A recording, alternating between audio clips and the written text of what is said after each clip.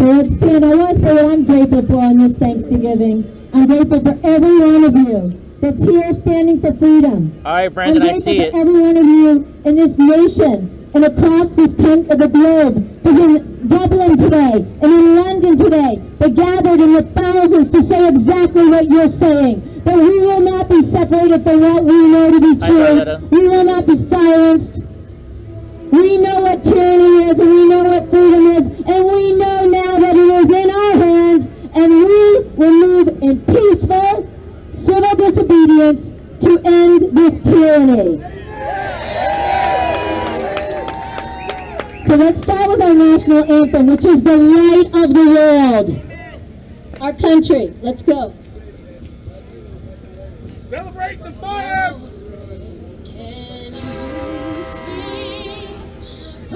The dawn's early light, what so proudly we hailed, and the twilight's last gleaming, whose broad stripes and bright stars through the perilous fight, o'er the ramparts we watched were so gallantly streaming, and the rockets rattling, the bombs bursting in air, gave proof through the night that our flag was still there. Oh, say does that star-spangled banner yet wave o'er the land of the free and the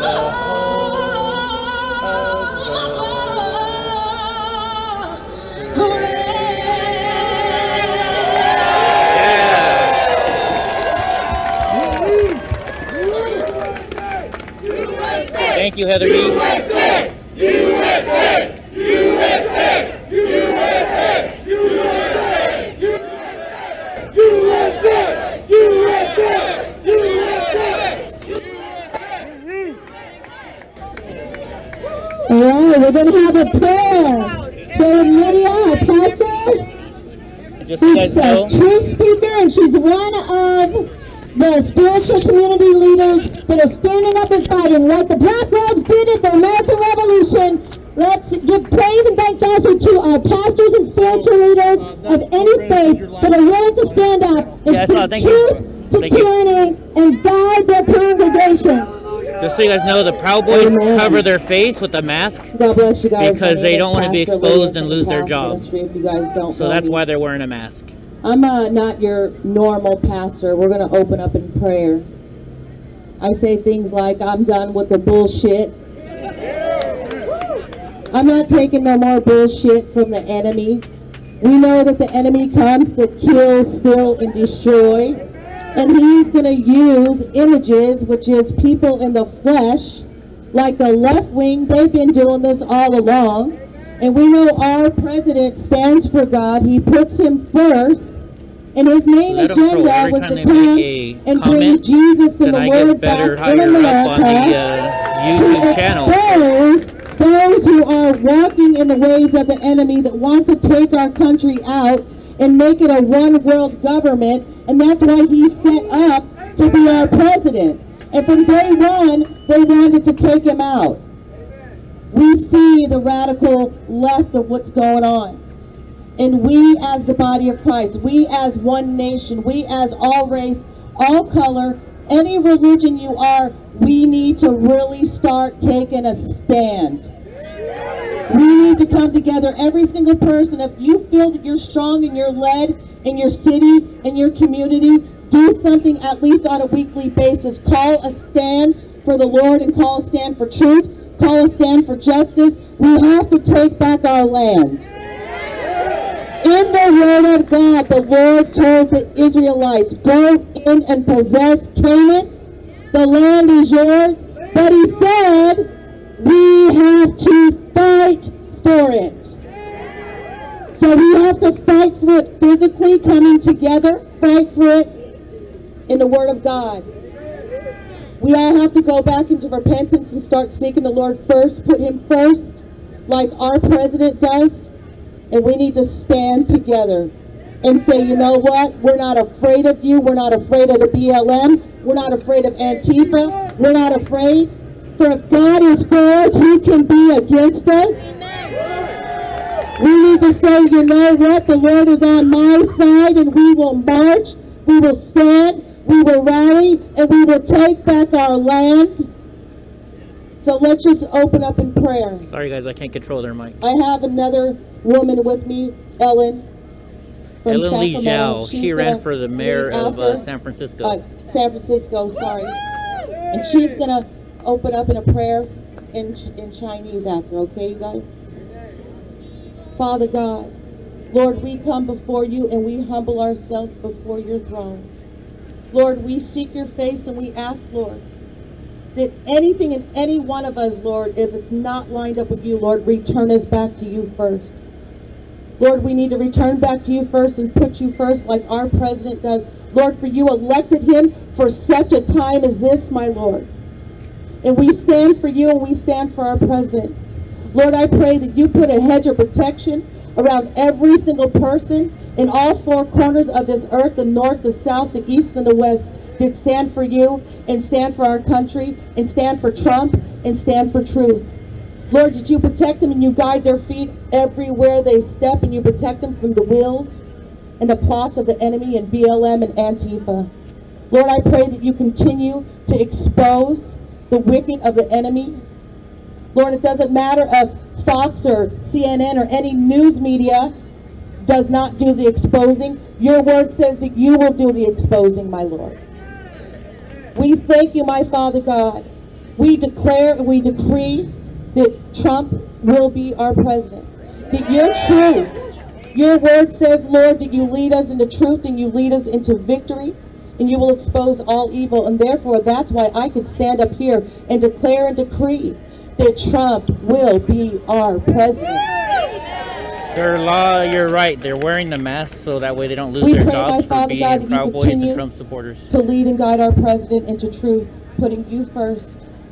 Lord, for you are the one. You are the one that's guiding him. You're the one who's given him your wisdom, your knowledge, and your understanding to lead us into victory. And we give you praise and glory in Jesus' mighty name. Amen. Amen. Thank you. Good afternoon, California. As you can see, I have a picture in front of me. October 17, 2020, we had a free speech rally in San Francisco. Unfortunately, we were not able to finish. We only stopped for about Jungle. 15 minutes. Philip Edison is a black man, Gracias. and he assaulted by Black Antifa and Black Lives Matter.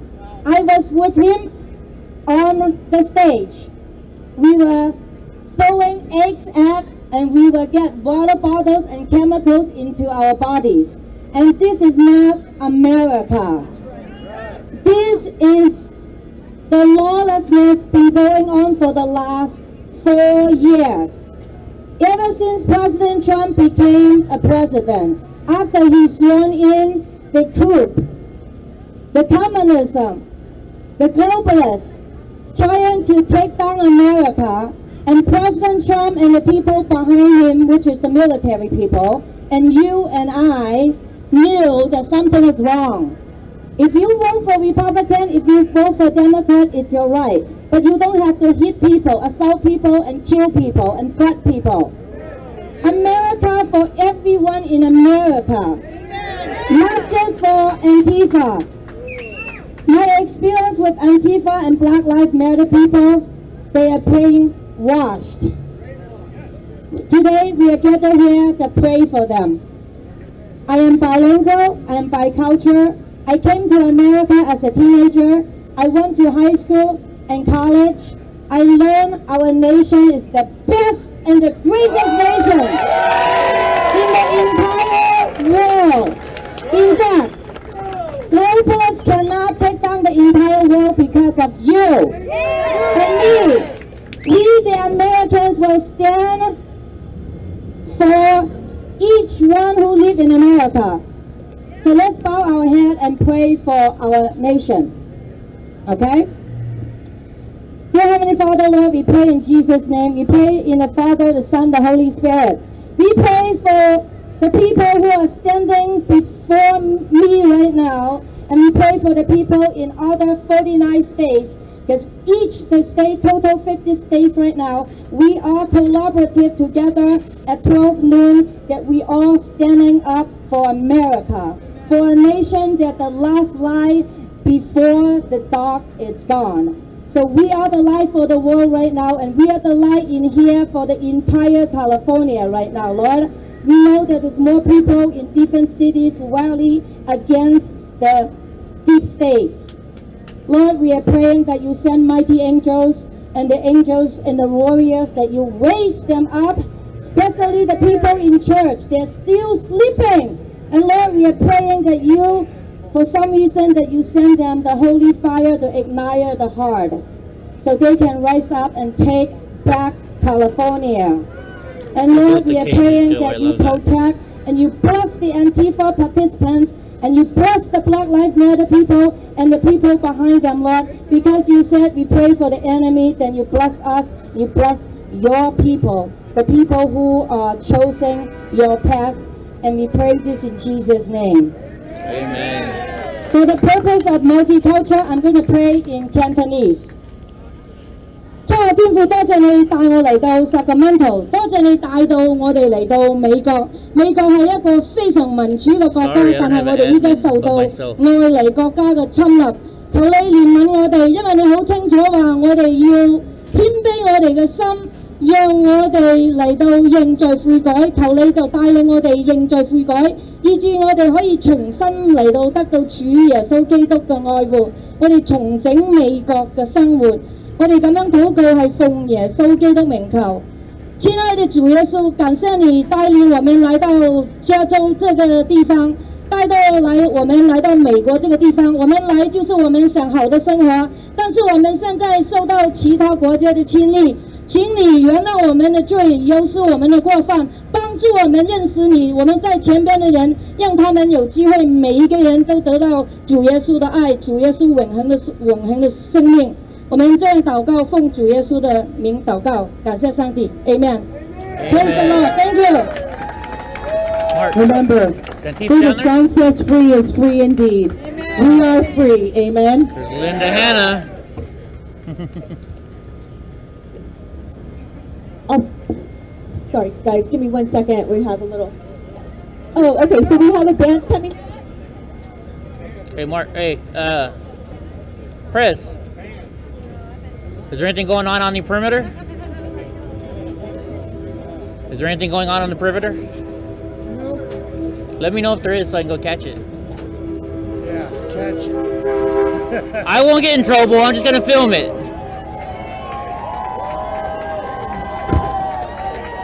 Is that the Trump train? I think so.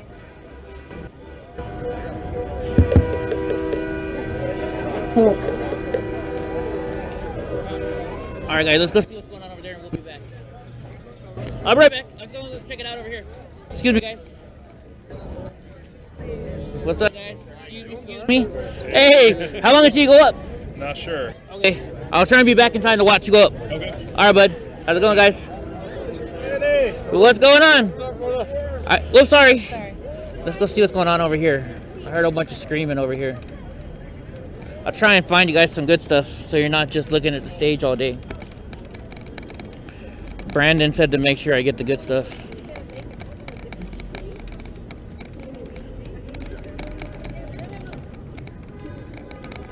Hello.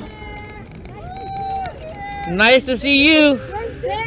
I don't know what Ben is today. I think he's taking the day off. Nice. Here, you want to say something today? Yeah. Okay, how do I say this? Well, you just hold it in your hand, or you can hook it up to yourself. It doesn't matter. Okay. Hey, I'm Lisa Disbrow. I'm a public school teacher, and I want to say, free the students, free the parents. It's time to let our kids get back to school and learning and feeling like normal human beings. Down with Mussolini. He's the real turkey. Right on.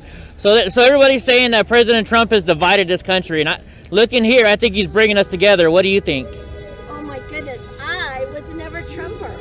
You were a never Trumper. I was a never Trumper. And 6 months into his administration, I realized he's the real deal. He's a constitutional leader. He's fearless. He's not out to make money, and he's not throwing Americans under the buses.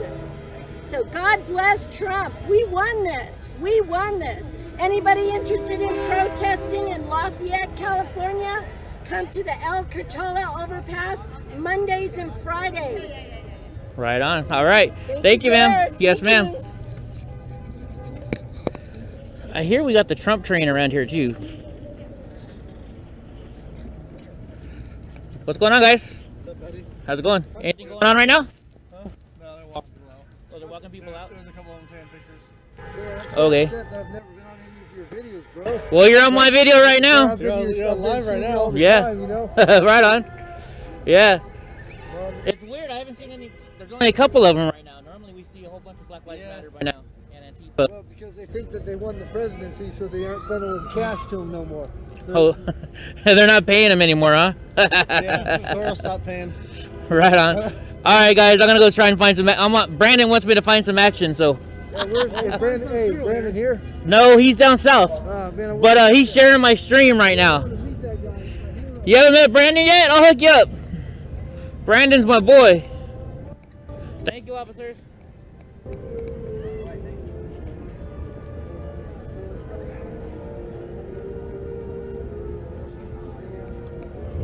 We got barbecue today.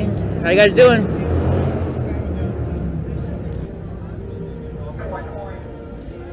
Excuse me, sir.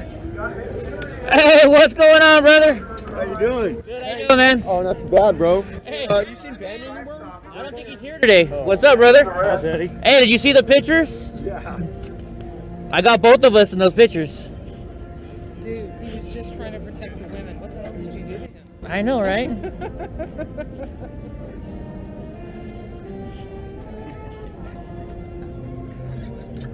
Hey, look at this. We got somebody in a dress over here looking interesting.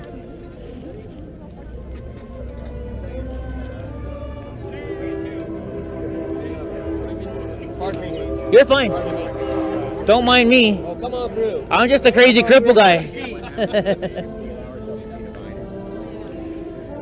Let's go check the perimeters. Hello. What's going on, guys? There he is. What's going on, big guy? How you doing, man? Good, good. God bless America. Yes, sir. See, there's nobody over here either. We got our Chinese Americans over here. Do you notice? How's the score, brother? Good. How's it going, bro? How you doing, man? I'll shake your hand. I ain't ready. Good, brother. Yeah. How you doing? Doing excellent. Yeah. Nobody's come around yet, huh? Yeah, a couple of them here and there. Yeah. Trying to find some. That way. Are they over there? Two of them here, one guy. Go ahead, ladies. We got the Epoch Times. I hope I'm saying it right. Okay. We're gonna do a song because Excuse me, folks. it's what are we doing? The Stars and Stripes.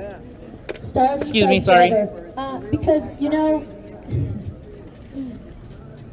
every single person that's willing to step up and not be See, they silent, normally hang out over here. spend their time to Let's go see if Antifa's over here in their normal hangout spot. There goes the Trump trucks. There's a crowd. Here comes trouble. What's go? She's always trying to hide from my camera. You can't hide from my camera. What's up, Lindsay? What's up, Benny? What's up, Lindsay? What's up, Benny? We see her poking out. She's hiding from you. Come here. How are you? Good. How are you doing? Oh, big hug. What are you doing here today, Lindsay? Oh, wait, hold on. Let me get the mic. I'm here to see my friends today. You're here to see your friends Here today? to see friends today. So, So, So now I got a question for you. okay. So everybody's saying Trump has divided this country, and looking at this place, I think he's bringing everybody together. What do you think? Absolutely. If anyone's divided this country, it's the Democrats, not us, not Trump. So, yeah. No, look at this. Look at this crowd of people. This is amazing. So, no, he's not dividing anybody. If anything, he's bringing people together. So, they can suck on that. Right on. Are you going to D.C. with me? I want to, but I'm going to need to talk to you because I need a place to stay. Okay. And I don't have a place to stay. Well, I'm gonna get a suite. I won't say where, but we'll have a suite. So if you want to jump in on it, then yeah, I'll have a suite. I don't want to be alone. I believe Ryan from Sensor TV is gonna be staying with us too. Really? Okay. Yeah. So. I'll keep in contact with you. Okay. You're in that chat, I think, that you're telling me. Yeah. Yeah. I'll buy the suite already then. Okay. All right. All right, cool. All right. Talk to you later. All right. Let's go see if there's any Black Lives Matter people over here in Antifa. Because I know that's why you guys watch the channel. What's up, guys?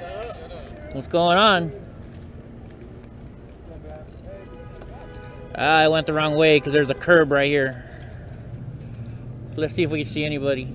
Anything going down. I don't know. What do you guys see? You guys see anything? I don't see anything. They'll get going, I promise. They always show up. If you haven't seen the last 2 weeks, oh, we got some Trumpsters. All right, we'll go back over here and watch the show for a little bit. Oh, you're gonna let me through? What? What's that, ma'am? Oh, you're trying to go out? Oh, I was gonna go look. Yes, ma'am. I don't want to bother you, officers. Thank you, ma'am. Do me a favor, stay on either this side or that side, okay? I sure will. All right, you be safe. Thank you, officer. Yep. You stay safe as well.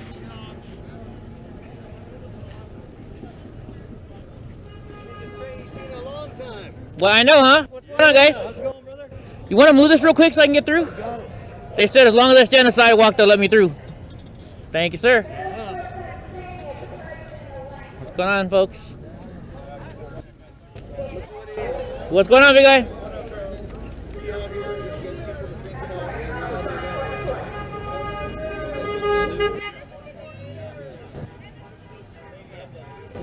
What's up, guys? Good, how are you? What's going on, big guy? Any action over here yet? A little bit. Just some fun. Yeah? They're afraid after what's happened the last couple weeks, I think, to show Liberals up. being liberals, Yeah. you know. Once they realize we actually fight back now. Yeah. Yeah, this is great. I mean, I've always, If you don't mind. especially with my daughter here, you know, I've always been like leery of hanging out outside the gates too long, you know.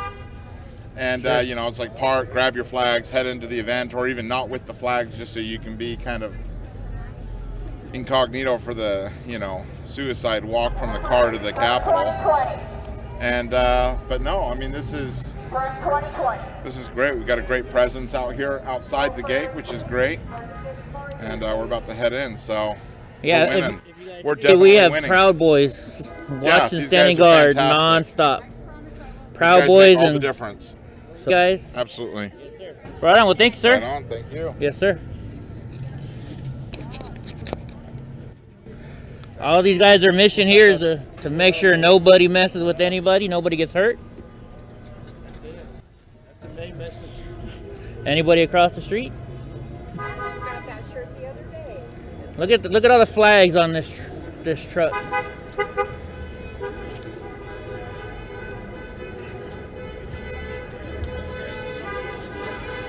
And then we'll go back to the event.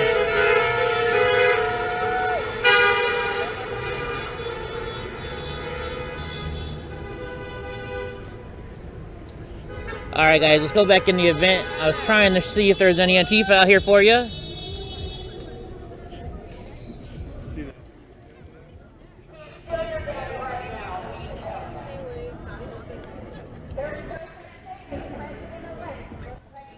Hello.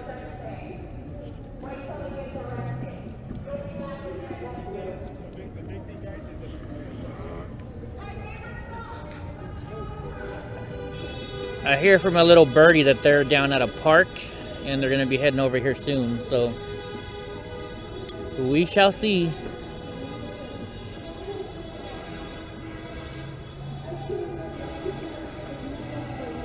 So how's everybody doing today?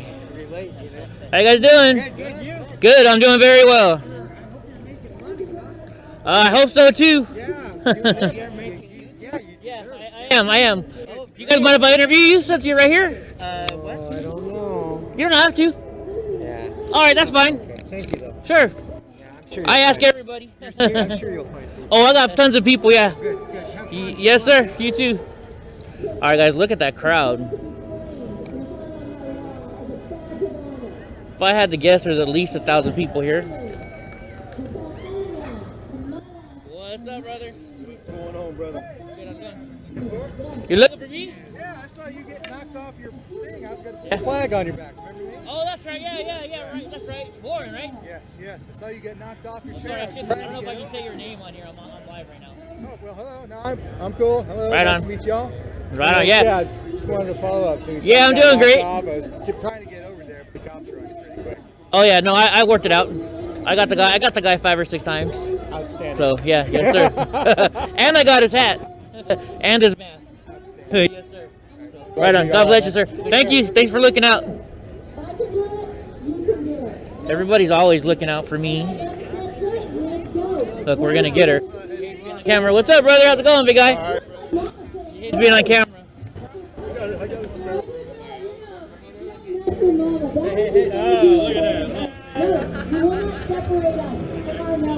Hello.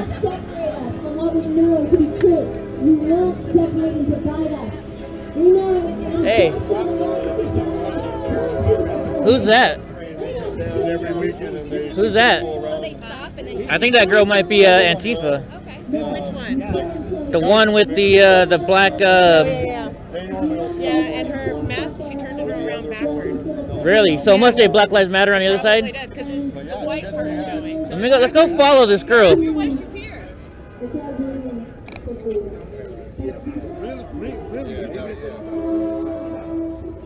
Let's go see what this girl's doing here. How's it going, guys? Good. Hurry! I think we got a infiltrator here. Oh, is she? Okay. Sorry. You were looking kind of funny, so I was checking you out. My bad. My husband's John. Oh, okay. My bad. I gotta put my I love my Proud Boy right here on my shirt. I got a sticker. You? Yeah? I got one. You got one ready? No, I got one. All right, cool. Sorry, you just looked the part.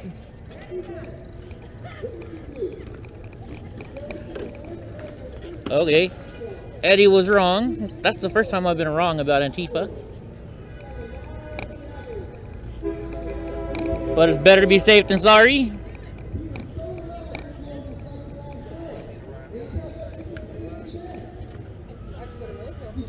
Excuse me, guys. Crazy cripple coming through.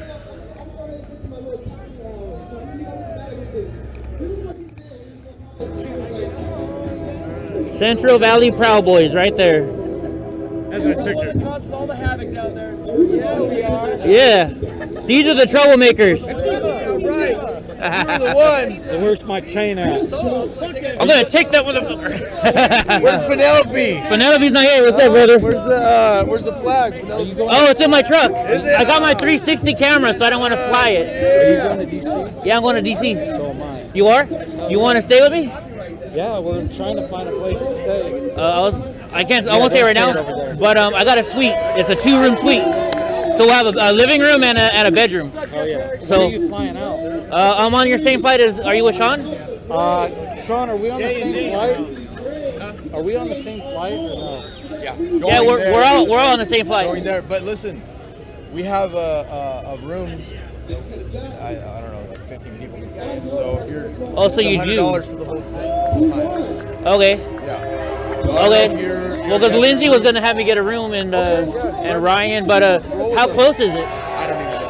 I have no clue. Oh, you guys rented a truck though, huh? I don't know. I think Dennis. Yeah, Dennis did. All right. So That would be cheaper. yeah, $100. All right. $100 for the whole trip. Sorry, guys. We'll get going in a second. We posted it in the DC chat Okay. Yeah, I'll stay with you guys. for California.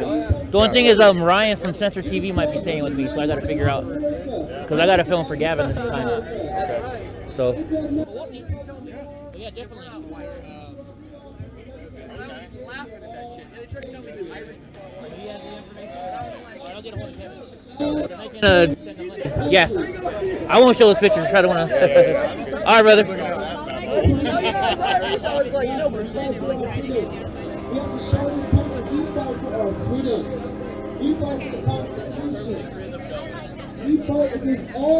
What are you girls doing today? You want to say something? All right. What are you guys doing today right here? We are helping people organized by counties. Oh, you're getting organized by counties for the recall of Newsom? No, this is to push back against public health. Oh, for public health. Okay, cool. All right. Good to see you. Yes, ma'am.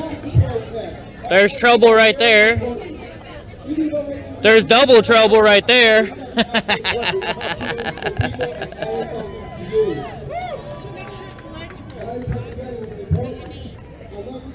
This is our recall Gavin Newsom booth.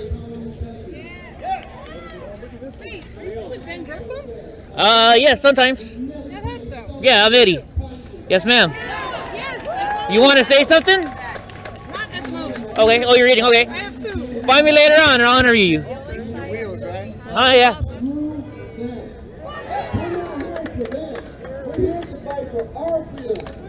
Oh, it's Julius. Let's go hear Julius speak. Excuse me, sir. I'll go your way. Thank you. So, excuse me, guys. Excuse me. I gotta get. You know who? Excuse me, ma'am. Excuse me, sir. Corruption out of Congress. Excuse me, guys. We need the right people in Congress to lead us on the right path. Excuse me, sir. The Sorry. way God is leading us. Amen. Now I won't take too much of your time. We have a great speaker coming up right now. I'm gonna let him have the floor. Thank you, guys. God bless you, and God bless America. That's my boy, Julius. Thank you. Thank you. All right, I get to introduce one of my heroes, Mayor Paul Crichton of Atwater, California. Yeah. And what I want to say here is, we're protesting, we're standing for freedom, and we're fighting fraud. But this is also boot camp, babies. This is what we're gonna do. We're gonna figure out how we turn this around and what it looks like to not comply and to not comply with the tyrants. And we have a leader and the mayor of Atwater and his city council who, starting in May, looked at all the situation in their town and they said, and they pioneered the world's first sanctuary city for all businesses in May of this year, and he'll tell us his story.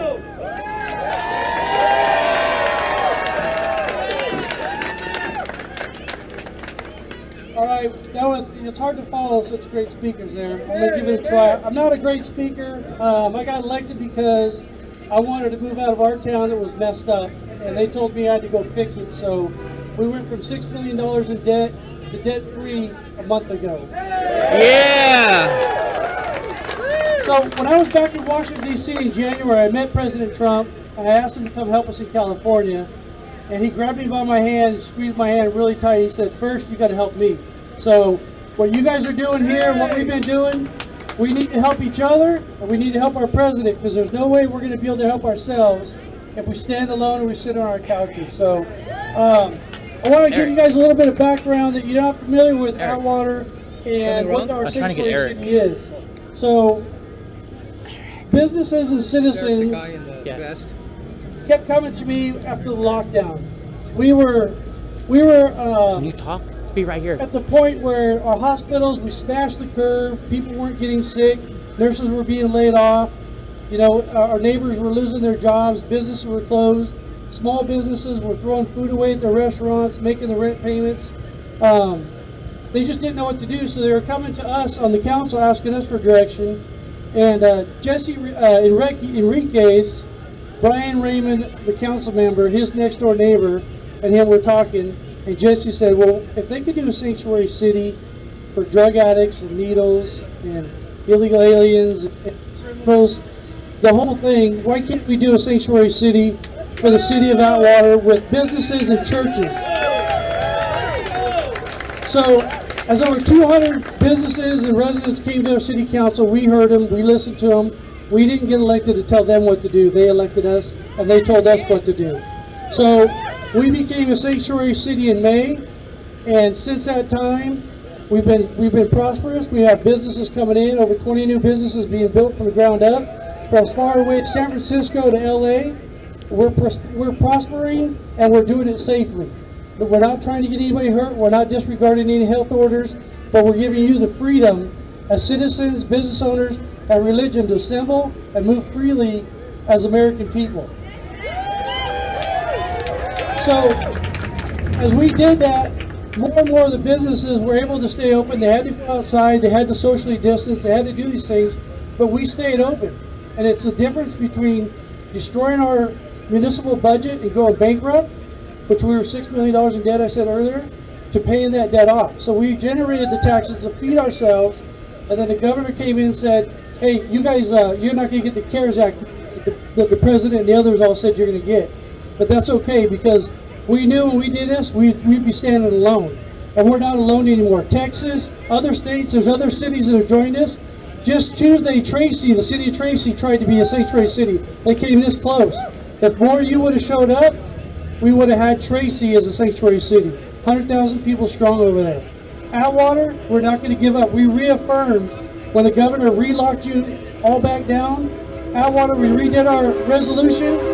We reaffirmed being a sanctuary city that you guys are adults. You have the right to operate and worship, and we're not going to take that away from you. Our police department, our code enforcement are there to protect our people.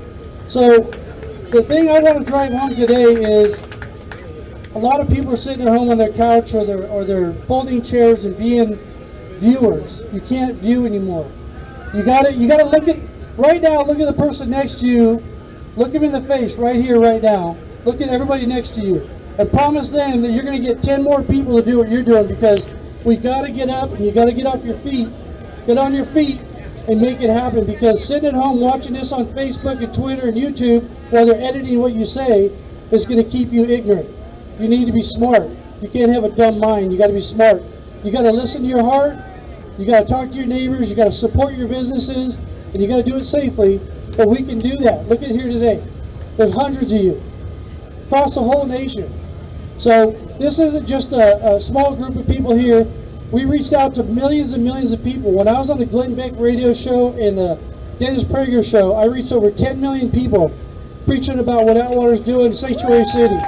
So people are watching California, watching Sacramento, watching what the governor's doing here. We're a one-party rule.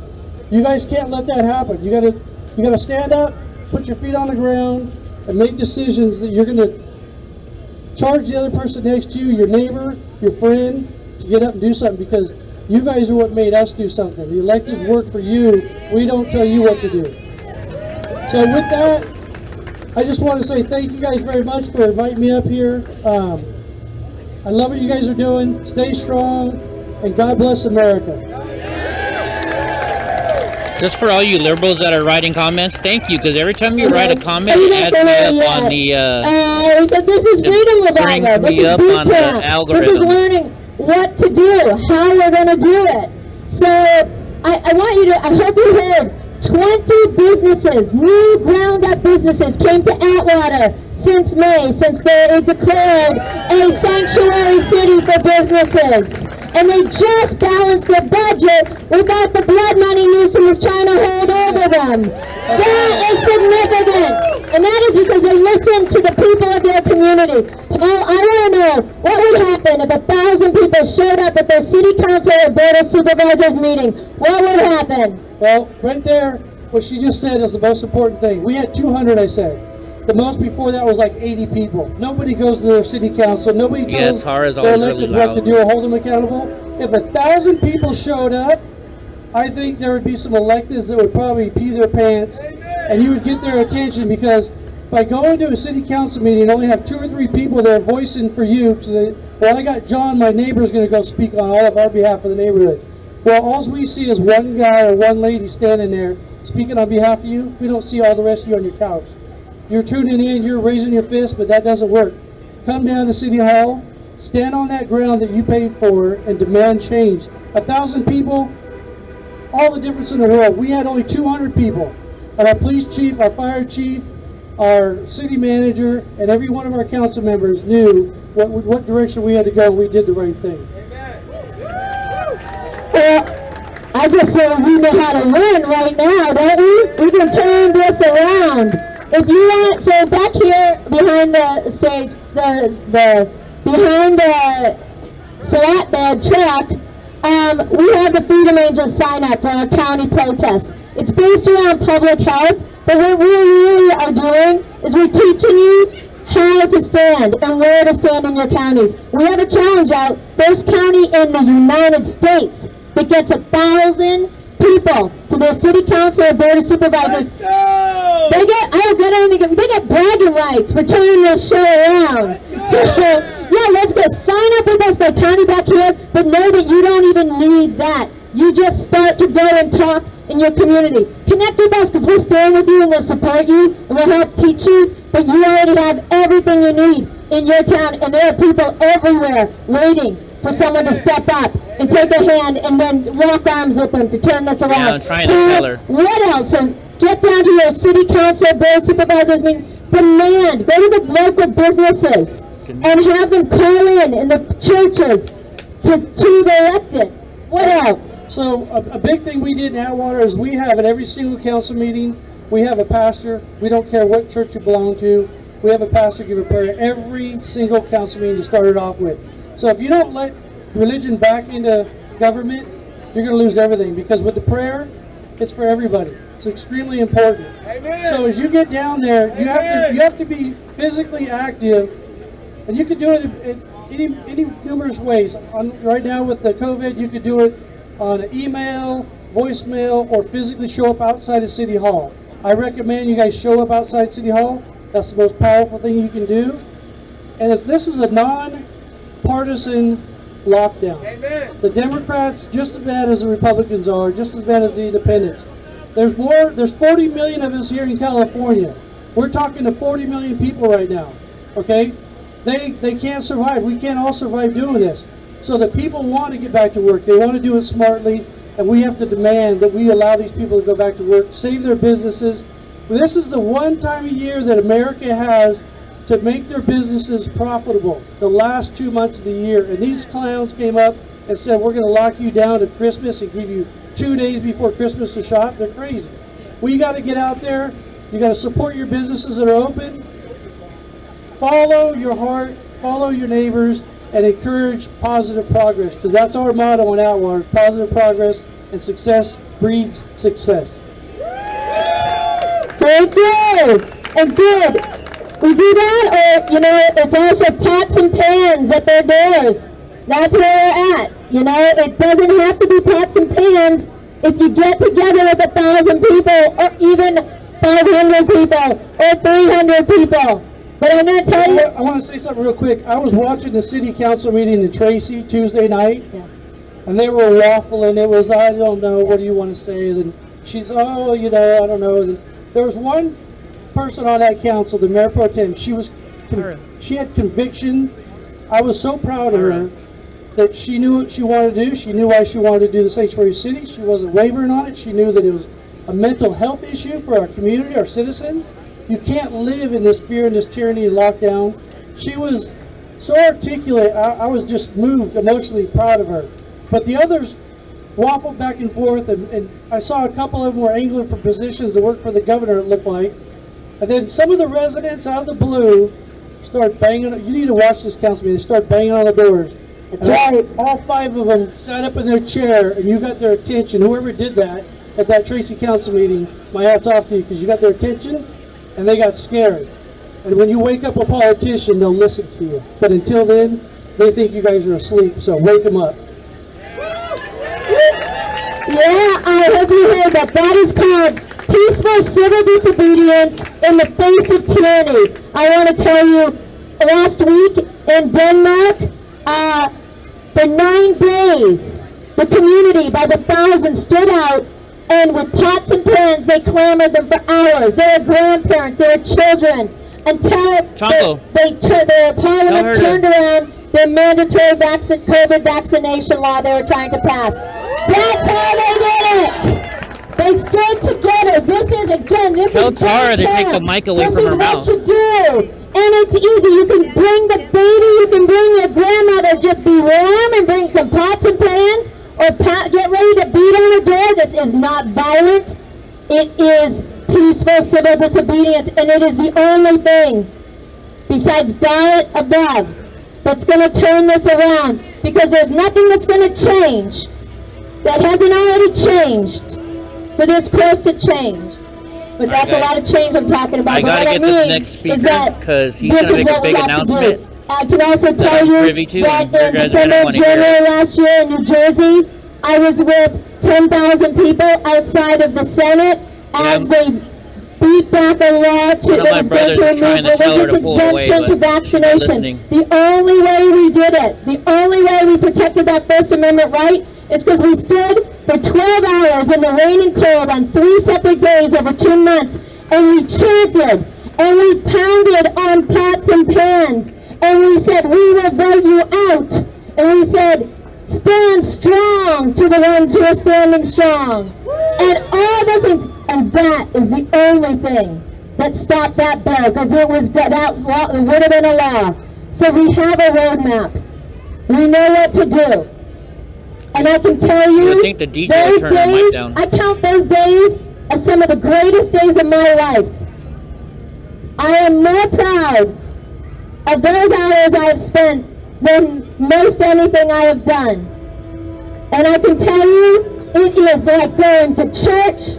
It is like going to having community and conviction. It is the greatest thing one of the greatest things you will do, and it will help you sleep at night. Because not only did you step in and engage, but you did it for your family, for the community, and it works. So Paul, thank you for telling. This is a mayor telling you, stand strong, pots and pans, pound a door if you have to, whatever it is, we will comply, whatever. And as far as the election fraud, I'm just going to say this. If we don't turn this around, none of us might as well ever go vote again.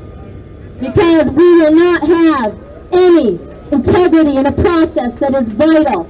But what we do have right now is each other. And we can go right to our town councils. We can go right to our board of supervisors. And we can stand there peacefully but firmly and say, no, done. Due process, burden of proofs on you, liabilities on you, we're not complying. And we got this. That's all it takes. We can do it. Heidi, also, I just checked another text. Just so you guys know, Kenosha, Wisconsin's watching, Dahlonega, Georgia's watching, and Oklahoma City's watching what you guys are doing right here. So, as California goes, the rest of the country goes. And they didn't know that there was this many people that thought like this. They were really impressed. Plus the other 39 million that aren't here today. Let them know, let your neighbors know that things are going to change. Thank you guys. Thank you very much. Thank you. And I will add that find out when your next city council meeting is, and actually reach out to them and demand a special meeting right now. That's what they did in Tracy, because the businesses are going down. Our elders are suffering. Don't wait for them. Tell them special meeting now. Board of Supervisors across our state in California, December 15th is pretty much their last scheduled meeting dates. None of that's good enough. We go in there. Heidi, so you guys probably don't even know how to get a special meeting done. Let me tell you how to do it. Yes. Every one of your cities, you got council members. Get 2 or 3 council members together so they get it on the agenda. It can be done in 24 hours. You want to open your city, become a sanctuary city for businesses, all businesses, and churches, religion. Because the big box stores don't get a special exemption in my town, so neither should they in your town. So let's make sure 2 or more council members can get your item on the agenda for a special meeting within 24 hours. So don't let them BS you. Do it. Very good.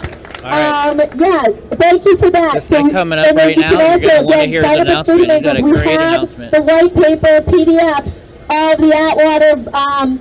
If Tara ever lets him talk. It's a resolution we did to make it a sanctuary city. So your council and mayor ratify that. Your police chief will join with it, code enforcement, so you don't get harassed. And you open safely. We're not asking anybody to do anything dangerous. That's right. We the people. Thank you, Paul, for showing us. Thank you. Now we have our friend Eric is going to speak. Sacramento, California. How's everyone feeling today? This guy's It gonna is tell you so great something to see good. so many patriots out here defending our one amazing president, Donald Trump, because we all know he won this election by a landslide. The left is not going to take this election from us. It is so sad that they have to put our country through this mess right now. And President Trump, bless the Lord for President Trump. He's putting a spotlight on corruption, on our election. Because we know deep down inside, this state is red. Corinne It's can not talk to me blue. if she wants. It is red.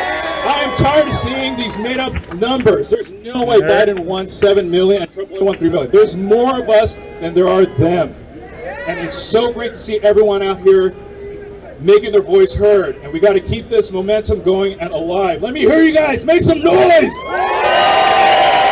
That's right. Louder. Make Gavin Newsom hear us.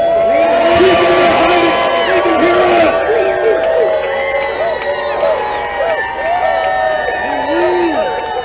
That's right. It sounds so beautiful. 4 more years. 4 more years. 4 more years. 4 more years. That's right. That's right. We know those 4 years are going to happen. It's going to happen. Sacramento, I have a question for you. You ready for this? Are you ready to unseat Kamala Harris from the U.S. Senate? Are you ready to unseat Kamala Harris from the U.S. Senate? That's right. My name is Eric Alvarez Urbina, and I'm excited and proud to announce that I am officially running for the U.S. Senate in 2022. I'd like to make this clear right off the bat. I'm not a politician. I am far from it. I came out of my practice room. I'm a musician. I play the cello. It's something close to my heart. And what was exciting that this event started with music, and I knew I was meant to be here. Music is going to be the center of my campaign. I'm going to get to that. I have 3 ideas to present to you guys. 3 ideas that I see close to my heart that I know that will fix the mess that's happening in California, that our politicians constantly fail to act on to get us out of this mess that we're in. I'm going to start with the first one, education. Everyone here knows that education is very important. It is our future. We have to invest in our children so that we continue to have this amazing country. But one thing that breaks my heart, schools constantly do the same thing nationwide. They cut the one subject matter that makes all the difference in our children's life, and that is music. Without music, the world would be very flat, and there'll be no point of living. Music makes everyone happy. Music gets us out of depression. Music does everything. Everyone here listens to music. And it doesn't make sense to me that schools constantly cut music programs from their schools, taking away an element to keep the kids in school. I want to implement a program. Now listen carefully, because this might sound a little scary. In 1975, Venezuela, when it was a good country, implemented a wonderful program called El Sistema. This program is designed to raise kids out of poverty. It's to use music as a tool to train kids that if you could accomplish learning how to play the violin, you could set your mind to absolutely anything you want to do. And this program has succeeded in sending a lot of their citizens into this country, into some of the most prestigious conservatories. And believe it or not, California has one of them who is the conductor of the Los Angeles Philharmonic. He raised from poverty from this program. I want to implement this program in the schools to keep the kids in school, motivated, and enhance their skills in reading, writing, math. Without music, schools are going to be absolutely boring. And that's why we have such a drop in our education progress. And we need to stop cutting music from the schools and actually put more money into music to inspire kids to stay in school and make the difference in the future. The second one, this one also breaks my heart. We all know the homeless situation is out of control, not only California, but nationwide. And our politicians are doing zero about it. And we know there's money for this, and it's poorly used.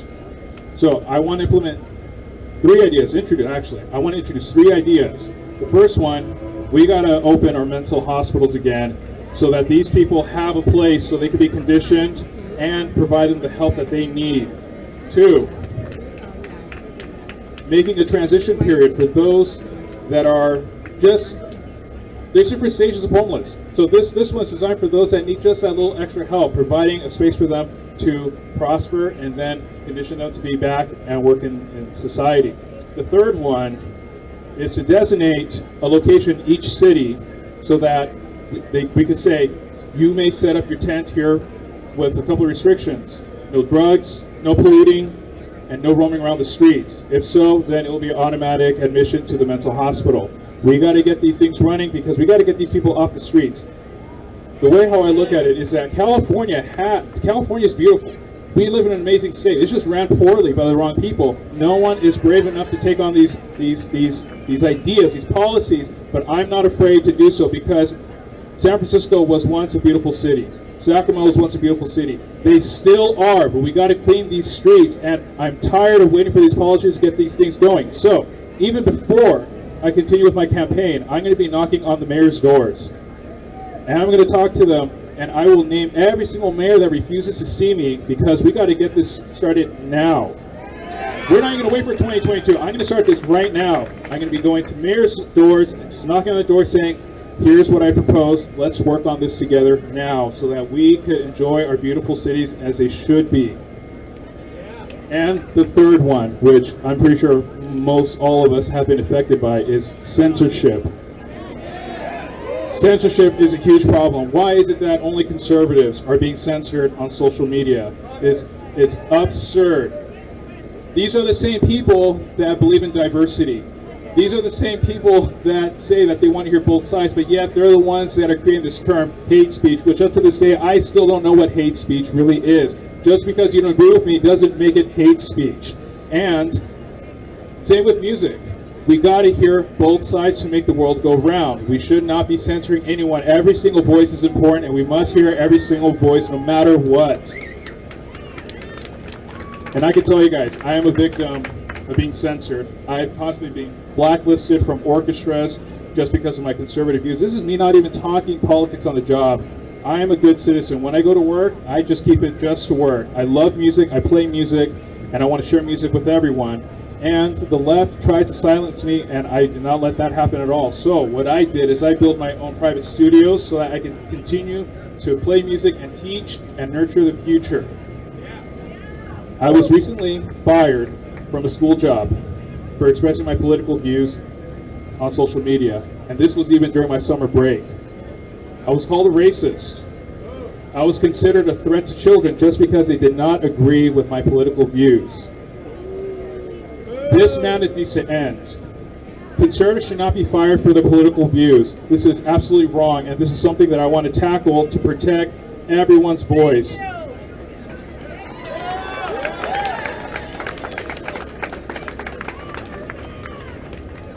That's right.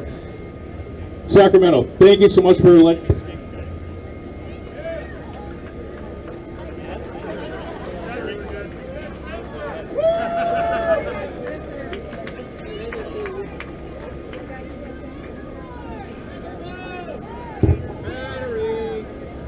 Just one last thing, guys.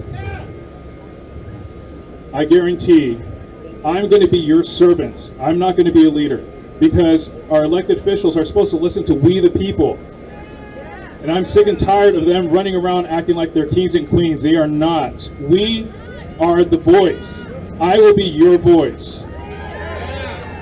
If we flip this seat red, I promise you, I'm only going to go to Washington, D.C. when they need me. I'm going to be here in my home state of California to fix things here on the home front, not at Washington, D.C. I will work at Washington, D.C. when they need me, but I want to be here because my heart belongs here in the state of California for all you people here, everyone here. So, together, we are going to reclaim California!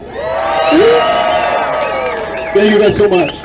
All right, I want to say, Eric, so Denise and I are very familiar with the legislators in our state and other states, and I have one requirement for my support for any legislators. Are you going to fight hard for freedom? Are you a street fighter? Are you going in there to work strategically? Because that's all the people want. Truth, due process, burden of proof, and fight for their voices to be heard. That's all anyone's asking for. And anyone, from you, Eric, to any legislator that's willing to do that, all right then, the people will stand with you. No one... Eric, your last name. My full name, Eric Alvarez Urbina. U-R-B as in boy, I-N-A. And you can find me on YouTube. I play cello, so. He actually plays cello really good. And you know who you can tell? Look to all the people who didn't want to be in politics, didn't want to be elected. Look at the ones that stepped out in 2020. Stepped out on a stage, stepped out in their towns, and said, done. I didn't want to do this, but I'm going to step in to help be part of the course correct. Those are the ones we gather around and we support. That's the easy way. That's how you check who to stand behind. Corinne tried to get famous off of me before. Alright guys, so now we're going to go move around. Alright. Now we as most of you guys know, we support our local Central Valley Proud Boys. They are here to support us, to protect us against these fools who call themselves Antifa, against these fools who come out here and try to harass us for being Americans and for standing for our constitutional rights. I can't believe I'm in this time. I'm Mexican, I'm American Mexican, I'm a mother, and I have to have security with me because I get threats of being attacked and I get my picture put up on their website. Antifa. Fuck Antifa! I'm not scared of your ass. I come from the streets, and it is not about politics, Antifa. Now it's personal, and I don't think my husband's gonna allow this shit to slide anymore. So anyways, we support our Central Valley Proud Boys and Proud Boys across the state of California and in our nation. And the key here is this particular Proud Boy, he is the president of Central Valley Proud Boys. He saw what kind of education system that his children are in, so he pulled them out. And they're here, they're going to sing a little song about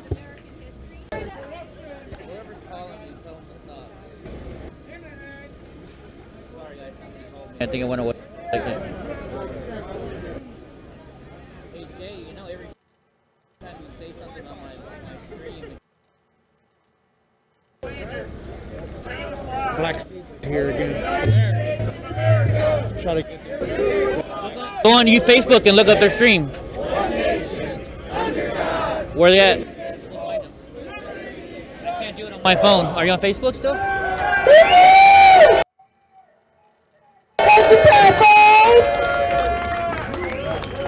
USA! USA! This is what proud American anthem looks like.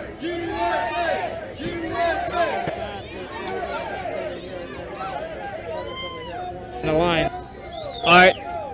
How's everybody doing today? Here, come with me. Or What use a your phone. beautiful day to be in America. See them. Well, I don't have it on here. I love this. Oh, they took it off? All the patriotic families coming together. These are my two girls right here. I'm the president of the Central Valley. We have. They look so much like. This is. Sorry, it's my buddy's girls, so I'm gonna let them sing for you guys. I gotta just film like this Denise for 'em. said, I got tired of going and checking the teachers and what they're trying to indoctrinate my children with.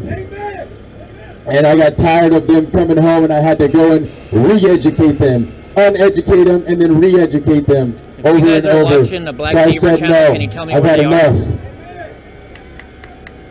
The curriculum that they are being taught is classical conversations. It's a Christian-based curriculum, and it is wonderful. I've seen them blossom over this last year, and it is amazing. And I thought, you know what? I want to go out here. I want to go encourage all the families out there that are going through the same thing we all are. Being on lockdown, being told what we can and can't do, what we can teach them, what we can't teach them. That's garbage. We take control over our future. These children are the future, and they're the reason why we do what we do every day. Working, fighting, them to our everything that we go through as parents. We do it for them, and that's why we're all here. Yes, that's right. They're going to be the ones that break the chain of bondage that is being put onto these generations right now. They're the chain breakers. So today they're going to perform for us some American history through song and dance. Warms my heart.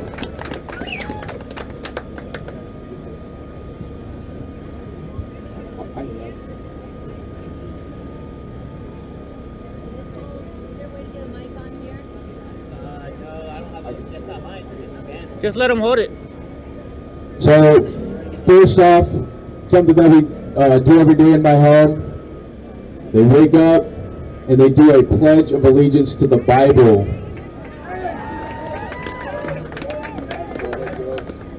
Give us a pledge. I pledge allegiance to the Bible, God's holy word. I will make it a lamp unto my feet, a light unto my path, and hide his word in my heart, that I might not sin against God. Wow. Next, I'm going to have them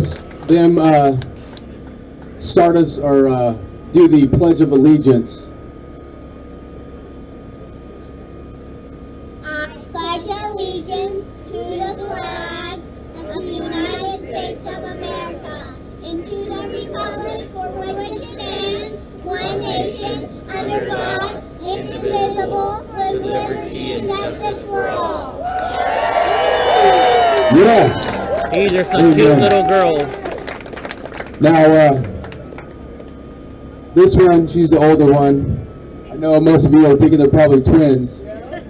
Everywhere I go, I mean, it doesn't help that I dress them exactly right. Mama did that, not me. She doesn't know, but I'm going to have her say a prayer, because there's nothing better or more pure than a prayer from a child.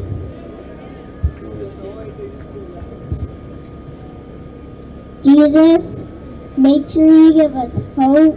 Make sure we fight everyone that's trying to sin against us. Make sure we forgive. Make sure you protect our ancestors and our whole family. Amen. Amen.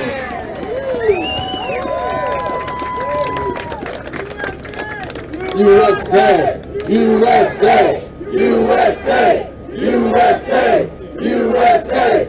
USA! USA! USA! USA! USA! USA! USA! Woo! Okay. So they went through all the history and everything, and they actually, by teaching them, they taught me. So the first song that they're going to sing is about Columbus in 1492. In 1492, Columbus made the first of 4 trips to the Caribbean on 3 Spanish ships. Named Nina, the people. The next song is very fitting. It's about the Pilgrims. And 1620. Okay, go ahead and tell us about the Pilgrims. In 1620, the Pilgrims sailed from Plymouth, England, and signed the Mayflower Compact. Signed the Mayflower Compact before founding Plymouth, colony in North America.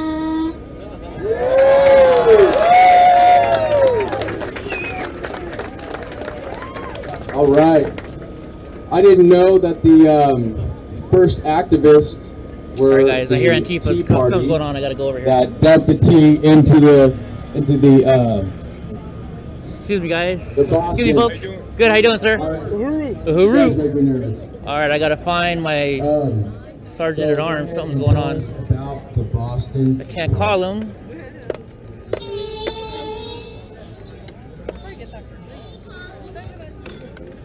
Sorry. Excuse me, folks. Oh, I see what's going on over here. Now I see why they're calling me over. Let's see if I can get up here. Where's our... Oh shoot, I almost made it. Hold on, there we go, I made it, thank you. We're four-wheeling over here. So Black Zebra Media made it over here, huh? Yeah, they're calling us all white nationalist terrorists. Has the Proud Boys lined up behind us. Yeah, we're white nationalists. We're white nationalists. I'm Native American. All right, hold on. I gotta get more people over. Hey, you don't got a radio? All right, I'm gonna go get everybody to come over here. So you guys see, they're infiltrating. Let me go get security. Hey, you guys got a radio? I love your content, bro. Yeah, thank you, bro. Hey, you guys got a radio? Tell them Black Zebra's over here. Oh, let everyone know.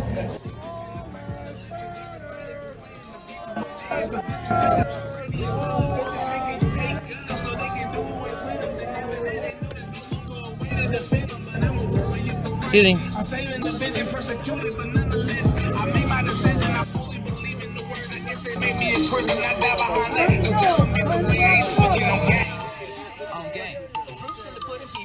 Donald Trump, the first black president. I don't care what nobody says.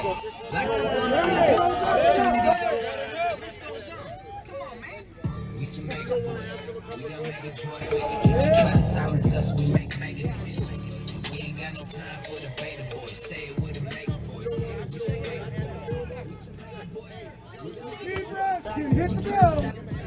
mega boys. We ain't got no time for the beta boys. The officers over here.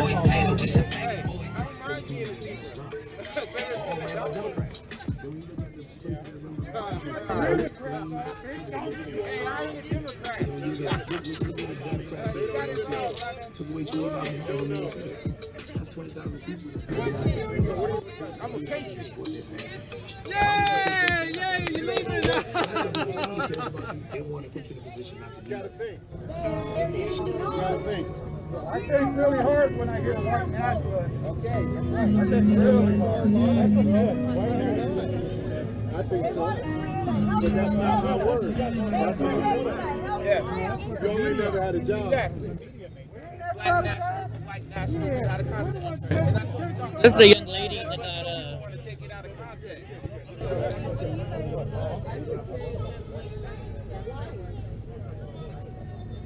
How the FBI goes after white nationalists, black nationalists, giving them extremist groups. They're anti-police. Justify their attacks on people. Exactly. It's just an They're anti-police. Exactly.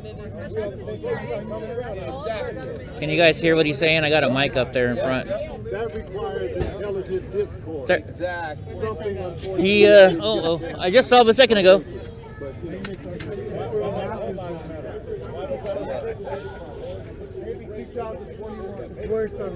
They always, there he is. Patriots, but they're really not. Really?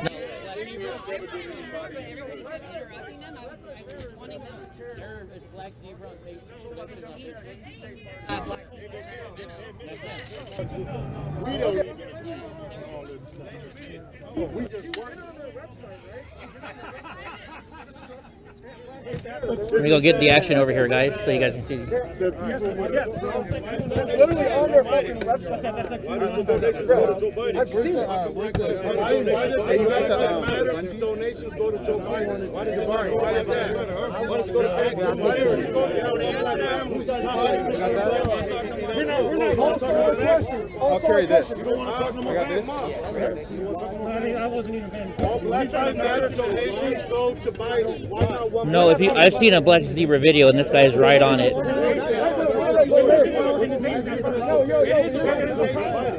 But here's the thing. The statement Black Lives Matter, yeah, everybody that is not a piece of shit should agree with that statement. It's the organization. No, but it's not. That's not all this stuff. That's not all this stuff. See, these two guys, the two guys are just cameramen. They don't really work for him. This guy right here is the Black Zebra, the guy covering his face.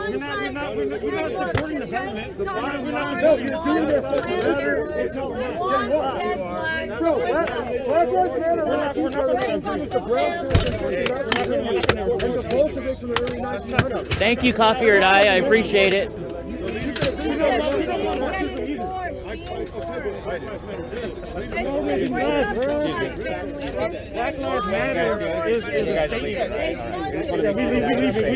Nobody's messing with them. We're just talking, officers.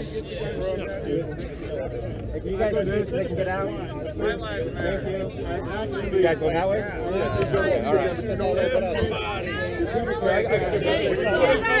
This is Black Lives. This is Black Zebra. They came over here because they wanted to do some filming. How do they even get in? Like, I mean, I know. Well, anybody can walk in. You know, like, it's somebody be like, hey, no thanks. Hey, I wanted to show you. I put my sticker on my purse. Oh, look at that. She got a Eddie Block I Love my Proud Boy sticker. Yeah, I got it last week, man. Yes, ma'am. That's awesome. Thank you. Thank you. I appreciate it. We love it. Was they invited by you? Oh, yeah, I invited them. I hear they're on the corner somewhere. Hey, Eddie, it was them, huh? Yeah, it was them. In the very beginning, I told you. I saw them far away and I told my husband, that looks like Antifa BLM. And then here comes Eddie. He goes, that's Zebra. I said, yeah. Although he tried to say, I'm not a Democrat, I'm not this. Well, actually, you know, I'll be honest. The Camera guy, I think he's just getting paid. Now the guy with the dreads, he is definitely Black Zebra. I've seen him on other videos. They have that look. You know what? They're somewhere here. But look, I like, how do you... Can somebody go on Facebook to their page right now? Some girl just sent me a message saying they're in our crowd. What are they? Black Zebra Productions. That what they're called? Oh, Yeah. Well, yeah, Black Zebra is one of the things. That way I can see where they're filming from and I can go find them. That wasn't it. Just, I've been doing this for I keep getting the text, I just can't go find I them. think you got me on film last week. I might have. Why, you want to get paid? I was, no, I didn't get paid. I'm asking for my money right now. No, but I was the guy that was asking the girl what her pronoun was. Oh, that's right. Yeah. When she got hit. Oh, she did? Yeah, there's a fight. Can you see them, Mark? Where are they? So they're right. Oh, they're walking away. They're back that way. Okay, thank you. They're leaving now. Oh, that guy right there. Wait, let me go find out what he looks like so we know. He's got a tank top on. All right, I'm gonna go find out what he looks like. I'll be right back. Yeah, he's got a tank top on. How's it going? Good. How you guys doing today? Thank you for being here. Oh, I see. Oh, that's the same guy from last week. We know what he looks like. If I can get it zoom in. Yeah, that was that guy last week. He's staying on his own. All right, we know who he is. Thank you to the person that was texting me the information. I appreciate it. Look at that. We went four-wheeling today, guys. My scooter does go up hills. Or curbs, I should say.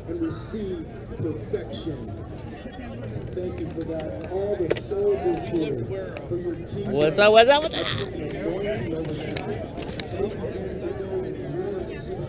All right, you guys ready to go four-wheeling again? Here we go, down the curb. Nothing stops me. And guardian angels over them, their homes, and everywhere they go in their workplace. Yeah, they were looking to start trouble. That's what they do. Let's go. If they're over there, then that means something's going on somewhere else. Excuse me, sorry. So let's go find where the other stuff is going on. Love you, Father. Amen. Amen. Gosh darn it, I missed what the kids did. With one more big champagne here. Hi, puppy. You want to say hi? He has memorized such an awesome song, and it just inspires. I love dogs. all of us. I get my new puppy on the 19th. I got a St. Bernard coming. You guys, in a Yeah. time of times that we're living in right now is when Excuse me, guys. Let's go over here and see.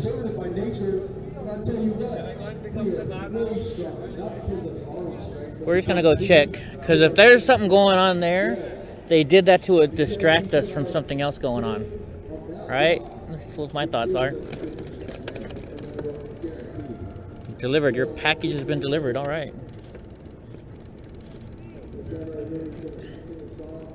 It doesn't look like anything's going on over here, but you know, we always got to be careful. As you can see, though, we have security everywhere. What's up, Trouble?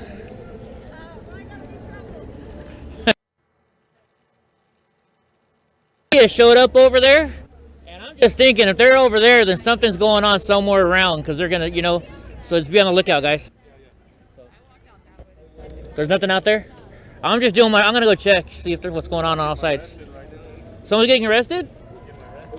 Oh, you're getting arrested? Huh? Yeah, they were in the circle over there. And you remember that big guy last week that kept saying, "Oh, I'm a patriot." You guys know what you're talking about? That was right here. He's all the way on the other side over there too. Yeah. We might. I might get another fourth. All right, let's go see. How's everybody doing today? So what do you guys think? Let's ask the people in the chat. They are saying that Trump is separating the country and dividing the country. Does this look like division to you? What do you guys think? Oh my gosh, it's an Akita. I love Akitas. Look at that Akita. That's a beautiful dog over there. Sorry, I'm a dog person. I used to have an Akita, that's why. And you guys want to, go along with us, just follow our beat, just like this. All right, let's skip the girls again then. When there's nothing left but the fire in my chest. Oh yeah, you guys are gonna love this. Fills my lungs. Excuse me, guys. I hold my tears and trade my years for a glimpse of kingdom come. On the other side of misery, there's a world we long to see. The strife we share will take us there to relief and sovereignty. Oh my God, we'll have our home again. By God, we'll have our home. By blood or sweat, we'll get there yet. By God, we'll have our home. In our own towns, we're foreigners now. Our names are spread and cursed. The headlines smack of another attack, not the last and not the worst. Oh, my fathers, they look down on me. I wonder how they feel to see their noble sons driven down beneath a coward's heel. Oh, my God, we'll have our home again. My God, we'll have our home. By blood or sweat, we'll get there yet. By God, we'll have our home. The road is dark, the way is lost. My eyes they strain to see. I struggle to find a friend to light the way for me. Oh, my brothers, can you hear my voice? Am I all alone? If there's no fire to guide my way, then I will start my own. Oh, my God, we'll have our home again. My God, we'll have our home. By blood or sweat, we'll get there yet. My God, we'll have our home. Oh, my God, we'll have our home again. My God, we'll have our home. By blood or sweat, we'll get there yet. My God, we'll have our home.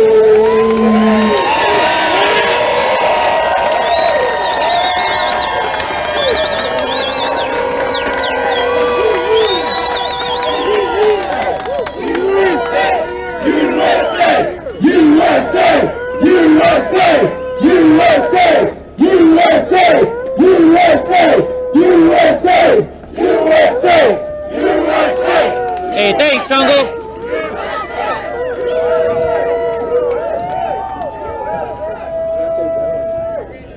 All right, guys. There's a bunch of us that are going to DC on the 12th. I don't know if you guys heard about that event. It's very important that we go and give confidence to Trump and let all those people know that are backing him that we have their back, that the people here are going to go ahead and push behind them. Okay? I'm going to be there in DC, so you'll see us live. We started off as a fraternity, and we have moved into a movement. So we have Proud Boys, we have Proud Girls now. I just want to induct all of you guys right now into the first degree and the first step into becoming the Western civilization promoters, okay? And stabilizers and creators right here. So just repeat after me. I am a proud Western chauvinist. I'm a proud Western chauvinist. And I refuse to apologize. For creating the modern world. Trump 2020! Trump 2020! Trump 2020! And if you guys want to partner with us and helping us to get to DC, any and all donations, we would be so happy to receive that. It'd be such a blessing to us. We have a booth back here. I just wanted to throw that out there. We don't get paid for this, and we're glad to do it. Actually, we have too much fun sometimes. But it takes provision for the vision. So, amen. Thank you, guys.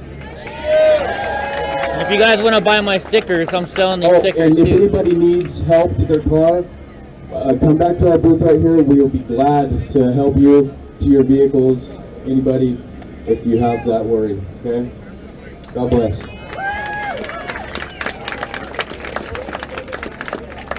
Yeah, I have to say, there are so many things I want to say after Sean and his girls and the Proud Boys were up here. One, he took his kids out of school, guys. He wasn't planning on homeschooling, but he did what he needed to do for his kids and his family. Excuse me, guys. Hello. Excuse me. What's your YouTube channel? Eddie Block Films. Eddie? Yeah, Eddie Block Films. It'll look like that. Okay. Thank you. Yeah, sure.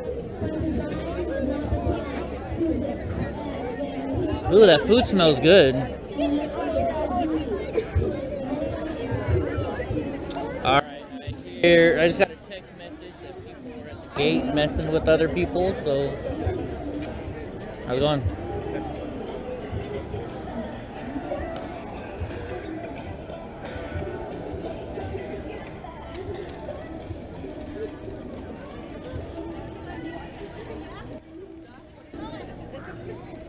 Something's heavy in the back of that Dodge. They're filming and people exit, huh?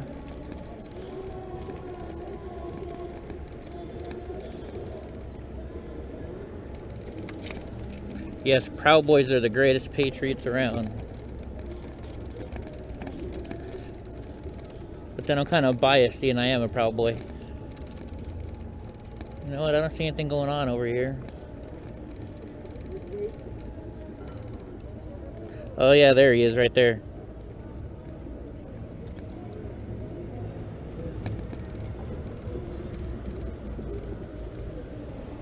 That's the same guy from last week. See, I can film you too. It's the guy that's always starting to cry and whine saying he's a patriot, but he's not. Black Zebra. Hi, Black Zebra. I'll make you guys famous even though you only got like 300 subscribers.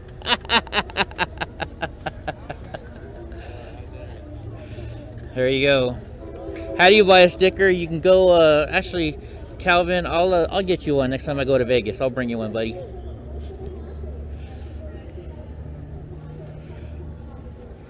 That guy, so the person texting me, that guy's nothing. He's just a big nada. He was calling us all Nazis. That's all right, Chad. I went to his YouTube channel the other day. They have like 300 followers. Doesn't bother me. Me going over there and talking to him is just gonna make him more famous. Right? Look at the pit bull mixed puppy. Hey, puppy dog. Black zebras just filming each other in the streets.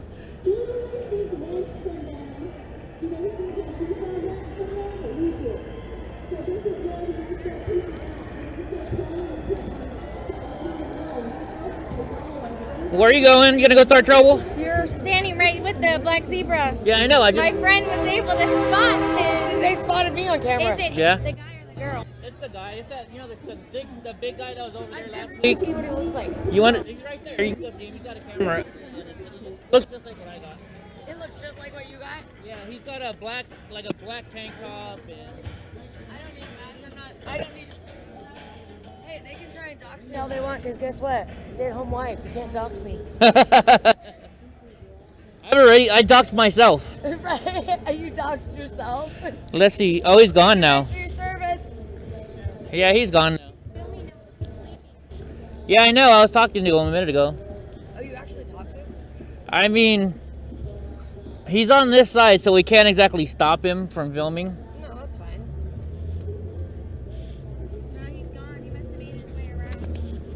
Yeah, I think he's gone. He was back there a minute ago, too. Yeah, he went, because they caught me on stream. Did they? They caught me on camera. And Yeah. One of our friends was like, I just saw Nelsky on camera. You know, I was watching their YouTube videos just to see more about him. See, and I They got watch like 300 people. They got like 300 subscribers. I watch it just to Tell his location. Someone keeps texting. I won't say their name. They keep texting me, telling me where they are. Are they inside the gates or outside the gates? Because if they're inside the gates, I'll go find them. Yeah, we're on a hunt. Hey, Yeah. did you get knocked off your scooter last week? Kind of, yeah. Oh. Yeah. Do you have that on film? Yeah, I do.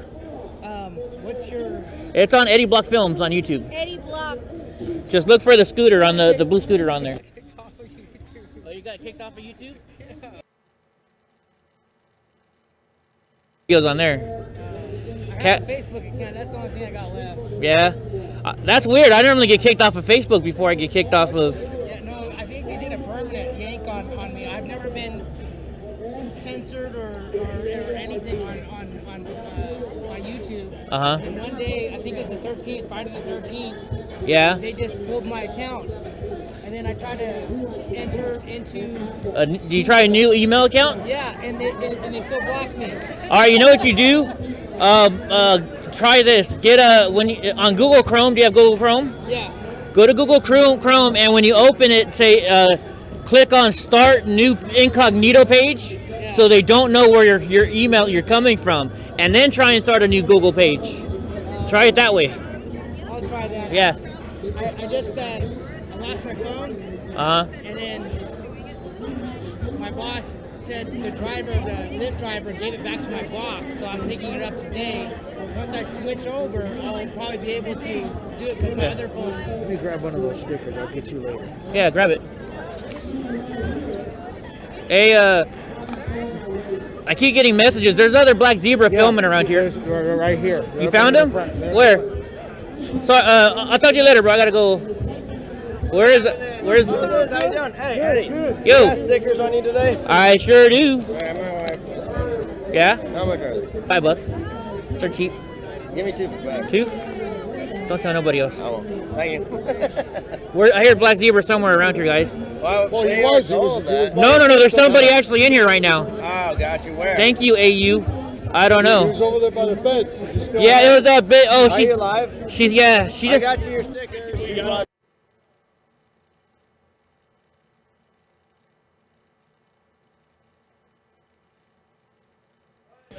Hold on. That was that guy. I was just talking to him a minute ago. Oh, he's on that. Oh, he's right there. I know where he is. coming around? Yeah, he's right there. I know exactly where he is. So he's optics for the... Yeah, what he's doing is filming everybody leaving so he can get their face, so they can look people up. All right. That's what they're doing. Oh yeah, you want to take a picture? Sure. This is my new cell phone. Well, it's my old cell phone, but Right on. at least when I get YouTube again, You can look at it. then I can. I don't think you have to have a membership to watch it, though, do you? Shut down. You just shut down. He just shut down. Okay. She says there's 3 different people filming. Black zebra dude is the dude with the beret on. He's got a beret on. Yeah. Yeah. I think one of them. It's like a burgundy color beret. A Bergen. Is he inside or is he outside still? I see him over there. And he with the people with their, they're all like, one guy's a sound guy. And there's just some really good setup. Okay. Yeah, we talked to them already. Right on. All right. Thank you. I'm gonna go look around a little bit more. Sorry, guys. Everybody keeps talking to me and I can't see my screen. So, to the person who's she says they're still live. I can't see your picture when you send it to me. Are they inside? Oh, wait a minute. I think I know who. Oh, no, that's not it. I remember there was a girl last week. What's up, guys? Oh, they're filming on the outside? Okay, well, as long as they're filming on the outside, there's nothing I can do about that. They come in here, I can do something. On the corner with a whole bunch of cops. Okay, the corner with a whole bunch of cops They need to go. is going to be the other side. Okay? With bikes. Here he is. Man of courage. Man of courage. Man of courage. We're going to be short. Thanks for hanging in there. The police on bikes are coming. I want to thank everybody for sticking around. The guys that rode with me this morning, thank you. I don't think it's this side. Thank you for coming, guys. My name is Diego Martinez, and I'm the candidate. I think it's back on the other side. He's moving again. The reason I'm doing this is because, first of all voices need to be heard. All voices need to be heard and counted. Point at me. Who is who? In the wheelchair? No, in the game, they went over there and recorded acting weird, dude. That might be that Scott Rudd guy or Rod guy. It's kind of weird. Walking normal a second ago and then came over here because I seen him on the back. It's weird, dude. I don't know what the fuck he's doing. Well, I'll keep an eye on him. Hey, walk over, acting like it is handicapped and then came back. I don't know. Behind us don't stand behind our president. Something on the phone, I went over there and bumped in. They don't stand behind each and every single one of you. Just say, let your Guy with the voices cane be right here. heard. We have a problem. It's called career politicians. It's time to get rid of your career politicians. It's time to get some real people in here that care about you, that care about us. Do not lose hope. Because hope is within every single one of us. That means if we want to make a difference, we get up every morning, we make a difference. Can't tell what he's When doing. our hope is gone, We got his picture though, no, just in case. you don't believe me? I'll keep an eye. Huh? He might be. I would be.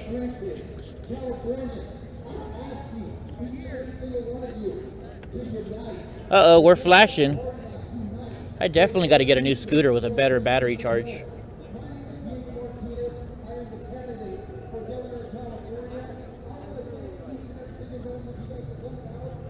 Okay, there's no bikes on this side, so it's not this side. Look at all the overtime money we're making for these officers. That's good. Then they can spend it. Bring our economy back. Yeah, it doesn't look like anything's going on over here. It's got to be the other corner. How's it going again? How are you? Good. Any action over here yet? I think we scared them all off last week. I was just talking about that. Freaking. If you see the pictures from, I slowed my video down and went frame by frame because when my phone started falling and the commotion went, it stopped filming halfway through it. But there's a couple shots. Hello. World government needs mind control. Yep. Do you know in Latin government means mind control? No, I didn't. Yeah, look at this. You know what that means, right? So Mhm. mente means mind. Really? Yeah. Wow, I didn't know that. Yeah. So it's right there in your face. Yeah, I guess so, isn't it? Would you like some handout? Would you like some more information? Sure, I'll take one. Yeah, I got it last week. Thank you. It's like you know, it's almost like the word mortgage. All right, let's go around and let's see. Hey, you guys, Jay's helping my stream. The more he talks, the more, the higher I get up in the YouTube algorithm. So let Jay talk, because that's all he can do. He won't come out here and talk to me in front of my face. If you watched the stream last week, you'll find out why.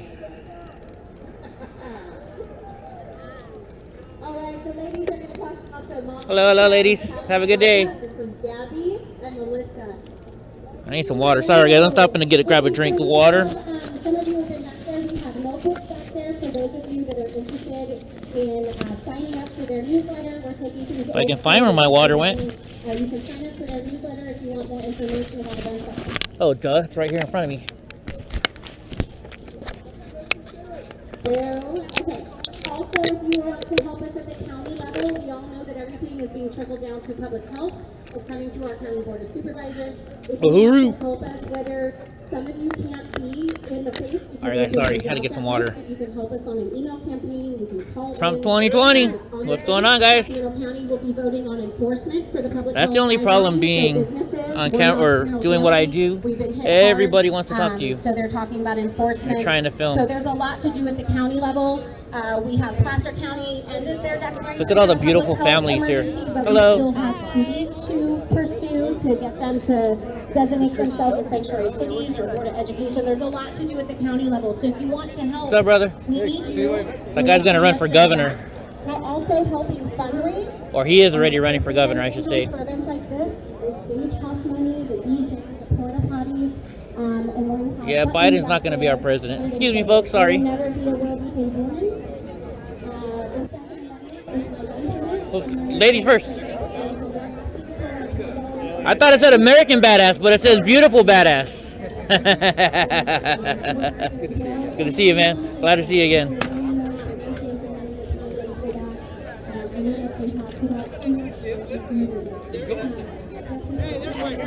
Hey, how's it going? How are you folks doing today? Doing good. How are you Yeah? You enjoying the rally? Having fun. Yeah? Did you get any action over there? No, nothing. I think they're too scared today. They see the crippled guy in the scooter and they say, uh-oh. That didn't go too well last time. They don't want to be famous. No. Yeah, they don't want to be famous. Some stuff we have for sale. In fact, I might come back over here because I love hockey and I'm a Sharks fan. Sharks colors right there.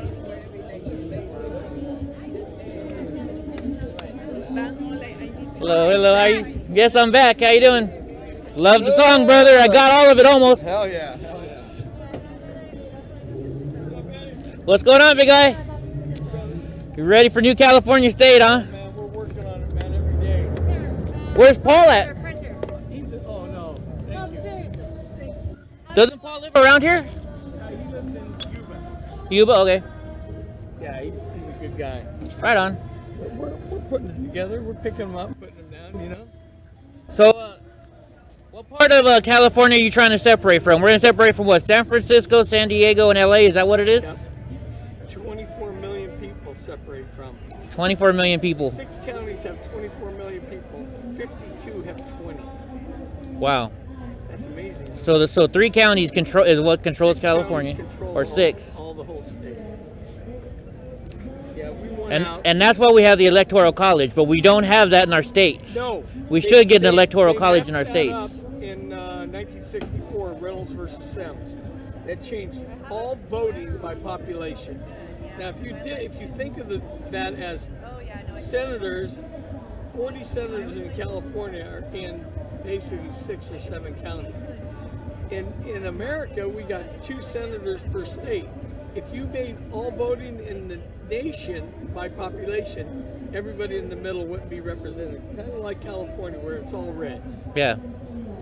That's Oh, yeah. a good way to look at it. That's right. Yeah, it is.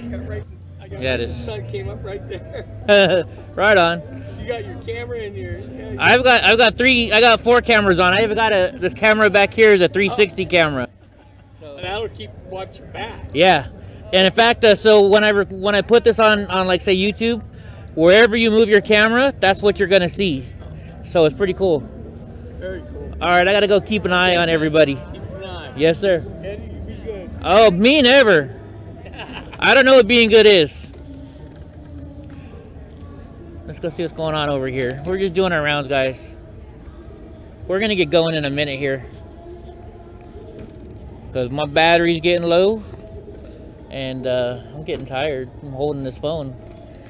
Because I'm holding a phone, a GoPro, a Osmo Pocket. But I love doing this. You wouldn't keep me away. All the amazing people I get to meet. All the people I get to talk to on the internet while I'm filming. I love it.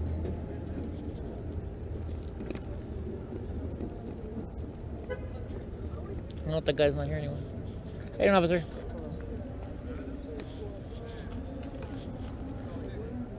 Do you guys need somebody to walk you to your car? I can get somebody. Okay, no problem. Just let us know if you guys ever need to walk to your car. We're always here. Sure. Just find any guy with a black and gold shirt and they'll take care of you. Yeah. Hey, Brandon, I love you too, man. Getting that text. I hope I did you right on your channel today. Speaking of that, everybody, we're also on Brandon with That's the Point channel. And look him up. He's a good dude. We're going to go to DC together. And Brandon does big things. He's a big patriot. I love Brandon. He says absolutely. You guys can't see it. He's texting me right now. But yeah, go to Brandon with That's the Point. He's been to Portland. He's gotten in fights with Antifa up there. They kept accusing him of being a Proud Boy, and he never was. So guess what? He said, forget it, I'm going to join anyway. So now Brandon's a Proud Boy. And I was there when he became a second-degree Proud Boy. He's an awesome dude. So look up Brandon with That's the Point on YouTube.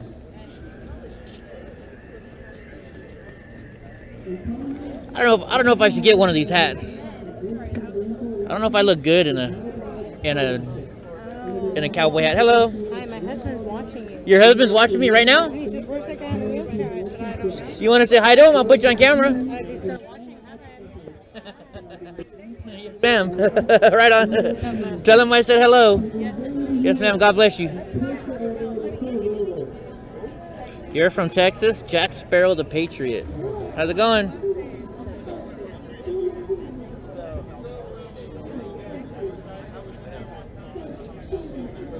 Excuse me, boss. Thank you, sir. Yes, sir. I'm surprised we have not seen any Antifa coming today. What's going on, big guy? Good, how are you? Having a blast? Yeah, I'm glad. I'm glad. That's all we can do. They're waving to Gavin up there. After you, sir. How you guys doing? Good, good, good. Hello. Freedom Angels. Hello. Alright, guys, so it looks like it's slowing down. I'm going to keep my 360 camera running. I can handle my weight. Coming through, coming through. You want to be interviewed, ma'am? Hold on. Yeah. Get the biceps. Get the biceps? He's got to show his biceps. Muscle man there. He's excited because he got his 4th last week. Yep, we're DEFCON 4. DEFCON 4. Wait a minute, I thought the lower it goes, the better.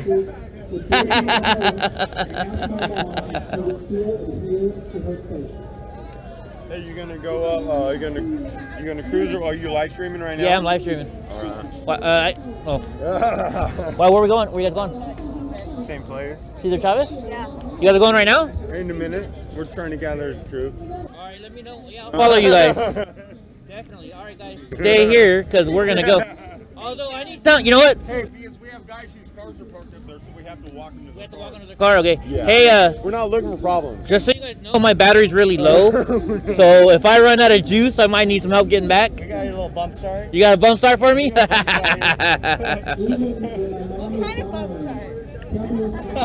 All right, guys. So I just hear we're gonna do a march to the park. So stay with me. This is gonna be fun.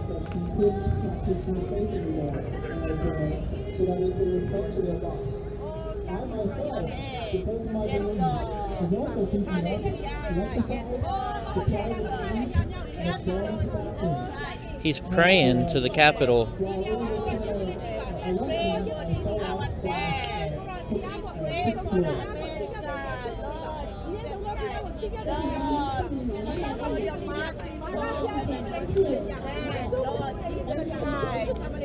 Pray for our land. We pray for this country. We give you Lord Jesus Christ. Oh Lord Jesus, Lord Jesus. We need you always, Lord Jesus Christ. Oh Lord Jesus. Oh Lord Jesus. Yes, Lord. Amen. Yes. Amen. Yes.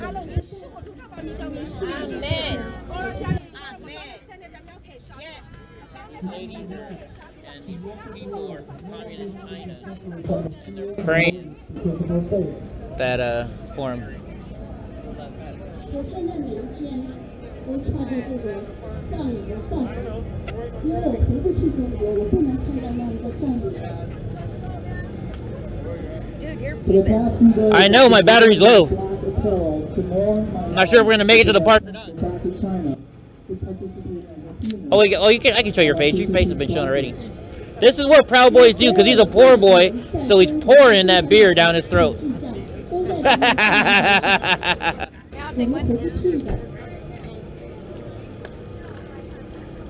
Hey, asshole, you gotta share the fucking beer. Oh, sorry. Sorry. That's what you get for giving a drunk your. No, I'm not a drunk, but. Hey, we ain't done. My turn. Oh, he's got the whiskey though normally. I got something to say though. What do you want to say? There's some fucker named Adam in Montana. Adam in Montana. Proud of you, boy. Oh, he's got the vodka. He knows who he is. It's booze. Right on, there you go. I'll try to throw up on you. No, you better not. No promises. That water you Yeah. Oh, he's the one that does that. He puts water in there so he thinks he's keeping up with us. He's stealthy. Sorry, I had to do it. Shot for shot, you be drinking water. I recycle. You're on, man. Hey, that's 5 cents. Yeah. Oops, sorry. What the hell is this thing? That's my 360 camera. GPS? No, it's a 360 camera. Yeah, it does. Thank you. I don't know, I'm not looking at it right now. Yeah, wherever he goes.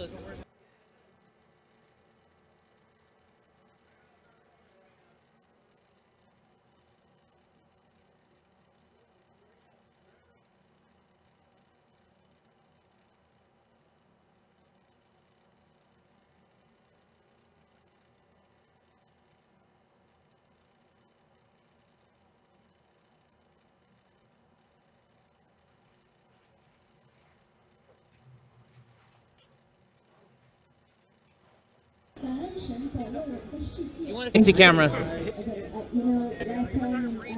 So when are we gonna do this march? Cause my battery's blinking.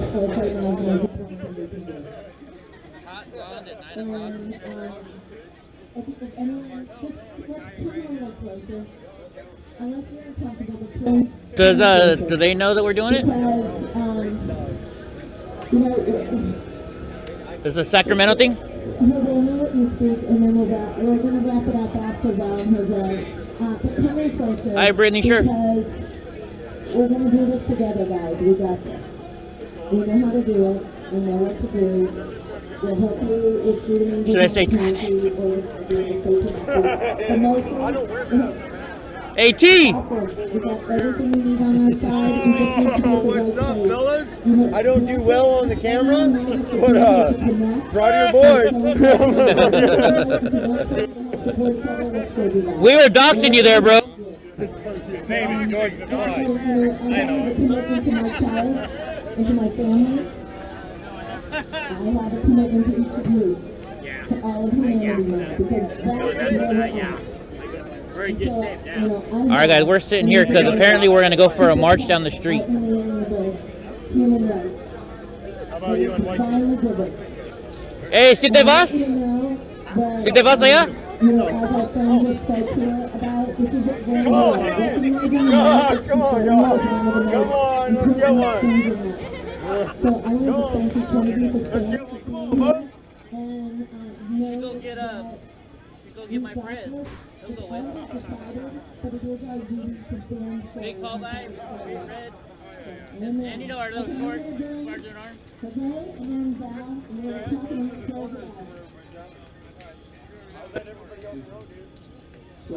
Because they gotta be somewhere around here. No, I haven't. Not since he was on stage. Hop on. Actually, only Enrique gets a ride.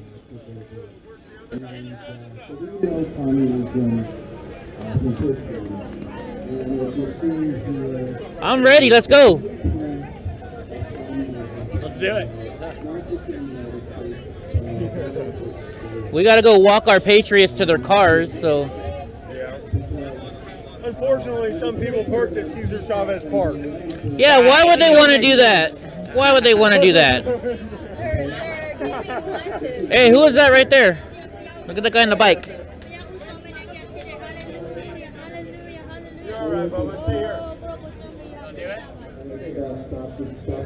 Just keep an eye. I'm gonna beat the shot out of somebody. So. Oh, you haven't got your fourth yet? What is that? You haven't got your fourth yet?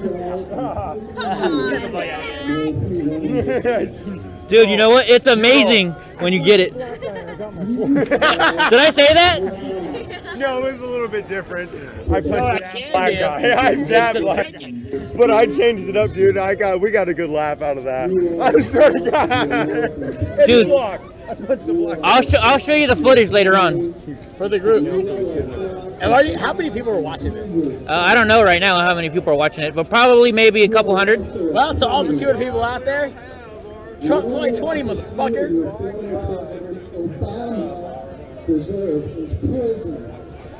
You're not driving, are you? Later. Way later. Yeah. Like 4 hours later. Look, here comes Wonder Woman.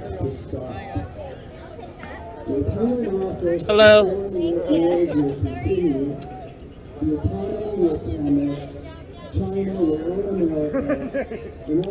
They're saying chug the water. Right, you know how it is. Can I interest you in some water? No, thank you. I have to drive home. I have some ice water right here. Oh, I got water. That actual water? That's actual water, yes. Oh, yeah. I don't believe in that. You should have dumped that shit into a water bottle, bro. I know. That would have been. I quit drinking, but I had to do it for him. Come on, Eddie. You going? We going? Can you think of a more interesting time in our history? This is a clarion call to freedom. Can you guys escort me to my car at Cesar Chavez Park, please? Yes. And let's hope this election. I'll meet you guys over there. All right, guys, here we go. We're gonna go escort. We have to go escort some of these people to their cars, Cesar Chavez Park. Hey, that's the Trump dogs again. Hello. Hi, ladies.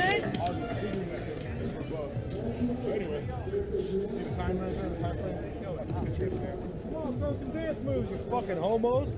Come on, dude. Video running, dance moves or shit. Says the guy that did fucking this one.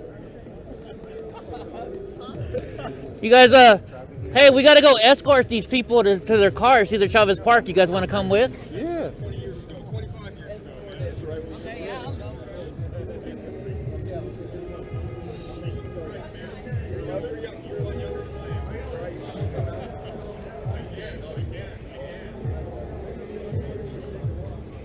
Oh, he changed his clothes. All right, guys, so we're gonna go for a little walk.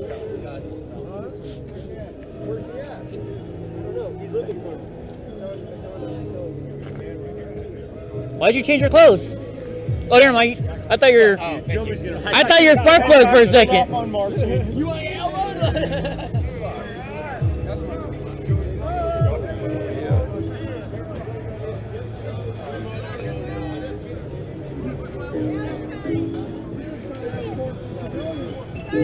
Hey, Prez, we're gonna go escort these people to their car at Cesar Chavez Park. Yes, yes, I'm well aware of that. All right, just letting you know. I appreciate that.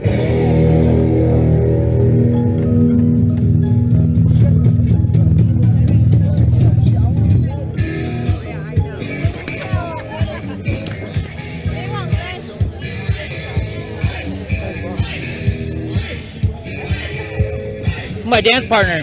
That's my dance partner. Like, yes. I think we're gonna march. I think. Yeah, we're going right now, Jacob. Shoot, I said his name.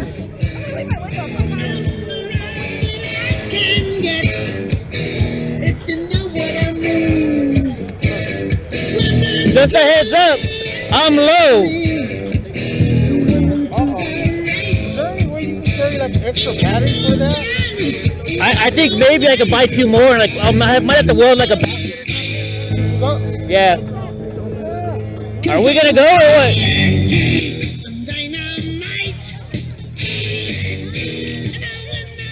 We have to go escort some people to their car at the park. Yeah, that's what I'm saying.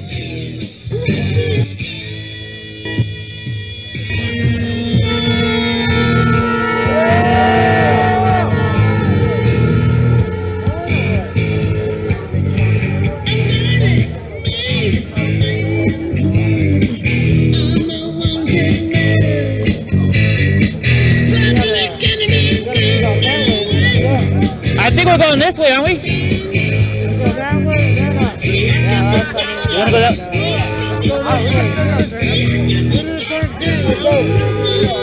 I just wish we'd go already. Let's go. We're going. Hey, tell them over there. They're going that way. I guess we're going that way.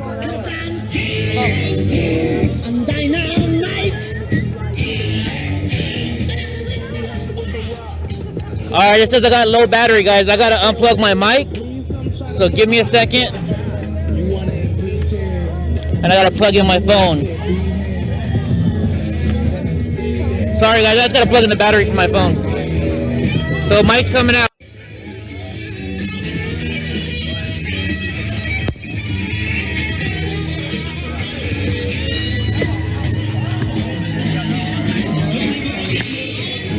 Thank you, sir, for staying back. You don't have to, though. All right, we're on our way. All right, we're plugged in and charging again. Ready, guys? Here we go, folks.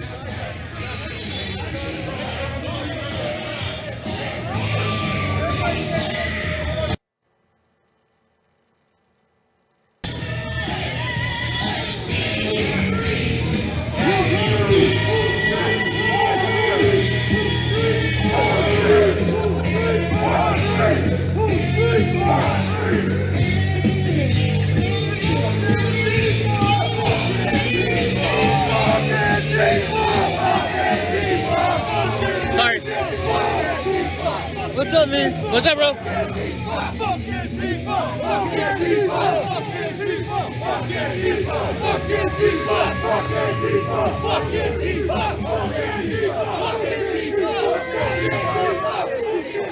So we're walking the streets of Sacramento.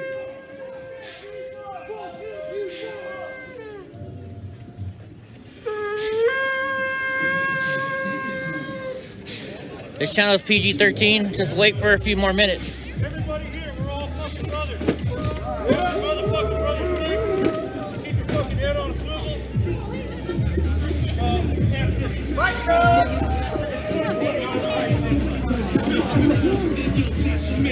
We're all Americans here. We're all Americans. Uh-oh. They're stopping us up there, look. Hey, they're trying to stop us up there. They're trying to stop us. The police are trying to stop us. Antifa's right there? Oh, they are at the park. Hey, new direction, guys. Why can't they go that way? The police are blocking them. Why are they blocking them? Okay, guys, so the police are blocking them. So we're going a different direction. Fuck Antifa! Fuck Antifa! Fuck Antifa! Fuck Antifa! Fuck Antifa! Fucking street!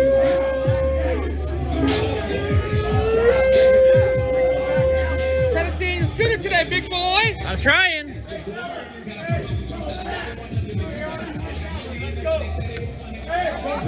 Hey! Come back! Hey! Come Why, back! the cops move on us? I'm coming, I'm coming. Oh, shit. Microphone down again. Yeah, I'm good.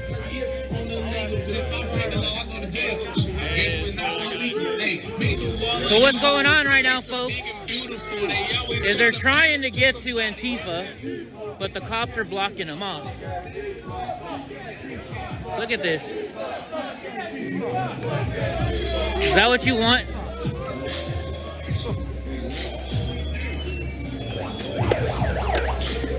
Hey, you alright? Yeah. I just want to get my backpack up. Think they're gonna let us through? Nope. Are we gonna go through? You got me. I'm following you. So as you can tell, they're trying to get to the park.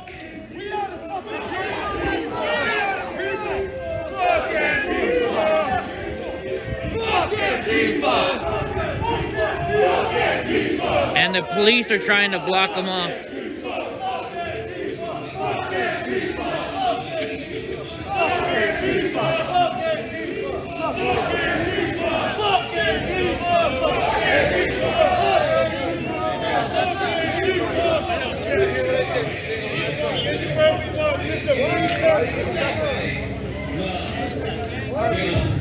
Nobody over there. Look at all the officers coming up.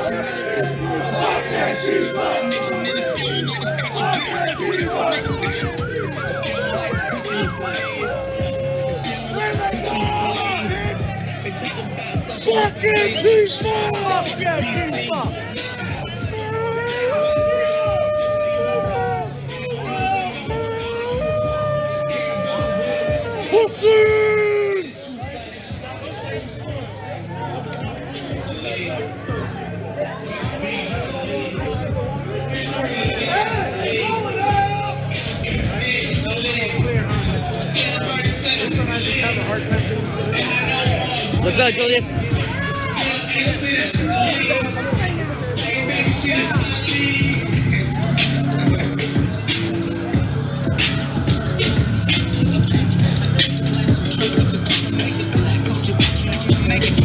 It's funny, Antifa hates the cops, but they're protecting them.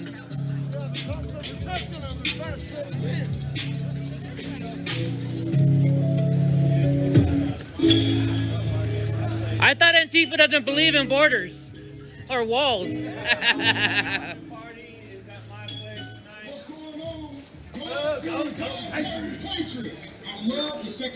don't know how the fuck they can just impede our travel like that. I know, right?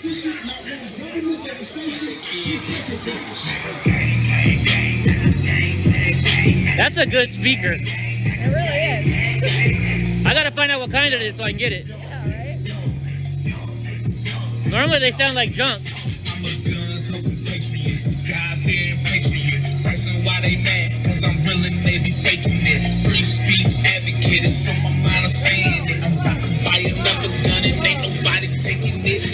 toting, Bible reading, God believing, truth speaking, American. It's magazines and Democrats don't make interest. I know they think it's you, but you don't know who you. Uh-oh, my fat butt ain't gonna make it up the hill. You ain't got no shit, they free to the repent. Out the cage, cause he innocent. Barton Roger Stone is the run over that he innocent. We need the kids out. Every single illegal immigrant. Been in Tory, go to Iowa. We need an implement. Tell justice so let that I know this nigga country. Tell China we know they tryna play us like some devils. I looked deep into it and I did. What is George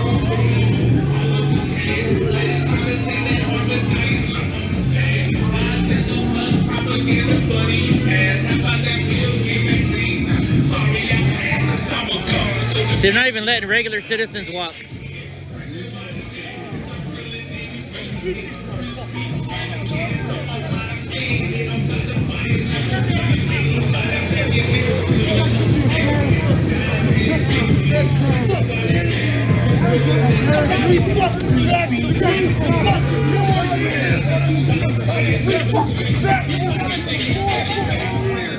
Hey!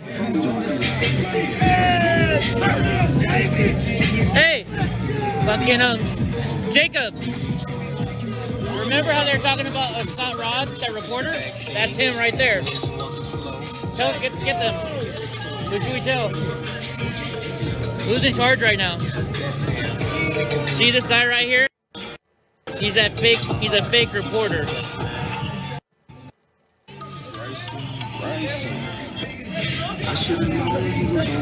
Let me find my boys.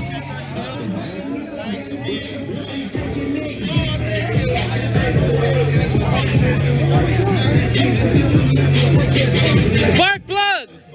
Spark plug! Hey, remember that reporter, that Scott Rodd guy we're trying to find? He's right here. Here, I'll show you.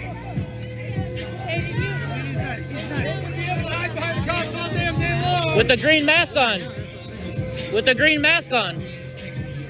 That's that guy we're looking for. What are we gonna do? I mean, well, yeah. Just letting you guys know he's here. Yeah.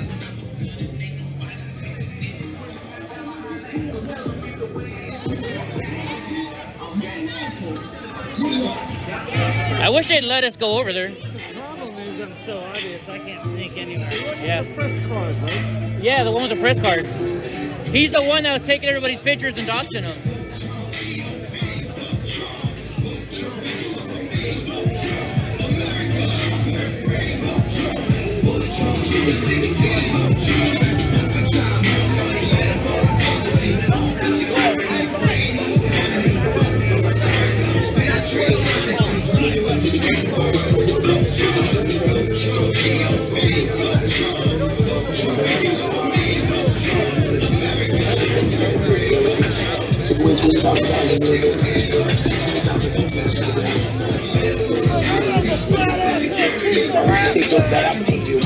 When I tell you what somebody cares about, they want to put you in a position not to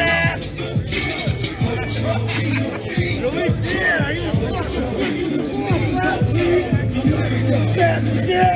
Hey, you remember that? Remember that reporter?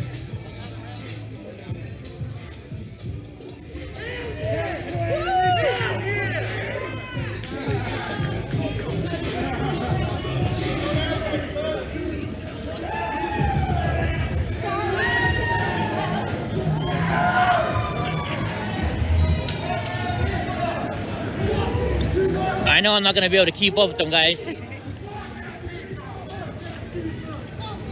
I'll do my best. You doing all right? Keep up, go ahead. How fast you run? I was a marathon runner. Were you? Yeah. Well, thank you for being my security today. Yeah. You go as fast as you like. My battery's dead. This is the fastest it's gonna go. I'd love to go faster.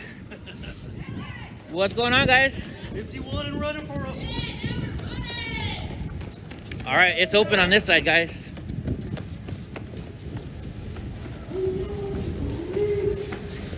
No, they're not looking for a fight. They just want to stand up for their... That girl's not wearing any underwear? Wow. I did not expect that. Maybe not. Sorry about the nudity, guys, unless you like it. One other time. Thank you for the push. And the police made it over here already. One other time, MacArthur BART station in At this point, we just gotta keep spreading out, and they're constantly gonna get teeth in and break through somewhere. Yeah. Well, they're letting us go this way at least. Hit the nitro. I wish I had nitro.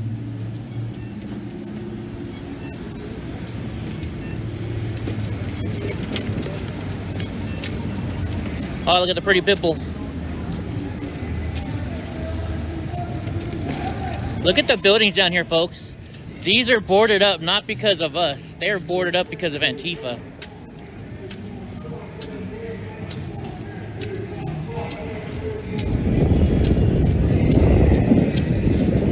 I'm going to sidewalk, see if that helps get us in there. Thank you, Rachel Louise Stratham.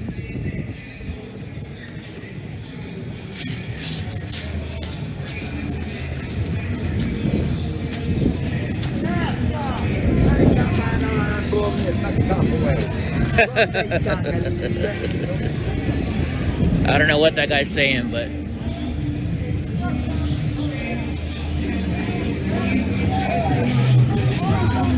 once again, they're not letting anybody through here. All they want to do is have a little civil discourse talk with them. Right? We don't want to hurt nobody. I kind of do.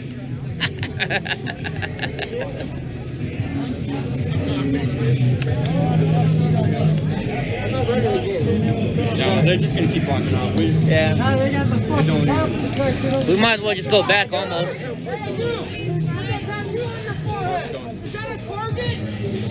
Fine, let him go and they'll open this shit up for us. Yeah, first wife, boyfriend.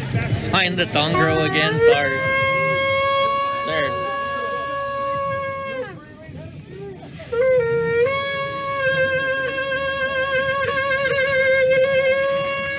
Oh, they got their bean guns out today. Can you see through there? He's got his bean gun out.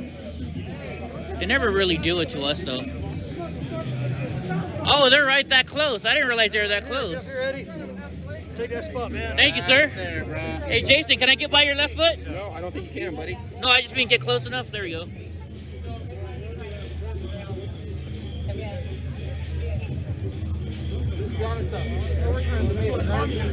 Thank you for telling me that.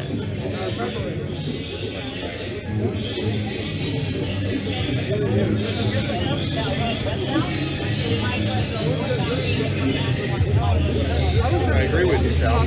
Wow, that girl is kind of... You want to see what Antifa looks? That's what Antifa looks like.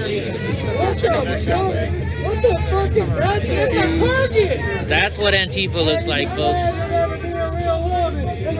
Check her out.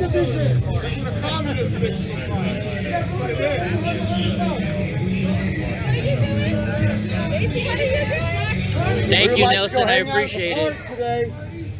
My kids are over there hanging out. Can I go over with them? Look at that.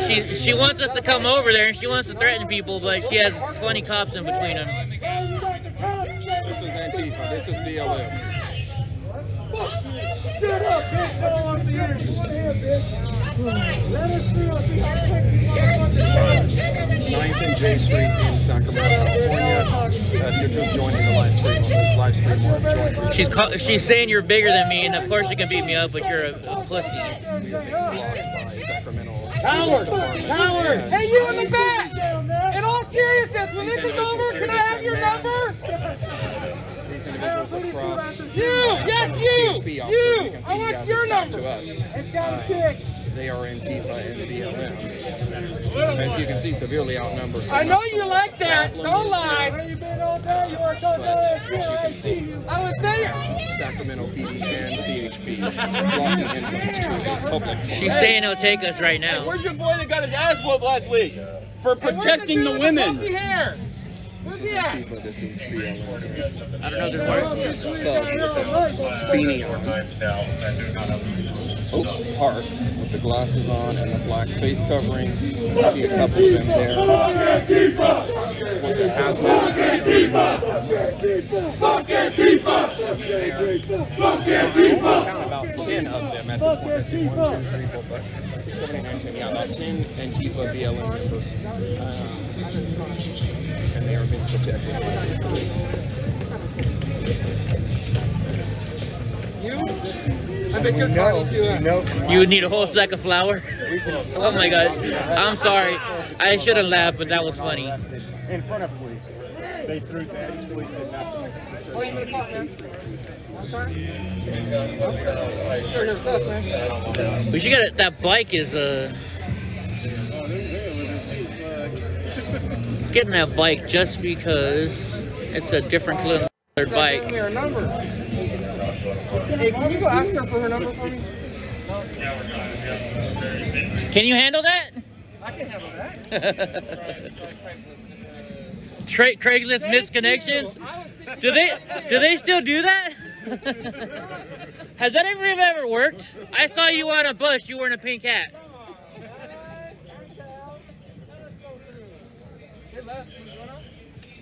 We're literally gone.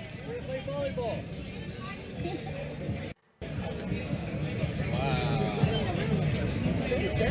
The girls got more heart.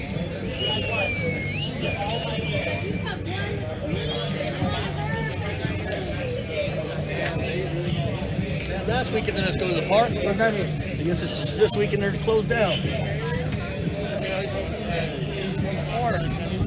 Can you guys see the no, you can't see it.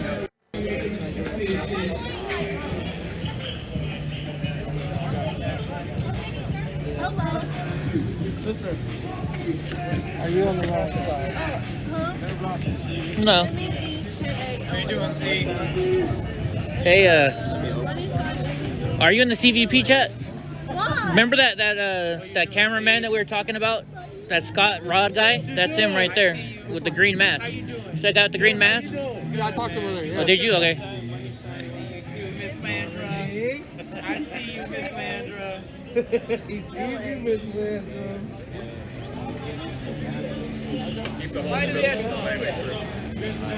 Well, they're letting us through now, I guess, a little bit.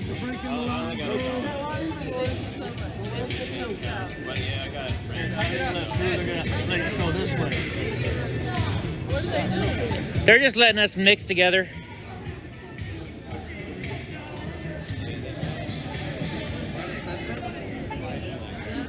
Look at all these police officers doing their job. Black zebras following. Hey, next to a police car near a medic, there's a black zebra following some guy. Really? Yeah, he's. Somebody's texting me. Hold on, let me. I can't see it. Oh, there he is, right there. We found him already. That was a dude? Yeah, it's that black zebra guy again. From the people you want to be fun. Sorry. Thank you. Say thank you. Say thank you, officer. Thank you for keeping my face intact. See, how come you let that guy through here? We can't go. Because he's black zebra. Oh. You don't look black. He's all ready to rock. Yeah. They're not gonna let us. Yeah. You want to see the gun show? There's somebody following a guy in a green hat. Is it Snoop being followed right now around? It's black zebra. I don't know. She just texted me. Scott Rob is still there now, right? Yeah.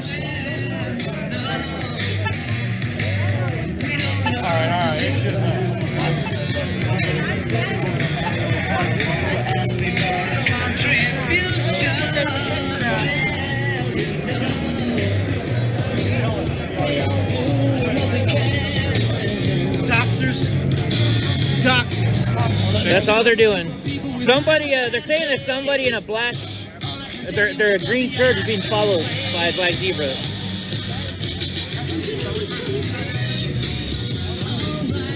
I'm going back with my chapter. All right, no problem, bud. So you can see the Black Lives Matter there. Oh, now I just missed the text. People were talking.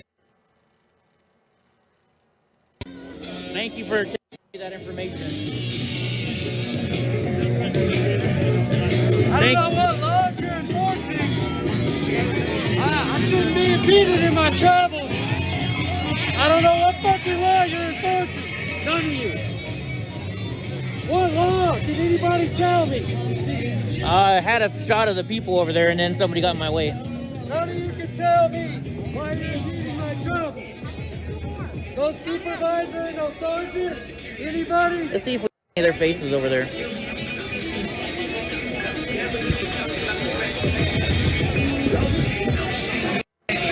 supposed to enforce the law.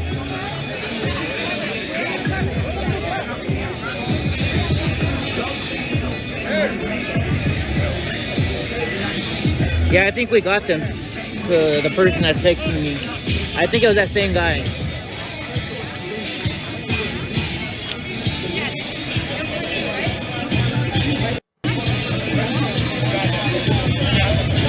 Those are Antifa people over there.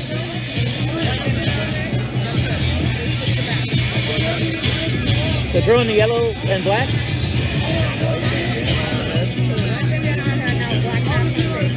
Oh, the white bandana, what about her? That's a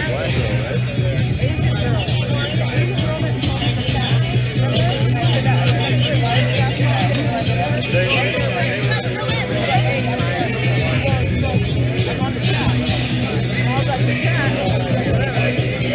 So the girl in the white bandana, she had like a, she was all dressed in white and black pants over there. Yeah. And I was walking out of the group and she goes, hey, I met you in the chat, I'm in a chat room, where are we meeting? And I'm like, in the chat room. And I looked at her, I'm like, I don't know what you're talking about. And I told John.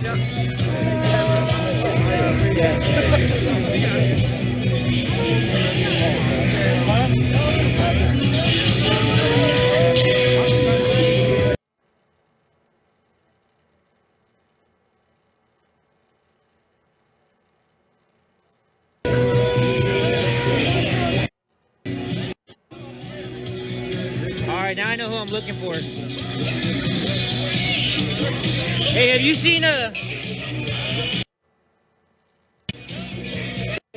green Trump shirt that Black Zebra's following right now? He's on our side somewhere. Not Josh. It has the same shirt as Josh. Yeah, I don't know what time I'm getting home tonight. What's up, B? Hey, what's up there? What's up, B? I won't say your name because I'm live. Good to see you, bro. Good to see you, man. Always in the thick of it. Me, never. Let me get right here. I'll show you the thick of it.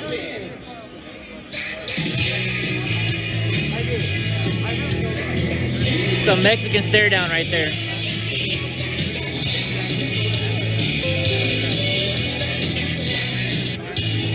I don't want that boy in the white shirt.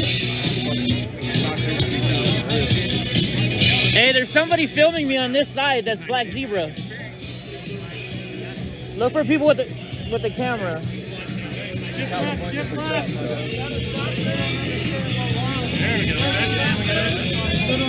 Hey, Tongo. They just sent me, somebody's filming me from this side for Black Zebra. Is it that guy in the Warrior shirt? Oh, it might be. It might be. Let's go look at this. No, I didn't see it. Somebody sent me a text. I think it's that guy with the Warriors. The guy in the Warrior shirt. All of us. We all want to exercise our First Amendment. The person that's texting me, can you text me and tell me if they're behind me? Is the camera upright?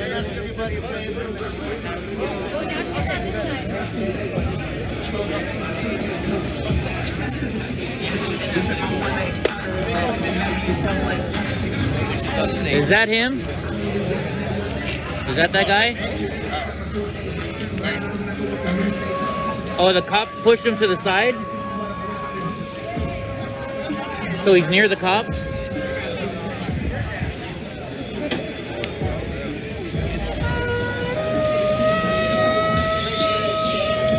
Sorry guys, I'm on a, they just ended the stream. Okay, they just shut it down. All right guys. Take my possession. You don't want to play flex. It's not that guy then, because he's still on his phone. Huh? He said he wasn't filming you, but he's got all the camera and everything. Yeah, that's that Scott Rod guy. I don't know if that's him though.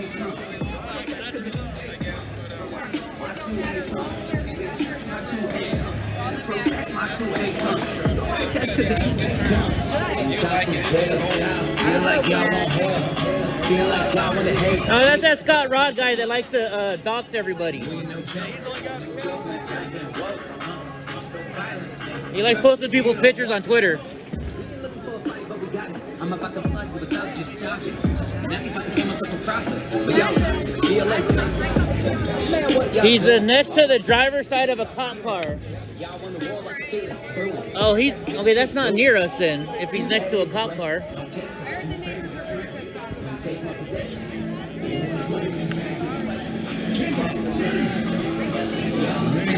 No, he's behind enemy line. He's over there. Whoever it is. I keep getting texts of where the black zebra is. She said he was filming us a minute ago. I almost wonder if it could be that guy. I've never seen that guy around here before. This guy, yeah, I mean, he's pretty suspicious. Yeah.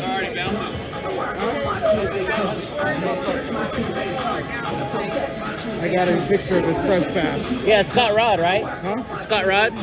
Is it Red or Rod? Rod. He says he works for the SAC-B or something like that, or oh no, Capital or Government News.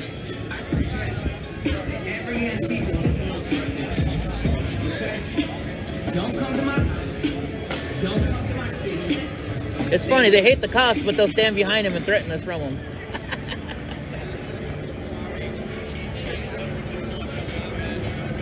Where's the prez at? I don't know. See, this guy, the SAC streamer, I don't know. Hold up, I got his fucking picture. What's his name? Scott Rod. That's him? Yeah. Is he? That's him? Well, he's not Black, no, he's not Black Zebra. No? No. Alright, my apologies then. He's not Black Zebra. But he does like to dox people. Thank you, Coffee or Die. Yeah, he's near the park. See, she's saying he's near the park now. So he's over there. He's on the Antifa side. He was over here though somehow. I think it was the black dude. I seen him over No, here. well, no, he was still filming and they said he stopped already. So I don't think it was him. Hey, check it out. See this? I've been getting that like all day long. Yeah, good. That helps us out. No, that sounds good. All right, thank you for telling me that. I just never know.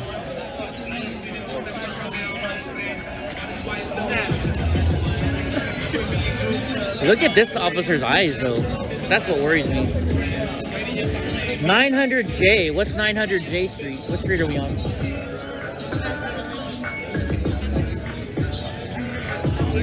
Is this J Street right here?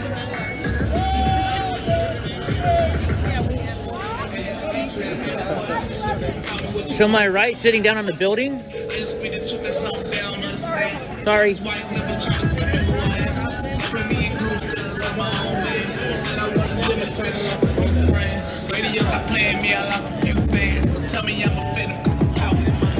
Hey, we got the cops or the helicopter here.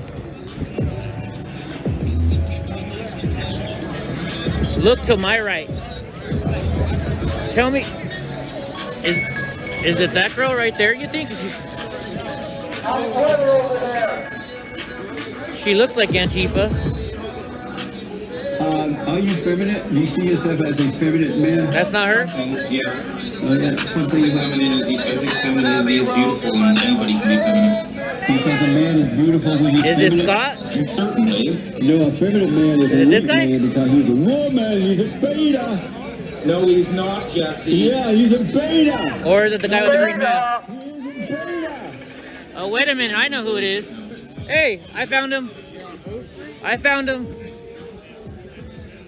Hello. What's going on? Did they just hide their phone?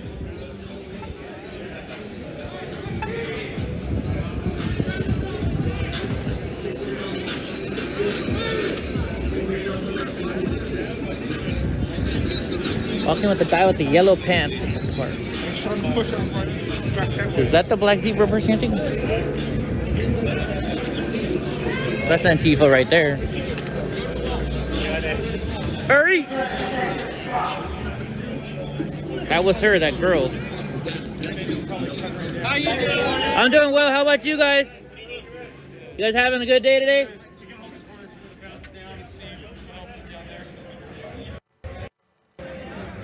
I think that's black zebra right there. Hey, Paul, how's it going? Yeah, that's definitely her. She was the one filming.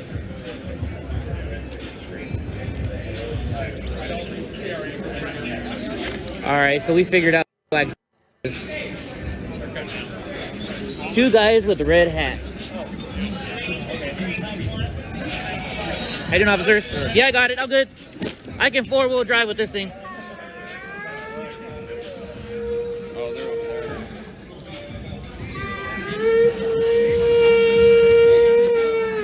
Hey, it was the girl. It wasn't the guy. It was a girl that was standing right there that was black zebra.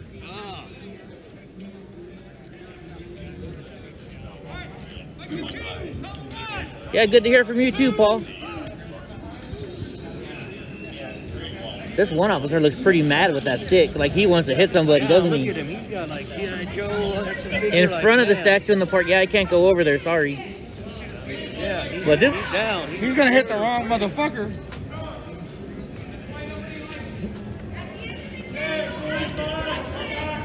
Thank you for sharing, Paul.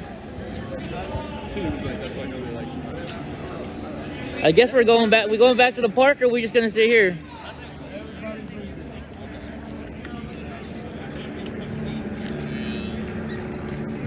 She's watching a Proud Boy in yellow pants. Where's Sparkplug at? Somebody's filming Sparkplug right now. Hey, get on the radio. Tell them somebody's following Sparkplug right now. No? They said they're following.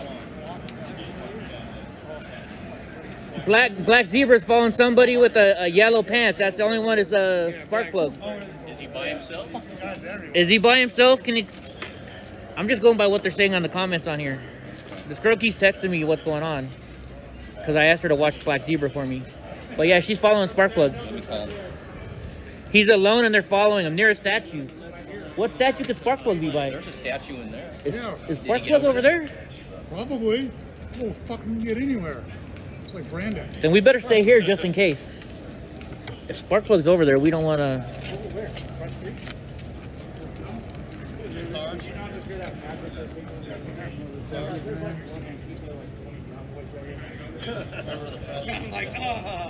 No, I just got a text. They said they're following a guy in yellow pants that's a Proud Boy, and the only one I could think of is Sparkplug. He's walking away from the statue. The only statue's over there. Sparkplug's got to be over there. Hello? Shit, man, right now we're trying to fucking break the 61-year season combat. There goes. Hey, fake media, you're dragging your cord.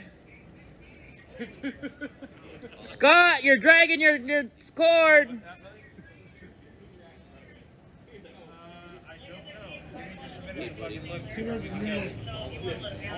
He's the one that takes pictures of all of us and doxes us on Twitter. Black Zebra's now recording a horse in front of the statue. Okay, that's the other side. We can't get over there. I don't know why you're telling me that, because I can't get there. Oh, it is Sparkplug. She says it's Sparkplug. She says she's following Sparkplug. They said you got the statue. Let's go. By the statue, I figured. Is he over there? How wicked you want it back? Because we're not going to that out. Come on over, second lady. Hey. Let's shake the spot. I'm a Trump-tard. Thank you for saying that. I'm proud to be a Trump-tard. Get the people out and bring them out. I got liberals talking junk on my channel, but it's all good because every time they talk, it ranks me up higher in the algorithms. And I get more views. Oh, that's who they were following. You were over there?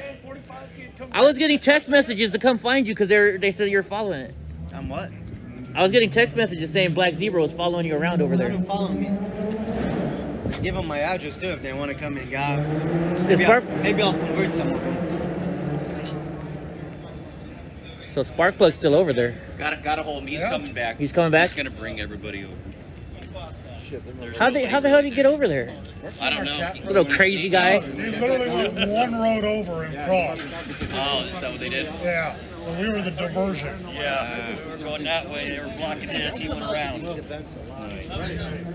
Yeah, we would have. Thank you for text messaging me about Sparkplug. Yeah. He's crazy. He's like me. He'll go anywhere. Sparkplug's like us. He got little man syndrome. Oh shit. Watch out, guys. Watch out, big guy. I'm coming up. Sorry.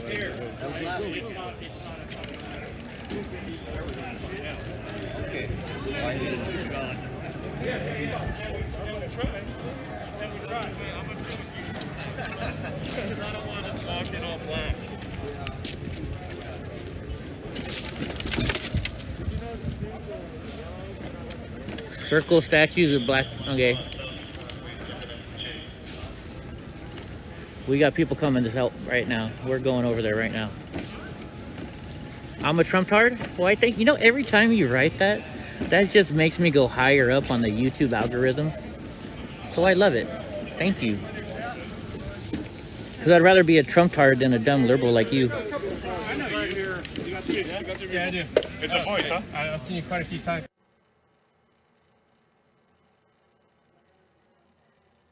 A couple years ago, actually. Oh. Gino, don't call me. I told you, get walking and you're going to get thumped on, man.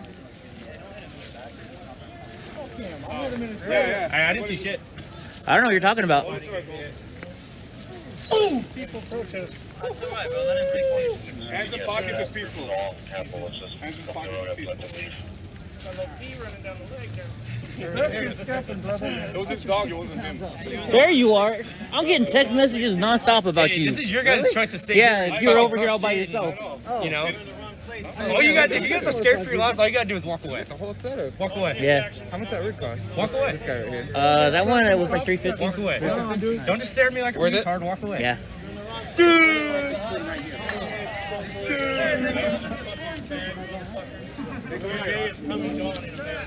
I told you guys, all you have to do is walk away.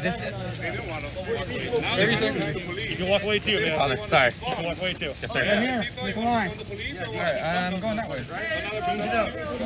Your chief was playing. I'm so happy to see his team play. You're right the front. You turn around in the way. You face this way. Y'all don't gotta worry about putting back. You mind scooting back to me, please? I expect you guys to play. This is that La Corsetta restaurant or whatever that kicked all the Trumps out.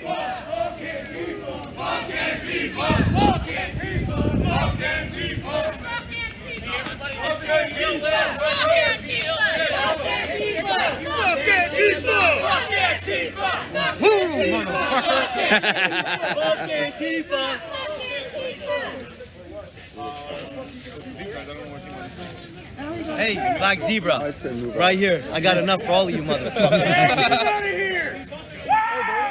Fuck Antifa! Fuck Antifa! Fuck Antifa!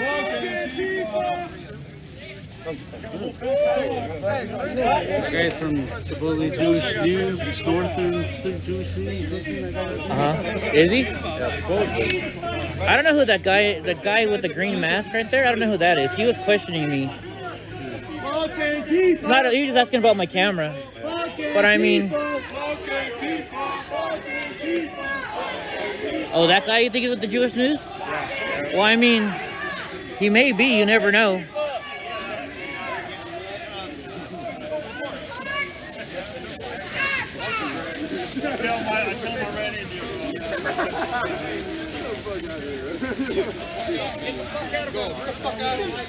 We need to have some proud girls, huh?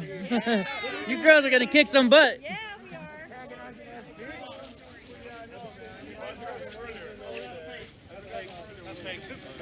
Have a nice fucking day. Get your money over there. That's fake. We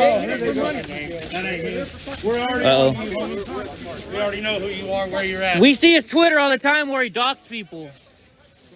Scott Rod, don't look at his page. I hear there's something going on over here. Let's go see. We're four-wheeling again. Hello. Thank you for your service. Heck yeah. I'm not a veteran, sir, but thank you for my father. I know you from YouTube. How you doing? You know me from YouTube? Right on. How you doing, big guy? Yeah, you do. Thank you. Thank you. I love those boots. Where'd you get those at? They're Red Wings. They're red Boot Barn? Enforcement, green shirt. I would have smashed your head on the fucking ground so hard, bitch. Uh-oh. Spark plugs over there? We better keep an eye on spark plugs. Say again? Spark plugs somewhere. I just heard her say spark plugs over here. We gotta...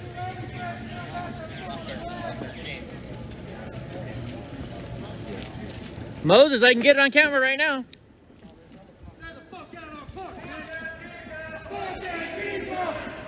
Oh, whoops, Congo. Kick this motherfucker. Go for it. Spark plug's right there with them. Bitch ass motherfucker. Fuck that people, fucking faggot. Look at the pretty horses.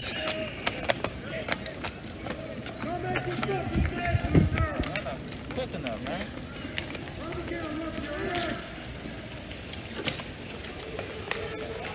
Man, how come y'all don't fight Bloods and Crips and shit, man? Y'all don't fuck with no Bloods and Crips? Anybody who... Because Antifa's anti-American. That's why we do it. Y'all don't fuck with no Bloods and Crips, though? Oh, hell no, man. Bloods and Crips are cool, man. Actually, they like us.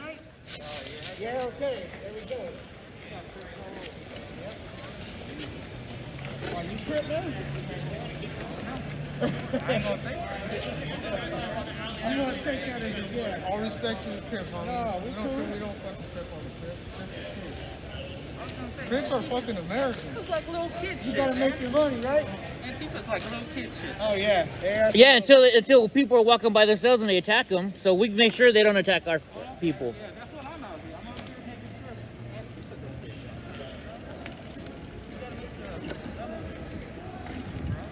Let's see what's going on over here, guys. I think that guy's actually Antifa himself. Can't guarantee it, but... Alright, let's turn around. Know where I can go now. I need a police scanner.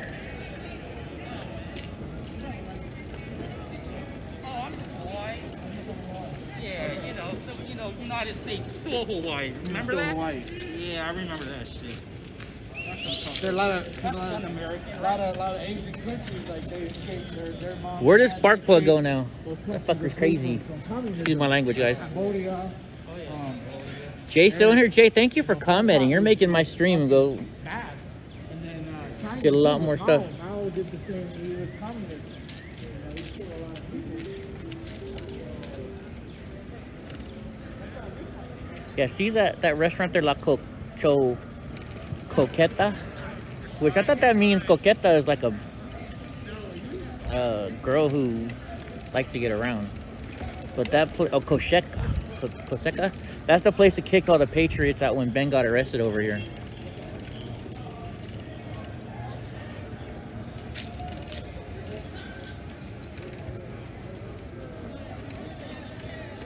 Make sure everybody's okay over here.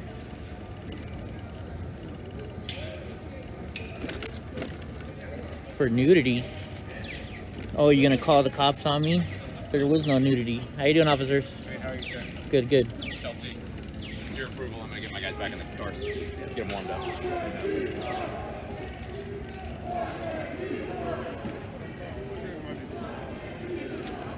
I think we should. You're all right, Warren? It's not going to be a split situation with Trump. That's a beautiful dog, man. It was a long time ago when God wins. It's still the president. Have a good day, officers. I wasn't completely wrong. Have a good day, officers.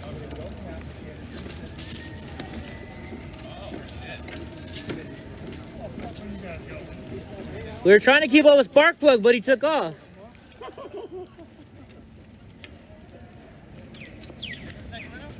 My poor scooter. My scooter is awesome. It goes wherever I need to go.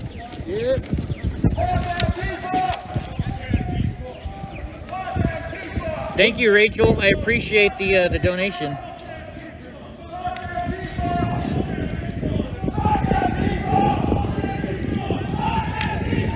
All this boarding up is not because of Patriots. It's all because of Antifa and Black Lives Matter. Because they think Biden's going to win. Think is the key word. They don't think. Or they don't think Biden's going to Mark. win. Once he tears it up, once he overturns it, they want to be boarded up. We don't break shit. These are turn people to hurt us. They don't like the government, Well, but yet they want to well- give government full fucking control. Yep. Stupid bastards. Everybody wants them free. I want to thank my friendly person in Texas who's been texting me all day where Black Zebra is. That we appreciate it. Next time I see you, I'll give you a big ol' hug.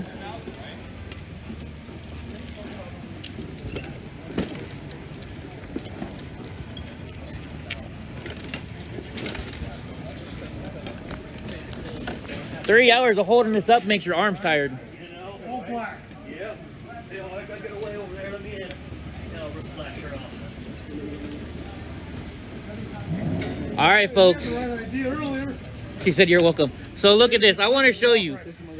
If you guys don't like California, look at this. This is what's gonna happen. If you vote or liberal, this is what's gonna happen to your city. Most definitely. This is gonna be your city. And I hate to say it, it's unfortunate. You're gonna be late for work. It's unfortunate. He's saying he's gonna be late for work. But look at this. This is California. This is what liberals do. They create homelessness everywhere. That's what the United States is gonna be like if you keep voting in liberals. Capitol's nice and clean and pretty. This is like Shitville. Back. Yeah. Behind us? Yep. Where are they? I already said that. About 20 feet behind us. No, he's with us. No, he's with us. He's been with us the whole day. He's cool. Oh. That guy's cool. The big guy? No, este güey. Este güey, mira. This one? No, este cabrón. Oh, this guy. You know what I'm saying? I'm looking.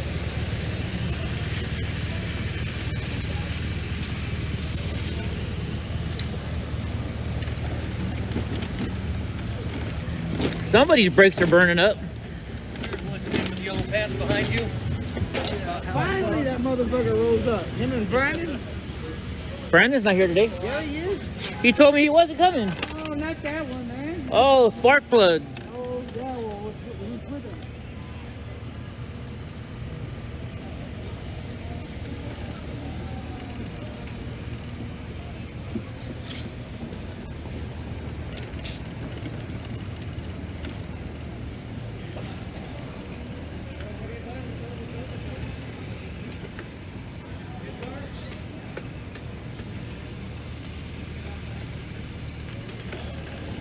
Chango.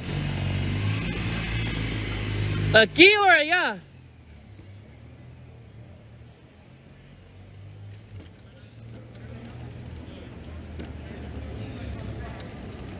Is that the guy filming people? I don't know. He was recording me, and now he wants to say he doesn't speak English. Fuck you. Shut up.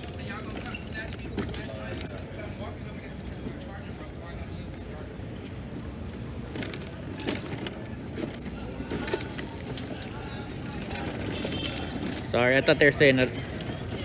There's so many people that say, oh, this person's Black Lives Matter, that person is, or Antifa, so we just go and try and check everybody out.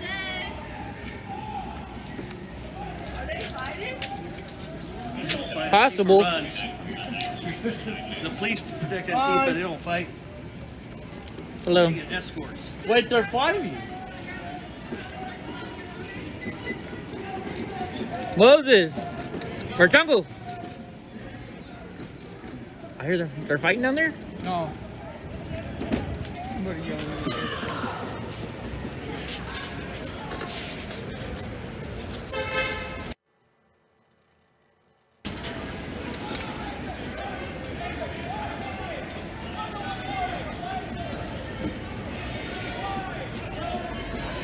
Can I hitch a ride? Hop on. Oh no, Enrique will get jealous. Oh, is Enrique rode on it? Like every time he sees me, he rides on my scooter.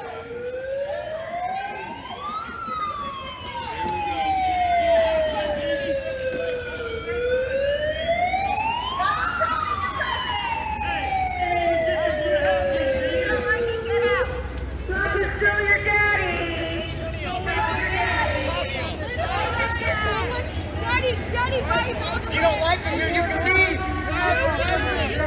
Yeah, do that. Doesn't matter who the fuck you all for, you get knocked out right here.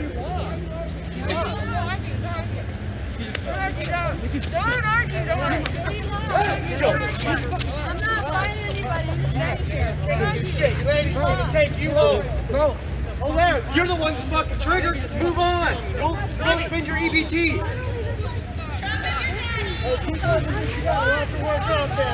Come on, bad boy. You don't gotta worry if a girl can hold him back. Like a little chihuahua. If your girl can hold you back, you ain't got no strength at all anyways. I'm gonna break you, motherfucker. Walk away. Walk away. I'm gonna fucking break his little jaw. His powder ass motherfucking jaw. I'm not gonna touch you, you're a female. That's all they know. You're a female. They got protection. You're your fucking baby daddy. I don't got any protection. I'm right here. They only got 2 more months. Trump is going back home to nowhere. Be locked up in his little Florida fucking golf course. On house arrest.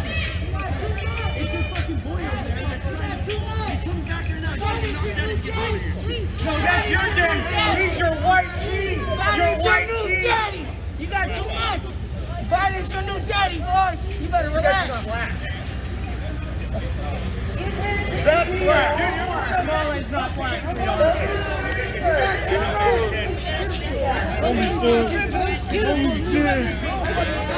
Hey, I'll take one. I'll take one from the team, buddy.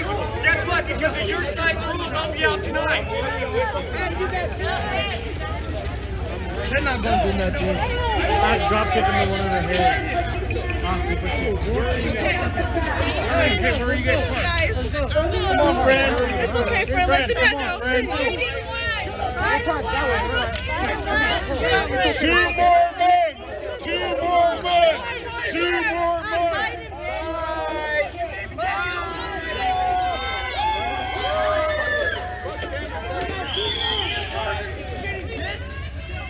You got 2 months.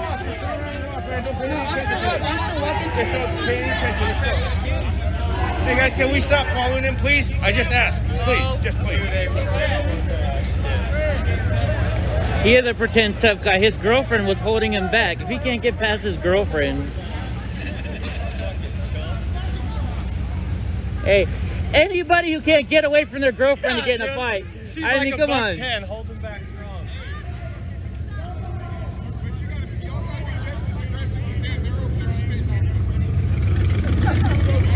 Oh man, check out this freaking sweet rat rod.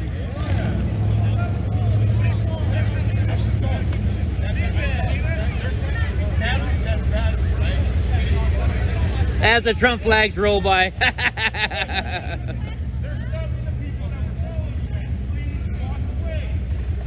Yeah, why do they always put the girls on the front line?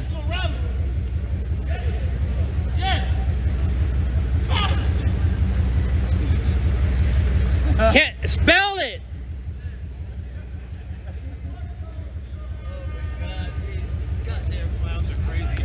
They need to knock that shit off. Go to a bike rally, take your ass home, go somewhere. I know they come here. They let their girls swing. I got it on camera. The girl swung at Josh. She did? Yeah, she swung at Josh but missed. Oh my God, what a clown. There's the Antifa reporter that was sitting on the ground right there.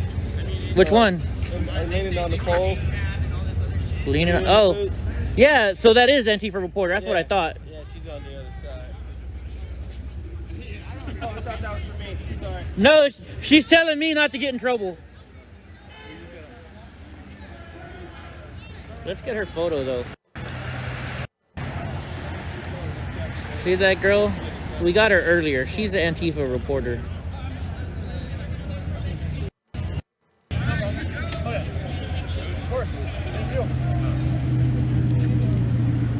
See you later. See you later. All right, guys, I want to go back to the park, and then we're gonna end this. Sorry, excuse me, officer. Didn't mean to scare you. I don't want to get ran over. I don't run people over. That's a myth. Thank you, officers. Thank you, ma'am. But did you guys see that? That girl almost hit Josh. She tried, at least. How's that air feel from that girl swinging on? It's Antifa. It's what they do. He couldn't even get past his girlfriend. That's how weak he is.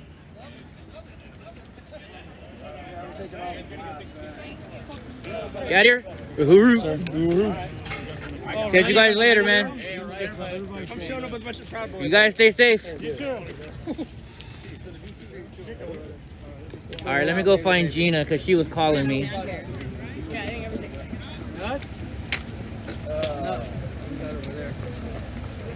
All right, let's turn this around then. I'm saying we go back home. All right, guys, so that was our day here today. If you want to like and subscribe for me, I'd appreciate it. You follow me on YouTube? Right on. I'm Eddie Block Films. Right there, you can see it. Sure. You want to take a picture of me? You can. Yeah, hold on. with me? Yeah. Okay, cool. Of course. Yay. Or now you can do this one. Oh, 4. I can't. My hands are full. No, that's fine. Hold on. Here, hold that. 11. Right on. Thank yes, you. ma'am. Thank you for subscribing. No problem. Yeah. All right, guys. So we're out of here.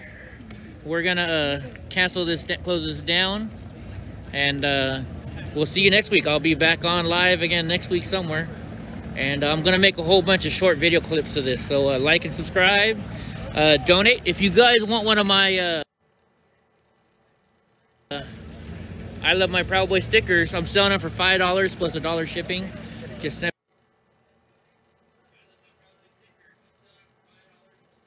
Antifa over here on this side. People walk up to him. Aren't you that guy that's always Let's turn this asleep? around.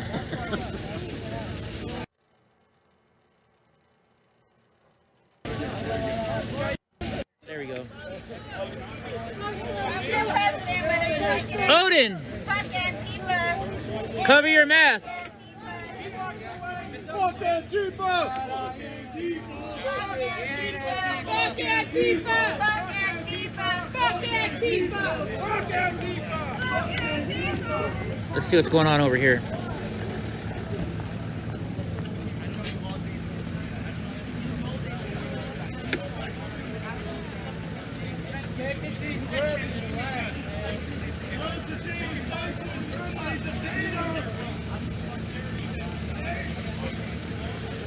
A Hispanic, a Latin. See if I can get in and show you what's going on here.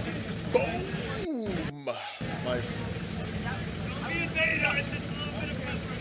And Jason got in the way. Oh, there you can still see it.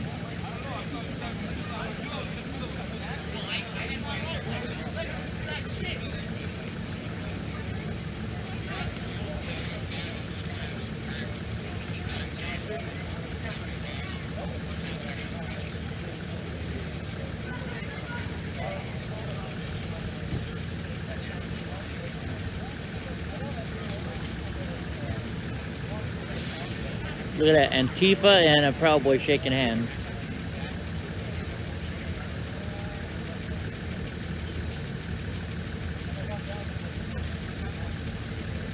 Alright guys, we're gonna leave this alone.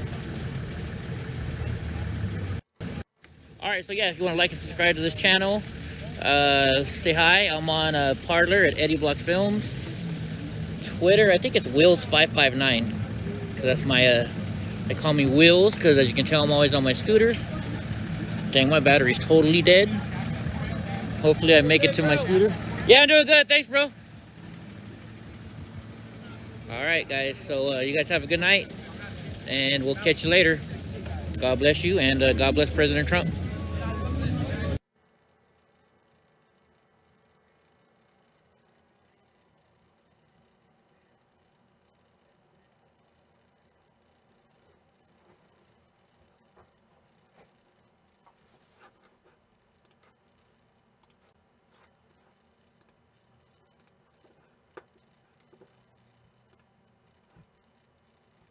friends, here we go. Welcome to you're fired. A former Starbucks employee says that she was fired after she opposed being coerced to wear the company's t-shirts promoting LGBT pride. This is antithetical to America. This is not a surprise that the same people who cry over Iranian terrorists being blown up are the same people who now want you to lose your civil liberties in this country. You make coffee. Just make coffee, just sell coffee. That's it. Don't force anybody to wear propaganda. And lefties should have a problem with this. This is a group of people targeting someone based on their belief. This is a Christian woman who doesn't want to wear gay LGBT clothing. Why don't you respect her wishes? All she wants to do is go to work. Let her wear a Starbucks shirt and go to work. But no. She doesn't agree with us. Now she needs to be fired. Well, hold on a second. Did she rob the till? Did she spit? Guys, Starbucks will put up with people spitting in the coffee of cops. Starbucks will put up with people pouring bleach in cops' coffee. Those people don't get fired. They never get fired. They get relocated. They might get suspended for a week. They might make it look like they're going to do something to those people. But those people are constantly writing fucking white people. Oh, look at this bitch coming in here ordering this white bitch and that pumpkin spice latte. What's your name, honey? Oh, your name is Becky? Oh, I'm going to put white fucking cunt on here, you white bitch. You white bitch. You fucking colonizer. They put that on a cup, give it to the white chick. And the white chick goes, hold on a second, what the hell? I'm literally wearing a BLM shirt. Why are you attacking me? Shut up, because you're white. Because you're a white motherfucker. Oh, okay. They don't get fired. You refuse to wear their shirt. Ah, shit, that's a firing. That's a firing. Holy hell. Watch this. It gets crazy, by the way. The lady says, are you going to force me to wear this shirt? And the manager goes, nah, don't worry about it. Don't worry about it. You could just wear a good old-fashioned Starbucks shirt. Not a problem. Then a week later, she gets called into an office, and the office manager goes, no, you better wear this shirt. And this chick says, nah, man, I'm not really interested in wearing that shirt. What's going on over here? And she goes, the other employees need God. And they go, oh, hell no. Look, her suit also seeks a permanent injunction preventing Starbucks from failing to accommodate the sincerely held belief of employees. No, that's not what I was looking for. Oh, this is a different article. Here it goes. However, shortly afterwards, she reportedly received a termination notice stating that she had violated the company's core values. So, this woman didn't want to wear an LGBT-flavored Starbucks shirt. She just wanted to go to work. And they said, oh my God, you don't want to wear our shirt? You have violated our core values. Okay, interesting. And it says, this is from Starbucks manual over here, guys. Their code of conduct. It says, we enforce these values when we embrace inclusion and diversity. Fuck you! Fuck you! That's not how language works. You don't get to say, excuse me, we're super duper great, and we really love inclusion and diversity. But fuck you, Christians. Fuck you, Christians. What's that? That's the wrong kind of... This isn't the diversity we're looking for. Oh, I'm sorry.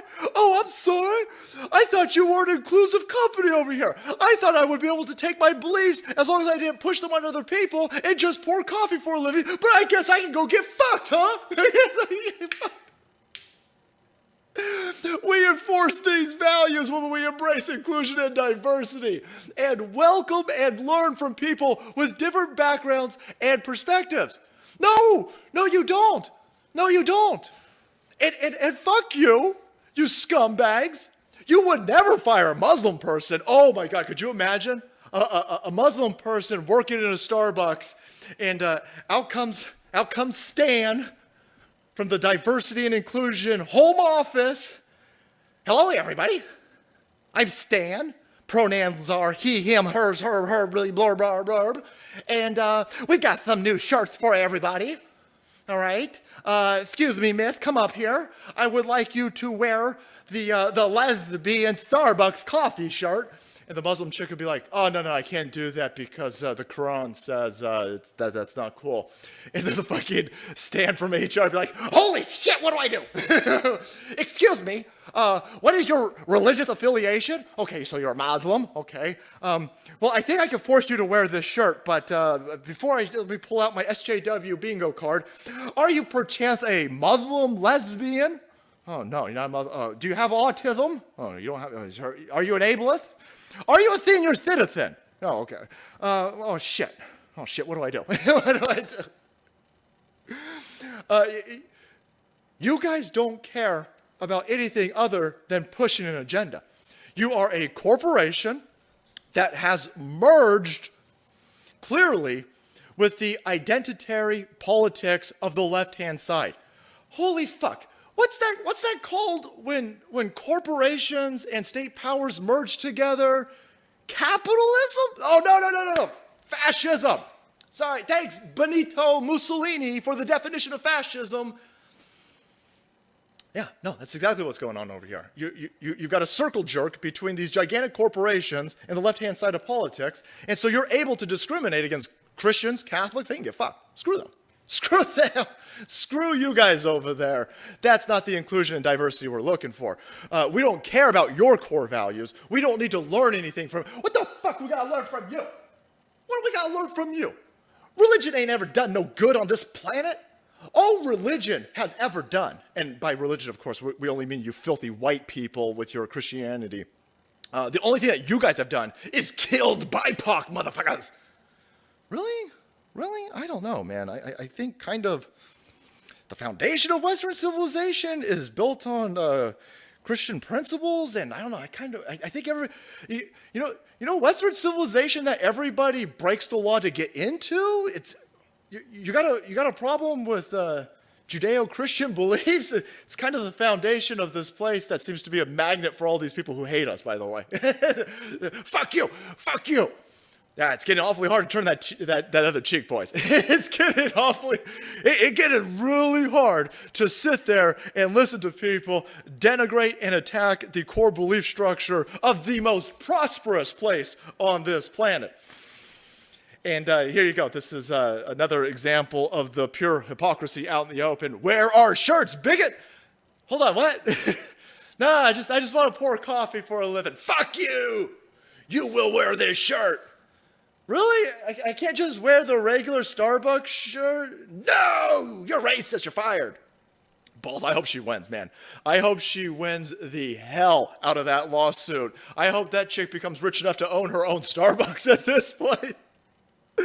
Shit, I hope she becomes rich enough, buys her own Starbucks, and it says, all these fucking other shirts. No. You're just wearing the Starbucks shirt. We're just selling people coffee. But I want to wear my Black Lives Matter Starbucks shirt. Get the fuck out of here.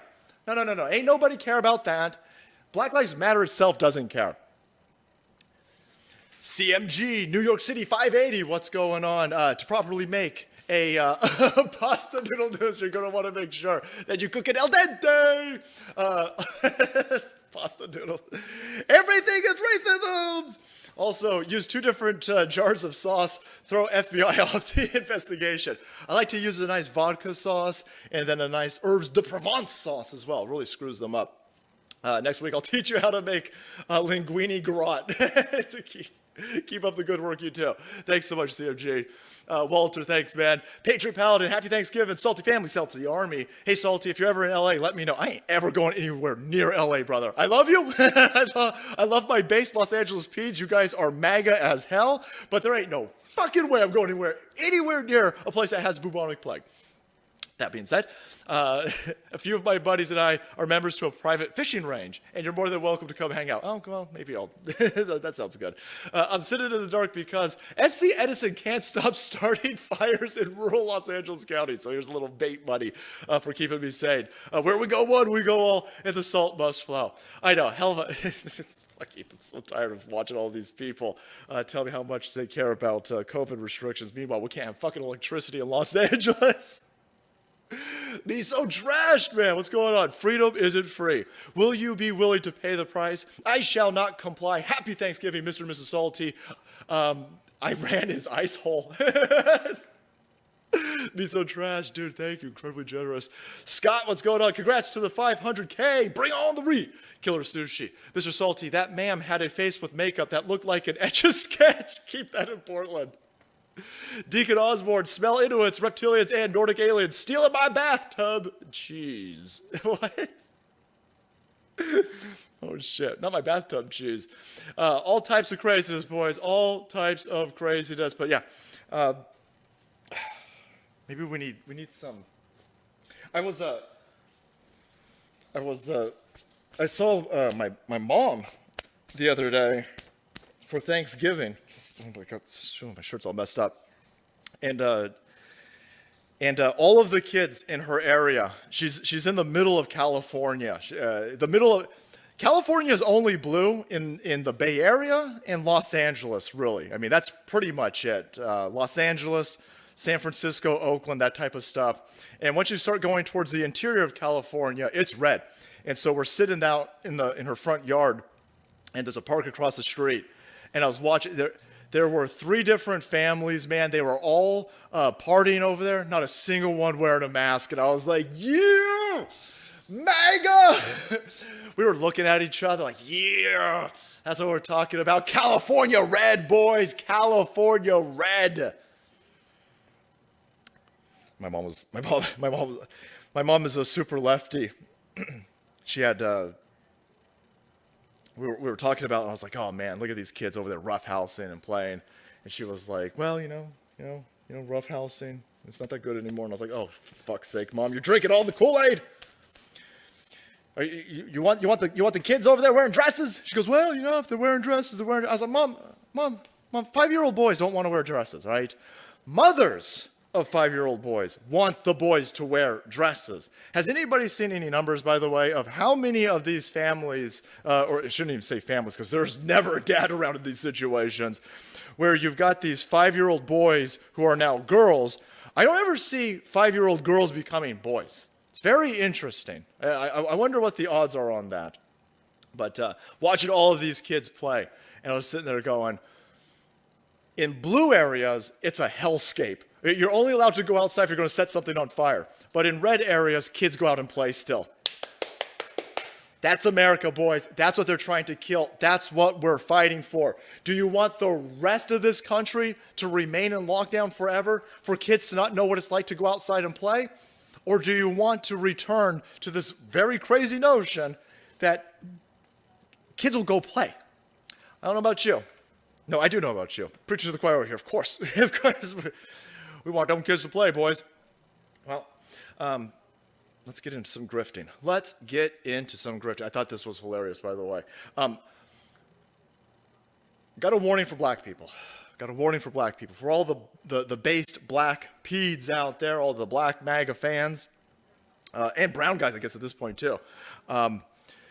The left is coming after you. You guys are in trouble. Holy shit. It did not take long to go from all white people are super duper racist to, oh yeah, also black people. Also black dudes. Oh shit, man. Black dudes are about to get thrown off of the woke train. There's a, oh shit, I have been kicked out of Twitter over here. Salt Queen, what happened? Whoa! Uh-oh. Am I still on Twitter? Oh, no, I am. Okay, sorry. Sorry. I was like, oh, shit, they finally kicked me off Twitter. That's fine. A lot of people thought this was a meme. This is not a meme. This is a real thing. This is a real thing. Where's the one that, here it is. Critical race theory in an image, a single image. It says, all white people are racist. PayPal me. PayPal me. Diversity, intersectionality, minorities, equality and equity, people of color, safe spaces, white privilege, capitalism, and racism. Oh, I'm so sad I missed out on this browbeating over here, by the way. And of course, if they ever showed you all the people in this forum over here, all white people. All white people paid this chick to be browbeat by their skin color over here. You paid this fucking Jabba the Gunt over here to sit there and call you all racist. And guess what, idiots? You're still racist in their eyes. Every white person, according to critical race theory, is a racist. So racist, this is a grift, by the way. How do I know that this is a grift? Well, it's because it's stupid. You can't say every single white person is a racist. This is the weapon that's being used, by the way, by the Chi-Coms and the globalists to break this place in half. They're trying to get dumbass white women like this chick over here. This is a perfect fucking example with her Captain Marvel hairdo over here.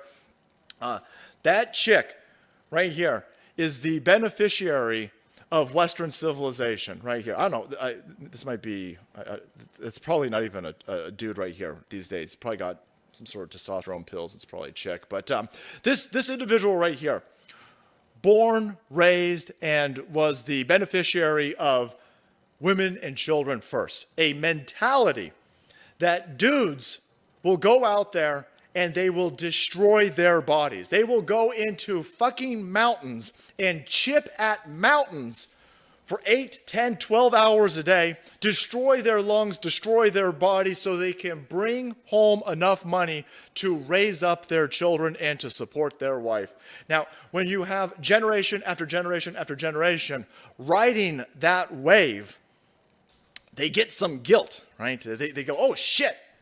Look at all of these BIPOCs and these minorities in these countries, and they're suffering. That's what your fucking husbands have been doing. That's what your grandfather was doing. That's what your great-grandfather was doing. That's what all of the people in Western civilization have been doing forever, grinding themselves up so that the women and children of their family would have a better life than them, only for their great-great-great-great-great-granddaughters to come out and go, oh my God, they got it like so good. You have it so good because you've ridden off the pain of other individuals. And now you're going to sit here in this course, in this lecture, and you're going to tell everybody that, you know what, in order for everything to be fair and even, we're just going to give black people money. That's racist. That's Here you go. This is insane. Oh, YouTube's not a big fan. YouTube's like, uh-oh, he's talking about racism. There are specific instances of racism. Call them out. Show us the people who are being racist. Show us the examples where you have somebody denigrating or discriminating against somebody based on skin color. We'll all stand with you. We'll all stand with you. Everybody's for equality. Everybody was on board the civil rights movement. That's why we had the civil rights movement. Shit, this country in 1960 was what, 80%, probably more white? White people want equality. White people are totally fine with equality. No one's running around creating and erecting monuments to slavery and going, wish we could put the black people back in place. Nobody's fine with that. None of these people are celebrated because of racism or slavery. But that's what they'll tell you. And now we're at a point where because we're so willing to be browbeaten, this is what we have boiled racism down to. This chick over here says, hey, Sony, give me a free PS5. Why? Well, because I'm black. And they did. They did.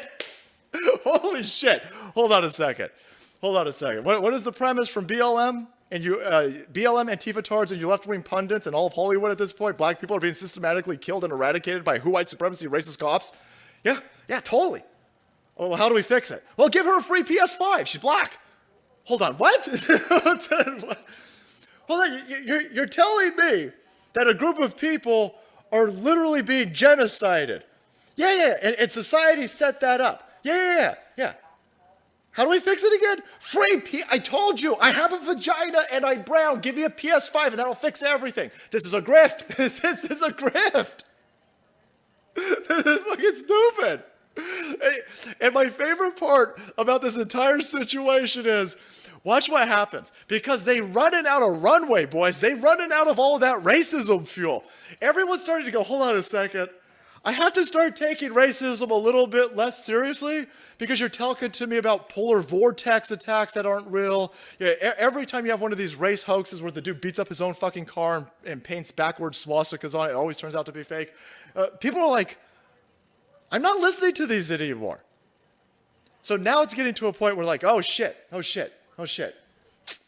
We better start attacking black people too. I'm telling you right now, watch as the leftism starts eating itself alive. This chick says, where's her thing at?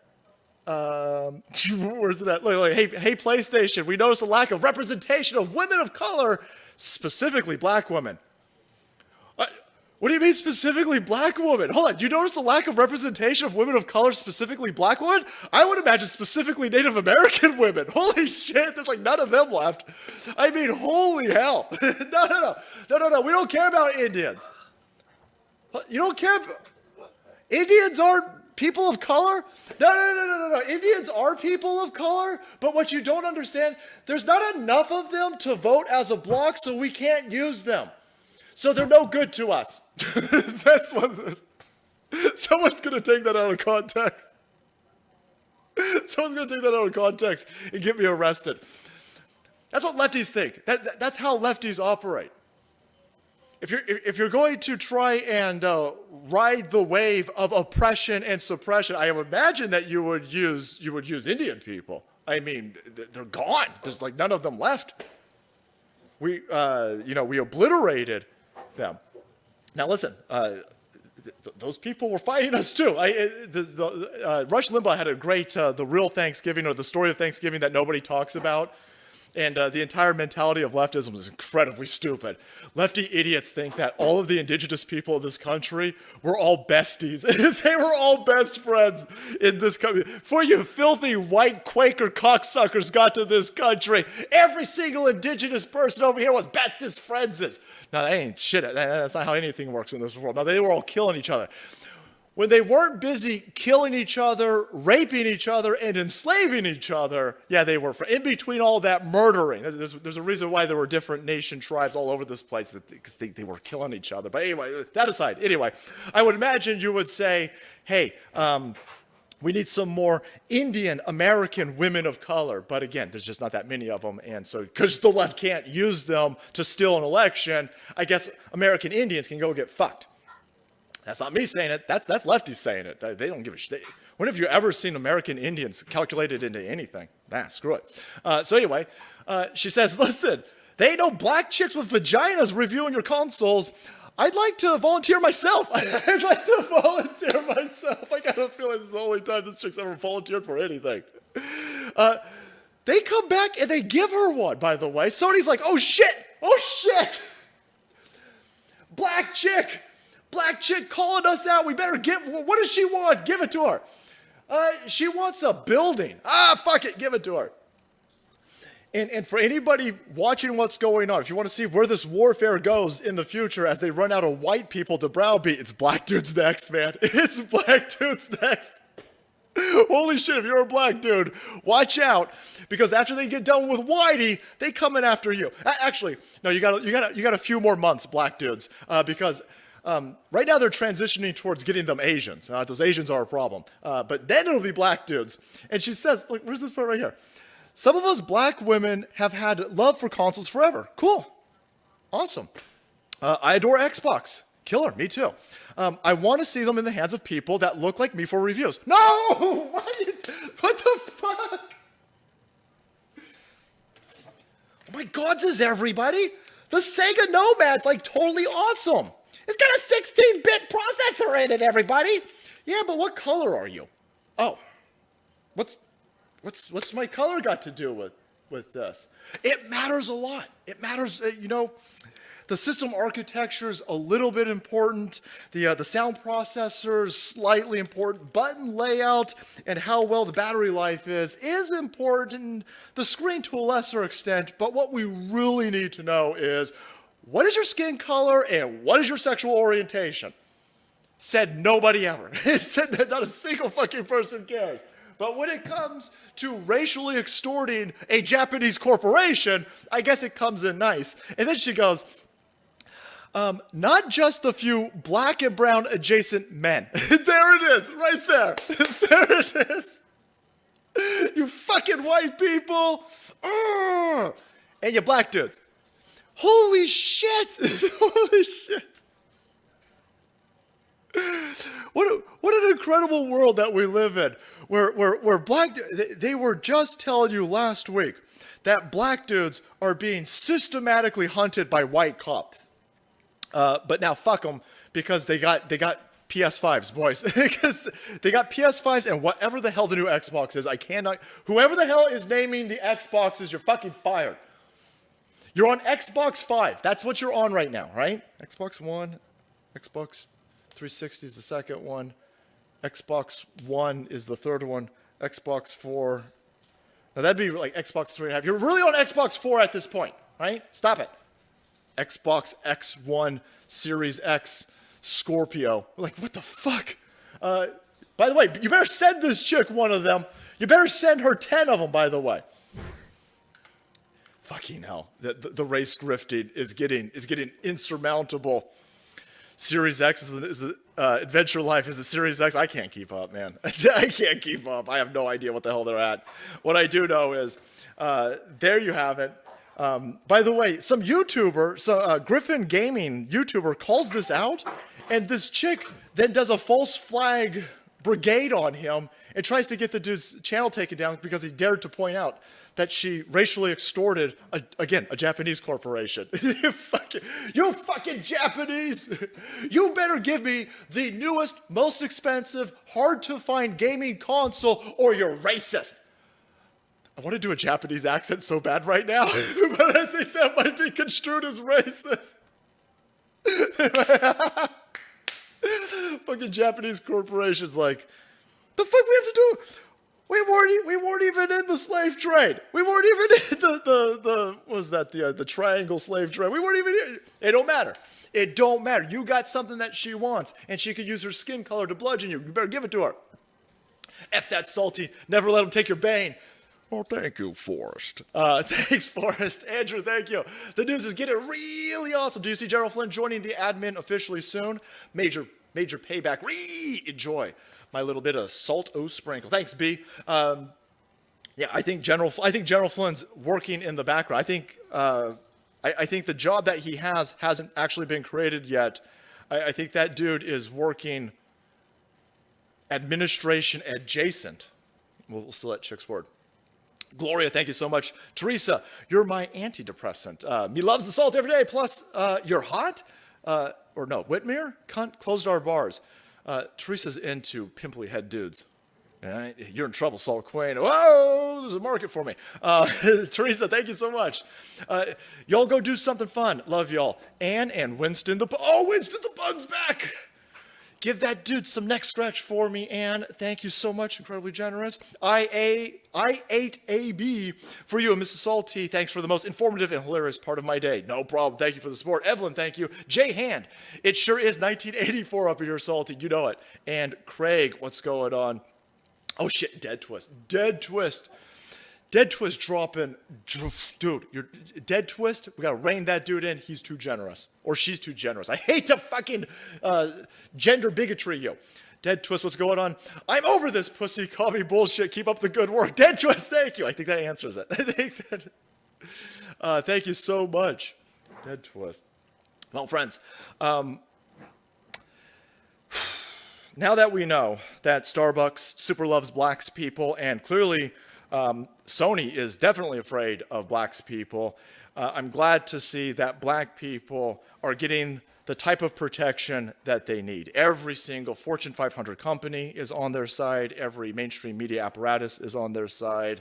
Every telecommunication service is on their side. I'm finally glad to see that the white supremacy is finally going to be eradicated from this country with the full power of Microsoft, Burger King, et al. Right? I mean, is that what we're? Is that what? Because they're all giving, like, they just gave Black Lives Matter $6 billion, right? How will that work out, by the way? Holy shit! Holy shit! Disney's about to lay off 32,000 staff amid COVID-19 lockdowns. Question? My boy Zach at Comics Matters and myself, we've got questions. Questions over here. I know you ain't firing any black people. There is no way Disney Corporation is allowed to fire a black dude, a black woman, an Asian person, a Hispanic, a Latinx. You are not allowed to fire any black, brown, marginalized individuals. You can't fire any gays as people. You can't fire any of the lesbians. You can't fire any of the Muslims. You can only fire straight white dudes of the Christian faith. Chris Pratt's the only one you're allowed to fire, I think, at this point. Why are there no questions? Why are there no... Disney just gave $1 billion to the Black Lives Matter movement and then told its employees to get fucked. I mean, get fucked. I don't know about you, but bullshit fake platitudes are worthless to people who now don't have paychecks. And I have to imagine that Avengers Assemble, everybody. Where is my Zoe Salonda? Where are all of those Avengers? Where are all of those mouthy? Where is that fucking pussy who looks like God dropped him on his head? He plays the Hulk. Salt Queen. Thank you. Mark Ruffalo. Nice. This chick's producing from the kitchen. This chick's... Where's Mark Ruffalo? Where is that pussy Captain America? Where are all of these people who for 4 years now have been telling me Donald Trump's laterally a Nazi and socialism's so great? Where are all of these people redistributing their millions and millions and millions and millions and millions and millions and millions of dollars that they made playing Captain Marvel, Captain America, and that fucking Hulk character? You guys love everybody so much. You love the gays people, the browns people, the lesbians people. You love everybody so much. Oh, never mind. You got yours, huh? You got your money. So Avengers Assemble, no, you're not going to.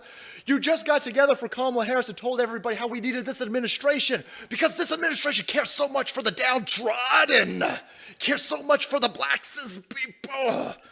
Here you go. Here you go. And I'm not being inconsistent, by the way. I would never tell a capitalist how to spend their money.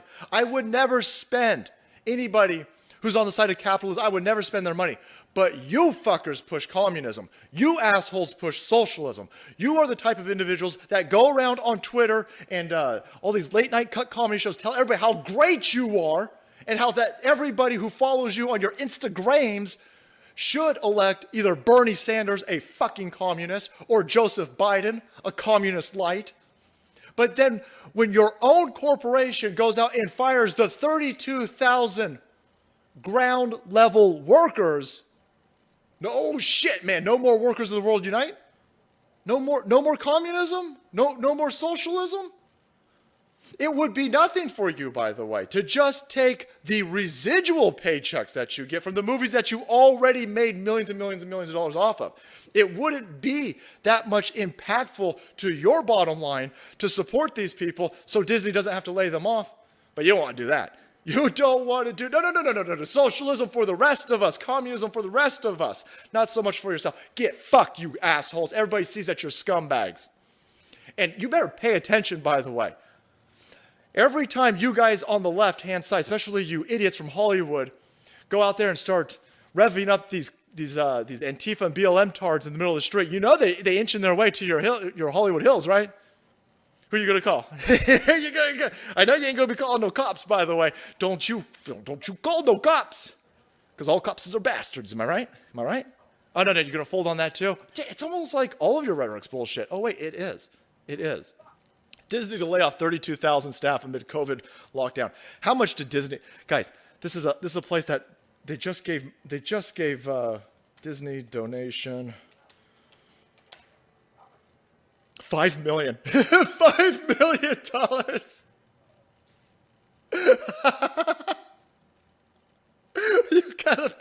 You gotta feel like a shithead. Any of you idiots on the left. Disney's like super duper great. They just gave like $5 million to BLM and then they fired everybody.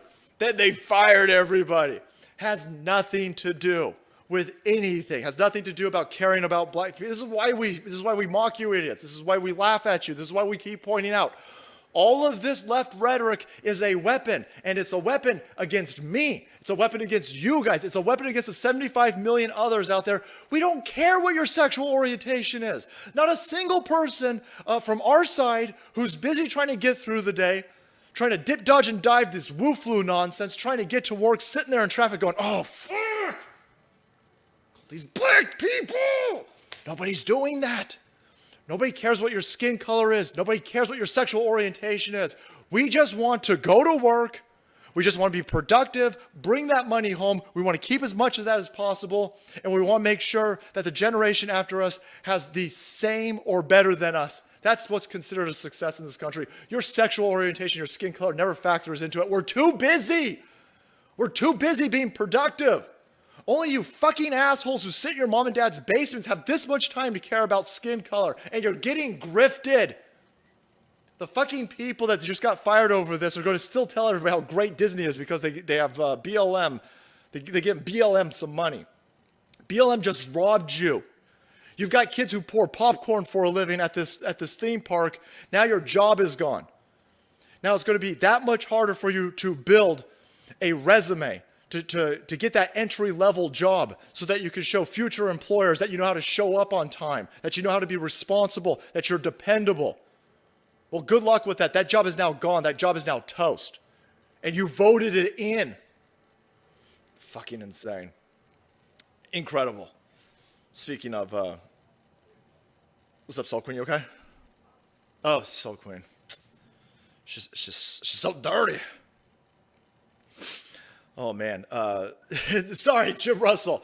Dodge, dip, dive, duck, and dodge. I'm sorry, right? If you could dodge a wrench, you could dodge a ball. If you could dodge. Rob Dizzle. Oh, boy, better be careful with that one. I don't disagree. I just got to. Rob Dizzle's over there. Rob Dizzle's going, you know what? We got 4 boxes, boys. We got the soap box to stand on. All right? We got the ballot box. And then we've got the jury box. And then we get to that last box. You don't want to get to that last box. Don't want to get to it. Grant G, all these companies fucking suck, man. They going for it, boys. They going for it. Mitty banged 2 Ghostbusters. Kevin, oh no, be careful. Burn that shithole down. Pull tab. Oh, pull tab Porter. Pepsi gave BLM $400 million. Gray Wolf. Hey man, Pepsi gave $400 million. I think it's was it Chase or Bank of America? One of the banks extended them $1 billion. $1 billion. They up to $6 billion. Hey, anybody from BLM, any lefty out there, anybody who keeps wanting to whine that I'm part of the problem because I'm white, what the hell has BLM done with all that money? What is the game plan? What is the business plan? What is the organizational structure that has been put forward now that you got $6 billion? It's been 8 months. In 8 months, what is the fucking plan at this point with all of that money? Nothing. Nothing. They stole it. They're gone. They gave that money to Joe Biden and they left. They used $6 billion that they grifted out of white people in order to put that right back into Act Blue and Joe Biden in order to steal this election. It takes a lot of money, friends, to steal an election, and that's what BLM did, man. Everybody knows this. Where is, take a look at this. I won. Show me your cards. Nope, you just have to accept it. These are all mine now. Show me your fucking cards. That's where we're at, man.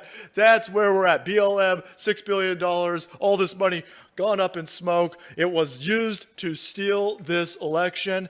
And boy, they do not want us talking about this, guys. They do not want us mentioning that this election was stolen. Here's this shithead. All right, now I got to be a little bit careful because I don't know if this guy is such a vagina that he will try to take our channel down because I play a clip of this. But we're gonna play 10 seconds of this. 10 seconds of Olbermann versus Trump. This tells you where we're at. God damn it. When the policy differences are between maintaining American democracy and substituting racist one-party rule, you're goddamned right that we want to criminalize policy differences. Oh, shit. Welcome to war, friends. We are now at a moment. This entire race grift has brought us to this point. This country, this generation right now, Generation X, Generation Y, the least racist generations that this country has ever produced have been victimized. They have been bludgeoned with the racism notion. This country right here, this country that doesn't ever seem to see anybody leaving. This country that's so racist black people, brown people, marginalized people across this planet flood into. But it's the most racist place on this planet. Very interesting how that works. It's very interesting how America, the most racist place on this planet ever, if you're an African immigrant, you have a better outcome than white people. If you take a look at a second generation immigrant from an African country into this country, they have a higher income, and they make a higher education and a higher income than your average white person. A dude from Africa. A dude from fucking Africa. That's because they work their balls off, by the way. That's because they got that American spirit. It's because those people aren't whiny fucking victims looking for somebody else to give them something for free because they scream loud enough. No, these are people who are too busy working, too busy fucking working their balls off in Africa, getting the money, getting the paperwork together in order to even get to this country. And that's why they're successful. They got the right mentality. They haven't been beaten down by the mainstream media press and this false narrative that they're victims. You're a victim. No, you're not supposed to be successful over here. You're not supposed to work hard. You're not supposed to be dependable. You're supposed to be a good little victim. That's how they make more voters. Well, now we're at a point where our side's saying, hey, all we want to do is not light off wars across this country. We want to cut some of this red tape regulation, and we want to enforce our borders. We're racists. And because we don't want people propagandizing our children and telling our children that every white person's a bad person because of their skin color, because we don't want to actually be racists, this cocksucker and the left-hand side says, well, we need to be arrested now. Now, a policy difference is racist, and if you're not with us, we want to arrest you. This is communism. This is what everybody's been worried about. This is the end game of the cultural warfare that this country has been under. They thought they had us wrapped up. They're like, all right, we've pumped into the public education system since 1970 this bullshit communist propaganda. We told all of these kids for generations now that America sucks, America's racist. We done bought up all the mainstream media corporations to reinforce it. We bought all of the college institutions to legitimize it.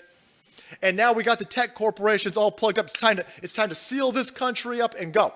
We can now start openly talking about locking up people who we politically disagree with. This is a white fucking cocksucker using the black race card to try to get me arrested. That's where we're at. That's where we're at. This is the end game, and it's gotten so obvious for anybody paying attention because these idiots are grasping at straws. They're trying to go Operation Lightspeed with this grift, and now we're being lectured to by white people that we should be arrested if we don't agree with them over black people's situation. Holy fuck. Holy fuck.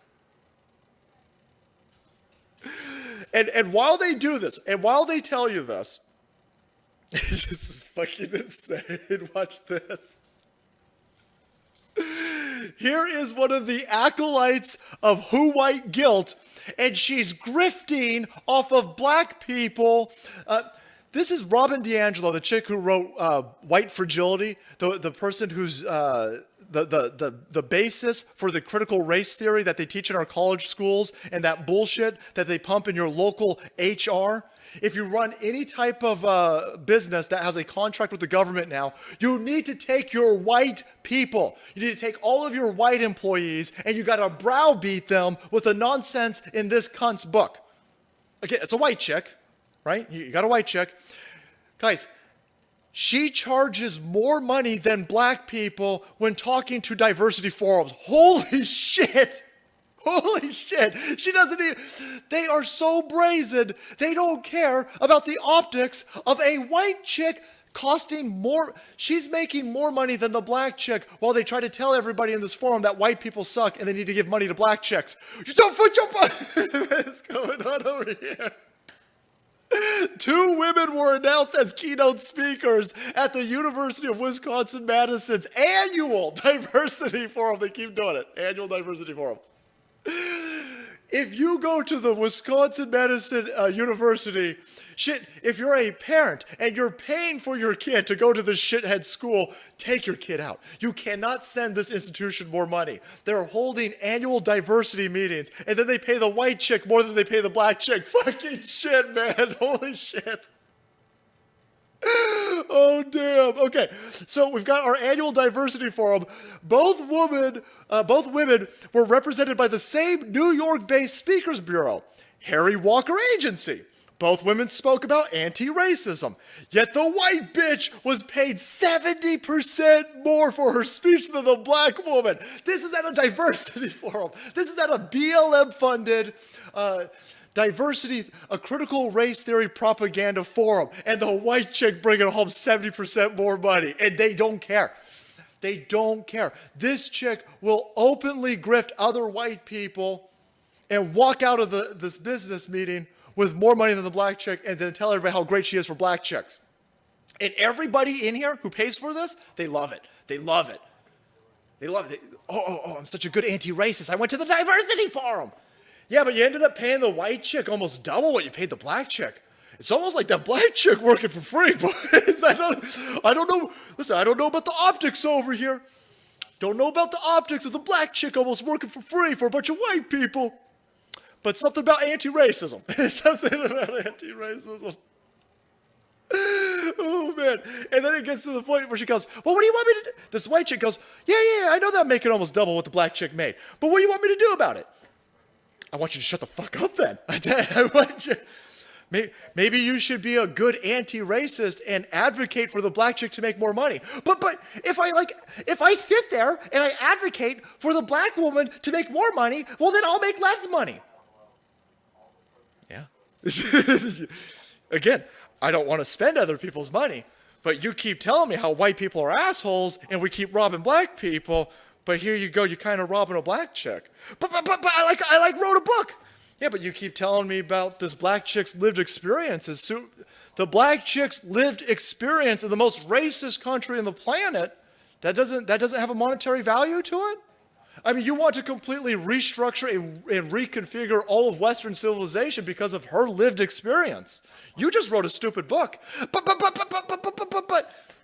leftism. But you're a hypocrite. You're a piece of shit. You don't lead by example, and all of your rhetoric is false platitudes, and nobody should listen to you. But here you are, speaking to a bunch of children at the Wisconsin-Madison University.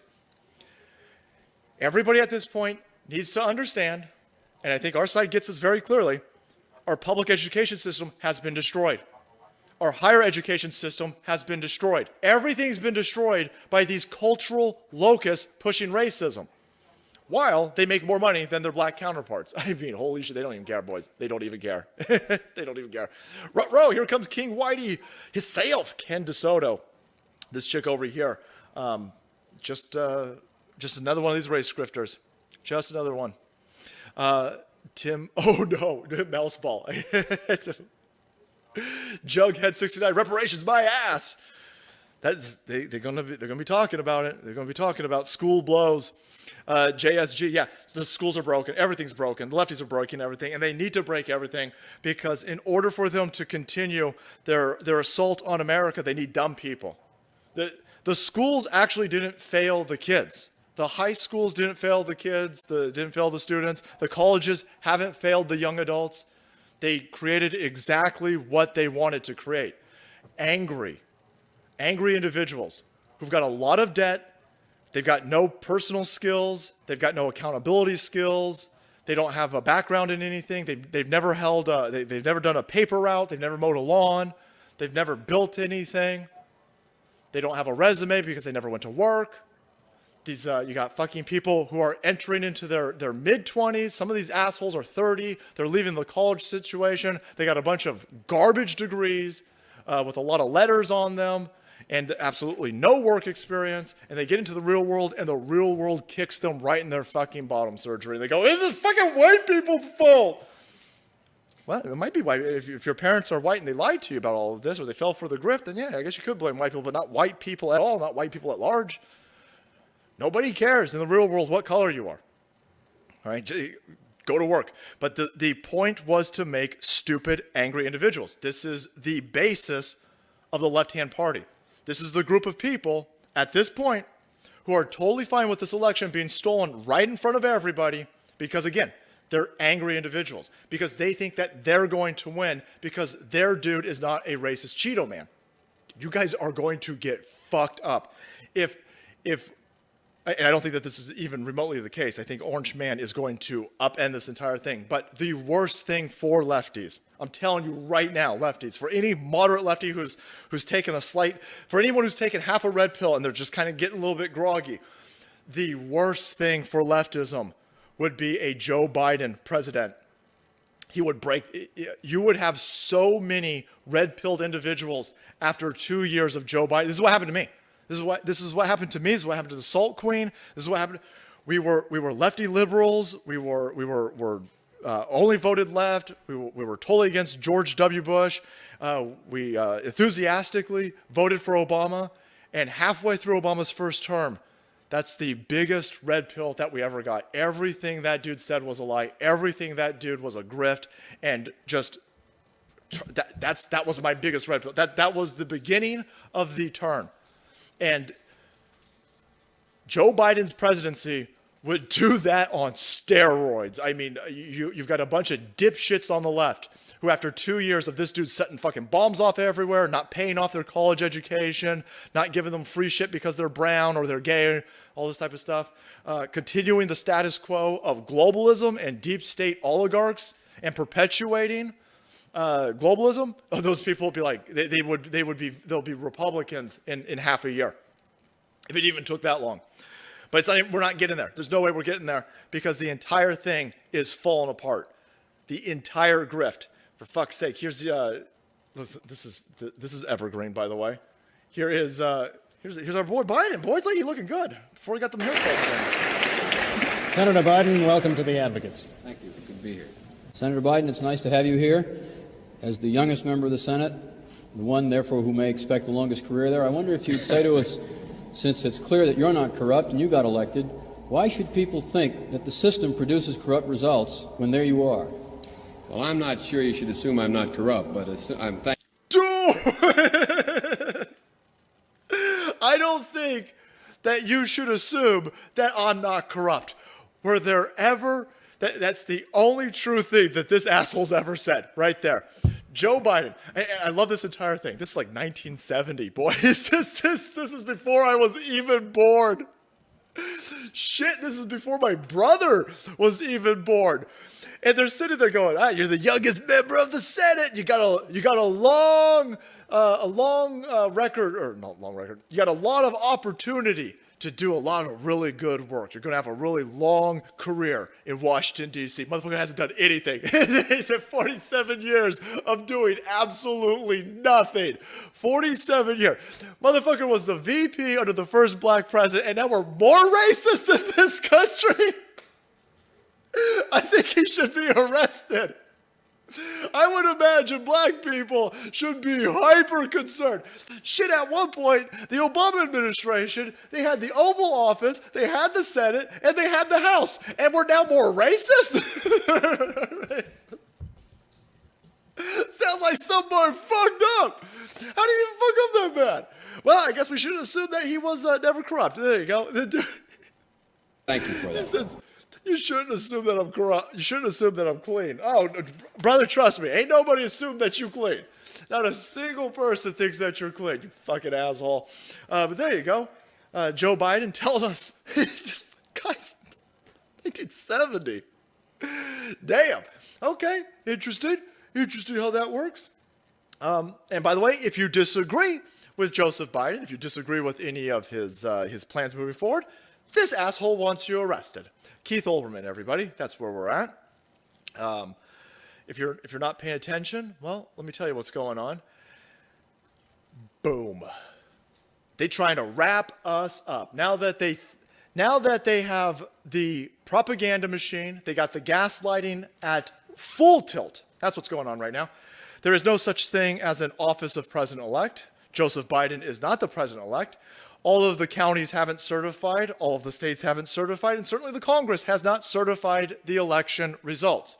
The only people who are saying that Joseph Biden is president-elect are the mainstream media press. That's it. The mainstream media press. The mainstream media press isn't in the Constitution. The mainstream media press doesn't get to declare shit. But yet they telling you every day, no longer allowed to even, the new line is this, by the way. Notice, they're not saying that there's no fraud. Remember last week? There's no fraud. There's no fraud. What are you racist? There's no fraud. They ain't saying that anymore. Now they're saying, well, there's not a lot of fraud. There's not enough fraud to overturn the election. So don't worry what we were saying last week. This week we're saying there's no fraud.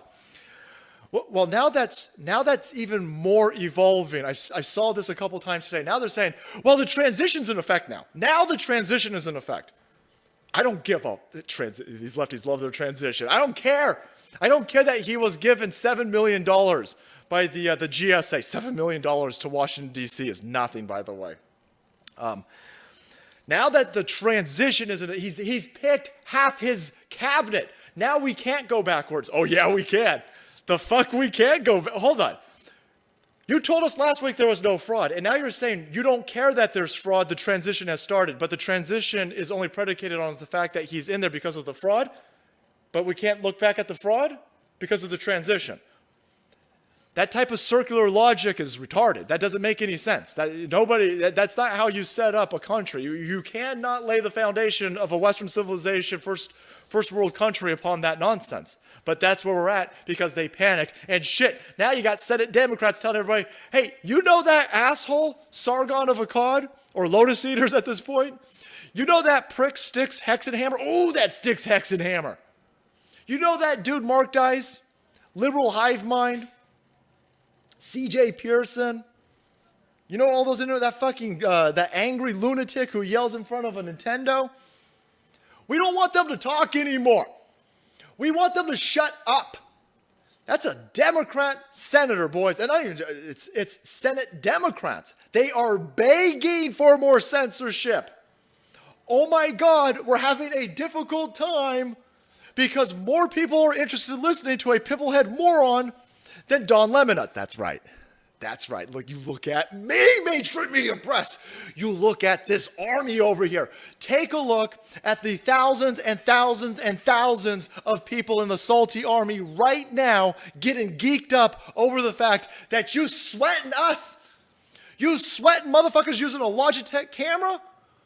Why are you so panicked, Essay? What are you so worried about? Because we're coming. Because we're winning. Because you can't stop this signal. I don't need an entire room of diversity hired losers to write me a script. I don't need to hire 15 fucking morons with gender studies degrees to feed me lines. I don't need a producer. I don't need a floor manager. I don't need a light technician. I don't need an entire building to broadcast my propaganda. You guys do. We are undercutting and fucking your shit up. You got a whole bunch of people on YouTube, on Twitter, on DLive, on Facebook, on Parler, on Odyssey, and we bringing out what everybody can see. We are circumventing your propaganda, and now your balls are sweating, and you're shitting yourself like Jerry Nadler running around telling everybody, well, we need some more of that fucking censorship. He won't shut up. Why won't you do more, Susan Wojcicki? Do more. What else can you do at this point? What else? You've throttled us. You've demonetized us. You've scuttled us. You banned us. You gave us 3 strikes last month. You gave us one strike a week. And you can't fucking stop this signal. You can't stop the 75 million pissed off Americans in this country who see right through this bullshit, steaming through these televisions, coming across these airwaves from CBS, ABC, BBC, and all these mainstream media presses. And you're fucking panicking. And you better be panicked. You better be panicked. There's going to be a Senator Joey Salads, motherfucker.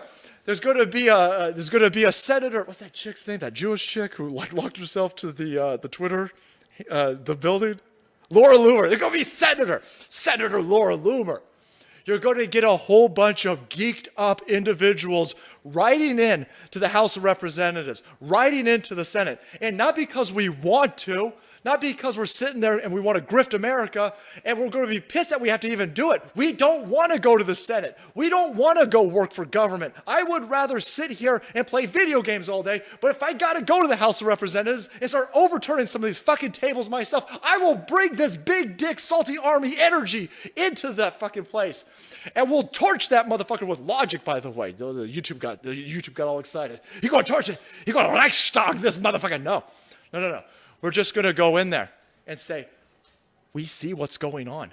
You're all fucking criminals. You fake-ass Democrats. You legitimate Democrats. And you scumbag rhinos.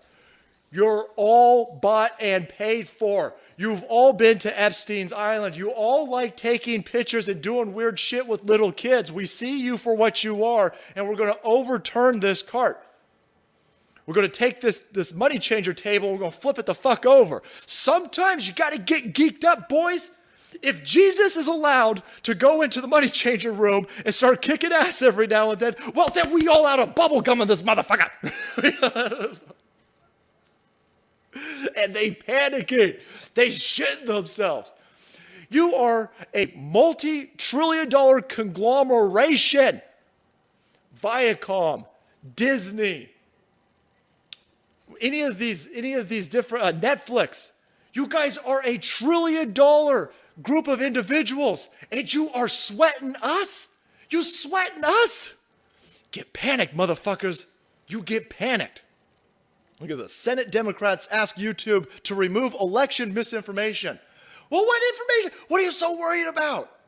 You guys won. Your dude got 80 million legitimate votes. The fuck you so worried about? Why are you so panicked? He got 80 million votes and it was all legitimate. So you should totally want recounts. You should want an audit. You should want us to look into it. But you panicked. Because we're coming. We're coming.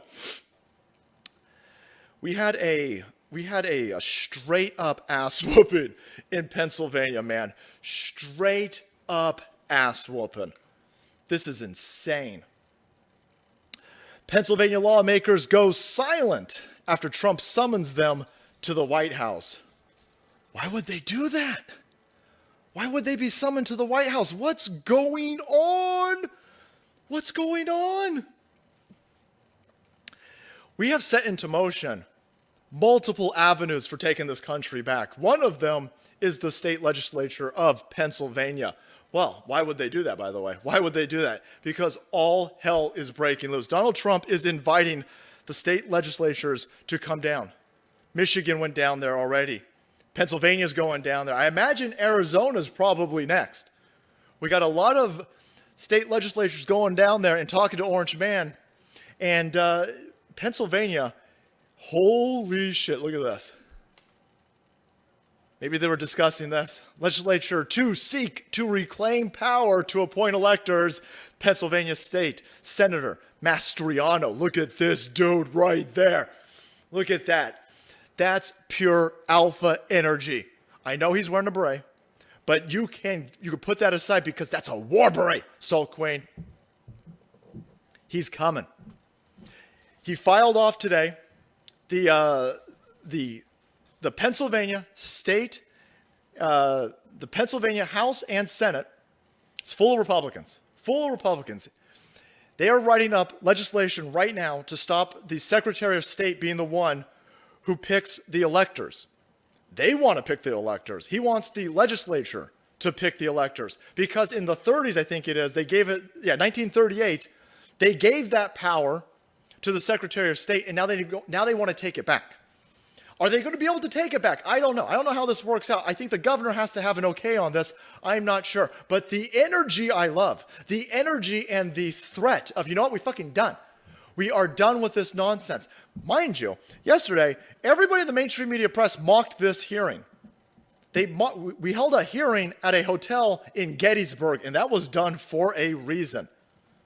And the mainstream media press said, "Lols, look at these idiots. It's not for cereal." Oh, it's not for cereal. Look at this energy over here. Dude's talking about taking back the power.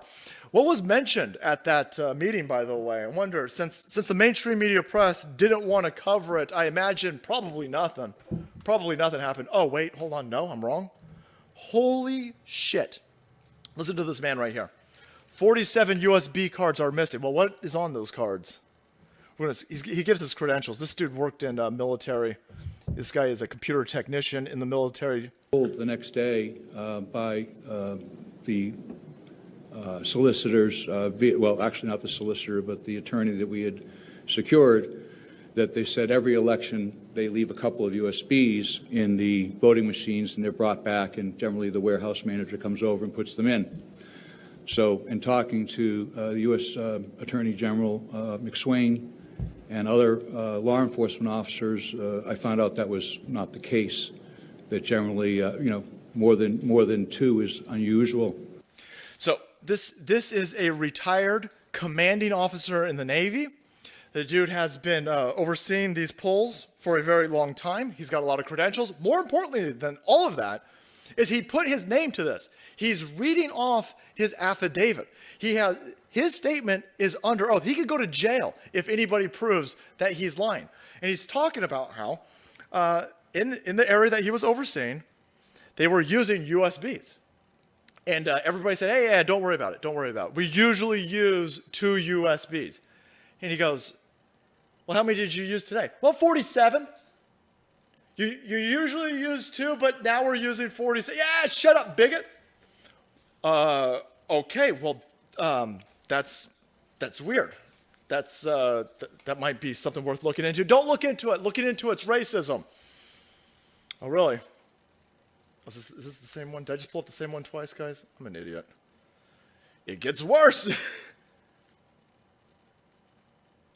It gets way worse, actually. What could possibly be on 47 USBs? What I saw there was a chain of custody in all cases that was broken. It was broken for the mail-in ballots, the drop box ballots, the election day USB V-card flash drives. In all cases, the chain of custody and the procedures that were defined by the Delaware County Board of Elections and Election Process Review they didn't follow one. Hold on, what? No, son. What are you talking about? 47 USBs?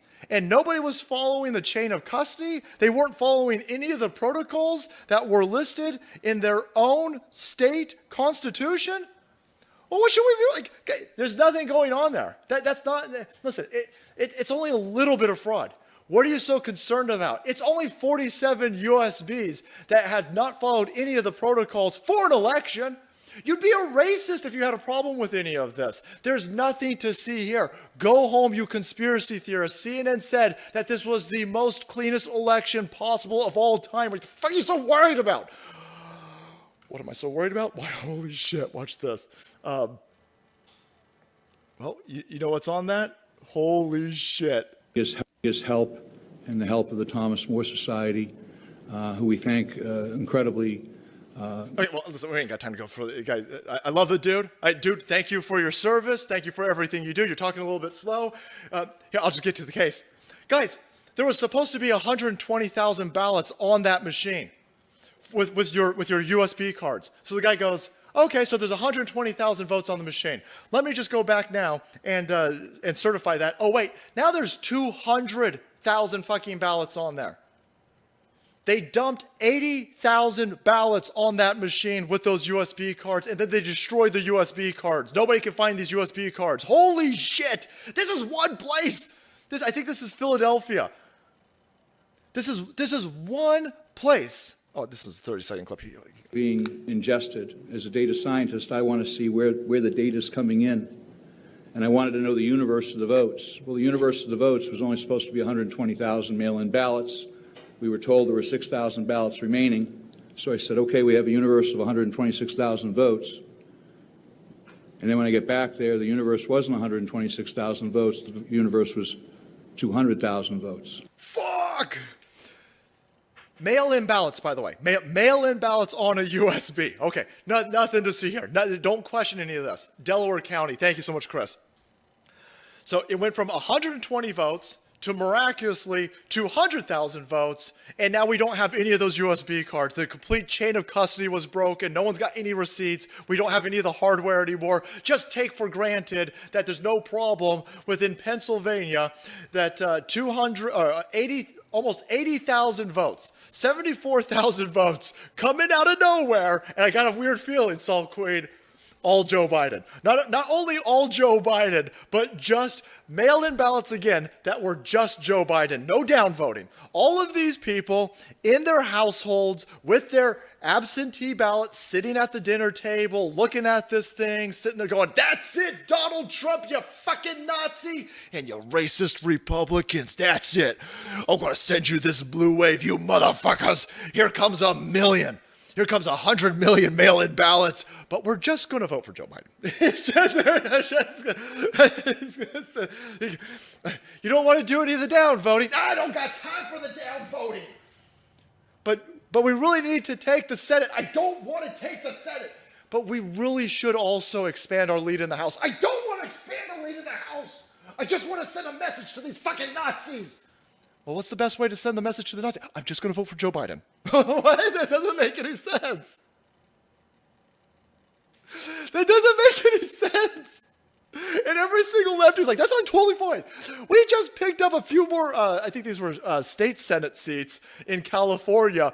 We taken all of the seats, boys. We took, I think we took 12 House seats. Every state legislature at this place is now flipping because Republicans are winning all of these seats. But Donald Trump lost. No. What happened? Very easy, very simple. You can explain it very easily. These shitheads were always going to steal the election with fake mail-in ballots. They were always going to do it. But you have to just do Joe Biden. Because you can get the mainstream media press to lie with you. You can get the mainstream media press to cover for you. So when you accidentally send in, I don't know, 7, 8, probably 10 million absentee ballots for Joe Biden, it's only a little bit weird that his vote tally now is approaching 80 billion votes. By the way, how nobody from the left questions that blows my mind. It blows my mind. See, now, if they would have downvoted, if you take 10 million ballots and then you downvote all the way down like you would, like we did, all of our mail-in ballots, they're downvoted. All of the Republican mail-in ballots, it's Donald Trump and Republican all the way down. For the most part, obviously. Speaking large generalities. But for the lefties, it's just Joe Biden. And of course, it's just Joe Biden. You dump in 10 plus million bullshit Chinese printed ballots into the system and you downvote everybody, all the races are going to be broken. All of the races are going to, you're going to be like, holy shit. Okay, so we got 153 counties that have a 400% voter turnout. Don't question it. Shut up, man. I mean, there's plenty of counties right now where they already blew out by every metric. Everyone's like, that doesn't make any sense. There's no way you got 86% voter turnout, let alone 210%. But again, fucking lefties, man, they don't care about math. Because math be racist. So they couldn't downvote the entire ticket for the mail-in ballots. They just did Joe Biden because they didn't want it to be, I guess, that absurd. They're like, no. These stupid shitheads on the left will only, they will only not question Joe Biden getting 80 million votes. But anyway, okay. So, wow. Is that what we're talking about here? So, no one's going to cover this? You've had, for 24 days now, let's say 23 days. 23 days. CNN, MSNBC, all the mainstream media press have called you racists for wanting a recount because there is no evidence of fraud. There's zero. They've been mocking us, laughing at us, poking us, ridiculing us because clearly there could be no fraud in this election. It would never happen. They sat there for 3.5 hours and they gave you handwritten testimony from people who are under oath and threat of going to jail under perjury, and they dropped receipts, and the mainstream media press was like, fuck them. Lols, look at the lighting's like really bad over there, and Donald Trump literally called in on a phone. He's so fucking stupid. But the evidence? For forensic evidence? I've only gone over, I'm just talking about the USB card thing, because the USB card thing, right? The chain of custody is broken. The chain of custody in this one place is broken. You have to take all of these votes right here. Now you have 200,000 votes in this one area that are completely tainted. They're utterly tainted. We cannot go back and we cannot audit these anymore. We cannot unless somebody's got the fucking time stone, how the fuck can you go back and check these 200,000 votes? You have to now take these 200,000 votes that have been sullied by this, and you guys did it. You broke the chain of the chain of custody. You violated your own protocols. We have to throw them out. You throw out 200,000 votes in this one county here, boys. That's it. That's it. Joe Biden loses Pennsylvania. That's it. Donald Trump would be up 10,000 votes if you took these 200,000 votes and tossed them the fuck out. Donald Trump would actually, the 200,000 votes, Donald Trump is going to lose some of his votes. And he'd still be on top. This was a ballot dump done off of USB cards, and then they smashed them the way Hillary Clinton smashed them with hammers. And that's why the mainstream media press won't talk about this. The entire thing is so incredibly stupid. We're at a situation, the USB thing, that one county, you have to throw those all out. And then you got another situation where they said that there was going to be 8 million, not 8 million. There's almost an extra million votes in the system. This county right here, they sent out 1.8 million ballots, 1.8 million absentee ballots, but they counted 2.5.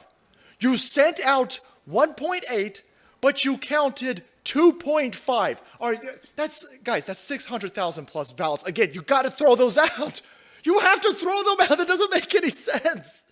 They have way too many voters than they have people registered to vote. And it's not just Pennsylvania, it's Michigan, it's all of these places. And so clearly what's going on in these places, oh, sorry guys, you guys want that? Sorry, here's the link for that. If you want to sit there and listen to all of those receipts, by the way, here is the, I'll drop that link for you guys. It's absurd. It's like they wanted to get caught. This is done so out in the open. They wanted to get caught, or they're just panicking and they're just like, well, we don't care. We don't care. What are you going to do? What's the matter? It got so nuts, boys, that they banned the dude who set this dude who held this over here, Senator Doug Mastriano. Guys, they banned him off of Twitter yesterday. They were like, fuck you, bro. Oh, no. You ain't allowed to drop receipts in public. You're not allowed to hold a public hearing and drop receipts and make us all look like idiots. We'll ban your ass. Breaking, Twitter has just suspended Colonel Doug Mastriano after leading the Pennsylvania Senate hearing today about election fraud. Holy shit. This is why Donald Trump said, Twitter, Facebook, YouTube, the tech oligarchs, their Section 230 immunity needs to be revoked because they are a clear and present danger to our republic.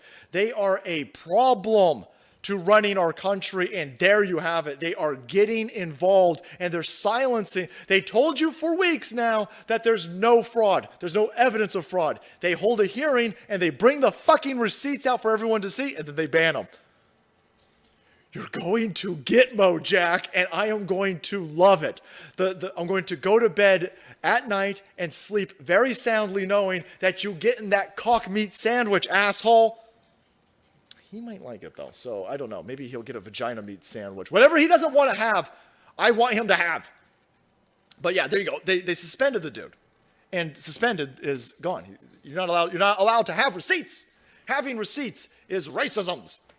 Salty Scotch, don't fuck around. Don't find out with General Flynn. When Starbucks starts paying their rent again, they can try to dictate what people wear. Otherwise, they should shut the fuck up. Yeah, brother, Salty Scotch. SKC, what's going on? New to the Salty Army, let the salt flow. Thank you, brother. Ryan, do you think that Trump will win Arizona and Nevada? We need you in 2024. Ryan, I'm going to get to that in 2 seconds. Nelson, thank you. James, thank you. Sarcastic Wench, I'm losing my mind from these losers. Could you receipt a palm? A palm. Happy Thanksgiving to you both. Watch Biden can't read palm. President-elect Thanksgiving message on YouTube. Sarcastic Wedge, thank you so much. Yeah, this dude, this devout religious man doesn't know that it's Psalm. And by the way, he only got 1,000 people. The dude with the 80 million votes only got 1,000 people to watch that. Well, do I think that he's going to take Arizona? Do I think he's going to take Nevada? Well, let me tell you what I do know. I know that Michigan is now going to be holding their own Gettysburg-style election fraud on December 1st. Ruh-roh. If it's going to have any of the receipts that the Pennsylvania one dropped, ruh-roh, I fully expect the mainstream media press to ignore it because it doesn't fit the narrative, won't fit that agenda, and that will be awesome to see. I wonder if they'll probably talk about, I don't know, this dude who's telling everybody, look at this. Here is this mail-in madness. These are the receipts, by the way, guys. Data, Michigan analysis, manipulated by computers. Again, this isn't speculation. This is the hard fucking data that we have from all of the public resources from Michigan. Duplicate voter ID, 8,000. Duplicate ballot ID, got 32 of those people. Missing ballot ID, 35,000. Holy shit, man. Missing ballot number, 36,000. Missing application sent date, 495,000. Rejected ballots, 47,000. Spoiled ballots, 87 ballots. The earliest birth date on some of these ballots, 1850. 1850. It's fucking stupid. It's stupid. These are the numbers that we have from their own sheets, man. In Pennsylvania, by the way, once they announced that there was 600 weird ballots because there was 600,000. Sorry, the numbers are so wonky. Welcome to Joe Biden territory. The minute that that state legislature hearing pointed out that there were 600,000+ ballots that couldn't possibly have been mailed. Well, they were read, but they couldn't have been mailed out. The state deleted the information. The state's own dashboard started scrubbing their own records because it pointed out the absurdness of this. Well, Michigan's going to have to do the same thing. The same thing. You've got guys, you have to throw these out.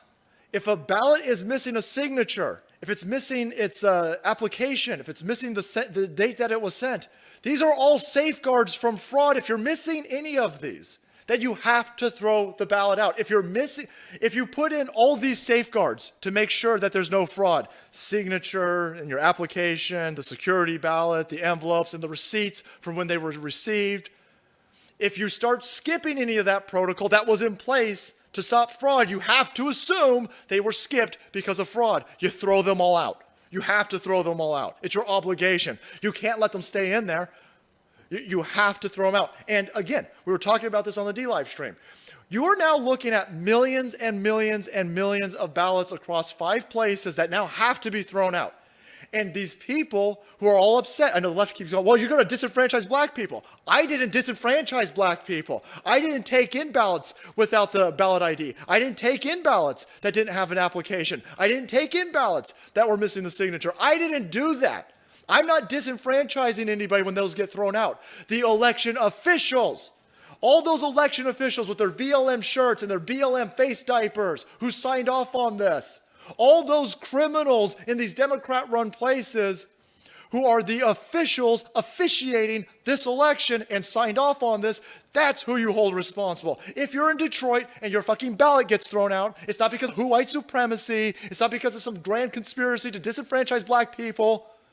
It's because the Democrats running your place have fucked up your election and they need to be punished, and you should sue them. We have all of their names. You should sue. When your ballot gets thrown out and you're in fucking Detroit, you sue those people. The reason why Detroit's a shithole, the reason why Detroit doesn't have any fucking electricity, the reason why there's fecal matter, needles all over the place in Detroit are because these criminals keep grifting you. It doesn't matter that they're wearing Black Lives Matter gear. They fucking hate you. Your place looks like shit because you keep voting for shit. Hold them responsible and stop blaming me. I don't care about you. I'm not doing anything to people in Baltimore. I'm not doing anything to people in Detroit. I'm too busy working. Worry about the Democrats who are fucking you up your ass. Arrest them. Go out and arrest them. They've disenfranchised you. This is nonsense. Absolute nonsense. And yeah, Arizona, also now going to be holding its own. Arizona state legislator to hold public hearing on election integrity. They're going to do theirs Monday, boys. Pennsylvania, Michigan, Arizona, all of these places are now holding open hearings to broadcast the vast amount of criminality that is taking place under the guise of Black Lives Matter people.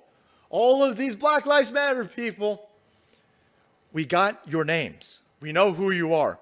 And you have screwed this country. You are the people. All you lefties out there with your rainbow flag this and your Black Lives Matter that and all this fucking other nonsense that lefties run on because they've got a lack of a track record of success, because they have a lack of a resume. They got a lack of creating anything of worth out there. So they got to run around and tell everybody about skin color and sexual orientation. You're going to be held accountable for fucking this election up. This election was destroyed by you people. It's all going to be overturned. All of these state legislators is one avenue of attack, by the way. This is just one. We get these state legislators to send their own electoral candidates into December 14th's meeting. It's over with, man. It's over. Shit. If you just have Arizona and Pennsylvania, what is the Joe Biden vote up to? I think he's up to 300 electoral votes, 306.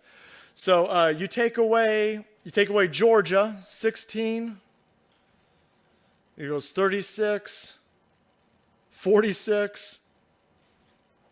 Shit. I mean, we only got 46. You take Arizona's not going to hold either. That's 11. It's gone. It's gone. All the places holding these meetings. Arizona, he's going to lose Wisconsin, Michigan, and Pennsylvania. That's it. That's it. Donald Trump holds up the electoral certification in 3 places, man. I'm telling 3 places. Fucking Pennsylvania's got 20. That's why there's so much fighting going on in Pennsylvania right now. It's got 20 of them. 3 states. If we hold up certification in 3 states, this fucking potato is over with. We don't even need to get to 270. We don't need to get to 270. We've got an avenue for getting to 270, but if we hold up 3 places and get him below 270, it goes to the House of Representatives. House of Representatives in a contentious election. That's us, boys. That's going in our favor. And if it doesn't go in our favor, then we at least got the names of the Vichy House Republicans that we need to oust in 2024. All hell is breaking loose. We could win this by holding up 3 states. We could win this by flipping 3 states. Flipping 3 states. We could win this in the Supreme Court. We have more avenues to win this than the mainstream media press is going to let on. Joe Biden's got a lot to lose. There's a reason why Joe Biden won't answer any questions. There's a reason why Joe Biden won't talk about any of this. There's a reason why Joe Biden's hiding, and there's a big-ass reason why Senator Kamala Heels Up Harris has not resigned that Senate seat, because they fucking nervous, boys. They are sweating their balls off, because every single day that you refuse to buy this doomer notion that it's over, every day that you refuse to bend the knee and come in for some of this heel, these people are sweating their balls. Every single day that we push forward that this election was stolen, that we've got the receipts and we've got the people willing to stand up to fight and show these receipts and hear us out at the Supreme Court. We lost another appeal today in Pennsylvania, and the left-hand side is crowing about it. The left-hand side is like, yeah, you fucking drumpers, you lost again. How's that lost taste, idiot? Look at that. You did an election appeal. You did an election appeal, a 3rd one in Pennsylvania, and you lost it? That's because you guys are fucking stupid. You guys are losers, and you're going to lose again. We're going to the Supreme Court. We're going to the Supreme. How did we lose? In 3 weeks, we put together a case with receipts, and we're headed towards the Supreme Court in 3. You think we lost, idiots? You think we fucked up? You think we're being mocked and ridiculed in the court system? In 3 weeks, we accumulated enough data to fix this election, and we're headed to the Supreme Court. This fucking team is a miracle worker. I'm tired of watching people, especially on our own side, run around going, oh no, we lost. Oh no, I don't think we'll be able to hit it. That's a miracle that was just pulled off. To get to the Supreme Court in 3, fuck, guys. These people on the left keep trying to demoralize us. That's why they mocking us. That's why they laughing at us. They're like, you guys are losers. How did we lose our way? Nobody said we were winning this in the Third Circuit. Nobody said that we were going to win this in the appeal court. Not a single person who's been cheerleading for America said that we were going to win at that level. We've all been very fucking consistent. We said we're going to win it at the Supreme Court, and now we there. We got there in 3 weeks. How the fuck did we lose? No, shit no. Shit no. That's a massive victory. That's an utter victory. The fact that the mainstream media press is circle jerking each other over this, the fact that they're celebrating this, should show you that these idiots are nervous. We got this, boys. We got this. Ladies and gentlemen, America is not going to go down without a fight. The fight is here. The fight is now. The fight is on, and you are watching it unfold, and it is going to be a hell of a ride. It will not be easy, but nothing worthwhile is. You just got to stick in there, and you got to go get your own information. You got to listen to people who are giving you information straight from the heart. People who aren't reading this shit off of teleprompters. People who aren't regurgitating shit coming in through an earpiece. People who are just sitting there looking at the same news that you're looking at, holding it up to the mainstream media press, and pointing out that one side's fucking insane. Every single thing that the mainstream media press has said has been wrong. And they're running around telling you that President-elect Joe Biden is imminent. They're going to continue being wrong. Hello, Joe. Hello, Joe. Welcome to the Supreme Court. Remember me? My name's Corn Pop. Justice Corn Pop, motherfucker. We're going to explode this idiot. I'll tell you right now, I'll get a whole lot, people go, dude, you're delusional. You're a cult member, that's delusional. You know what, assholes?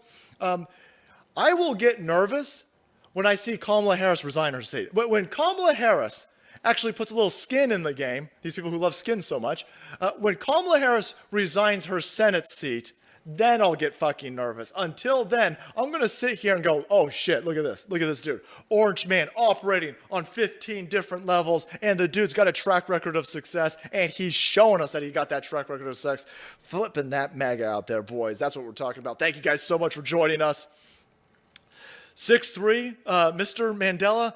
I love the enthusiasm. I think it's going to be 5'4". I think it's going to. John Roberts has been to Epstein's Island. I think we're going to the Supreme Court. I think you're going to see 5'4". Get used to that 5'4", by the way. Boom, Amy Coney Barrett. Telling Governor Cuomo and these other cocksuckers trying to limit our constitutionally protected rights. 5'4". Listen, I would love 6'3". Don't get me wrong. I'll take a 6'3" any day of the week. But I'd be just as happy with a 5'4". Biden flags for sale. They're at the dollar store. Michael Bansky. Absolutely. Trump 2020, Kim and John. That's what I'm talking about. House representing Boomer Sooner. Boomer Sooner. Dusty Rhodes, House rules 28 to 22. Votes 1 per state. That cannot be stated loud enough. A lot of people are like, oh my God, if it goes to the House, we're going to lose. We don't have the majority in the House. 1 vote per state. 1 vote per state. We got more Republicans than they do Democrats. Yeah, boy, Dusty Rhodes. Patty, I love that energy. I've always said Trump will win. I like my quartz how I like my pizza. Supreme Eric. T2 cool. Epic times, y'all. Epic times. By the way, Epic Times is, I think, during this election crisis, I think their website's free, by the way, if you want to check them out. Let's do some of these super chats. Thank you guys so much. Michael Seaver, what's going on? Vernon Copeland, get some Dr. Pepper. I know it's like $10 a can over there. Texas is from home of Dr. Pepper and open carry with a permit. Frito baby! That pastor has a good stream. He is relaying your show, and the memes are flying. Yeah! Is that Pastor Chatelet? Nice work. Thanks, Vernon. Wahlberg Forged. Keep doing what you do. Thanks. Will do. Wahlberg. Lance, thank you. Zervon, when the indigenous weren't killing, pillaging, raping, and conquering each other, they were busy inventing, working on wheel agriculture, animal domestication, etc. Zervon, I see what you did there. Val loves Mrs. Salty. Eric and Val love Mr. and Mrs. Salty. Oh, thank you guys. Thank you. George, can you share the Donate with Trump Defense Fund? The website does not take donations from Canada. Not sure what to do with this. Should we rescind it? Can you share this Donate with Trump Defense Fund? Oh, I see. You put that in there. Thanks, George. We'll take care of that.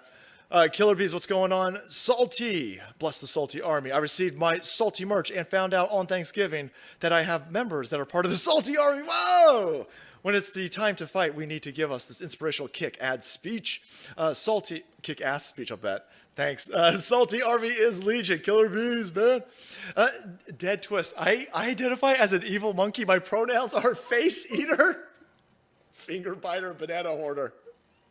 Dead Twist, what are you doing? Dead Twist, thank you so much. When I was a kid, there was a story about this lady who had a monkey and it ate her friend's face. Is that what Face Eater is from? I think so. I gotta imagine that's the same story. or do chimpanzees always eat people's faces? Thanks, Dead Twist. David, BLM will be opening a credit union next. Yeah, we'll see. I see what you did there. Mercenary X, thank you. Christina, thank you. Where we go one, we go all. DW, the left paying white women lots of money to tokenize blacks to further use and victimize them. Very sad. Why does Obama still have to work when Bush gets to sit around making paintings? The left thinks Obama is their slave, but the white man Bush never had a post-presidency campaign. Why isn't the left screaming? It's that white privilege, DW. It's that white privilege. Michael, thank you. Thoughtful Grifter. I will donate the maximum to the Salty for Congress campaign. Thanks, Thoughtful Grifter. Jason DeHallen, you're on fire tonight. Whoa, my TV is smoking. Thank you, brother. Thank you. And at Mrs. Salty for keeping our boy strong. Ah, that's the song. Queen taking good care of me. She fed me a chicken sandwich before this. Boy, I'm all lit up. Thanks, Jason and Allie. Patrick, brother, thank you. All of our Michigan election officials were like, quote, we're going to go ahead and certify this election, but we're going to need to take a look at the election procedures in the future. Yeah, Oliver, that dude totally cucked out. That dude wasn't a Republican. I saw a spaghetti body dude telling everybody he was a Republican, but the lack of facial hair and he just looked like he was a black hole of testosterone. There was no way that dude. No. That dude's got a pussy hat in his back pocket. Thanks, Oliver.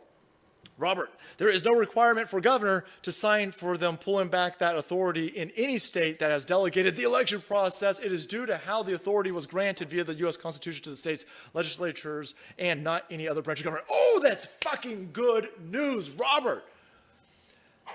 I wasn't sure if I wasn't sure if they were going to do that through a bill and it was going to have to be signed off by the governor. Oh, that would be. Oh, don't, Robert. Thank you. No requirement for the government to sign. Nice.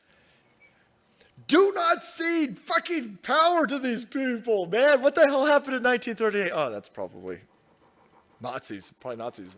Thanks, man. Salty, you have a DM in Parlor from ProWeb. Been following you for a while. Keep up the good fight. He emailed me and... Oh, cool. I got the video, brother. We put it in the tip box. I got to be honest with you. We'll be doing... We'll be explaining Parlor in the next few weeks. Things are crazy going on. Not quite savage. Float like a butterfly. Sting them till they piss soy out their butt. Dude, sorry, not quite so savage. I don't know how I got there. Not quite so savage. Love it. Chris, Carol, thank you so much. And Cameron, what's going on? Lefties think stuffing a turkey is sexual assault. That's nasty. They like to go elbow deep. Albacore 3, happy Thanksgiving, Salty man. These are all from D-Live, guys. I'm so sorry. D-Live exploded. I can't play YouTube videos. When I play YouTube videos, I was doing the Alex Jones wants to eat his neighbors. Between you people, don't talk to me that way. You're just a lightweight. Don't talk to me that way. Don't talk to. I'm the president of the United States. Don't ever talk to the president that way.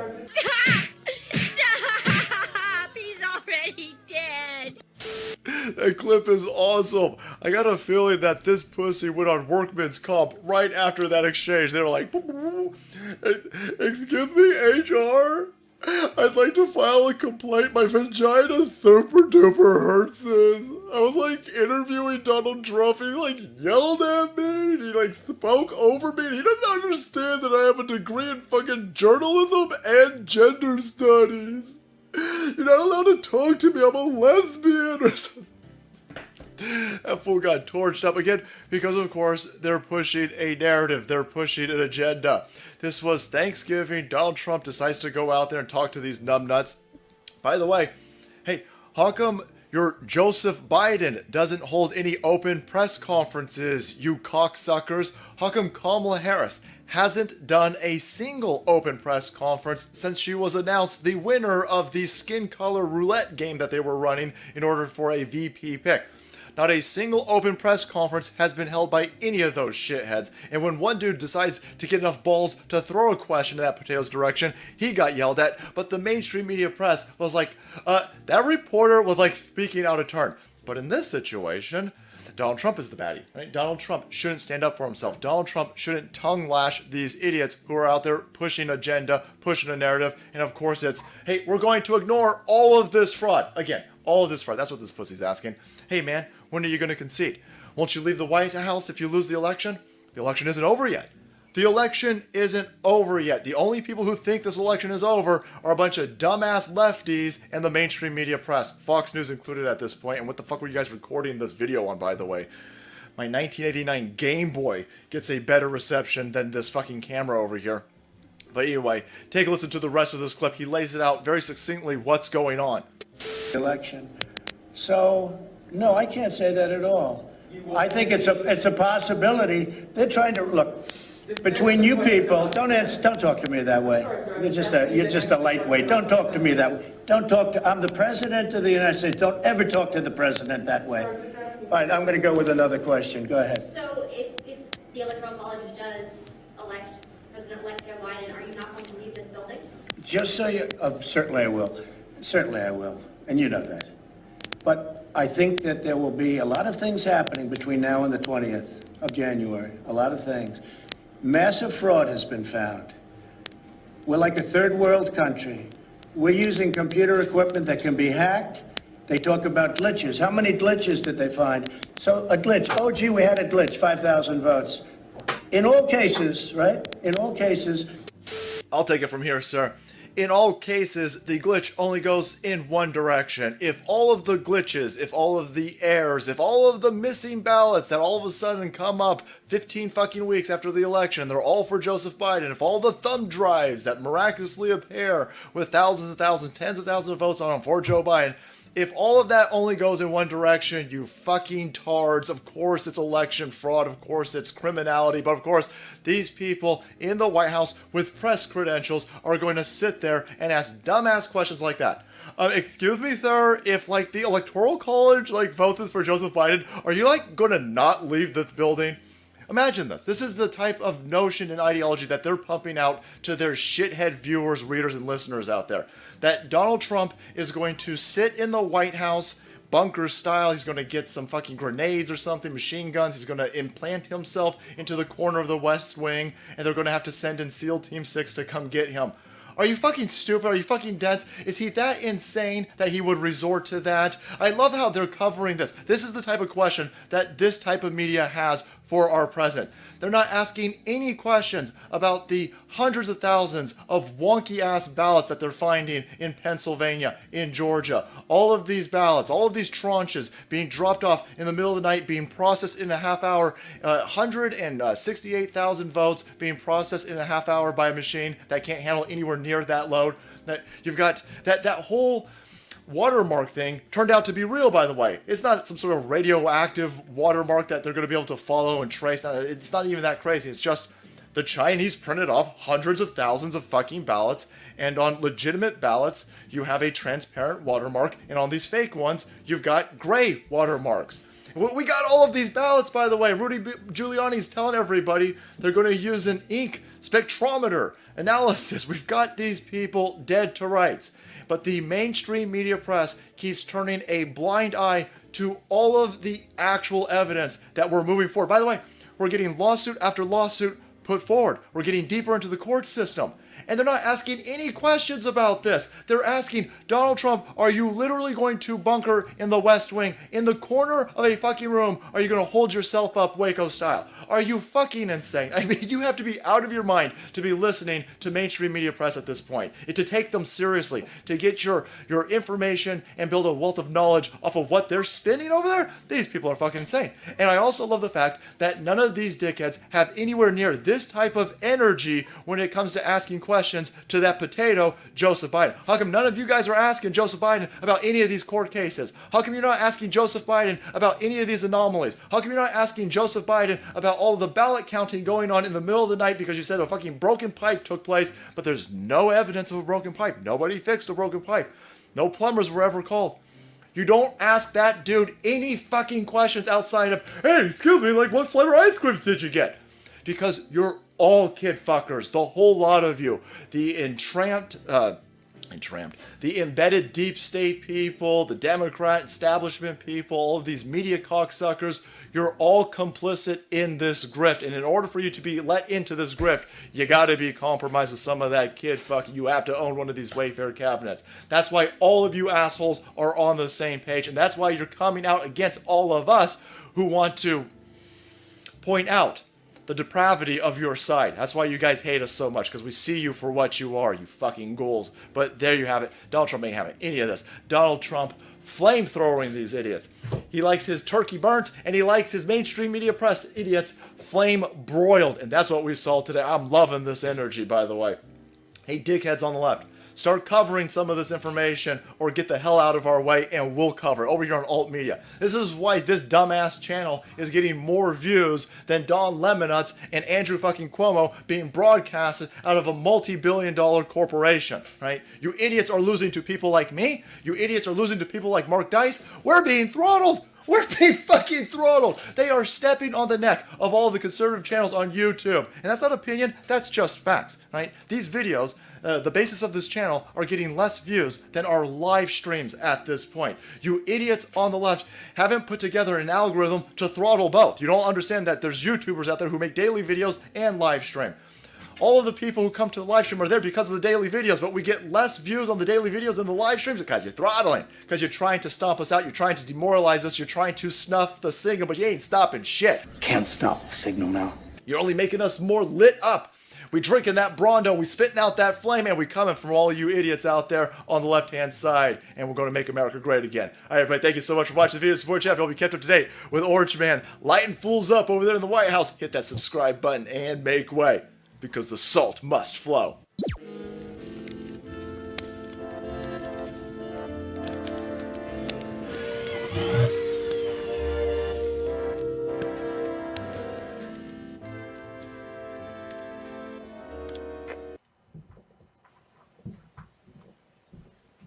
What's up, everybody? Thank you for being here. Welcome to another live stream. I'm sure you noticed the shirt that I'm wearing, the good old Stars and Stripes. Well, this is not in my Teespring store. I decided to wear the good old Star Spangled Banner tonight because I believe tonight's message is very important and it should apply to every American, not just Trump supporters, not just conservatives, not just Republicans, but Republicans and Democrats alike. Working people that actually have to work for a living, not politicians that get to live off the taxpayer, get to live off the working man's back. And what's been happening over these last 4 years is in 2016, the American people were smart enough to vote for a president in such overwhelming numbers that it basically overrode the fraud. And because the fraud was overridden, hang on, let me do a mic check really quick. Oh shit, we got a black screen. Hang on, I got to drop out and come back in. I don't know why this is happening.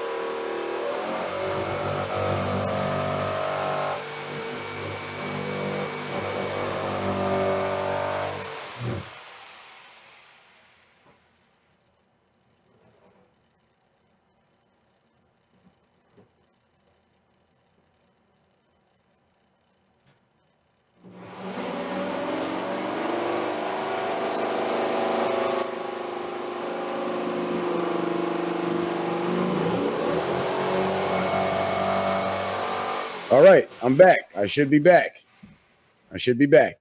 But anyway, there we go. I'm there. Over the last 4 years, what we have witnessed was every branch of the establishment has been attacking Donald Trump, and not only attacking Donald Trump, but attacking his Trump supporters, from the politicians, from the crooked politicians up in DC, all the way down to the gremlins that live in their mama's basements and call themselves Black Lives Matter and Antifa. And the reason for that is because the global establishment that has basically conquered almost every other country in the world, and I'll show you a few examples of that tonight, they're attempting now to conquer America. But the reason why it's so difficult for them to conquer America is because our system of government, it's set up a little bit different from other countries where the government's powers are a lot more limited and the people have a lot more rights and a lot more avenues to address grievances with their governments, such as the abundance of lawyers and the ability to file lawsuits and not so crooked judges in every single court because the prime minister didn't select all the judges by hand. You know what I'm saying? That type of stuff.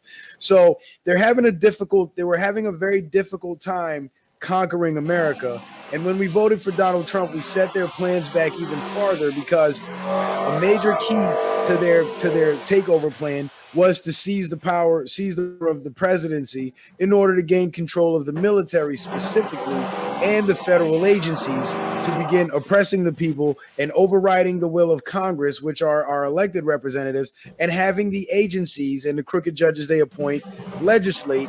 And when the people resist, or if law enforcement decides they don't want to stand up, they don't want to enforce the unconstitutional crap that the conquerors are pushing, then they would use the power of the White House by way of their commander-in-chief to call in the military and have the military execute the duties of law enforcement, which would ultimately amount to putting us in concentration camps, seizing our guns, executions, that type of stuff.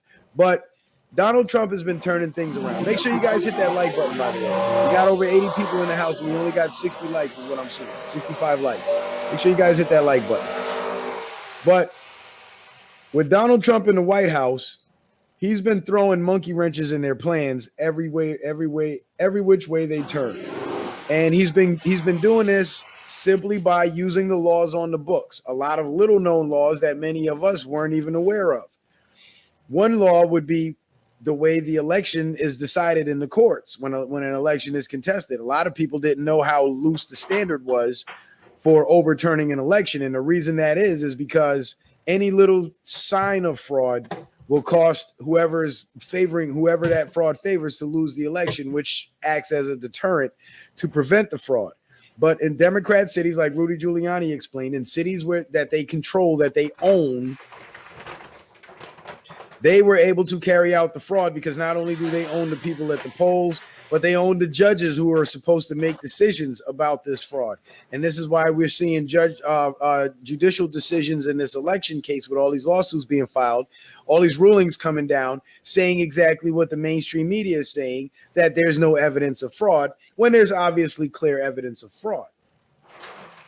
So what Trump is actually doing by working his way through the courts is not only is he upholding and obeying the law, but he's also getting these hack judges to expose themselves, and also with these unconstitutional and basically illegal rulings, they're by default signing on to the sedition and announcing themselves as treasonous traitors. Because as a judge in the United States, no matter what level you're at, whether Supreme Court, federal judge, local court, whatever, you are bound by the Constitution. And every ruling that you make should be based on the Constitution. And according to the Constitution, if there's any inkling of an irregularity, there doesn't even have to be proof of fraud. They just have to be proof of an irregularity. That election is overturned. So any judge that completely turns a blind eye to not only the irregularities, but the blatant fraud, the video evidence, the sworn affidavits, everything else that goes along with it, the dump ballots, the recovered ballots, the shredding shredding company to lie about the water pipe that burst. And mind you, they lied about the burst water pipe destroying the ballots, when in fact it was a shredding company, A1 shredders, that they hired to destroy those ballots. And because the shredding company they have a policy where they don't look into the documents they shred, they now have plausible deniability, so they get to walk away. But they're going to snitch on everybody else. So they're in big trouble. But back to what I was saying. Any judge that ignores the blatant evidence of fraud is acting unconstitutionally and ignoring what the Constitution says. So here you have a situation where obviously Joe Biden stole the election. We got a lot of unconstitutional actions being taken by local politicians with the COVID thing. We got a lot of unconstitutional rulings coming down by judges over the election. And we have a major situation brewing where riots are being planned, mass violence is being planned in the event that Trump is announced president. So what the Patriots have in store is something even bigger. But the way it has to go down is Trump first has to secure the election, and he has to go through all these motions, let the left do what they do, let Biden run around claiming he's president-elect in the office of president-elect or whatever. Let Kamala Harris pretend she's vice president when, mind you, she's actually still a senator. And if she was actually elected vice president, she would have quit her job as a senator, correct? Yes, so saith the law. So Trump has to allow them to do all this so they can expose their operations, expose their operatives, expose their players, because obviously, like I said, based on the court rulings, they not only have operatives in the media, in the Democratic Party, in the Republican Party, on the street, but also in the courts. And those are the main players that have to be flushed out. But in order to flush them out, they have to be brought up to the surface. You know, like a salvage, when you salvage a ship. Dr. Michael Savage said this a few years ago. And he said, and this was Trump's first year, during the first 100 days, he said, the first year's plan is to salvage. The second year's plan is to savage. But that plan was changed once the enormity and the what's the word I'm looking for?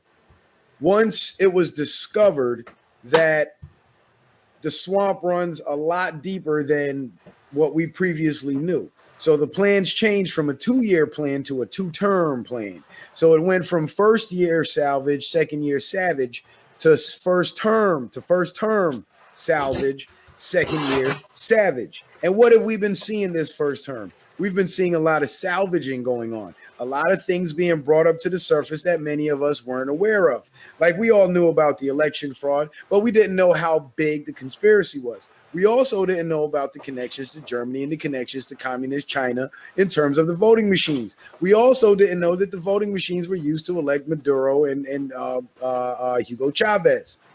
We also didn't know, well, we knew about the Hollywood pedophiles, but we did not know how deep those pedophile rings went. We did not know the level of involvement of these people. We did not know the details of the what's the word I'm looking for? The horrors that they put these children through. But now we know.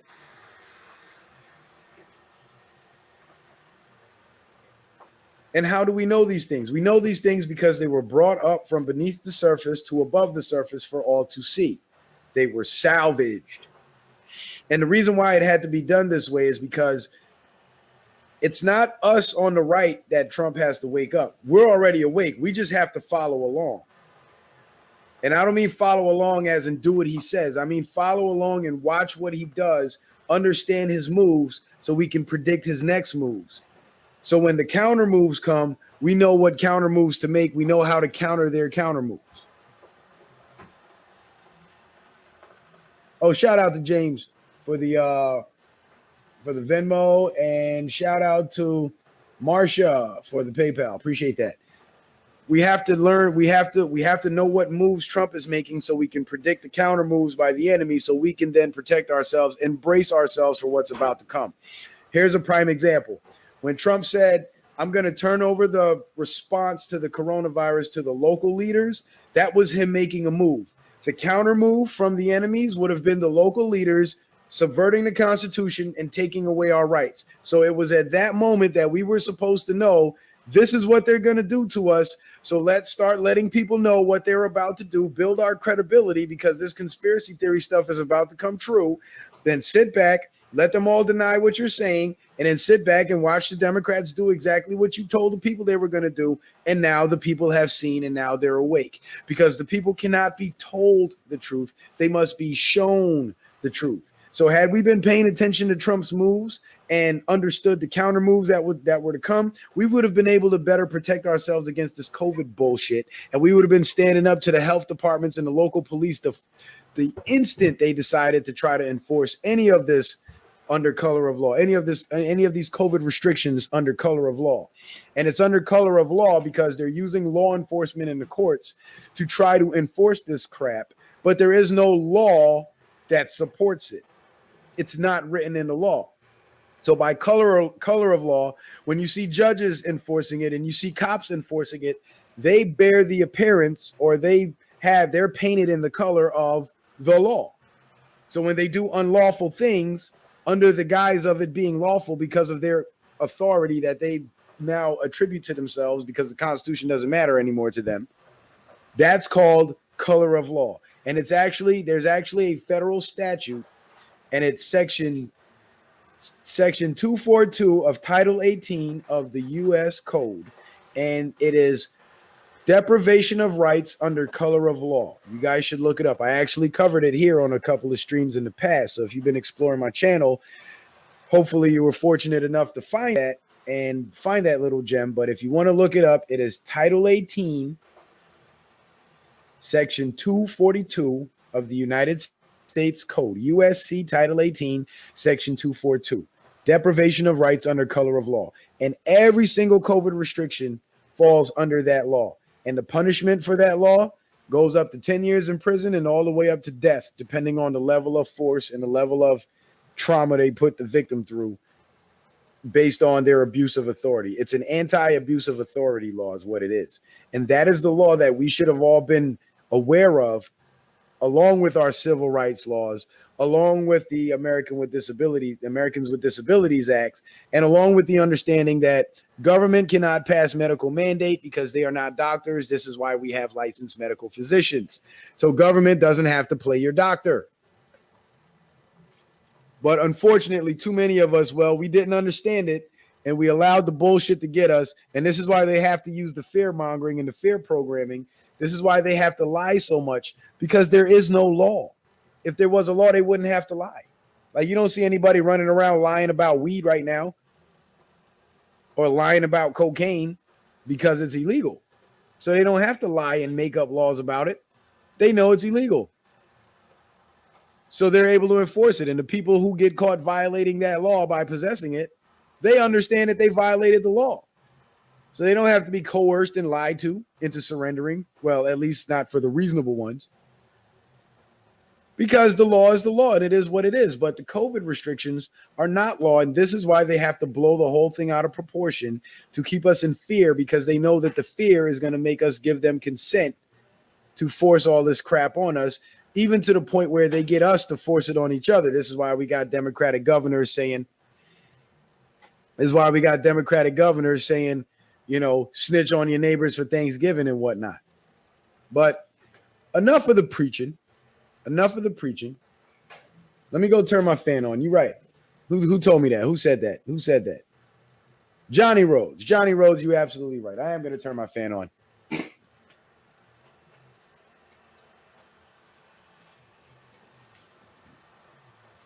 All right, here we go. So tonight's topic is Trump has already won. The stage is now being set for something bigger. And that something bigger is monumental. You remember those mass arrests that we were all hearing about for the last 4 years? Well, this is the event where it's all about to happen. The reason why it hadn't happened before, just like the thumbnail said, look weak when you are strong, and look strong when you are weak. And right now, Trump looks very weak, so weak that even conservatives are wondering if Trump is going to lose the election. JB Gunner bet me $500 that that Biden gets inaugurated on January 20th rather than Trump. But the bet's off if neither one of them get inaugurated. And at first I bet him $50, but then I thought about it. And I was like, well, wait a minute. I already know what's going on. Let's up that 10 times with 500. I'm that confident.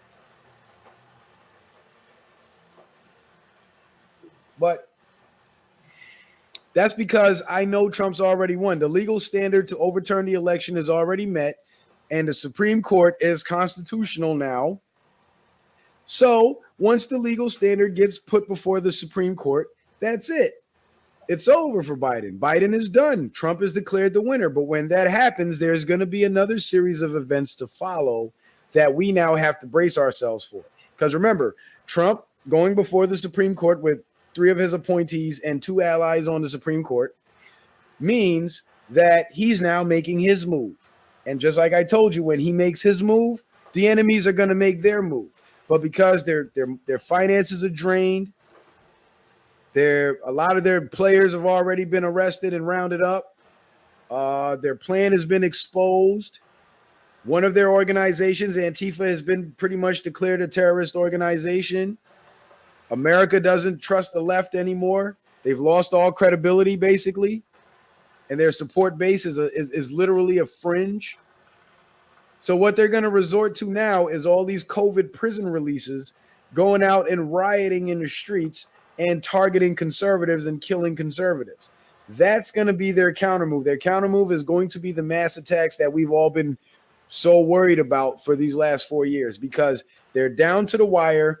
And right now for them at this current moment is do or die. Trump allowed them to get away with all this shit over the last 4 years because he had to set the stage for what's to come. And by setting the stage, I mean he had to allow them to operate and commit their crimes so it can all be documented. They can be their MO can be mapped out. And then when it's time to drop the hammer drops on all of them. He cornered all the rats. They're out of gas, and all they have left is their violent riots. And this is why Trump has been voicing support for the militia so much, because he understands that there are contingents of the military that don't support him, that actually do support Joe Biden, unfortunately, and will probably join in with the deep state. A couple of generals already showed themselves to be deep state swamp rats. Mattis, for one, before he was fired, I believe. But it might reach a point where we're going to have to defend ourselves, because the governmental forces like the police, the local authorities, the military, they might not get there in time. And this is their plan. This is the domestic terrorist plan. They want to cause as much chaos and terror as they can. Just like they've been terrorizing us with the COVID hoax, now they're going to start terrorizing us with more violence. And like I said before, if you track all the riots from the George Floyd riots in Minneapolis all the way down to the last riots they just had in where the hell was it? I don't even remember where it was.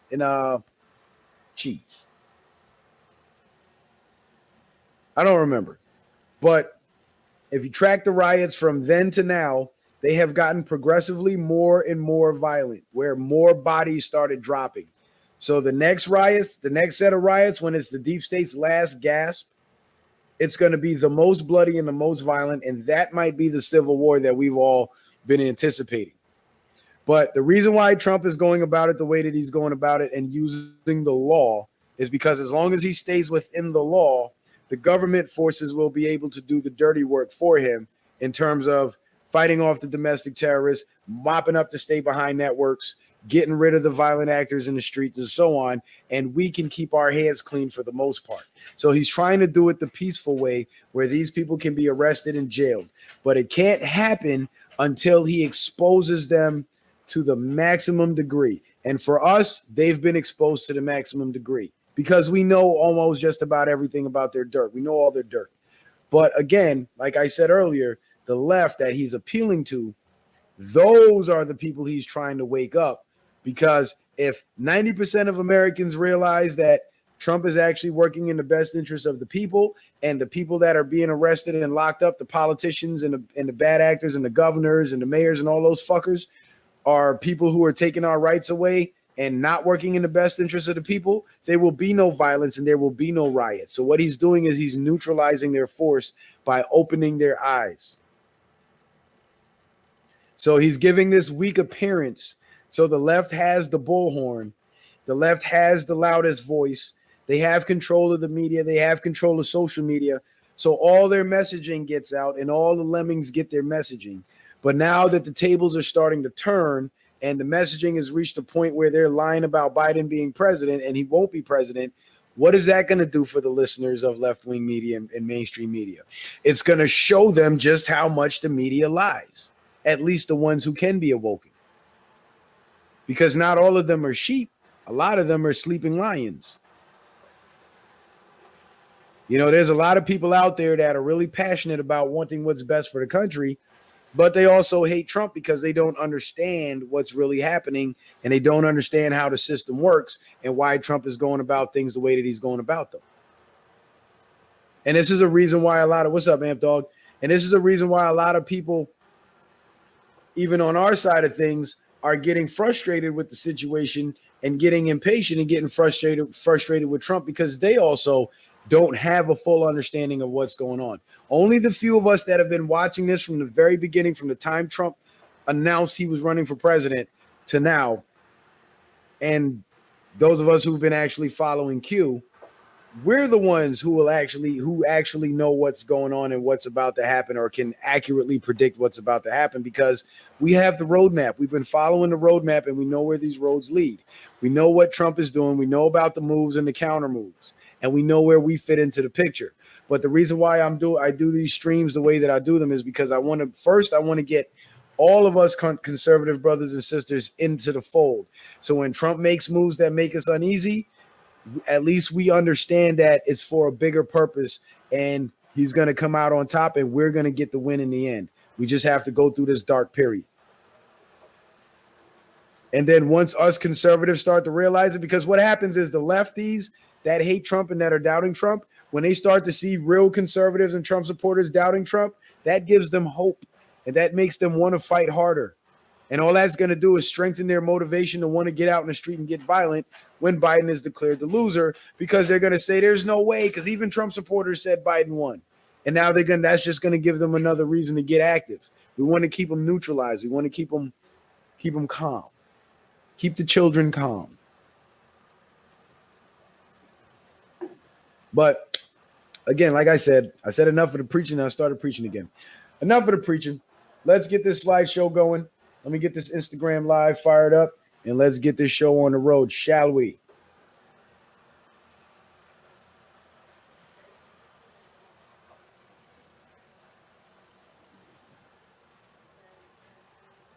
All right, for those of you on Instagram that just tuned in, go to youtube.com/citizenman to see the slideshow. The slideshow is about to begin. You don't want to miss this. Get on over there and check it out. That's youtube.com/citizenman. All right, ladies and gentlemen, let's get this show started.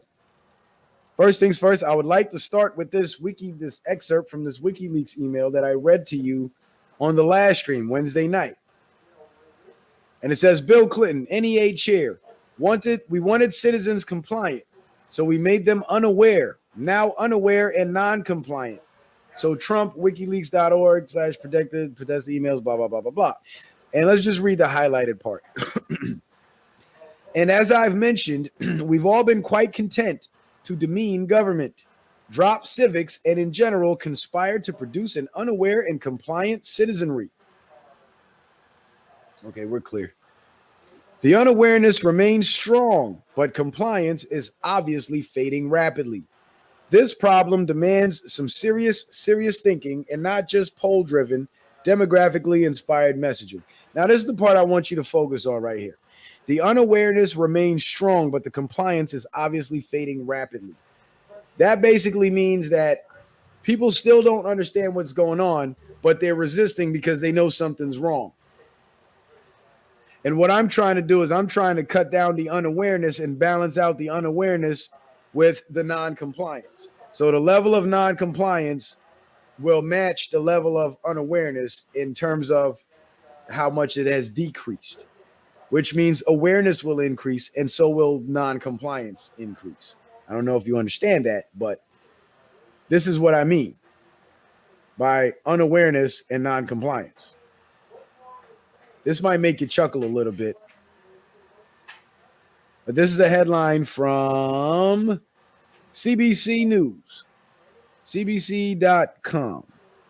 COVID-19 report, British Columbia, November 26th, 2020. This was up in Canada. And this image right here is one man in Walmart beating the living crap out of another man in Walmart.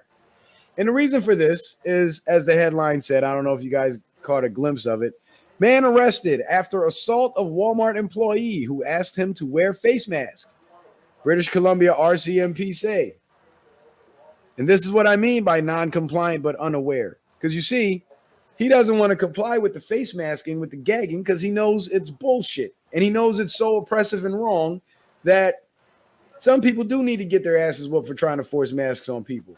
But what he is unaware of is what his actions now do not only get him locked up in jail, but it paints people who don't want to wear masks in a bad light. It paints us in a bad light because now the mask holes are going to be justified in using force against us because incidences like this will give them an impression that we are violent people, when for the most part we are not. And if he was aware of his civil rights, I don't know how the laws work in Canada, but I'm sure they're quite similar to here. But if he was aware of the laws that prohibit such actions from government, because in Canada, doctors need medical licenses too, then he wouldn't have had to go through all this and beat this man up and get himself locked up. But he did it because he felt like he had no other choice and he had no other option. And he was probably sick and tired of getting harassed about wearing a mask everywhere he went. Because sometimes I feel like beating the shit out of people too, but well, I am aware. But it's a double-edged sword, though, when things like this happen, because sorry, that's the wrong slide. I did list the negative of painting people who believe in the right to breathe fresh air in a bad light as violent people. But a good thing that it does is it scares the shit out of the mask holes to make them understand, leave people the fuck alone, or this might happen to you. So it's a good thing and it's a bad thing, however you want to look at it. I choose to take the balanced approach and look at the good and the bad. Take the good with the bad, right? But enough of that COVID hoax. Let's go to this Q post really quick. And I showed you guys this one before, but I have to show it again because it's becoming more relevant. Nothing, shall we play a game? Nothing can stop what is coming. Who stepped down today? More coming. Why is this relevant? How do you show the public the truth? By allowing the enemies to go along with their charade. How do you safeguard U.S. elections post president? You allow the cheaters to cheat and then you bust them all. And make examples out of them. And wait till you find out what kind of examples they're going to be made out of. How do you remove foreign interference and corruption and install U.S.-owned voter ID laws and other safeguards? Well, you expose the fraud and you not only go after them to overturn the illegal election, but you go after them criminally for the use of illegal software. And by illegal software, I mean software that is connected to foreign powers, that can be connected to the internet, that can be hacked, and that's vulnerable. That is illegal because that creates doubt and irregularity, which can overturn an election on its face just by the features in that software existing. It had to be this way. Sometimes you must walk through the darkness before you see the light. Q. And right now, ladies and gentlemen, we're walking through the darkness. We are walking through the darkness. And, well, I just happen to know this road and know this path. And some of you do too. And that's why I chose to take up this mantle and do what I'm doing here on YouTube. Because some of us have to be that beacon of light for the rest of us to find our way. You know, because sometimes when you're in the pitch dark, it's hard to get that flashlight turned on because you can't find the power button. But if somebody else in there has got a light, they can shine the light on your flashlight. Now you can turn your flashlight on and you can find your way. So I'll point you in the right direction and you take off running. And if you end up at the end of the road, you reach that end of the road before I do, and you end up smarter and more knowledgeable than me, that means I've done my job. Because every good teacher's delight is to see students excel beyond their own wisdom, because that's the point in teaching them. But before we get into it any further, As you all know, I have been demonetized by YouTube. So if you'd like to support me, you can do so via Cash App, PayPal, or Venmo using the tag scrolling across the screen in the banner below. You can also support me by shopping at Patriot Shit Outfitters at patriotshit.com. Use promo code CitizenMan76 for 25% off all morale patches. That's patriotshit.com, promo code CitizenMan76. You can also support me by shopping at the Teespring store. And I'm going to be making those hoodies pretty soon, so be on the lookout for those. But as of right now, all we got is the classic tees, a bunch of designs. Get over there and check them out. Also, support me on Parler at Citizen Man. Follow me on Parler. And also follow me on Twitter at Jaden_Ben. And if you search me up on Twitter and you don't find this page when you find me, or when you reach the end of your search, you are in the wrong place, for this is my Twitter page. Also, don't forget to subscribe to our brother Randall Taylor. Show that brother some love like you showed me love. He helped me get my channel started, and I owe him big time. Also, you can support me by checking out the other support links in my description box, like the Lost Book of Herbal Remedies. If you can't access Google or access the internet, or power goes down and you can't find any information on remedies, and you don't want to trust Big Pharma because, well, they've been knocking us off with this COVID crap, well, this is a great resource to have. Also, don't forget to support our president with your Trump 2020 bumper stickers. All links are in the description box below. Now let's get it going. Let's get it cracking. Let's get it started. Speaking of the Kraken is about to be released. This is a very bold and confident statement made by Sidney Powell. And she said, it would be beneficial for Joe Biden to concede the race before he incriminates himself for widespread election fraud that could put him behind bars for the rest of his life. And that's Sidney Powell's goal. And not only is Biden going to go behind bars, but there will be plenty of others that not only go behind bars, but much worse. Much, much worse. Much, much, much worse. How much worse? Well, I showed you guys the tweet from an individual that said Trump is doing last minute things that's going to bring back federal elections, or expand federal elections, and bring back the firing squads, right? And it was just a tweet. There was no source material behind it, right? So I decided to find some source material for you to support it, because, again, I don't like to just make claims and not support what I'm saying. And this is one from The Independent. And this headline is going to blow your mind. Trump pushing through dozens of last-minute policy changes, including use of firing squads. And they say last-minute policy changes as if he's leaving office, right? Which brings me to this headline. And we're going to come back because I got this whole article to read to you, so we're going to read that. Which brings me to this fake news headline, which is from NBC News, of course, and it's not dated, and it's an opinion piece. When he leaves office, can ex-President Trump be trusted with America's national security secrets? Ex-presidents are entitled to classified briefings. Some ex-Intel officials think Trump shouldn't get access to any national secrets when he leaves office. And you know who those some officials are? Ex-Intel officials? Swamp rats. That's who they are. And you see how they say, like, when Trump leaves office, ex-president? Because they're painting the picture in your mind that Trump is leaving office. That's why they announced the firing squads, but last-minute policy changes. Here's another fake news headline to give you that impression that Trump lost. Rachel Maddow. Should we send Trump officials to jail for election behavior to prevent it from becoming the norm, is what it said. So basically she's saying that people who are questioning the election should go to jail because nobody should be allowed to question the election when it's perfectly legal to question the election. But again, the unawareness, she's playing upon the unawareness of the public and getting you to believe that you're not allowed to question the election and you should go to jail for it. You can go to jail for it. That's why she said, should we send them to jail, as if you have the right to send them to jail in the first place. It's kind of like that stunt Cuomo pulled with the WikiLeaks email when he got on CNN and said, it's illegal to read these hacked, stolen emails. So everything you'll learn from these emails is going to come from us. So somehow CNN had more legal privileges than we, the citizenry, did when they're no more than citizens themselves. These media hack jobs are what's dividing this country and what's destroying this country and what's enabling the destroyers of this country. Here's another one from the New York Times, the toilet paper of record. And this is where I got my thumbnail from, as you can see. There's Trump looking all dark and looking all sad. Just trust me, that man is happier than he's ever been. Can America restore the rule of law without prosecuting Trump? When Trump is actually the one restoring the rule of law, and the ones talking about prosecuting Trump are the ones breaking the law, and Trump is prosecuting them. But again, we're dealing with Marxists, and they are masters of projection. So what they're doing is they're now projecting. So not only are they denying their actions, but they're projecting their criminality and their actions onto Trump. And why are they talking about Trump going to jail? You know why? Because they're going to be going to jail. That's why. And some of them are going to be facing these firing squads.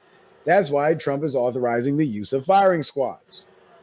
Because remember, the federal elections thing, what did he do?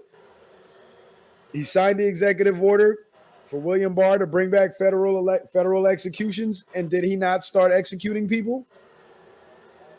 Yes, he did. Now he's bringing back the firing squads.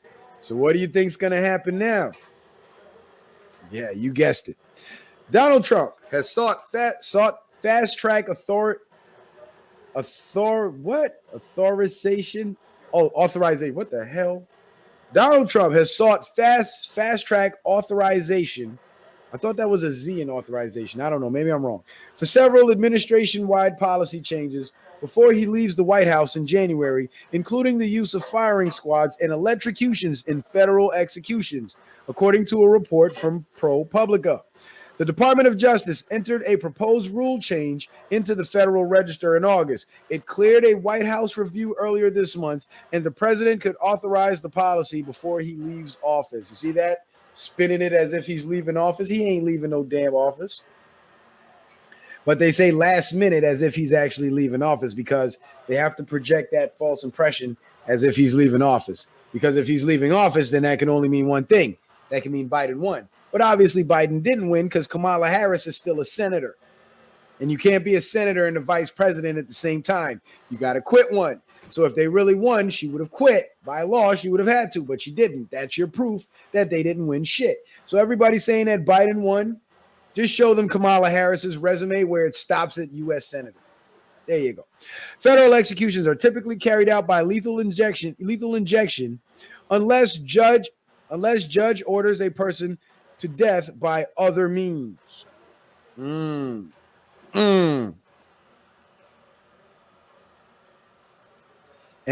since they're federal executions in federal cases under federal charges under federal jurisdiction, guess who's going to be ordering these modes of punishment, these modes of death? Federal judges. And what has Trump been doing his whole first term? Packing the federal courts with his own appointed federal judges. Now he's bringing back the firing squad. So we're about to see some fireworks, ladies and gentlemen. But first, Trump has to get inaugurated. So none of this is going to take place until after January 20th. Just be aware of that. According to the proposed rule change, the administration claims that death by firing squad and death by electrocution do not violate the Eighth Amendment's prohibition on cruel and unusual punishment. The proposal argues in recent U.S. Supreme Court litigation involving Eighth Amendment challenges to execution by lethal injection, nitrogen, hypoxia, and firing squad have been identified as potential alternative methods of execution, including by prisoners themselves, that might or even must be used instead of lethal injection, in particular because those methods allegedly carry a lesser risk of pain. It's unlikely that the rule could be put into practice. Why do they spell practice with an... This is the London Independent, I believe. These are Brits. Could be put into practice. President-elect Joe Biden, he's not president-elect, does not support the death penalty and has signaled that he could seek to eliminate capital punishment for felony convictions and suspend federal elections, which Attorney General William Barr aggressively pushed after he was sworn in last year. Federal executions resumed for the first time in 17 years in July, following a divided Supreme Court ruling that paved the way for their return. Daniel Lee was killed in Indiana following a conviction for the murder of a family of 3 in Arkansas in 1996. The Associated Press reporter present for his killing said his last words were, You're killing an innocent man. Yeah, aren't they all innocent? Orlando Cordia Hall was executed on the 19th of November. Yeah, that's the British. This is the Brits because they say the date before the month. In America, we say the month before the date. That's how you know they're Brits. They're limeys, Mike. Orlando Cordia Hall was executed on the 19th of November. In the remaining weeks of the Trump administration, the federal government will kill 5 more people: Brandon Bernard, Alfred Burgess, Dustin Higgins, Corey Johnson, and Lisa Montgomery, who will be the first female federal inmate to be executed in decades. Now, the funny thing is, they're giving these people, they're naming all these people and, trying to give them sympathy or whatever, but they're not telling you what these fuckers did, though. They're not telling you about the kids these motherfuckers raped, murdered, mutilated, buried alive, etc. And if it was your kid, you'd be applauding this shit. ProPublica reports that the president has sought to finalize 36 major rule changes in the coming weeks, similar to the 35 to 40 changes from under the 4 previous administrations' so-called midnight regulations in the lame duck period after Election Day and before the incoming president's inauguration. Now, remember, the federal executions were brought back to kill people who murder children. What does the elite do? The Democrats and the Republicans in the elite gangs, in those pedophile cliques, they rape and they murder children. These firing squads are for the cabal, ladies and gentlemen. And that's when you're going to see the publication, because we're hearing about all the rescued children. We're hearing about the arrests. And the low-level people that are being arrested are snitching on their high-level clients as we speak. And when all the election arrests start happening, the high-level clients are going to be arrested too, and that's when we're going to start hearing about it. Another thing to keep in mind is Trump is allowing Biden to play his president-elect bullshit, allowing the media to go along with it, because what have they been calling for now? Trump isn't leaving the White House, so we're going to do what? We're going to send in the military to drag Trump out of the White House. So what's Trump doing? He's setting them up for their mass arrests because all the crimes are documented, all the evidence is in, all the indictments have been filed and sealed. And all it's going to take is an unsealing of the indictments. And throughout the entire year of 2020, certain groups of indictments have been unsealed and people have been arrested. And when the major indictments of the famous people that we know get unsealed, that's when the military is going to pick them up when they supposedly come in to arrest Trump. So the Democrats and the people in the rhinos and the people that want Trump out of office are going to call in the military to get Trump out of the White House, but they'll essentially be acting as the Karens who call the police on themselves. But in this case, it'll be the politicians who call in the military, the traitors who call in the military on themselves. It's a brilliant plan because they can't say Trump did it. He's going to make them do it to themselves. In 2017, Republican lawmakers eliminated several rule changes under Barack Obama using the Congressional Review Act, which Democrats may not be able to invoke if the GOP maintains control of the Senate. Remember what Q said? Senate is the key. This is pending the outcome of 2 crucial runoff elections in Georgia that could determine whether Democrats win a majority in both chambers with a Democrat in the executive. Okay, let me read that again. This is pending the outcome of 2 crucial runoff elections in Georgia that could determine whether Democrats win a majority in both chambers with a Democrat in the executive office. Mr. Trump, you see how they call him Mr. Trump and they don't call him president? Disrespectful. Mr. Trump's rush to finalize those rule changes would otherwise enshrine conservative policy proposals to ensure almost certain roadblocks for a Biden administration. Well, Biden actually created those roadblocks for himself. And he did that by allowing himself to be elected with all this election fraud and trying to play along with the fraud as if he actually won. Now, here's what's happening. The mainstream media and big tech are censoring the information that Sidney Powell and the Trump legal team have all been putting out. And the way Sidney Powell has been able to get the media to cover what she's been putting out, it's very clever, because what the media is doing is they're constantly bashing her, and they're constantly finding a reason to bash her, and they're trying to make her look like a dummy, like a fool. Check this one out from Code Monkeys, Ron from Code Monkeys.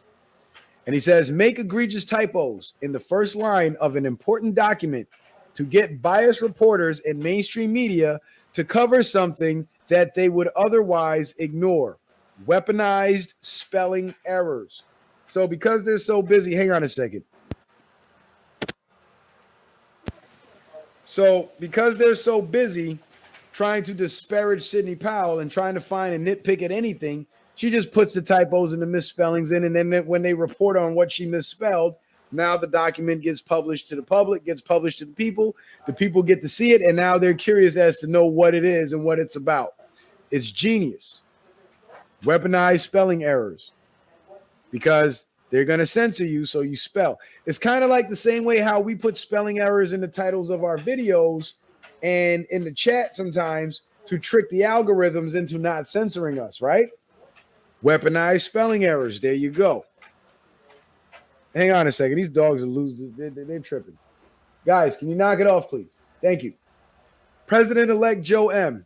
He says, look how fake news pundits monitor Parler and then report on it. I thought this was a right-wing echo chamber. So why do they, why do they need to bother with it? At Dan Bongino. And this is Zachary Patrizio, and he's a big-time liberal. QAnon followers claim all the spelling errors in Sidney Powell's Kraken lawsuits were intended to draw people in and prepare them for the storm. You see how he's mischaracterizing it? No, it was to draw people in and get them to pay attention to what she was putting out, dummy. But Joe M. also says this: weasels are falling for the trap. The big typos were to lure mainstream fake news into covering the story. Their readers come to see the typos, but then gasp at the horrors within, preparing them for the storm that is about to wash over the land from sea to shining sea. Hashtag Kraken. And I have some more insights on this Kraken and what it could possibly be. And people have been speculating the Kraken was a software system. The Kraken was Mike Flynn. The Kraken was the evidence that the legal teams are putting together, right? But how about this one? How about you try this one on for size? The Kraken includes all of the above. Because what is one of the main characteristic traits of the Kraken? Many, many tentacles that can do many, many things at the same time. Correct? So this flood of information that we're getting, this multi-pronged attack from Trump, the multiple setups from Trump, people like us on the internet sharing and spreading the information. Ladies and gentlemen, I am proud to inform you that we, the Patriots, are the Kraken.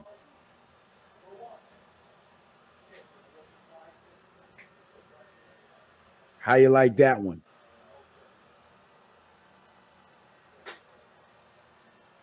If you don't know what a Kraken is, you need to go look it up. But it's a mythical creature from maritime stories that was like a giant octopus or a giant squid with many, many tentacles, and it would surface and destroy any ships in its path. That's what the Kraken is, and it was feared and extremely terrifying to sailors. That's what the Kraken is. Kerry Kielman posted a very interesting tweet on November 26th, yesterday, and it says, in Detroit, Democrats were impersonating Republican poll watchers. And I underline Democrats impersonating Republican because this is an age-old trick that the Democrats have been doing for a long time. I actually put this in my community tab and I commented on it about how Democrats for a long time have been posing as Republicans in order to seize power. And once again, in the election, Democrats pose as Republican poll watchers, so the Democrats counting the ballots can cheat, and they know that their allies are watching, so they won't report the cheating. The Dixiecrats did it when they all started becoming Republicans to steal the black vote in states where blacks were able to vote after slavery was abolished. They did it in the 50s and the 60s during the civil rights movement when blacks got the right to vote federally because they knew that blacks were going to be voting Republican and not Democrat, because they knew that the blacks were well aware at that time that it was the Democrats not wanting them to vote. So why would you vote for somebody who didn't want you to vote in the first place?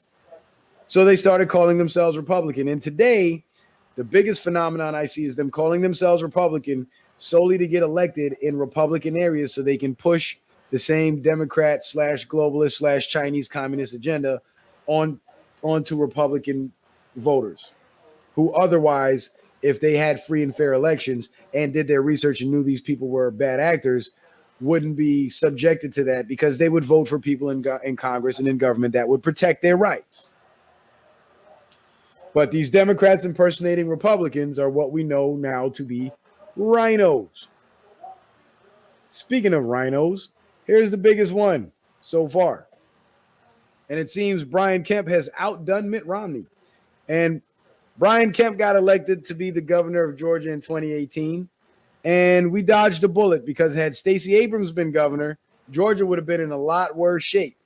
But although Brian Kemp isn't really pushing the COVID hoax, because not pushing the COVID hoax is part of maintaining his conservative cover, his Republican cover, but he's pushing the treason. Breaking treason. Georgia Governor Kemp and California Governor Newsom bought off by communist China in COVID supplies, kickback, and money laundering schemes. Source.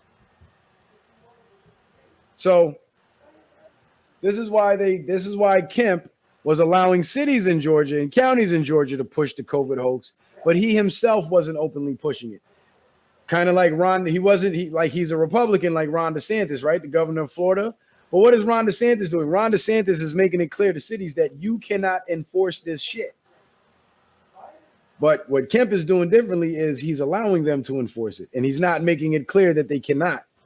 So it appears as if DeSantis is not a rhino, but Kemp is. And the Secretary of State whom he hired was also actively involved in the voter fraud to fraudulently elect Democrats and Joe Biden while calling themselves Republicans.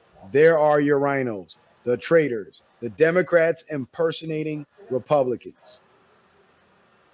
How about another one? Look at this weirdo. If I just showed his picture and I said, look at this guy, take a wild guess, Democrat or Republican, I guarantee you at least 70% of the people in this room would guess Democrat. Well, you guessed wrong. But he sure looks like one of those weirdos, doesn't he? He even looks like a pervert. I wouldn't be surprised if he's gay. West Michigan Republican legislature, and if he's a gay politician, there's a 55% chance that he's a pedophile as well. But West Michigan Republican legislature calls for state mask wearing law. Now, why would a Republican be calling for that? Well, that's because he wants to keep pushing the COVID hoax. He is not a real conservative, but he calls himself a Republican. And he's obviously a eugenicist and a depopulationist because the masks are not to save your life. The masks are to take your life. But again, this is why Q said the high-level targets are within D.C. on both sides. And when Q said D.C., everything has meaning. So D.C. being the capital of the nation, you can also apply that to the capital of each state, being the D.C. of that state, where all the politicians and lawmakers gather to take away our rights and oppress the people. So there will be mass arrests and there will be roundups because they are not going to stop with the fraud. They're just not going to stop with the fraud. Democrat senators announced national face mask legislation, and this was published November 25th in Forbes 2 days ago. So you mean to tell me with all the numbers being put out, with all the debunking of the lies, all the fake news being dissected and exposed, the Democrats are still pushing for mask legislation? But why? Because all the numbers say it's not necessary. Well, it's obvious why. They want to harm people. They want people to get sick and die so they can keep pushing the fear, and out of the fear, they can get people to give up their rights. U.S. Senators Ed Markey, Democrat of Massachusetts, and Richard Blumenthal, Democrat of Connecticut, announced legislation Wednesday aimed to bring mask mandates to the entire U.S., saying that overwhelming scientific evidence has shown that masks reduce the spread of COVID-19, which is now taking a grim toll on the country at levels never seen before. Only one, it's not taking a grim toll on the country. And two, there is zero scientific evidence that shows masks reduce the spread of COVID, because the CDC themselves already said when assessing the contraction or the transmission of COVID-19, one must do so irrespective of whether the subjects in your assessment were wearing masks or not. You know what that means? Whether you were wearing a mask or not, you can still catch the shit. Whether you're wearing a mask or not, you can still spread the shit. That's what that means. So for these Democrats to sit here and say there's overwhelming scientific evidence, well, the only next logical question would be, show us the evidence. And they can't. Because if it's so overwhelming, surely you can pull something out of your ass. But they won't because there's nothing there. Maybe a possible butt plug, but that's about it. Key facts. The bill would set aside $5 billion in federal funding that would then be given to states and local governments in the form of grants. Oh, so that's what this hoax is about. It's a money grab. It's to get more taxpayers' money pumped into these Democrat states so they can steal the money because, as we all know, Democrat states have higher taxes than Republican states, yet they have shittier infrastructure. When your taxes, the main staple of your tax or the main drain on your taxes is the maintenance of the infrastructure. So how are you paying more taxes and have shittier infrastructure when in other states that pay less taxes, they have better infrastructure? Well, if you look at Kip Simpson's YouTube channel and look at all the Democrats getting arrested for stealing taxpayers' money, well, that kind of sheds some light. That kind of answers that question, doesn't it? Money, next point. Money would be withheld from states that do not have a mask mandate in place. So now they want to hold states hostage unless they gag their constituents. Never going to happen. Funding would be contingent upon mandates that require face coverings in public, including in each place of business, with some common exceptions like outdoor spaces where social distancing is of ease, children under the age of 2, and the eating of food. So now they're telling us when we're allowed to breathe fresh air and when we're not. The bill is called the Encouraging Masks for All Act of 2020. The bill is called garbage, pseudoscientific garbage, medical malpractice, depopulationist, eugenicist, genocidal maniac garbage. That's what it should be called. But again, like I mentioned with Ron DeSantis, check this out from Forbes, November 25th, 2020. Florida governor extends ban on cities imposing their own mask mandates. Critic calls a move a killing spree. So Ron DeSantis is telling cities you cannot impose mask mandates because obviously it's not legal, it's not constitutional, so he's adhering to the Constitution. And critics are saying it's a killing spree. Critics are saying he's killing people. Ain't that something? But that's their virtue signaling. That's their fake moral high ground. That's their emotional appeal.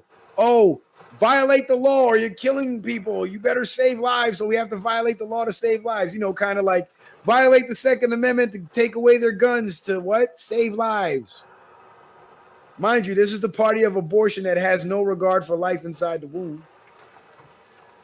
This is the party of mass murder that murdered old people and sick people in the hospitals and nursing homes. This is the party that loves police brutality so they can sell their racism hoax. This is the party of pure evil worried about killing. This is the party that's forcing everybody to gag themselves and gag their children to death, but they're worried about killing. Your fucking masks, your mask mandates is going to be a killing spree. And it's already happening. And I showed you guys the proof of that. And I have that article that I posted from my community post. I actually have that whole article that I'm going to share with you guys tonight. But before we go any further, let me make sure I'm not missing anything. We're not missing anything. Yes. Do the Mike Tyson speak with a lisp. I saw a funny meme with Mike Tyson. It was hilarious. It said Mike Tyson is a very religious man because he punches people in the face. But anyway, forget the funny games. Check this out. This is from Health Impact News. And it says German lawsuit against fact checkers will force them to prove legitimacy of COVID tests. because we have known for a long time that the COVID tests were illegitimate, and the legitimacy of the COVID tests are now being questioned in Europe, in Germany, and other countries as well. Let's read what it says here. We have previously published the work of Dr. Ryan Fulmick, an attorney based out of Germany, in an interview last month. In an interview last month. Damn, it's too blurry for you guys to see. In an interview last month, October 2020, Dr. Fulmich stated that those behind what he referred to as the Corona scandal have committed crimes against humanity, and that those responsible for it must be criminally prosecuted and sued for civil damages. Yes, they have committed crimes against humanity. And guess what the federal executions is for? Crimes against humanity. Oh, shout out to Steven for the Venmo. Appreciate that, brother. Yeah, I could do the Mike Tyson impression really well because I'm from upstate New York as well. You see, Catskill, where I'm from, I'm from the capital region, and that's Albany, Schenectady, and Troy. All right. And in Catskill, where Mike is from, it's about a 40-minute drive. It's about a 40-minute drive from the capital district. So yeah, he punches people in the face. Testimony of German attorney. Those responsible for Corona scandal must be criminally prosecuted for crimes against humanity. Dr. Fulmich, his name is agonizingly difficult to say.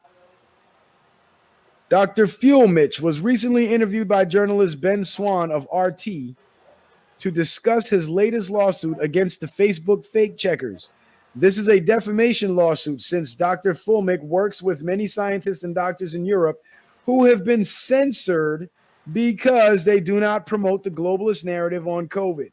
This includes the doctor we featured in yesterday's newsletter, Dr. Michael Yeadon, the former Pfizer chief science officer. And let's go to that. Or maybe not. This is a different doctor. Pandemic is over. Former Pfizer chief science officer says second wave faked on false positive COVID tests. And this is Dr. Wolfgang Wodarg. Weird names, man. The plaintiff in Dr. Fulmich's lawsuit against the fake checkers is Dr. Wolfgang Wodarg, who 12 years ago exposed the fraud behind the swine flu. He was a member of the German parliament at the time, as well as a member of the Council of Europe. Today, Dr. Wodarg's criticisms of the PCR test, which are being used to lock down the world over COVID, are being censored by these fake checkers. So Dr. Fulmich believes that their lawsuit against the fake checkers will put the burden of proof on them to prove that the PCR test is accurate, and that this lawsuit can then be used as a template for similar lawsuits in other countries around the world. Yes, because the legal precedence is legal precedence. And the good thing about these lawsuits against the fake checkers is anybody else with expert experience and expert qualifications that's putting out the truth and being censored, guess what? If they win their lawsuit, chances are you can win yours too. But my advice, spend that 10 grand to file it federal and go federal. Do not go local because the local courts are too corrupt. Even here in my city, in my county of Orange County, Florida, in Orlando, the court, the top judge at the courts downtown ordered all the county courts to force everybody to wear masks with no exceptions. And if you can't wear a mask, the way they cater to you and the way they provide you service is by having you do everything online, which delays the entire process of everything. But at least they're providing service with their mask mandate. So even though the mandate is illegal and unconstitutional, the fact that they allow the exception to avoid the discrimination claims, and they still provide service outside of, being forced gagged to enter the courtroom or go to jail. Well, that kind of shields them a little bit from any legal backlash. But if that judge were sued in federal court, he would have to repeal that order because it's unconstitutional. He's not a doctor, and it's not up to him to decide what measures people take to protect themselves from a disease. Healthcare is up to the individual and their doctor, period. No judge, no court, no politician can tell you otherwise, because unless that judge has a medical degree, which I doubt he has, because the fact that he's a judge means he has a law degree, not a medical degree, he cannot recommend medical equipment. But again, it's up to us to get involved in the fight and file these lawsuits too. Because from these lawsuits, if criminal activity is discovered, you can use the evidence from the publication, from the public records of that lawsuit as criminal evidence to prosecute criminally. Global research, medical doctor. Remember I told you guys about this before, from 24th of November 2020. And here's the thing. The reason why I'm showing you guys all the COVID fraud and more evidence of the COVID fraud is because we're going to segue into the election fraud and then into what's coming. And I'm going to break that down a little bit further. And I'm going to try to give you guys a timeline and a sequence of events of how things should play out, at least according to the way I have it mapped out. And a lot of my predictions, most of my predictions, I must say, have come true. Medical doctor warns that bacterial pneumonias are on the rise from mask wearing, by John C.A. Manley. And nurses have been saying this. Now here's a doctor saying it. And I'm sure this doctor is probably going to be censored by the fake checkers as well. But first published in October 2020, but it was republished again in November 24th, 3 days ago. A group is suing Tulsa Mayor G.T. Bynum and Tulsa Health Department Executive Director Bruce Dart, saying the city's mask mandate is harmful to healthy people, reports Activist Post. The group includes business owners and 2 doctors who are asking the city to immediately repeal the mask mandate, which was passed by city council last month. At a press conference, optometrist Robert Zollner said, "The fear factor has got to step back. This idea that I don't want to give you something that I don't even know that I have is almost at the point of ridiculous. Let us use some common sense." Dr. James Meehan, MD, followed by warning that mask wearing has well-known risks that have been well studied and they're not being discussed in the risk analysis. Exactly. I'm seeing patients that have facial rashes, fungal infections, bacterial infections. Reports coming from my colleagues all over the world are suggesting that the bacterial pneumonias are on the rise. Why might that be? Because untrained members of the public are wearing medical masks repeatedly in a non-sterile fashion. They're becoming contaminated. They're pulling them off their car seat, off the rearview mirror, out of their pocket from their countertop, and they're reapplying the mask that should be worn fresh and sterile every single time. Dr. Meehan adds. Well, before I add what Dr. Meehan said, let me say this.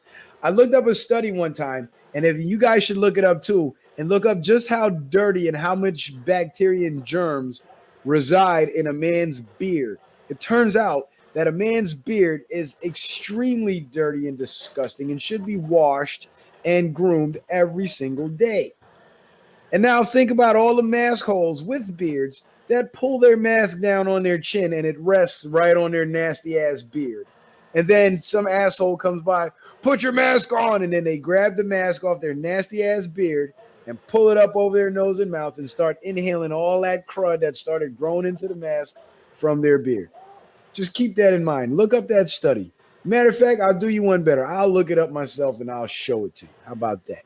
Dr. Meehan adds, new research is showing that cloth masks may be increasing the aerosolization of SARS-CoV-2 virus into the environment, causing an increased transmission of the disease. So the cloth masks are going to spread it more. Wow, who knew? In conclusion, Dr. Meehan states, in February and March, we were told not to wear masks. What changed? You know what changed? The virus didn't kill enough people, so then they changed their tune and told us to wear masks so they can kill more people. That's what changed.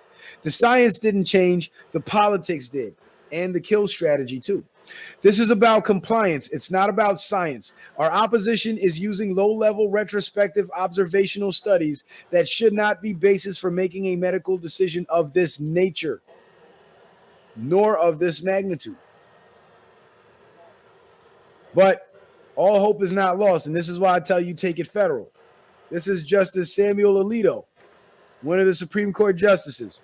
Justice Alito, pandemic has brought unimaginable restrictions on freedoms.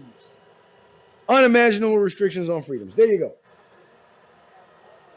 And he's absolutely right. Because who would have ever imagined that we would be restricted from our right to breathe fresh air? And this is from NPR, published November 13th, 2020. So it's been out for a while. But the big COVID push, it's not about health, and it's not about safety. It's about control. It's about political control. And it's also about financial control. Check this one out. This is going to blow your mind. But I'm sure most of you already know this. Dan Price tweeted this. Wealth increase in the pandemic for founder CEOs of Amazon, 91 billion, Walmart, 38 billion, Google, 37 billion, Microsoft, 33 billion, Facebook, 28 billion, Nike, 8 billion, Apple, 8 billion. Small businesses collectively lost over 200 billion. We're witnessing a record transfer of wealth. So not only is it to gain control of your physical body and your physical actions and tell you what you do and what you can't do, but it's also to gain control of the wealth, because the wealth gives you control over the resources, right? All right. But here's why I started with the COVID hoax, because this is where the COVID hoax ties into the election. What we're witnessing here is the two black folks on the right happen to be poll workers in a Democratic city. I'm not sure what city. I'm sure the caption might give us some indicator of which city, but obviously it's a Democratic city. And these poll watchers are protected by their shield, by their plexiglass shield on the table, their face diapers, and their 6-foot social distancing, right? To protect them from the COVID. They're so scared of COVID. But they're afraid of catching COVID from the two, I would assume, are white people sitting on the opposite side, but yet they're not afraid of catching COVID from each other. They're within 6 feet of each other behind that glass, while the Republicans, they're the Republican poll watchers, being blocked from seeing the ballots and watching them cheat by being forced to sit 6 feet away from the ballot counting table, but they're not sitting 6 feet apart. So if the 6-foot thing is to prevent COVID, shouldn't every individual have a 6-foot spacing between them, not just a 6-foot spacing between the people falsely falsifying the ballots and counting illegal votes and the people who are supposed to stop them and report them? So obviously the COVID hoax is being used in every way possible, even being used to steal our election. And the caption basically explains what I just explained. These two people can sit next to each other. And these two people can sit next to each other. But these two must be kept 6 feet away from the two with a screen between them. And remember from that Detroit Leaks video that I showed you with the training lady, the black lady, of course, telling everybody, oh, somebody asked, well, how do we stop them from seeing our ballots? Well, they have to give you your 6 feet. Make sure they give you your 6 feet. Because the 6 feet was to cheat. It wasn't to stop no goddamn COVID. It was to steal our fucking elections. And these two traitorous scumbags were helping them. And every other traitorous scumbag sitting behind the table trying to keep the poll watchers at bay so they don't catch their scumbaggerly asses cheating. But again, this is why it was allowed to happen, so they can be caught red-handed. And when they get caught red-handed, they all incriminate themselves by going along with the fraud. Check this out. Pennsylvania official votes. And speaking of going along with the fraud, in preparation for the next slide I'm about to show you, Derek Gibson is running for the governor of New York. Start following him on YouTube. Follow him on Facebook. Follow him on every social media platform that you can find him on, because what's about to happen that Sidney Powell is about to do is going to cost a lot of governors their seats and many their freedom. And Governor Cuomo will be one of them. So, Derek, if you're out there and you're listening, brother, be prepared to take Albany long before 2022, man, because there might be some sort of emergency election being held or something, because Cuomo is going to go to jail. You mark my words. Within sometime between now and not the next 4 years, but the next 2 years, Cuomo is gone. Pennsylvania official votes. And this is all Trump needs to take to the Supreme Court to have the election overturned. You do understand that. Based on the legal standard, one proof of fraud from one state overturns the entire election. And this is proof positive. Now, forget the chart. Let's look at what it says at the bottom. Pennsylvania reports having mailed out 1,823,148 ballots, of which 1,462,302 were returned. Yet, total mail-in votes number 2,589,242. From where did the extra 2,589,242 minus 1,462,302 equals 1,126,940 votes? So where did the extra 1,126,940 votes come? Well, it came from fraud, illegal ballots, the ballot dumps. That's where they came from. And it's like this in every single state where they stop the vote and the elections are being contested. In every single state, they recorded more votes than voters.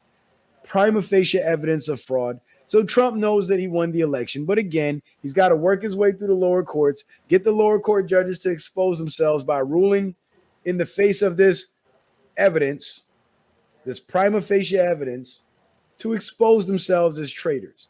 And when the treason and the sedition charges come down and the firing squads get activated, these judges are going to be in line too. But this is what I was saying about the governors. You see, Tom Wolf is co-signing the fraud as well. Today, Pennsylvania's State Department certified the results of the November 3rd election in Pennsylvania for president and vice president of the United States. As required by federal law, I've signed the certificate of ascertainment for the slate of electors for Joe Biden and Kamala Harris. Again, I want to thank the election officials who have administered a fair and free election during an incredibly challenging time in our Commonwealth and country's history. So he's thanking the fraudsters for stealing the election. Our election workers have been under constant attack, and they have performed admirably and honorably. Yeah, except for the ones that were cheering for the ballot dumps and the ones that were forcing Republican poll watchers out. But you see, Tom Wolf put out this tweet, so the fake news can now take his tweet and his certification and run with it. And what were they saying in the fake news when the certification happened, everybody? Oh, Biden won Pennsylvania. Pennsylvania is certified for Biden. And they tried the same bullshit in Georgia. And what happened to the Georgia certification? They certified it, and the same day they had to rescind it. So, And here's what the Trump legal team responded to that. Trump legal team statement on state certifications. So the legal team is about to lay down the law. Trump legal team statement on state certifications. Certification by state officials, like the governor, is simply a procedural step. Okay? It's not the procedure. It's just a step in the procedure. A procedural step. We are going to continue combating election fraud and around the country. We're going to continue election fraud around the country as we fight to count all the legal votes. Americans must be assured that the final results are fair and legitimate. So, and every time a legal challenge is posed to any certifications, the certification is automatically withdrawn. As what happened here. Pennsylvania state judge sides with GOP, halting election certification. So the fake news were running around saying, oh, Pennsylvania, Biden got Pennsylvania. But They didn't say on TV that the judge ruled in favor of Trump and the certification was halted. And this is from the Washington Times, and it is dated November 25th. So that was rather recent, 2 days ago. And what's happening now, as of 2 days ago, is this. And I believe this happened yesterday. Appellate court rejects Trump challenge of Pennsylvania race. And that was published today. So Trump won in the state court, basically, and the Democratic Party or the state, the losers, they went to some hack judge in the appellate court and scored a win in the appellate court. But Trump and his legal team, obviously knowing the legal process, they knew they had a right to appeal, and they knew that they were going to find some hack judge to appeal it to. So now that the hack judge has appealed it, guess what that means? Supreme Court, baby. Supreme Court. So Trump has it all planned out, and he knows what he's doing. And he has more than enough time because these cases are being fast-tracked through the courts. So just because you might see a ruling or two against Trump, it means absolutely nothing.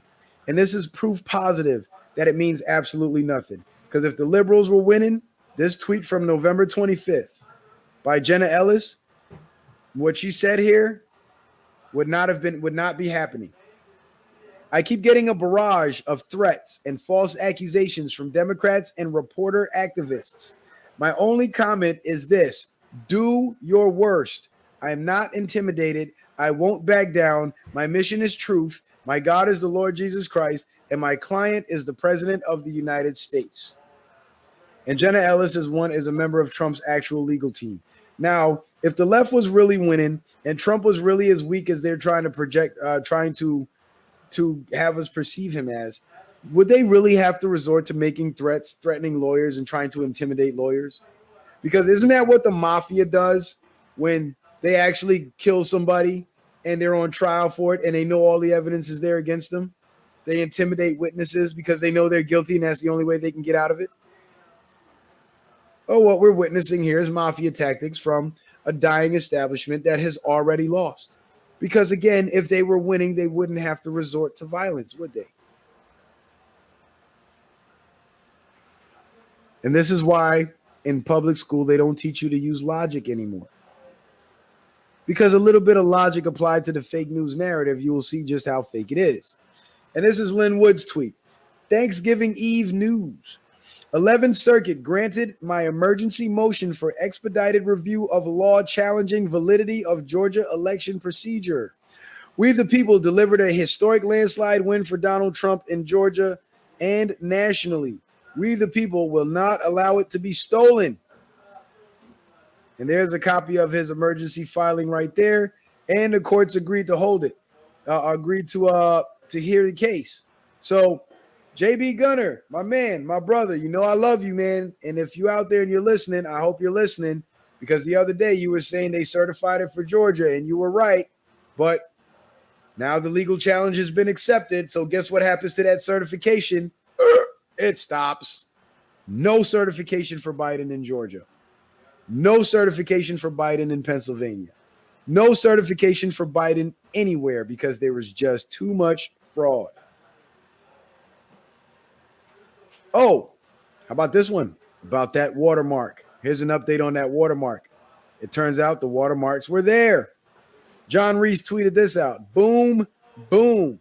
Page 35 on the lawsuit declares that digital watermarks were used to change votes for Biden. Fisher says many ballots had markings for Biden only, but no markings on the rest of the ballot. We caught them through watermarks. Did I not tell you guys they were going to use watermarks to set their asses up? And this is from page 35 of the lawsuit that mentions the watermarks. Because us conservatives, us patriots, we've been lied about and lied on for so long that we just developed this habit of showing receipts. We're not like the left where we just make claims which are literally baseless while calling the people who show receipts for their claims baseless. Another affiant, I guess that's the person that writes the affidavit. Another affiant testified about the use of different paper for ballots.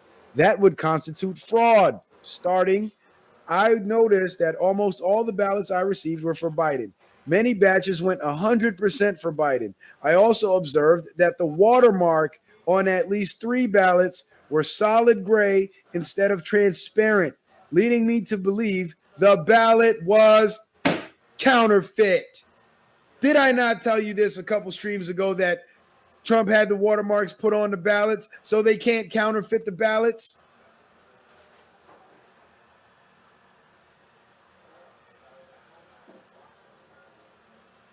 There you go. Man, y'all better share this stream, man. Y'all better share all these streams. Because we got their number. Patriots know what's going on. We're not stupid like Democrat voters. I challenged this, and the elections director said it was a legitimate ballot and was due to the use of different printers.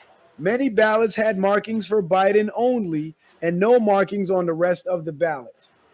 You know what's going to happen? That elections director is going straight to jail. But there you go. Proof positive of the watermarks. You believe me now? For all those of you that were wondering, well, is the watermark real? Do we know anything about the watermark? The watermark is being mentioned by an actual poll worker who dealt with the watermarks and used the watermarks to determine that the ballots could possibly have been counterfeit. And JB Gunner, my man, my brother, much love. You know I love you.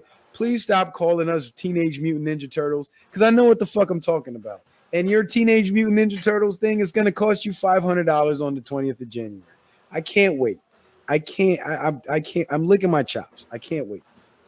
I'll send you some crab legs or something as a thank you.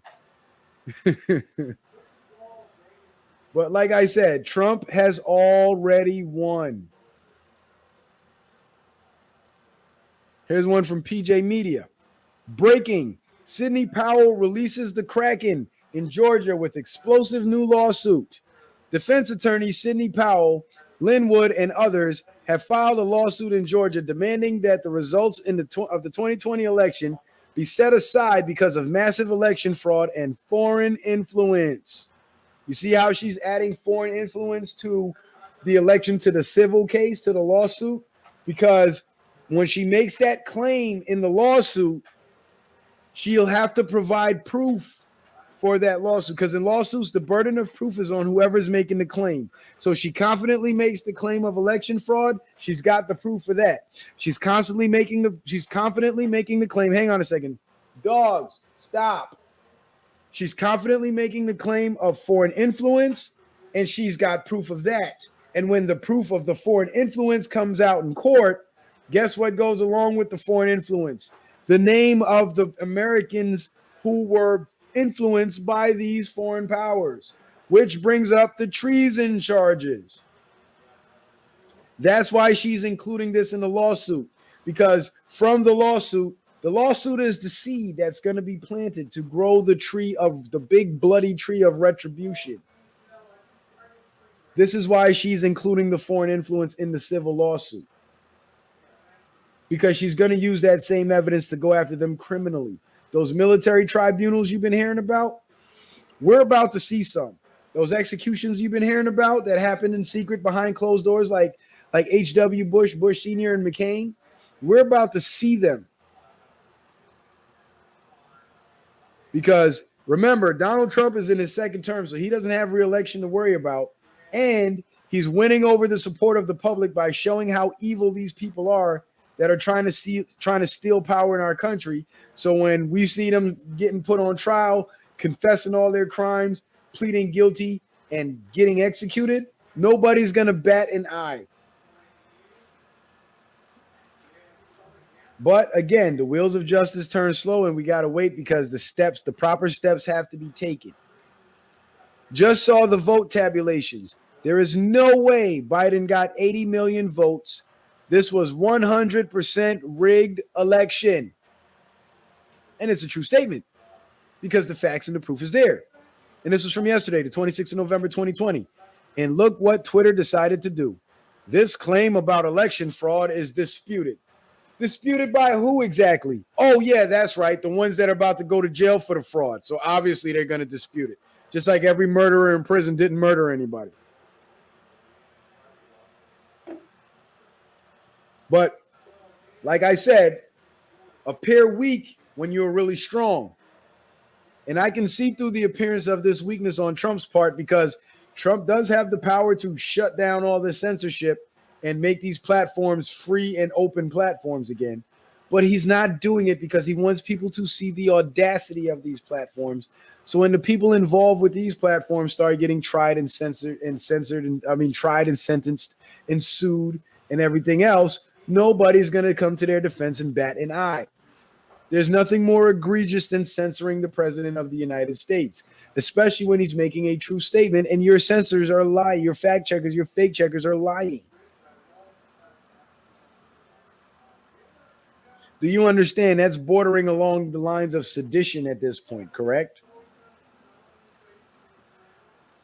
But the people that are about to go to jail for the fraud are the ones disputing the fraud. And that's the fact that the fact checkers are going to forget to include there, of course. But now, to Sidney Powell's claim of foreign influence, here's a copy of the contract that the state of Michigan claimed doesn't exist. But this is the contract between Dominion and the state of Michigan, where they contract Dominion to handle their vote counts. And because we know the inner working and the ownership and the background of the Dominion company, Dominion vote systems, or whatever it's called, we know that they are a foreign-backed company. So this foreign-backed company is actively involved in stealing our elections with the help of the state because the state hired them, knowing who they were. Looks like whoever signed this contract in Michigan is in big doo-doo. That would be Governor Whitmer. Dominion Voting Systems Incorporated. The state, David Tarrant, MDOS. Michigan Department of State. So I guess David Tarrant is the Michigan Secretary of State. And I'm sorry I can't make it any bigger. But I'm sure you can make out the letters. I give you a hint. When the words are really small, but the letters aren't blurry, they're clear, but it looks like the brightness of your phone is blurring them out. If you dim your screen, they come up clearer for some reason. I don't know why that is, but they do. Maybe it's an optical illusion. But this is your proof of foreign influence. One proof of foreign influence, aside from the article that I just showed you with Brian Kemp getting the kickbacks from the COVID supplies from China. Donald Trump, for purposes of national security. Here we go. Remember I said Donald Trump's got the power to make these platforms open now? For purposes of national security, Section 230 must be eliminated. Section 230 is what gives these platforms protections. I'm not exactly sure what the details of it are, but it gives these platforms immunity protections, I guess, being done on their platforms. So people need to they don't have to just take their tweet down or take their post down for being prosecuted by providing a platform for these illegal activities to be conducted. Thus, they're neutral. They say, we're a public utility. We have no control over what people publish. The individual posters are the publishers, so they determine what they publish and what they take down, not us. But if Trump removes the Section 230 protections, what that's going to do is, are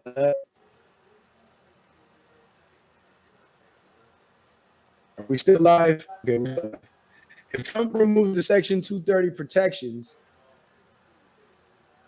what that's going to do is that's going to make these platforms live everything they list on their platforms, even criminal acts like terroristic threats.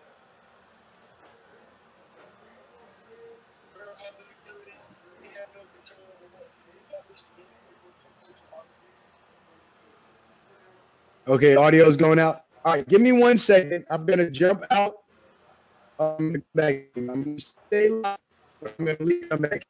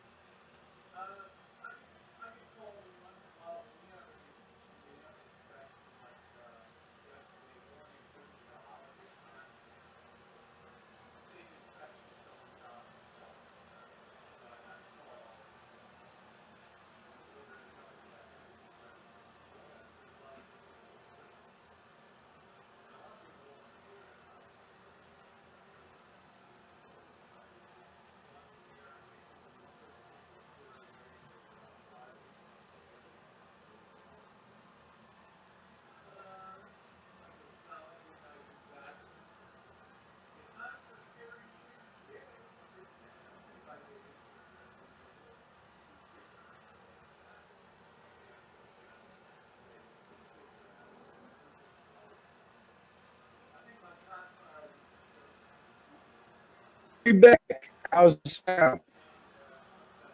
This shit is ridiculous. This is insanity. Are we back? Are we back? Are we back?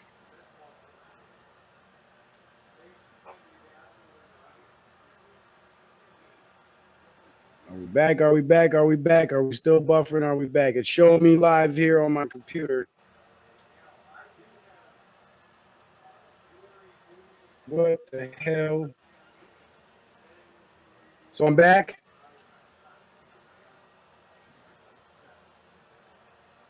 How's the sound? Is the sound okay?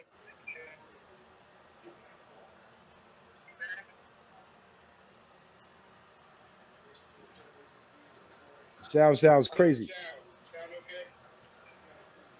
See, as soon as I start talking about that censorship, you see what they did? As soon as I get to talking about that censorship, but you don't have to see the screen share for this. What Section 230 is going to do,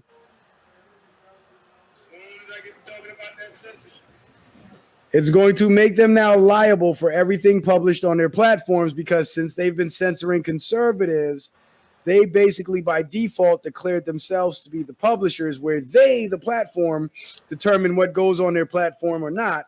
And because they're now determining what goes on their platform and what doesn't, they basically now accept responsibility for everything being put on their platform, which means if they don't censor and block every bit of criminal activity, that means every single pedophile trying to hook up with a kid, or every bit of child porn being circulated, or every terroristic death threat against the president, they can now be held liable criminally for the actions of the people posting on their platforms.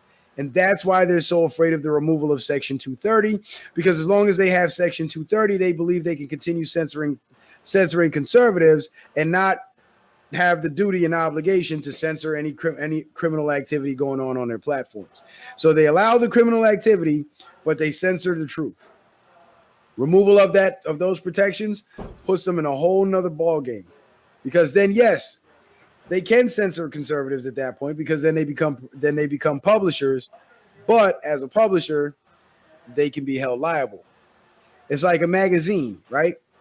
And if a magazine says, hey, we're going to do a photo shoot, and I don't care if you're a felon or if you're not a felon or whatever, just bring all your guns, bring all your weed, all your drugs, and let's say it's in a place where weed is illegal, and you're in a magazine, your magazine is taking pictures of these people smoking weed and shit, getting high in a state where it's illegal. And law enforcement gets wind of this magazine. You know who they're going to contact first? Not the motherfucker in the magazine smoking the weed. They're going to contact the magazine first and question them, because they're the publisher and they should know better than to promote illegal activity. Now that might be a bad example or a poor example, because I highly doubt that's ever happened in real life, but that's how it goes down. And that's what Section 230 protects big tech from. And this is why they're so afraid of losing that. But they're even more afraid of the truth coming out. Now, back to the censorship with Trump. Trump was allowing all this censorship for so long, even though he has control of the Justice Department. He has control of the Senate. So he could have done away with Section 230 a long time ago. Why hasn't he? Well, he didn't, because all the information that we're putting out now, a lot of people still believe is false information and it's conspiracy theory. And all they've been hearing was the mainstream media narrative that was being promoted by the same tech companies that are censoring the real narrative. And if Trump was allowing both narratives to compete with each other, the mainstream narrative would have won out anyway, because they just have a louder voice and more emotional appeals. So it's easier to convince people of their bullshit. And the conservative voices, we would have been like Alex Jones's before the censorship. A lot of people thought Alex Jones was crazy and was just some nuts conspiracy theorist. But once they started censoring him, people took a second look at him and realized, like, hey, they must be really afraid of this guy, because the information he's putting out is hurtful to their agenda. So when it comes to the censorship and Trump allowing it to go on, that's because he was going to allow it up until this point. And this is the point where all the information that we've been putting out that's been censored and blocked, Once the protections of Section 230 are removed and that information is free to flow, it won't be a trickle like it would have been without the censorship. It will be a flood. And that's why Trump waited until now, because he wanted the floodgates to open. But you can't cause a flood if you don't fill up the reservoir, right? Before you break the dam. So the censorship is the dam that's holding back this reservoir full of truth. And the fake news narrative and the fake news media and all their globalist shills are the little towns below that this flood is about to decimate. But if that reservoir is only 25% full, you won't get the desired effect of widespread destruction from this flood. But if you allow that reservoir to stay dammed up and just keep filling up and filling up and filling up and filling up, when you remove Section 230 on the censorship and you release the censorship or you break that dam, it will be a flood, a tsunami of information, so much that it will drown out the fake news. It will drown out the leftist fringe. It will show us to be the true majority that we are. And it will also basically get the attention of the sheep who otherwise wouldn't have paid attention and would have blown it off as conspiracy theory. They would now be forced to look at it because there'll be so much information out there on so many different platforms that they would have nowhere to turn to avoid it, except turning on the TV. But then when they turn on the TV, what are they going to see? They're going to see their favorite politicians being put on trial. That's what they're going to see. So either way, they're in for some major heartbreaks. When the flood of information comes, it's going to break their hearts. And when the repercussions of the military tribunals, the criminal prosecutions, and the federal executions come, it's going to destroy their souls. Because they're going to be looking at all these people they had trust and hope and faith in all this time, confessing to crimes that they never thought they were capable of even committing or even conjuring up. And this is another reason why the mainstream media has to work so hard to get people to hate Donald Trump.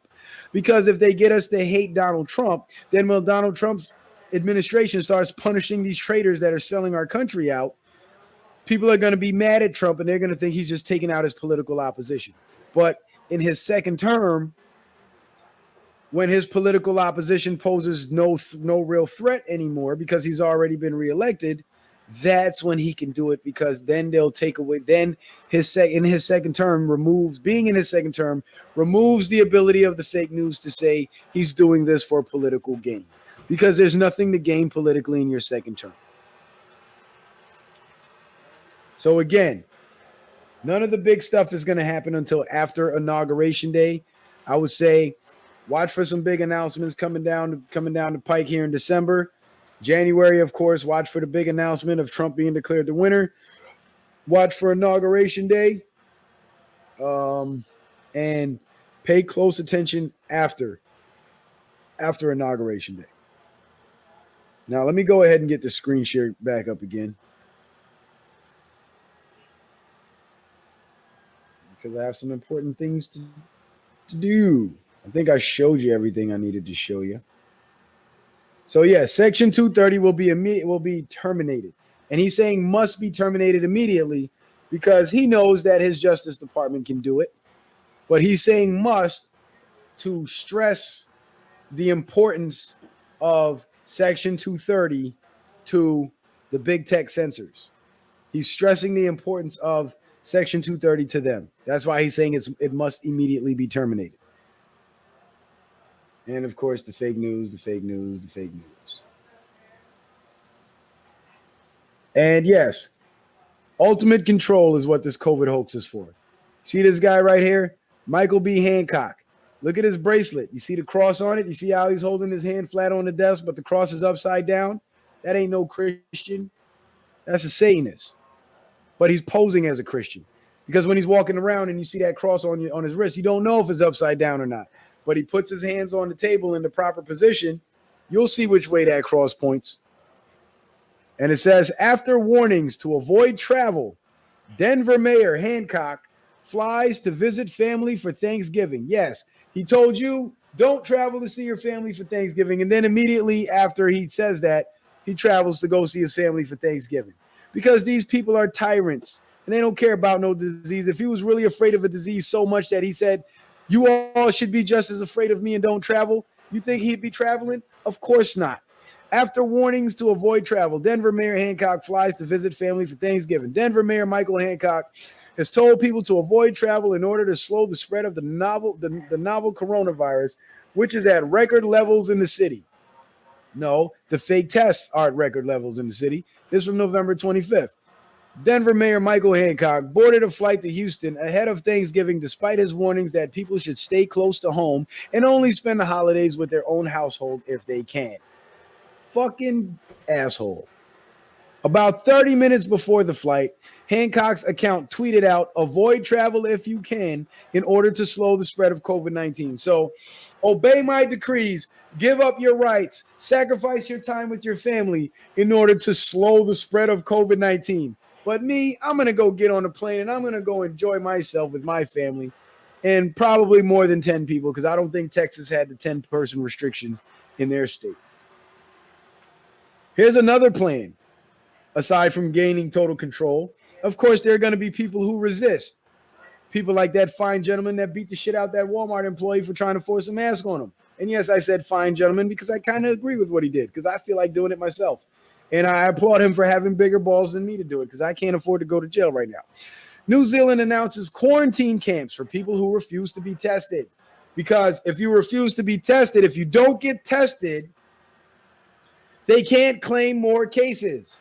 So as you get tested, that means you're participating in the fraud and creating more cases for them to report in the fake news to keep the hoax going. So the more people get tested, is the longer this hoax goes. This is why at the beginning of all this, Trump said, if you don't have symptoms, don't get tested, because he knew we would reach a point where they would have people walking around with zero symptoms, but the test saying there's all these sick people out here when nobody's sick. Nobody.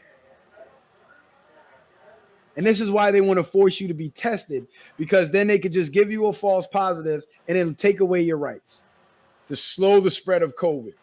And I showed you guys a video in a previous stream of a reporter up in Canada showing one of these actual camps in Canada. I'm going to have to show it again. And he was talking about how Trudeau, Prime Minister of Canada, Trudeau, pedophile Trudeau, tried to claim that those camps don't exist and it's all conspiracy theory. But then there's documentation signed by him authorizing the use of the camps. So if you don't think they got plans to put us in concentration camps, think again. And this is why we need our guns, ladies and gentlemen. And this is why people in Republican states are safer than people in Democrat states. Because, well, we get to have our guns in Republican states. Because in Republican states, we actually live in America. In Democrat states, you live in pick a communist shithole country and name it. Because that's where the fuck you live. Because you're being ruled over by politicians that got elected with the same technology that elected third world dictators in Venezuela. Speaking of Venezuela, here's a little timeline of how bad policies have destroyed the country. Communism. 2012, Venezuelans lose right to own firearms. Biden wants to do that too, right? 2016, Venezuelans learn how to eat cats and dogs to keep from starving. Well, Biden is kind of wanting to do that too with all the lockdowns, because the lockdowns are causing people to starve and lose their businesses. 2019, Venezuelans are fired upon by their own soldiers to keep them from receiving humanitarian aid. Right, they're fired upon by their own soldiers because they don't have anything to defend themselves with. They don't have any guns, so they can't form militias. Thus, the government has absolute power. Speaking of absolute power, they played up the racial narrative real good for black people. Biden even went so far as saying, you ain't black to get elected, right? To try to steal this election. And look at this. James Clyburn, prominent Democrat, member of the Black Congressional Caucus, mind you. Clyburn, Biden falling short on naming black figures to top spots, the Hill, because of course he's pretending to be president-elect like a 3-year-old pretends to be Spider-Man, and he's selecting members of his cabinet, but he's not selecting the black folks anymore. You know why? because the election is over. The Democrat doesn't need you, black people. And James Clyburn is making that pretty obvious. All the while running around claiming Trump is a racist, and Trump went out of his way to put black people in top spots. And Biden is supposed to be this champion for black people because he's a Democrat, and that's the party for the Negro, right? But he ain't hiring no Negroes. That's odd. Or is it? But anyway, so nothing can stop what's coming. And the reason why nothing can stop what's coming is because nothing can stop the deep state from carrying out their plan. Nothing is going to stop them from making their moves. Thus, Trump and the Patriots have to make their counter moves. And their counter moves involve allowing them to commit all these crimes and busting them all once they commit the biggest crime of all, which is defrauding the American populace as a whole, nationwide, of their right, their sacred right to vote. So sacred that President Trump pardoned Susan B. Anthony. And if you don't know who Susan B. Anthony was, she's a woman who lived in the 1800s. She was convicted of voting illegally because women weren't allowed to vote back then. And she was never pardoned by any president from the time of her death all the way up till Trump. And Trump did it. So that was symbolic to show how serious the voting was, because it's the voting in the rigged elections that was going to take down the deep state mafia. And we're going to see it coming. Sidney Powell is signaling it. Trump is signaling it. Giuliani is signaling it. And on Sunday, I actually have a new video of Giuliani's legal strategy that I'm going to share with you guys. And I'll do you one better. We're going to do a call-in show. That's right. I'm going to drop the StreamYards link in the chat, and I'm going to have you guys come in the studio one by one. I'm going to give you guys 10 minutes each to say your piece, ask any questions. And if the conversation is good and it goes longer, well, I'm the host of the show. I can do that. But I'll try to limit it to give everybody a fair chance so they can speak their piece and say their part and get their point across and have any questions answered that they may have. But for now, ladies and gentlemen, I'm going to have to go. But before I go, of course, you know, I have been demonetized by YouTube. So if you want to support me, you can do so via Cash App, PayPal, or Venmo. Or you can support me by shopping at Patriot Shit Outfitters at patriotshit.com. Use the promo code CitizenMan76 and you will get 25% off all morale patches. Also, support me at the Teespring store by getting one of these cool t-shirts like the designs you see here. Make sure you go to that store and check out those designs. Do not neglect it because you might find something you like. I got some dope designs in there. I'll try to pick some of the coolest ones to show you, but there are even cooler ones in there. Go check them out. Also, Parler. Follow me on Parler at Citizen Man. Also, follow me on Twitter at Jaden_Ben, or you can search Citizen Man. But if you don't see this homepage, you're in the wrong place. Get out, get out, get out. Also, support our brother Randall Taylor by getting over to his channel, giving him a like, and subscribe. Also, there's other products and services that I offer in my description box. So feel free to check out all the links. One of those products would be the Lost Book of Herbal Remedies. It's a great resource to have. If the power goes out or you can't Google any information, the Lost Book of Herbal Remedies can potentially save your life. Kick big pharma to the curb because they're no good. Also, of course, support our president with the Trump 2020 bumper stickers. And I told you guys I got the hoodies on the way. Well, they're coming. All the designs are going to be finished up and concluded this weekend, possibly tomorrow. So on Sunday night, I should have them to show you and display for you. So make sure you stick around to see those on Sunday.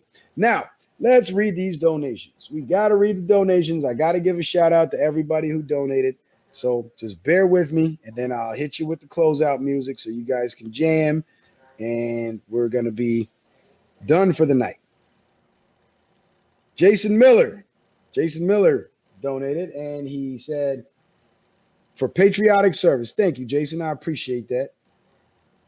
Now, you wouldn't happen to be the Jason Miller, would you? Because there's a Jason Miller involved with the Trump team. I don't know. But Big West, shout out to Big West. Big West put something on it. He said, we ride until the wheels fall off. Salute. Salute to you, my brother. And I think that would do it for the Cash Apps. Yes. Now let's check out the Venmo because I don't have to sign into Venmo. Let's look at the Venmo, see what we got in Venmo. Venmo. All right. We got James Of course, James is a regular donor. Shout out to James and Stephen too. Stephen and James have been really consistent. I appreciate that, you guys. I'm hoping Flynn takes some of the deep state out. God bless. Oh, he will. Flynn is one of the tentacles of the Kraken. Flynn might actually be the beak of the Kraken that's going to devour them. Hope you and your family had a blessed Thanksgiving. Thanks again for keeping us updated. I introduced my adult son, Damon, to your channel. Another loyal listener. Much love. Aloha, brother. Appreciate that, Stephen. Thank you, brother. I appreciate that big time. And if you guys want to see the channel grow and you guys want to see the channel take off, make sure you share it. You hit that share button. All right. All right. Let's do the PayPals. Share it and on every social media platform. If you're on Twitter, share it on Twitter. You're on Facebook, share it on Facebook. You're on Instagram, share it on Instagram. You're on YouTube, share it on YouTube. Share it on all of them, because this is very important information that's not only going to put a lot of people's nerves at ease, but it can also stop potential violent action from people who become impatient. Because a lot of people are becoming impatient, and, well, I can't blame them. I can't really blame them. All right. So we're going to go to view activity, and we're going to read these donations, babe. Read these donations. All right. Okay, so we got 2 here. All right, we got 2. So let's go with the first one. And that one was from Marsha. And Marsha did not leave a note. Appreciate the donations, but you guys feel free to leave a note when you donate, man. Say something to me so I can read it out loud. And shout out to Anthony Alexander Investigations LLC. So it sounds like that brother owns a business. Anthony, if you want to plug your business and advertise, feel free to do so during the chat. I'm sure somebody in here is getting cheated on and might need a private investigator. So go ahead and plug your stuff, plug your website or whatever you need to do, man, because small businesses got to support small businesses. And shout out to you for that donation, brother. I appreciate that. Much love to you. And funny enough that your name is Anthony. My son's name is Anthony. And I think that will do it for the donations unless something new came in.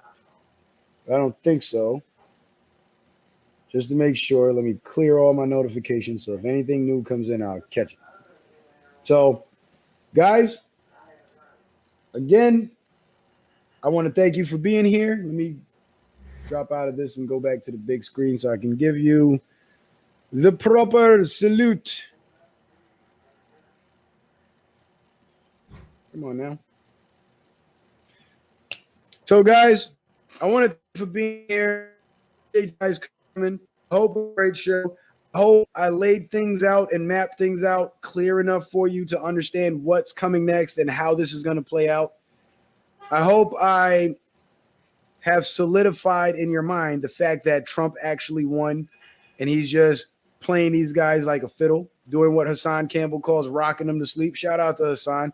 Brother seemed to be having a hard time this morning and YouTube actually streamed down. So I just want to give a big shout out to my brother Hassan Campbell. Let's send some good energy and love and light his way, man. The brother was going through some things and YouTube knocked his stream down on top of that. Just stress on top of stress on top of stress, because I know how stressful it could be. So, say a prayer for that brother if that's what you. But I appreciate you guys being here. I appreciate you guys coming.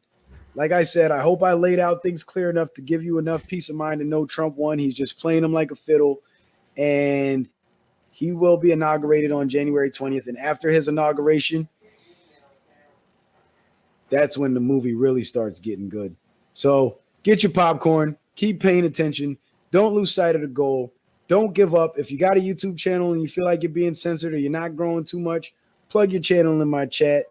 You know what I'm saying? Reach out to other bigger YouTubers with bigger channels. Ask them to give you a platform. Put together some powerful jewels that you haven't heard anybody else really talking about.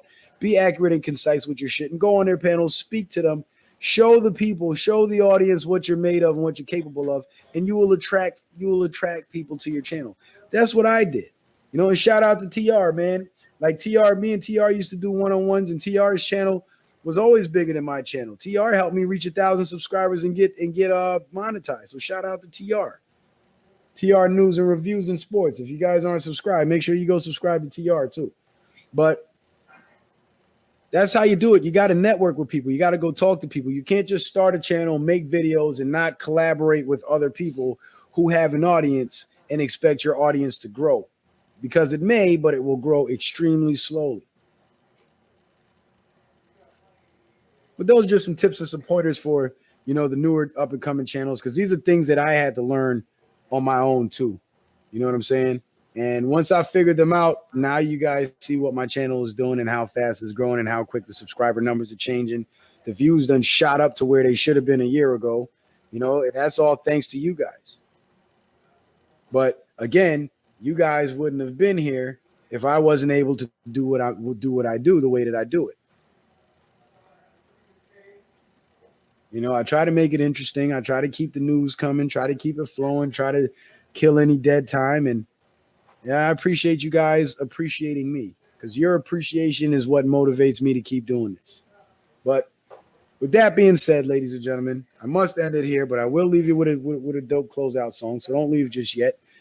With that being said, I'll see you guys back here on Sunday night, and get your questions together, get your talking points together, because we're going to do another Defend Your Answer. Citizen Man, out.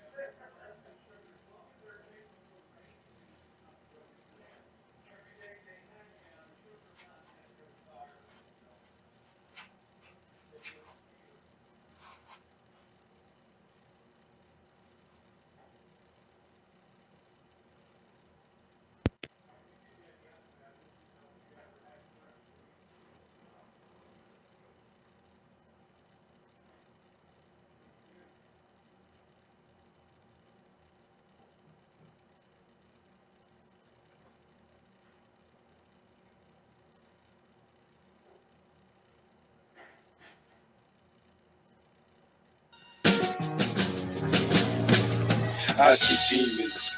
I see demons. I see demons. I see demons. I see demons. I see demons. I see demons. I see demons.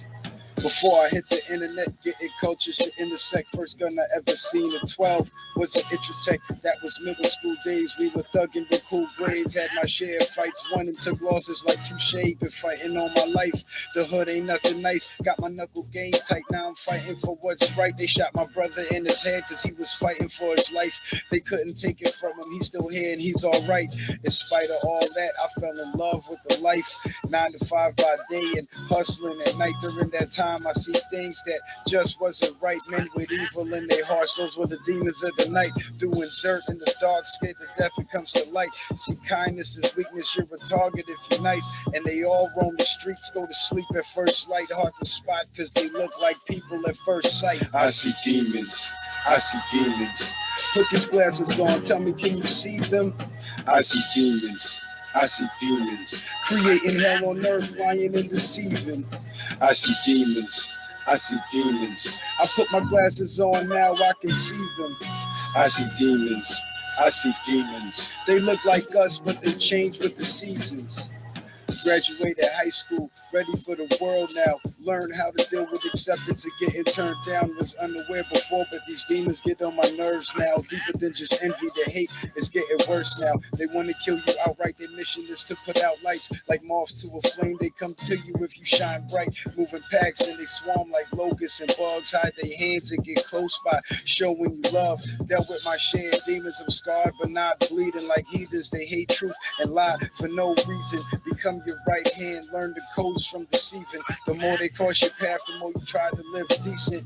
In my younger years, I guess I really didn't see them, cause I was just another heathen, running the streets then, trying to make $1, same time avoiding the precinct. Shook the rats and roaches, but I can't avoid these demons. I see demons. I see demons. Put these glasses on, tell me, can you see them? I see demons. I see demons. Creating hell on earth, lying and deceiving. I see demons. I see demons. I put my glasses on, now I can see them. I see demons. I see demons. They look like us, but they change with the seasons.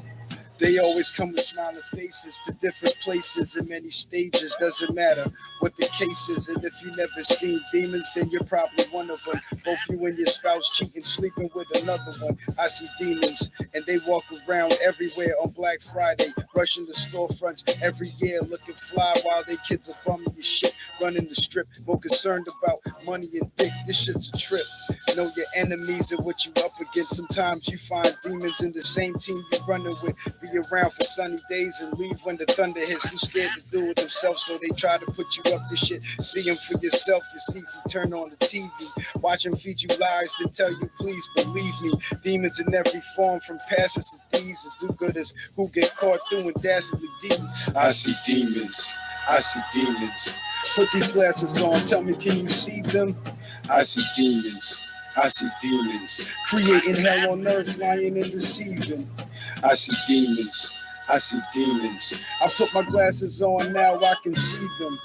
I see demons, I see demons. They look like us, but they change with the seasons.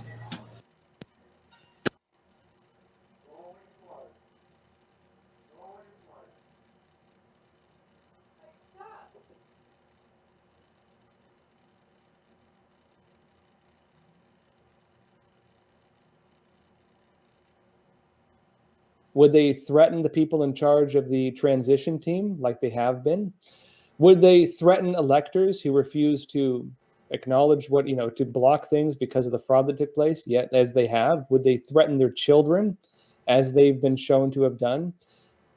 Would they try to censor folks like you and me for saying things they don't like on the internet because we're exposing what they've done? Yes, they would, and yes, they have. There's some serious stuff going on, and you have people again who've openly violated the law, and tried to rig an American election. According to evidence, we can say that now without saying allegedly. Again, some of these are allegations, some of them can be proven. There's enough evidence now to say that someone tried to rig this election, and to what extent would they go to protect those interests? Because again, whoever wins this is going to be the one who controls the legal system. If Biden wins, he's already said he's probably going to stack the courts, meaning that, he denied it. He didn't want to talk about it. Meaning that, if he gets in, he could just put in new Supreme Court justices, increase the number of them, and he'll control the judiciary as well. Meaning that we no longer have essentially three branches of government. You have the executive branch, the presidential office, controlling the judiciary at that point. Whoever wins, again, I've mentioned this analogy before. If you ever read the books about the Roman civil wars, great one, Pharsalia by Lucan. In the end of it, when Caesar has his last battle against Magnus, there's an interesting quote in it where they're talking about, basically these generals are giving their last speeches to their men.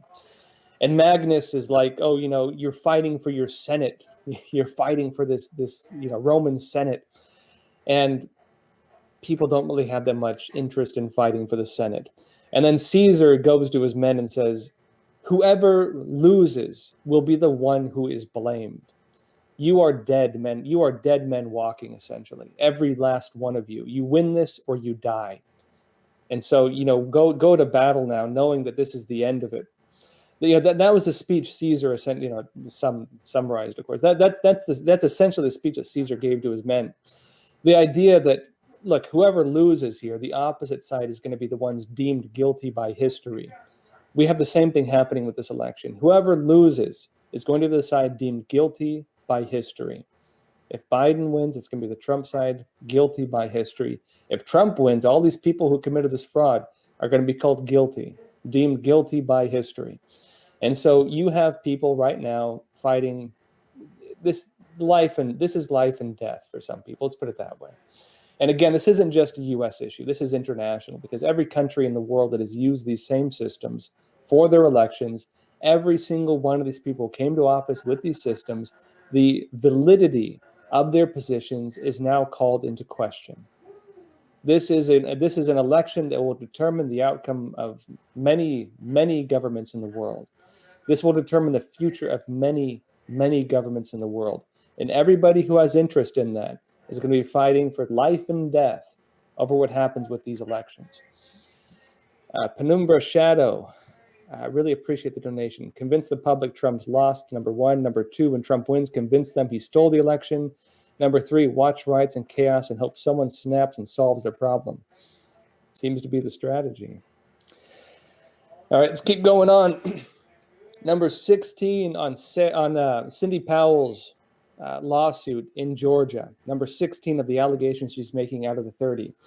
Georgia entered into an unlawful consent agreement with Democratic Party agencies that gutted the effectiveness of matching signatures in absentee ballot envelopes with signatures on record with the authorities. The matching was reduced to, quote, a broad process with discretion rather than enforcement of the signature requirement as statutorily required, the suit says. It says the signature matching procedure was influenced by, quote, guidance and training materials produced by the Democratic Party. You hear that? In other words, normally when you have these ballots come in, and normally you can't even get these ballots unless you have a really good reason to do so, the local government changed the way elections are run. The local government changed the way elections are run. They made it so that normally things that are illegal to do were legal. So they used illegal methods, but used their control over the legal system to change them right ahead of these elections. The guidance and training for that was provided by the Democratic Party. The Democratic Party provided the guidance and training materials in order to do that, in order to make it, again, the system where they no longer had to match the signatures on these ballots. That one check and balance to make sure that illegal ballots are not easily accepted. Again, not even a stopgap in terms of all the other types of fraud we're seeing, but one system to prevent some degree of ballot fraud. That was removed, and it was based on guidance and training materials produced by the Democratic Party. Jimmy Ling, really, really appreciate it. Geez, thank you. Sidney Powell prone of attacks is national. Let me see. It's from, again, Jimmy Ling. Sidney Powell prone of attacks is national election interference that will lead to treasonous crime under military tribunal court. Only military tribunal could put treason trial, not civilian court. And Sidney Powell is a military lawyer under armed force protection. Actually, it's an interesting point. To be honest, given the way things are heading, if these cases were prosecuted, I assume if it was treason or sedition or launching a coup, which is really what this is, trying to unseat a president basically by defrauding an entire country, it might have to go through the military. And actually, Sidney Powell would be an interesting person to be in a position for that. Got my black tea tonight.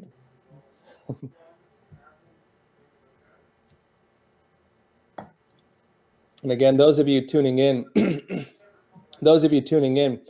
yeah, I'm broadcasting from my dad's house. I came down here to have Thanksgiving with him. All right, let's keep moving on. Oh, wow, Denise Coop. Wow, really appreciate it. Geez. Once again, from Denise Coop. I have no faith in anyone being prosecuted anymore. After this summer, I learned a good lesson in dirty politics. The prosecutors were not willing to prosecute Antifa and BLM. So why would they prosecute their political friends? This is the unfortunate reality. We see the justice systems in the United States becoming politicized. That political interest has overridden justice, basically. The basis of justice has been overridden by politics. And you can't have a government without proper systems of law, because the most basic function of government is a system of law. If law does not extend from the top to the bottom, and if law does not extend across party lines, and it's not law, it's just tyranny, right? If law is biased based on politics, that is tyranny. That is not law. That is not a legal system. It means that it's okay for some people to violate the law and not others. That is the persecution of one part of society, not an actual legal system. And I think America needs to fix this seriously if this country is going to last. Without a system of law, you don't have a country. You have a tyranny, right? Let's move on. It's from number 17. Governor Brian Kemp illegally authorized election officials to open outer envelopes of absentee ballots 3 weeks before the election. Georgia law, quote, clearly prohibits opening absentee ballots prior to election day. The governor, Brian Kemp, in Georgia, illegally authorized election officials to open outer envelopes of absentee ballots 3 weeks before the election. That is in violation of Georgia law.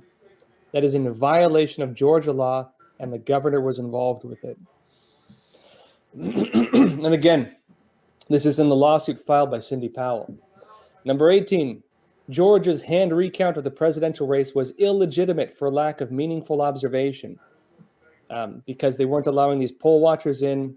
They also were not allowing people to observe what was taking place. This is a quote from the lawsuit. Democrat majority counties provided political parties and candidates, including the Trump campaign, no meaningful access or actual opportunity to review and assess the validity of mail-in ballots during the pre-canvassing meetings. It's according to the suit. And it says the allegation is based on multiple recount observer testimonies. Again, that means another check and balance to ensure that election fraud does not take place was removed. This means, again, the local government in Georgia removed, or the individuals, at least these polling stations, removed, again, another key part to ensure that election fraud does not take place. If you have multiple incidents now of laws being broken, we can say without a doubt, the governor, for example, allowing these absentee ballots to be removed from their envelopes. For example, allowing these machines to be connected to the internet, which violates 2014 FEC law. Other issues, again, I don't want to go over the whole thing again.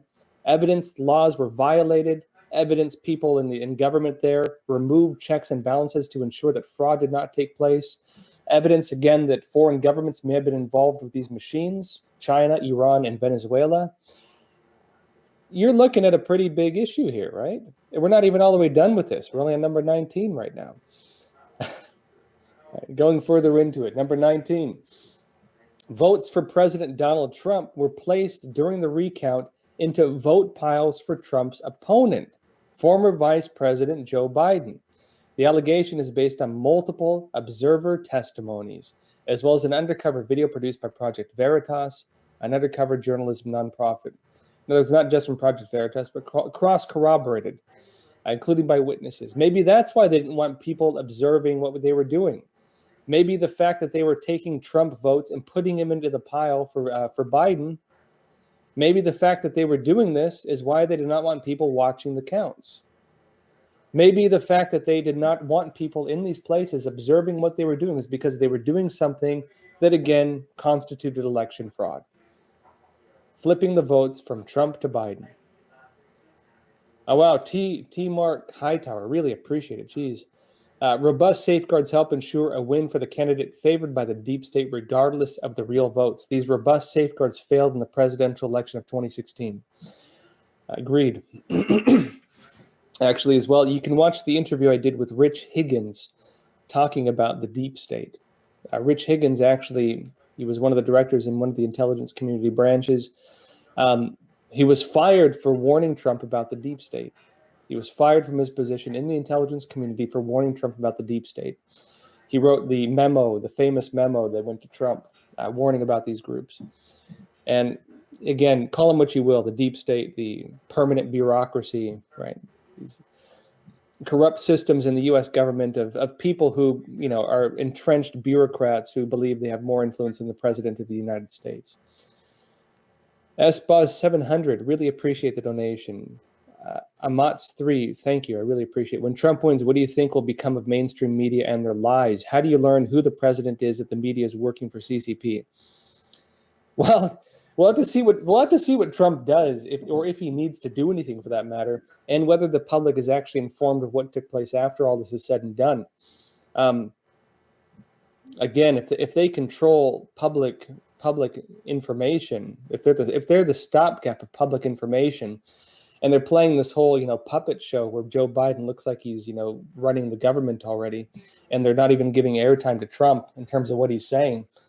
Something's going on, right? The question is whether the general public would become aware of the lies they've been told. Number 2 would be whether Trump goes after them. Number 3 would be especially the 2018 executive order Trump passed on election fraud, which included parts talking about election fraud through misleading the public, meaning every major news outlet right now doing what they're doing, almost just about every one of them could be hit by that. And it includes, for example, the ability of Trump under this executive order and the declaration of a national emergency does allow Trump to seize their assets. Trump has the power as we speak to take down these media outlets if he wanted to, based on what they're doing and based on what they've done. You know, it would be an uphill battle to do it, but it's in the executive order. And there's plenty of evidence that they've done this. Wow, really, Hexy 10600, really appreciate it. Will you actually prefer repealing or updating Section 230? Sargon of Akkad made a great video titled "The Politics of Demolition Man," uploaded on BitSlide and YouTube. Sargon of Akkad left out associate Bob, Dr. Manipulator like George Soros. You know, I've heard different opinions on the benefit of repealing Section 230 protections for Facebook, Twitter, you know, these big media, big tech sites, because on one side it would make it so that they would be legally liable for content posted on their sites, which means that if someone were to post, for example, an illegal download or illegal content or illegal imagery, the companies themselves would be liable to that, meaning they could be sued like crazy and even face potentially criminal charges for that. That's pretty serious. But at the same time, I've seen people mention, well, these big tech companies actually have the technology where they could, using AI, you know, auto delete that without too much trouble. And so they could do something about it. You know, one of the reasons why they have Section 230 protections is because they say that they're platforms, not publishers, meaning that they don't have the capabilities to audit and, you know, remove content as it comes up. They've demonstrated the ability to do that, which means they do have the ability to filter content like that. If they lost Section 230 protections, very likely you would see them become even more authoritarian with political censorship.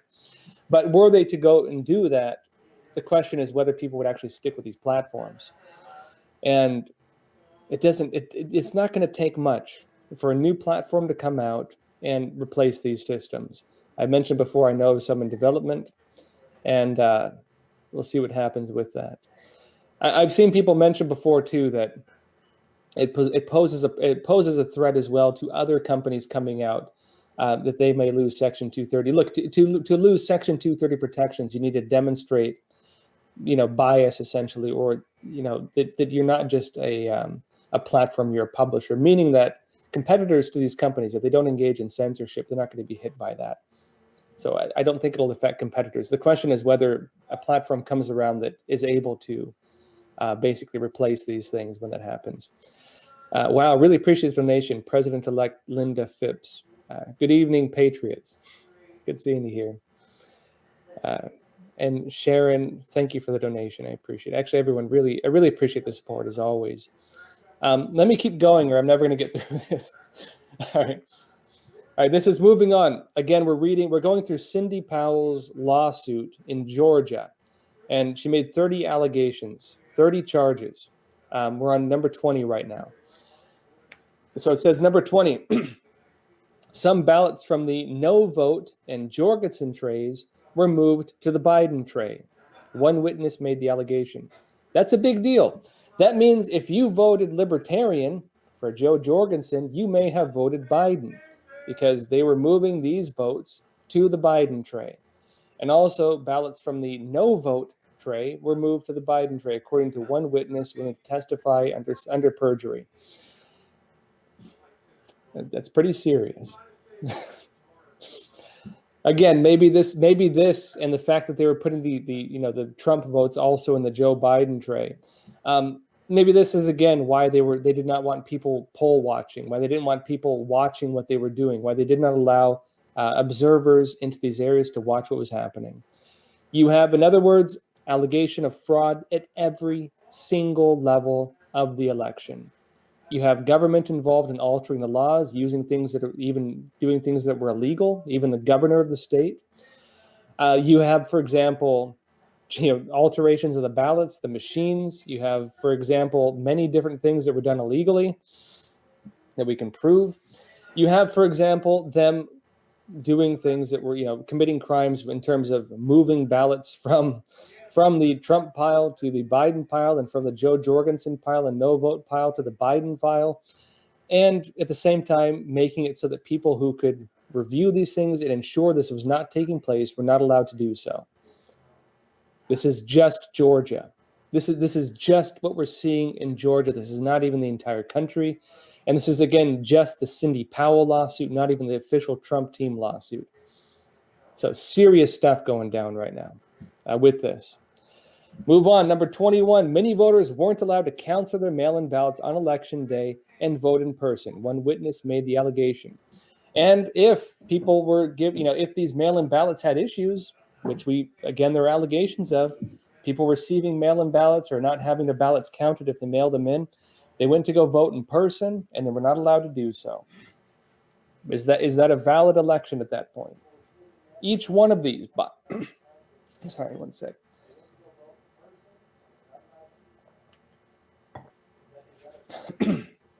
Each one of these by itself is a serious allegation alone, let alone the fact that there's 30 of these things. Every one of these allegations is enough to seriously call into question the integrity of this election, at least in Georgia, because we're looking at just Georgia right now. Yeah, those of you coming in, I have a good old-fashioned black tea and honey today. Nothing too fancy, but yeah, I'm at my dad's house right now. I came down here for Thanksgiving, so yeah, hanging out, taking it easier than I normally do, and hope you all had a good Thanksgiving. Also, on that note, yeah.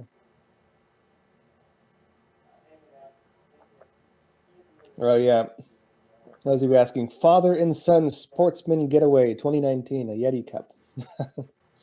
Actually, this is my dad and then my grandpa. They both got these because they had like a camping trip they went on. A couple years back before the virus outbreak. All right, let's keep going. Number 22 on this list of 30. The same witness alleged, again, the one who talked about the many voters weren't allowed to cancel the mail-in ballots on election day to vote in person. The same witness alleged that many voters were denied the option to cast a provisional ballot on election day when, quote, a mail-in ballot has already been received for them, but when they did not cast those mail-in ballots. Meaning that if they gave your ballot to someone else, if you were not aware of the ballot being sent, if you did not request the ballot, as many Republican voters did not, and you went in to vote, you were not allowed to vote. Again, tens of thousands of voters, Republican voters, we mentioned earlier in the lawsuit. What was it, more than 40,000? Up to 30? I can't remember the number. So I won't go over the number. Tens of thousands, we can say, who did not request those ballots and received them anyways, maybe were not allowed to vote in person. Meaning, would that be voter suppression at that point? And keep in mind, these are the same folks who say we shouldn't have, voter ID because it's voter suppression. These are the same people making that claim. Same people making that claim. You can't have voter ID because that's voter suppression. But oh yeah, we're going to send you ballots and maybe not count them. But if you go to vote in person, it doesn't count. And so have a nice day and enjoy your new leader. Right? It's the same people. All right, let's move on. Number 23 here. Signatures on mail-in ballot envelopes weren't verified during the recount, one witness alleged, and says, quote, at no time did I witness any recounter or individual participate in the recount verifying signatures on the mail-in ballots, meaning that they did not go through the proper process of ensuring these were legitimate ballots. This is a pretty serious lawsuit. Every one of these in and of itself is a major allegation, and they seem to have pretty solid evidence to make these allegations. This is some serious stuff. Craig F., really appreciate the donation. Fraud is fraud in China. and Iran are against USA. Foreign cyber involvement is involved. Both countries hate Trump. Yeah, it's true. And again, Sidney Powell alleged in the earlier parts of the the lawsuit we were going over that both Iran and China had accessed and potentially did something to the software using these voter machines. COIM MVCV, thank you for the donation. Let me keep moving on. All right, number 4 here. Some counties didn't actually recount the ballots by hand, but instead used machines. Not as strong of an allegation in my opinion, but pretty serious still. Again, if the machines themselves have issues with them, as we've been seeing, and I'm not familiar if there's a law on that in Georgia, but it's in our lawsuit. Some counties didn't actually recount the ballots by hand, but instead used machines. Actually, that is a pretty serious allegation, because isn't the purpose of a recount, which is what Georgia had, isn't the purpose of a recount to try to ensure the machines themselves didn't have problems? And so this does suggest actually that the recount itself, not the election, but the recount, didn't go through proper procedures in terms of ensuring, trying to ensure the machines didn't have errors. Number 25 here, one batch of ballots was suspiciously pristine. I mentioned this before on the show. We can do this. Almost all were for Biden. Almost all of these suspiciously pristine ballots were for Biden. The allegation is based on an observer testimony who professed, quote, 20 years of experience of handling ballots. Person 20 years doing this said that one batch of ballots was pristine and, quote, there was a difference in the texture of the paper. According to the witness, he said this, quote, I observed that the markings for the candidates on these ballots were unusually uniform, perhaps even with a ballot marking device. In other words, all right, let me go over it and I'll go a little deeper. The ballots also, quote, included a slight depressed pre-fold so they could be easily folded and unfolded for use in the scanning machines. So what does that mean? You get a batch of pristine ballots, and I've heard this happening. I've seen evidence, heard this happening in other counties as well, other battle states as well. Pristine ballots, meaning perfect ballots. The dot signed just for Biden on a lot of them, meaning they're not down ballot voting. People didn't vote for governor or any other position, just for Biden. Most of them are just for Biden. Pristine ballots, not a mark on them, anything, for Biden. Tons of them arriving all at once. Same markings, same creases, same type of paper, different from the rest of the ballots, something going on. And filled in so perfectly that it looks like a machine did it. All of them the same, all of them of the same unique type, and almost all of them for the same candidate, being Joe Biden. Arriving around the same time in some areas. Now, normally, if you now imagine you're sitting at home and I think at my house I got 3 or 4 ballots sent to me, which were people I didn't even know who they were, and a lot of people reported seeing this. Now, how many of you got these ballots in the mail and they were in perfect condition? I'm sure many of you received ballots or had friends who received them. How many of you received them in the mail and they were perfect, pristine condition, right? Not the mail guy, put it in a little glove box maybe, and nothing happened to it, wasn't folded, perfect condition. Maybe they came in the mail okay. How many of you had it sitting around for a few weeks and in a pile of papers before you sent it back? The condition of a lot of these ballots, normally when they come in, there's tears in them. They're filled in with different types of pens or pencils. You fill in, of course, down ballot. You vote for different people because you don't just want to vote for the president. You want to vote for every other name you want on the list, right? That's down ballot voting. You have that on there. Maybe you drop something on it. The ballots come back looking a little weathered. Usually not that bad, but a little weathered. And again, there's different ways you fill it in, different ways you fold it, different ways you send it back. Normal ballots, they look a little messy. These ballots, many of them arriving at the same time, contain none of these things. Perfect condition, folded in the exact same way. Different type of paper texture, all of them. And all of them filled in a way, mostly for Biden, mostly, almost all of them, it says, almost all of them for Biden, filled in the exact same way, many of them without having down ballot voting. And done in such a way that it was so perfectly filled that it looked like a machine had done it. There were other allegations of this taking place in other places. Pretty suspicious, right, if you ask me. More on that. Number 26, the same witness also alleged that at one precinct in Milton, Georgia, poll workers were, quote, asked to sign a chain of custody letter on Sunday, even though the machines were not delivered until 2 a.m. in the morning on Election Day. In addition, the machines were not sealed or locked, and the serial numbers were not what were reflected on the related documentation, meaning there's evidence of tampering. There's evidence these machines were tampered with.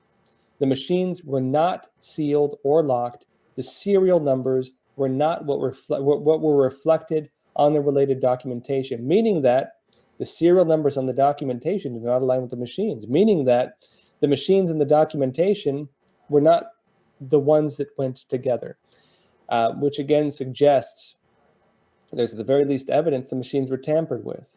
Evidence perhaps that the machines that were sent themselves were not the ones that were ordered.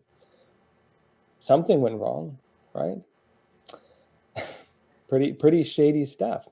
And poll workers were asked to sign the chain of custody letter on Sunday, even though the machines were not delivered until 2 a.m. in the morning on Election Day. In other words, people were asked to sign the document saying they got the machines when they had not yet received them, meaning that somebody changed the way that you ensure the machines that were arriving were the machines they said were supposed to arrive, meaning that they signed these documents saying they got the right machines when they may not have, and when there was evidence that the machines themselves had been tampered with. Did the people who signed those documents then commit perjury? Who are the individuals who asked them to sign these documents? Who are the people who asked them to do this? Who delivered the machines that did not align with the serial numbers on the documentation? You have serious allegations here, serious evidence. This alone should be enough to call this entire thing into question, and at the very least, go after every individual who was involved in that chain of incident. Again, I've been an investigative reporter for over 12 years now. I've been with Epoch Times for 14 years. What I look for as an investigative reporter are you try to look for patterns of incidents, right? How do things normally work? And was there an anomaly within that pattern? Did something weird happen that breaks the normal chain of incident, the normal pattern that things follow?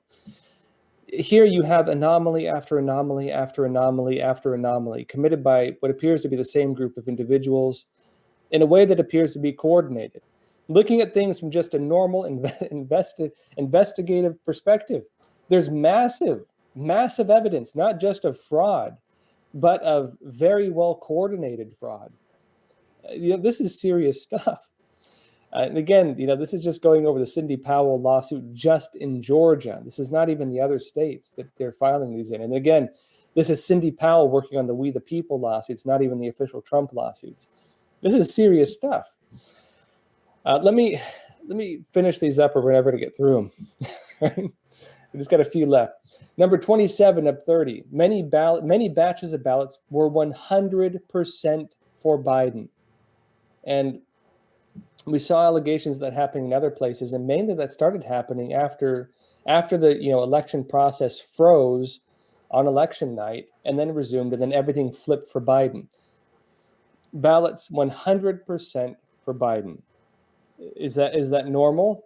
No. Normally you have fluctuations in terms of voting, without a doubt. And even based on the early voting, every other system, there are fluctuations. 100% for Biden is a weird anomaly, especially when you have all these other problems that haven't taken place. Number 28, the same witness also alleged that the watermark, quote, on at least 3 ballots were solid gray instead of transparent, leading me to believe the ballot was counterfeit. Evidence of counterfeit ballots, 100% for Biden, allegations and evidence of counterfeit ballots. Read that again. Local elections directors offered the explanation that the ballots in question came from a different printer, but 100% for Biden, right? 100% for Biden, a lot of them, whole batches. Again, this isn't just groups. Ballots coming in batches, and the batches that come in are 100% for Biden, and they have differences from other ballots, such as, for example, solid gray instead of transparent on the watermarks, suggesting the watermark had been altered, suggesting a different watermark, which is what you look at to see whether these are counterfeits. Evidence of counterfeit ballots, 100% for Biden arriving in batches. Number 29, authorities lied by claiming vote counting was paused in Fulton County because of a water leak affecting the room where absentee ballots are being tabulated. How many of you remember that on election night? Oh, why did all these battleground states simultaneously freeze? You all remember that? The elections froze, and it just so happened they froze in just the battleground states. And again, other states where Trump was leading by the same margins, because he was leading most of these, other states where Trump was leading by the same margins were called pretty early by a lot of media. Media refused to call these ones. Why was that? Based on sometimes even greater margins, like Pennsylvania, where he had a 600,000 to 700,000 lead. Greater margins than what was used to call the vote in other places. They did not call them in these places. Why was that? Then the vote freezes just in these same places. Why was that? And then in Georgia, one place is in Fulton County, they say it froze because a water leak affected the room where the absentee ballots were tabulated. It says here in the lawsuit, the only water leak that needed repairs at State Farm Arena from November 3rd to November 5th was a toilet overflow that occurred earlier on November 3rd. It had nothing to do with a room with ballot counting. So we were lied to on election night. America was left waiting for the results to come in based on a lie and based on an anomaly that repeated only in these key battleground states that are now having all these weird anomalies taking place. And media behaved very strangely with all these same states as well. Why is that? Does this demonstrate coordination? There's evidence of it. Does it demonstrate they lied? In Georgia, at least, yes, they did, based on this allegation. And again, this is part of the whole broader picture we're looking at. If you look at the whole picture, all these allegations as one single incident, as one single issue, it means that at every single step of this election, every single area where something could be done, something was done that appears to be illegal, unethical, something that damaged the integrity of the vote, something that is, has enough issues at least to be named in this lawsuit being filed right now. And number 30, the last one on here. After everyone was, quote, sent home, one witness, quote, saw election workers remaining behind after people were told to leave. The suit says, alleging that several people stayed behind to continue counting ballots without any observers present. They sent, remember, everything stopped. The toilet overflowed. Water line broke earlier in the day. Had nothing to do with that room. Oh, time to go home, everybody. They go home. People continue counting the ballots without people to watch whether they're doing things illegal. Serious allegations. Rain down. Really appreciate the donation. Do you think that if Biden becomes president, that there could be an American civil war or peaceful uprising against the government? Will enough people care? How do the actions and reactions play out on both sides long term? We'll have to see. I think at the very least you're going to see protests, but I mean, I don't know. It's going to be interesting to watch. Maybe interesting is the wrong word in this case. It's not looking so hot. Let's put it that way. And to what extent could people actually have an uprising? I don't want to get into this whole analysis, but if you had the military, a lot of the U.S. military is more patriotic in the U.S., as are most of the sheriffs, as are most of the police. If there were to be anything like that happening in this country, and if the patriot side, I guess you could call them, were to lose that, you'd have to have foreign armies step in. You'd have to have China or Iran or the UN or someone step in. And you would have to gut the U.S. military first. Would Biden gut the U.S. military? Would he get rid of our police? Maybe. If you look at his policies, actually, he does talk about, for example, removing legal protections for police. For example, creating things like racial trainings for police that may make a lot of people quit.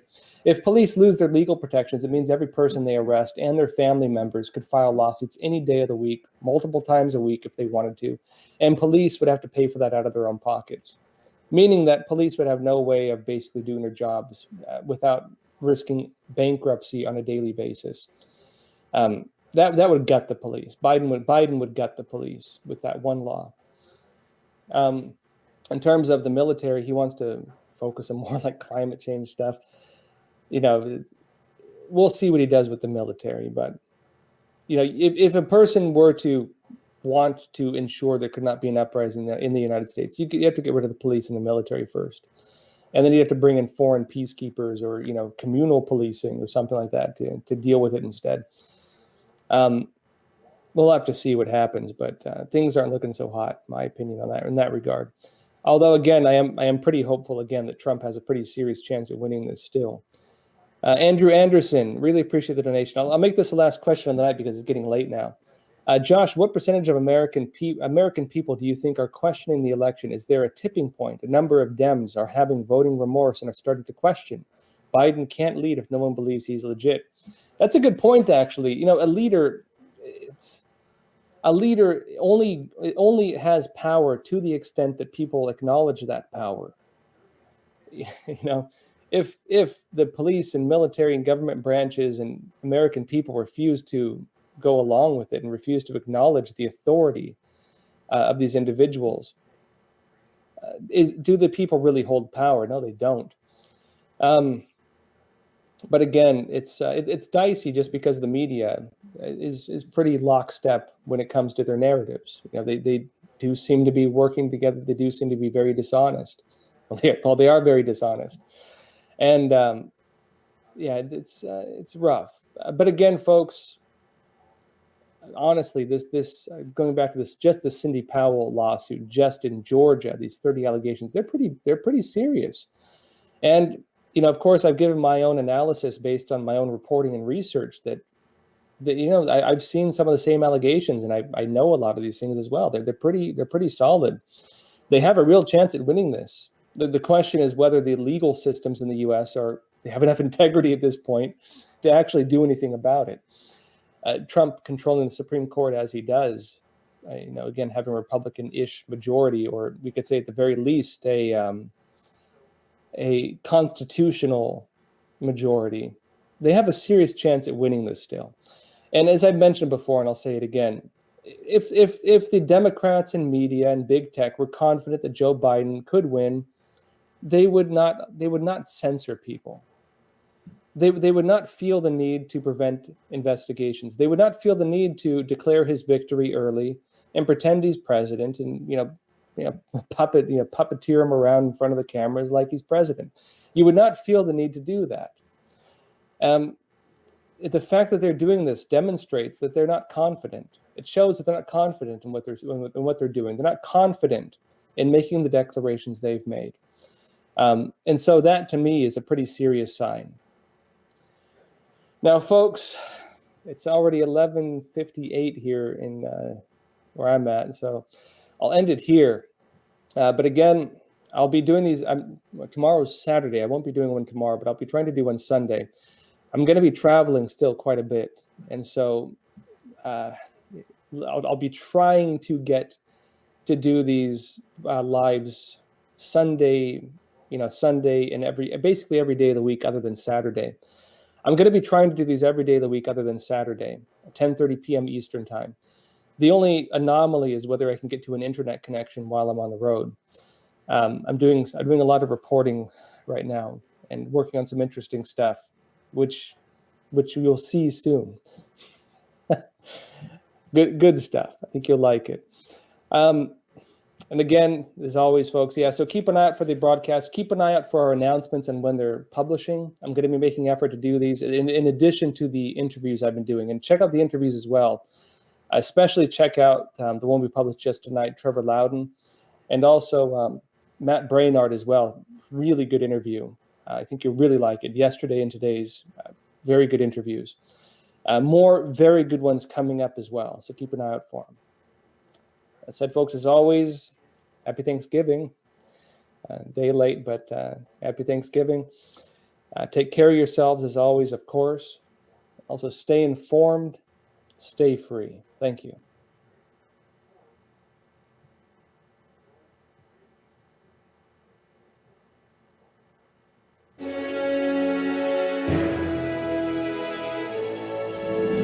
Hey, welcome back, everyone. So we're here in New York sitting down with Trevor Loudon, author, filmmaker, and Epoch Times contributor, talking about the current state of the elections in the United States and what they represent.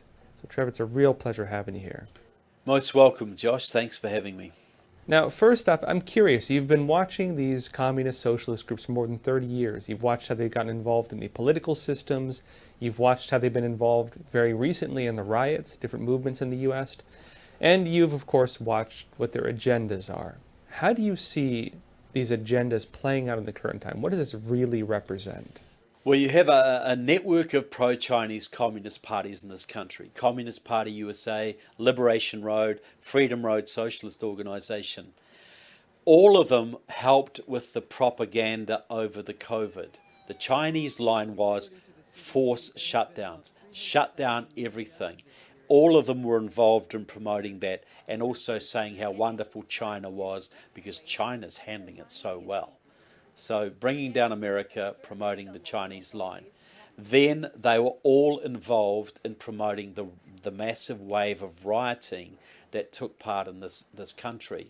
That was specifically the Freedom Road Socialist Organization, which instigated the rioting and organized it in cities like Milwaukee, Kenosha, cities in Florida, Houston, Dallas, Salt Lake City, etc., and Liberation Road, which is the group behind Black Lives Matter, which did organize most of the riots and protests in other cities.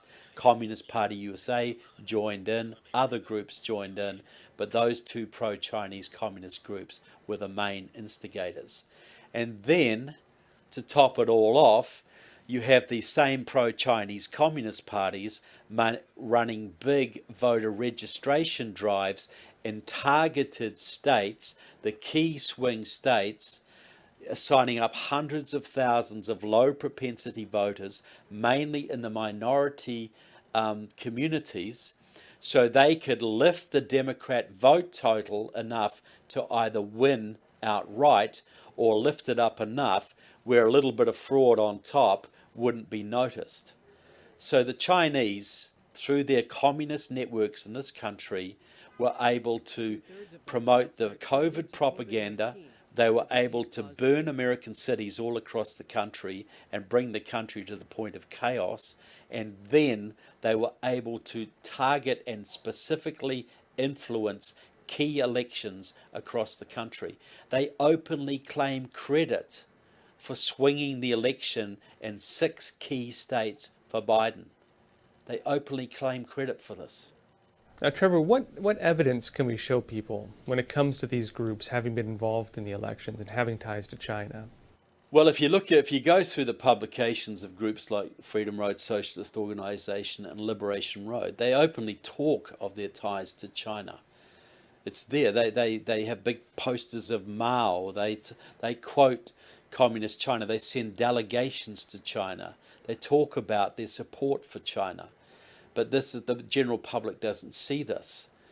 But the evidence I'm talking about is monitoring. If you monitor their communications, their Zoom networks, their Zoom conferences, their internal publications, which I have some access to, there you will find much more evidence of open communication with the Chinese consulate, for instance, in San Francisco, openly working with the Chinese officials in New York. The Boston communists work with the New York communists on that.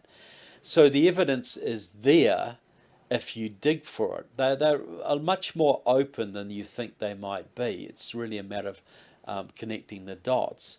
But because there is no media scrutiny on these communist groups, and the FBI hasn't even gone after them for years, they are a lot more open than maybe it's wise for them to be.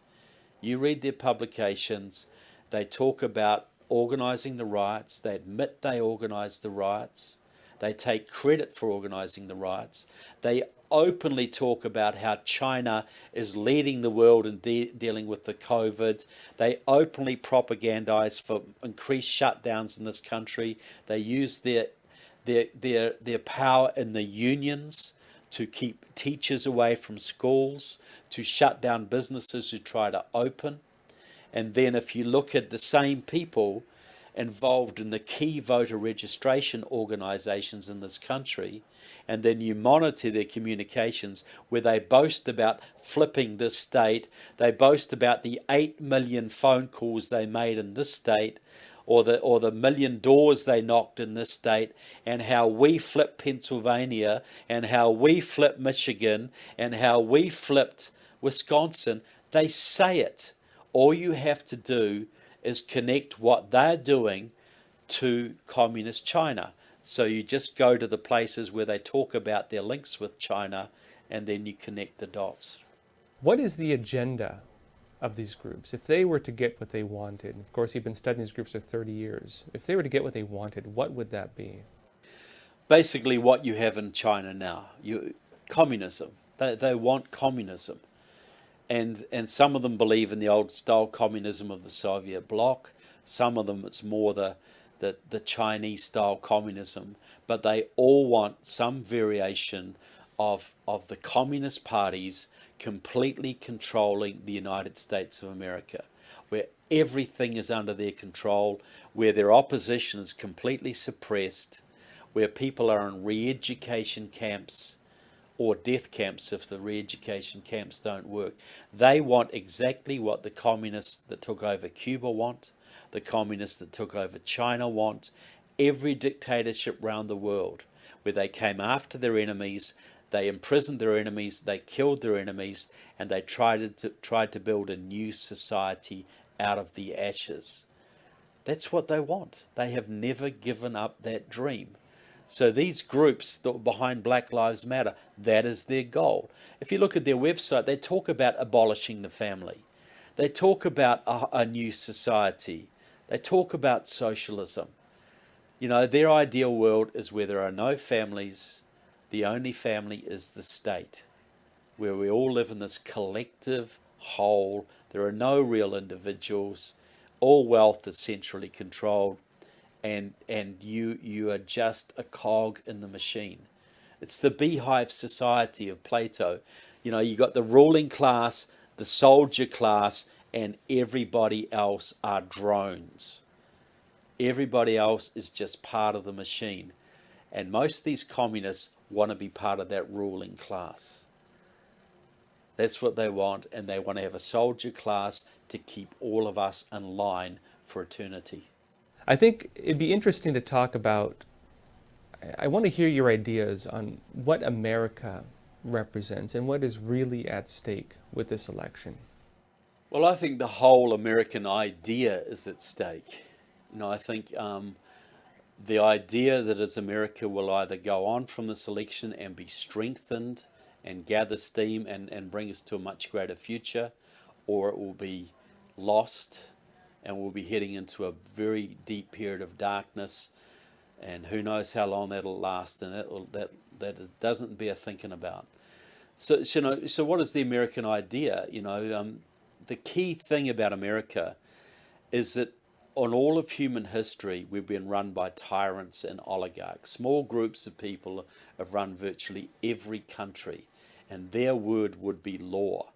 And you saw this in the so-called divine right of kings, where the king would say, I speak to God, and he commands me that you must give me 40% of your income every year.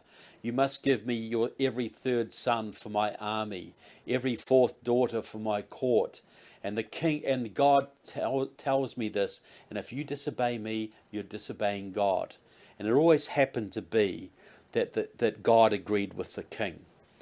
Well, the American Republic was founded on a very different idea, that man's rights come directly from God, You have a right to liberty. You have a right to defend yourself. You have a right to speak. You have a right to worship as you see fit. They are God-given rights. And the only reason you have a government is to protect those rights. That was a total revolution in world history. That was the first time this had ever been really put into practice. And that's what made America great. That certainty that your rights came from God, that the rule of law, that you could rely on fair laws to protect your property, to protect your freedom of speech, that gave Americans the certainty to go out and create great businesses, to set up great schools, to great churches, to great hospitals, to create a great culture. All of that happened because Americans were free, and that freedom was guaranteed by law and granted by God.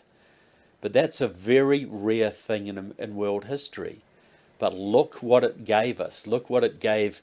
Look at what Americans have today, the prosperity, the freedom that they have, and look at the great good that America has done around the world because of it. Well, all that hangs in the balance right now. If we lose that, we become just another dictatorship. Like the whole world has been run for thousands of years. The government will own everything. The government will dictate everything. Everything will be determined by those very few people who control the government. All religious liberty will be gone. All freedom of speech and freedom of conscience will be gone. All security of property will be gone. All right to defend yourself from the state will be gone. The state will be God. And if the state can give you rights, it can take them away too. That is the idea that hangs in the balance right now. Are your freedoms given to you by God? Are they intrinsic within you as a human being? Do you have a right to liberty, to the pursuit of happiness, to freedom of conscience, or do you belong to the state? Do you belong to the rulers of this world? That's what we have to choose, and that's what's at stake in this election. You know, Trevor, one way I've been portraying this and explaining it, I should say, is a battle between freedom and socialism. And this isn't a Trump and Biden thing. This isn't a Republican and Democrat thing. This is, in my eyes, the clash of two different interpretations of the nature of government, as you mentioned, and the purpose of government, and of the extent to which people should be ruled, coming to a head that has been going on since the late 1700s, essentially, with the start of the American idea. And what we're up against is really this, alongside the American Revolution was the French Revolution, which was the spark of the world socialist movements. And these two ideas have been battling with each other for well over a couple hundred years now. How do you see, I guess first off, we've talked about the American idea, how do you see socialism being reflected in this election? Already you have Black Lives Matter trying to tell President Biden who he should put in his cabinet. So you have, this is nothing to, see, in the free society you're governed by laws that are agreed to, laws that protect your rights, laws that govern how you go about your business. And really the only laws are there to protect you, to stop you from hurting someone else. That's it. In a socialist society, all law is there to protect the state. And if the state wants to change those laws at a whim, the state can do that because the state is the ultimate law. So you've got a system now where Biden is already talking about getting rid of your immigration law. He's talking about legalizing 11, 12, 20 million illegal immigrants. Why? Because he knows they're going to vote majority Democrat. He's talking about enacting this massive Green New Deal where everything will be owned by the state, where every worker will be forced into a union, where your whole economy will be reoriented, where fossil fuels will be a thing of the past, meaning the end of air travel, meaning the end of any prosperity in this country. So you're seeing already shaping a situation where totalitarians are going to be given complete control over every aspect of your life. It's right there in front of us. Socialized healthcare, where the government controls every aspect of your healthcare from birth to death. Now, you might think that sounds great, but what if the government doesn't like you? What if you don't like the government? What if you write some letters criticizing the government or try and organize a rally, and then your little daughter gets sick with leukemia? What if the government decides, well, you don't really deserve to have your daughter treated by the state because you're an enemy of the state? That is the kind of thing that is looming on our horizon right now. And if people think that's a little bit of an exaggeration, go and live in Cuba for a little while. Go and live in North Korea, because what they're experiencing in those countries now is what is headed this way if things go wrong in this country. Now, Trevor, if we look at the global environment right now, we have the Chinese Communist Party, we still have Russia, we have Iran, we have North Korea, we have Cuba. We have socialist, very far-left governments in control of many Western countries. And the United States represents a very different system, which under Trump has had an effect of a very interesting cultural change in the world to some extent. The trajectory of that, to be honest, I thought was something that was going to change the world. But now we're seeing that Biden does, of course, with Kamala Harris, does represent more of the socialist ideas that these other governments believe in. And if you look at Harris herself, even further left than some of them. If we look at the situation right now, what happens with these governments and the nature of socialism in the world if America were to go along with it as well? Well, see, every socialist country in the world has always hated America because America is this bastion of freedom and prosperity. It's a place people want to come to so they can make money, they can have a good future, they can have freedom, they can enjoy the fruits of prosperity. And all of these socialist countries have been embarrassed by America because they put in these enlightened policies that they think, that they say are going to give freedom, they're going to make everybody so much better off, and it always results in misery. And then they look at America, who follows the opposite philosophy, and everybody's doing well. So this is embarrassing to them. So, this shows them up. It makes a lie of what they're trying to achieve. So really, they just have to get rid of America, because then there is no comparison. Then the state rules supreme. So, look, if America should go down and fall into socialism, we will go into a downward spiral that will end I don't know where, because there'll be nowhere to run to. There'll be no way to share good ideas. There'll be complete control of ideas and the media by every government in the world. They'll all be following the same collectivist philosophy to some degree or another. And as that ruins their economies and people get impoverished, they'll get angry. And to suppress that anger, there'll have to be deeper totalitarianism. There'll have to be deeper control by the state. And that will lead to even more poverty and more anger. And that will lead to even more repression. And to the point there is no wealth. And to the point where everything just collapses. But you imagine the human misery that we will go through to get to that point. Imagine the death and destruction. And it's all completely unnecessary. If America survives and America can reestablish its constitution, you're going to see a massive discrediting of all these left-wing governments around the world. You're going to see people saying, yeah, look, America recovered. We can do that too. Let's get rid of our dictators. Let's have more freedom here. Let's be more like America. And you'll see more prosperity, more freedom, and an upwardly increasing spiral around the world. That great, what you were thinking of, Josh, that restoring America can lead to the restoration of liberty all over the world. It can lead to greater prosperity, more freedom, which will lead to more prosperity and more freedom. It's an upward spiral. But if we lose America, the spiral is downward, and there's no one to pull us out of it. It becomes a self-fulfilling prophecy. It just, evil begets more evil. But if we recover this country, good begets more good, and we can have a great flowering, a great awakening across the world.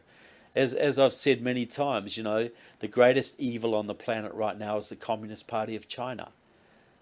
You imagine if we can isolate the Communist Party of China, expose their criminality to the world, so their own people take them down. You imagine what will happen then when China is free. That will encourage every country in the world to seek more freedom. So we're at one of those real pivotal periods of time when if we make a mistake, if we lose this, the consequences are horrendous. But if we keep the faith and keep disciplined and strong and focused and keep fighting for freedom, the opportunities are unlimited. The potential is huge. We can have a flowering of human civilization like we've never seen before. It's that stark. The difference is that stark. Hey, Trevor, it's a real pleasure having you on Crossroads. Thank you. Great to be here, Josh. It was a real pleasure for me too.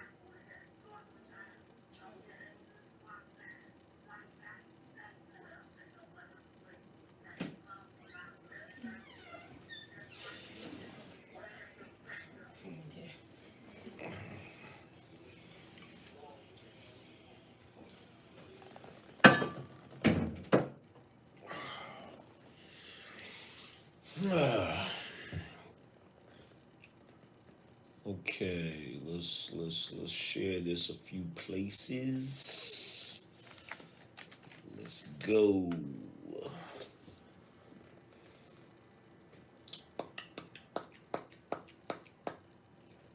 Let's see. Let's tweet up here. Tweet.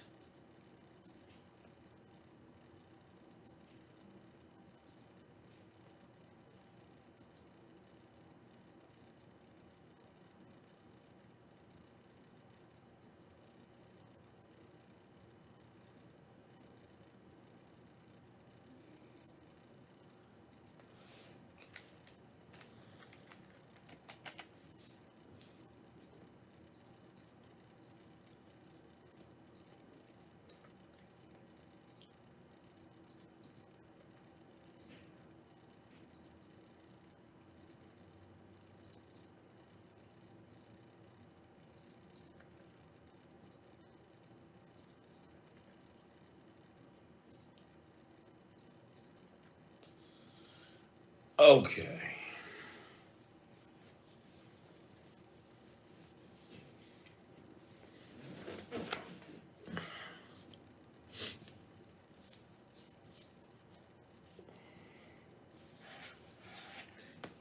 Let's get ready to get into it.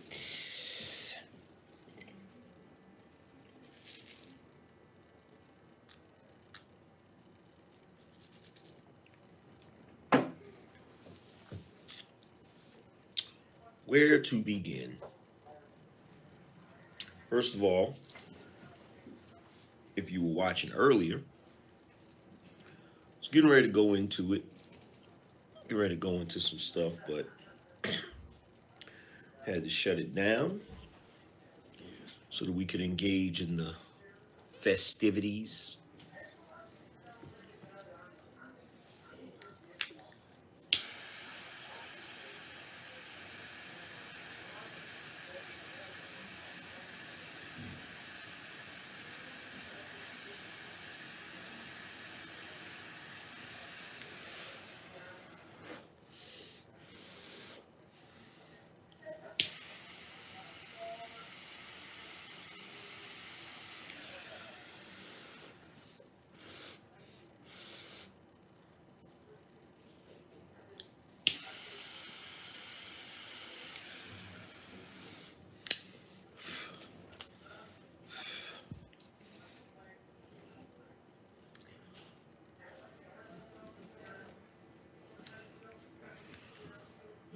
Abdel, appreciate you.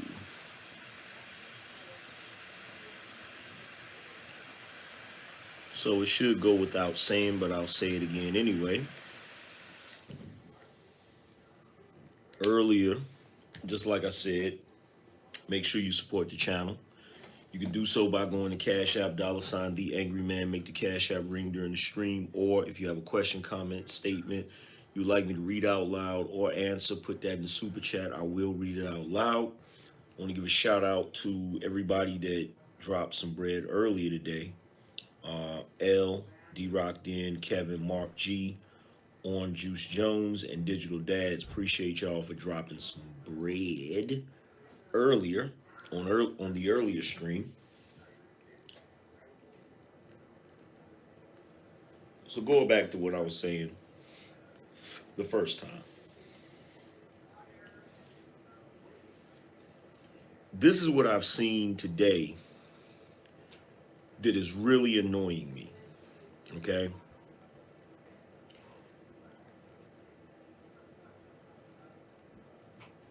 If you look at the left, if you look at Democrats, right?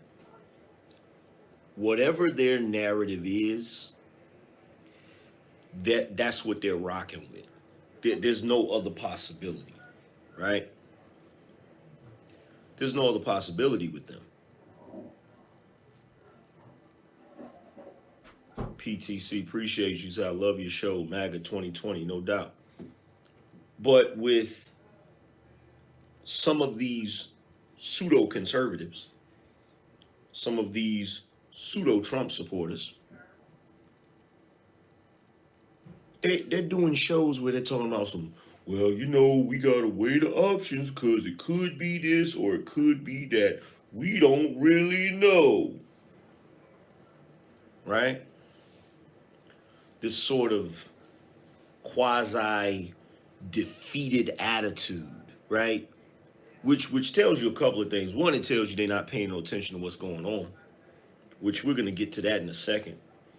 Because there's one way he could just completely destroy any possibility of Swiper ever becoming president. Is one thing he could do. Just one. One thing he can do, and I've been saying it for a long time. I've been saying it ever since the 3rd. I've been saying it, right? Ever since we saw all of these shenanigans, I've been saying it.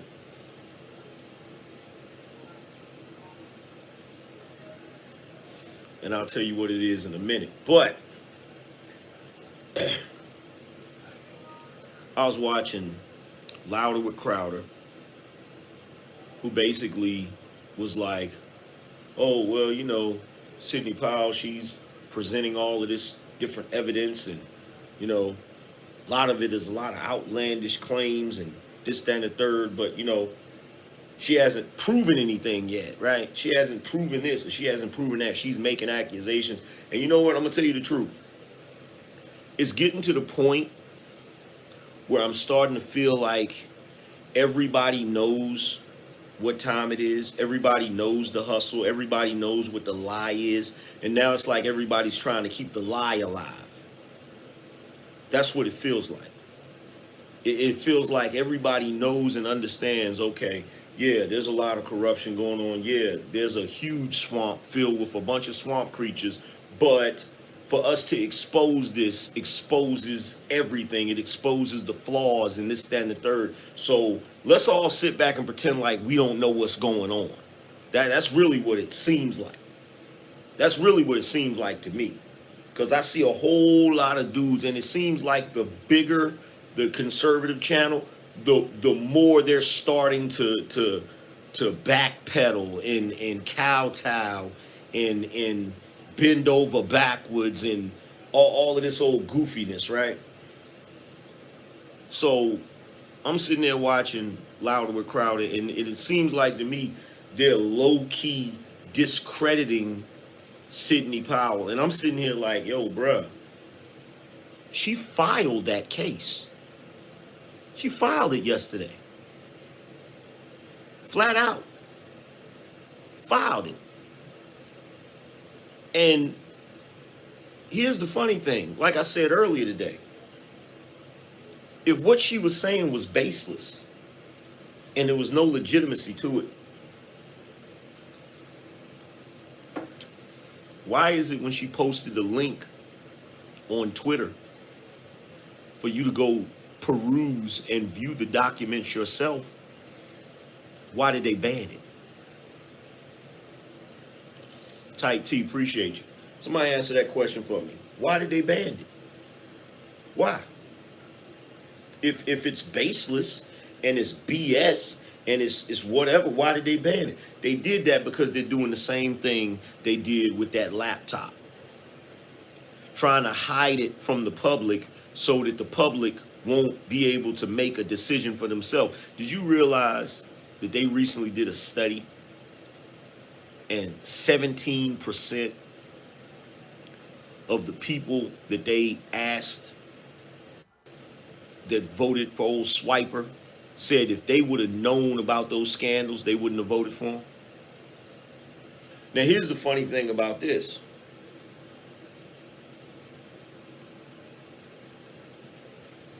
I was watching Liberal Hive Mind, and he was like, 17% of people that voted for Joe said they wouldn't have did it if they would have knew about the scandal. So this is really messed up, because if they would have knew about it, that could have changed the decision. That could have turned the tide when it came to the election. And I'm sitting there talking like, bruh, you talking like that, like what we saw was legit. In other words, you're doing a commentary that's coming from the position of, oh, well, if this would have went this way, or if that would have went that way, then old Swiper wouldn't have won. That's like debating. That's like debating what a basketball team could have done fundamentally as far as field goal percentage, as far as free throw shots, as far as how many points they scored, when you know for a fact the other team cheated. Why would you even be analyzing the performance of the team that got robbed? Why would you be doing that? Like, I would love to have a conversation with some of these dudes.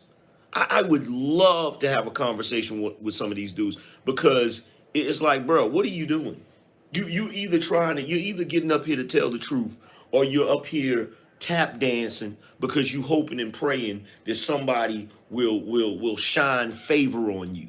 It's almost like they're trying to backpedal because they scared.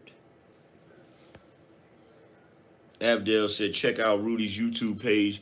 He's giving updates on the plethora of lawsuits in multiple states. He believes the Constitution will perfect. Of course. And we're going to get to that in a second.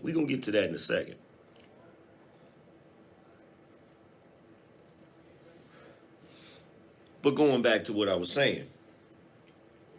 Then, let's see. Got Louder with Crowder, kind of discrediting Sidney Powell.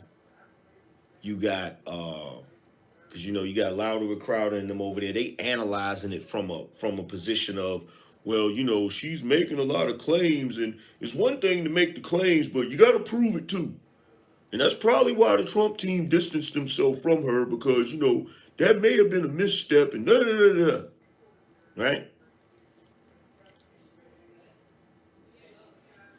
You got the liberal hive mind. Talking about some, oh, well, if the people would have only known about Swiper, if they would have only known, then they wouldn't have did X, Y, Z, and we would have been able to. Bro, are you really trying to rationalize how you could have avoided getting cheated? Are you really trying to rationalize how he could have avoided getting cheated? See, this is what I meant. This is what I meant when I said this trick bag, where you got people who are coming from the righteous position trying to defend themselves. If you're in the righteous position, you don't have to defend yourself. Do you see, look, check this out. Aside from the left saying there was no widespread fraud, aside from them saying that, do you see anybody over there defending themselves? Do you see anybody defending themselves? No. They're carrying on as if it is what it is. Rashad said cowards and Judas are useless. And I thought these conservatives had stones. Great live stream yesterday.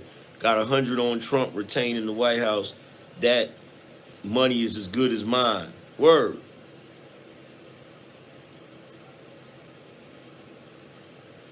You don't see old Swiper trying to defend himself. He ain't defending himself. He over there making plans.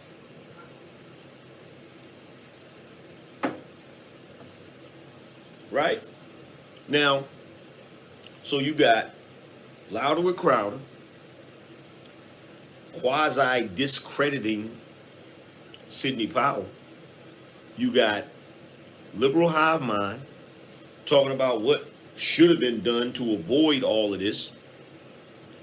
And then you got Tim Pool. I don't know what's going on with him. I feel like me personally, ever since he had old boy on his show, AJ, you know who I'm talking about.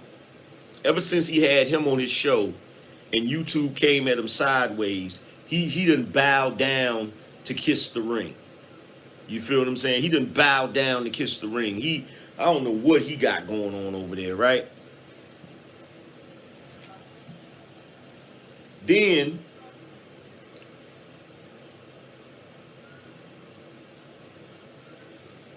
you got H.A. Goodman talking about, like, the way he talks like it's over. Like it's just over. Like, oh, we need to worry more. We need to worry more about the next 4 years. We need to worry about this. We need to worry about that. We need to. And I'm just listening. I'm listening to him on a live stream talking like that, and I just clicked off and I said, you know what, you're done. I'm not even gonna listen to no more. I'm not even gonna listen no more. You feel me? Because this is what you gotta realize, okay? And I thought they would know this. I thought, given the fact that they understand the games that mainstream media plays and understands how it goes, I thought they would have figured it out, right? First of all, let me make sure you understand something, right?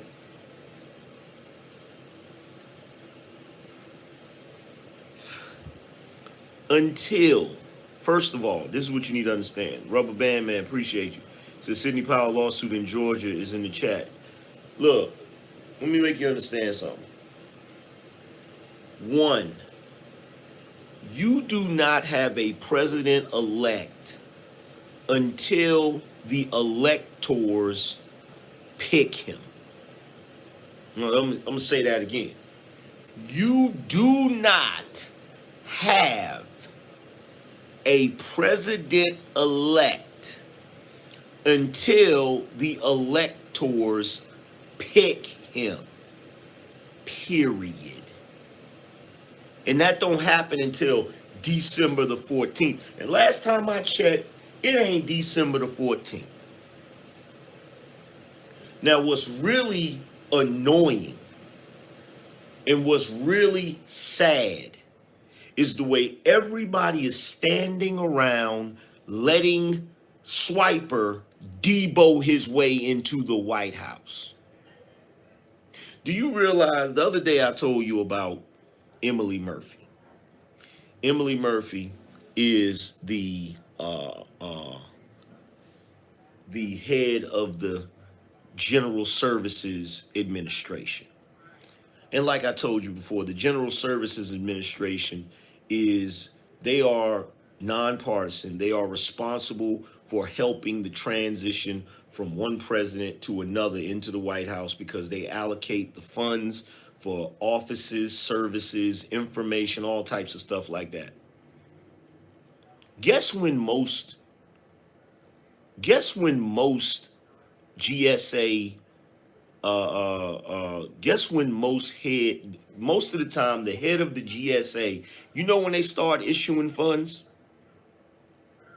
You know when they usually start issuing funds for the transition? Take a wild guess.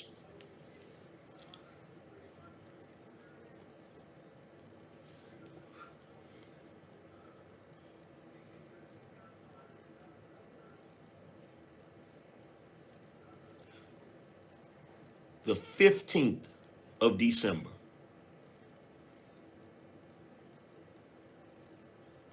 The 15th of December. This is why the news saying, oh, Trump is holding up the transition. He's doing this. Ain't supposed to be no transition right now.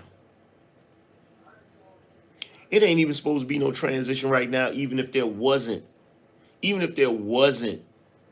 legal battles going on. Ain't supposed to be no transition right now. He's not supposed to be talking to world leaders and holding meetings and doing press con. This dude just addressed the nation on Thanksgiving like he already the president.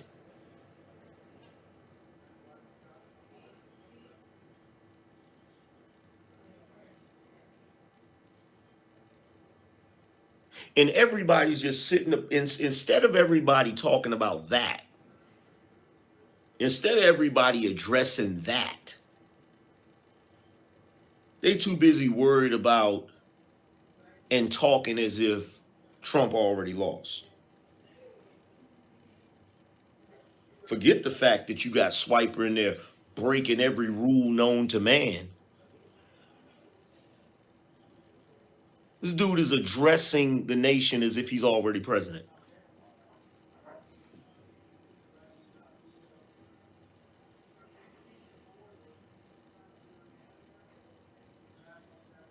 This dude he done freaking shamed him, shamed the Emily Murphy.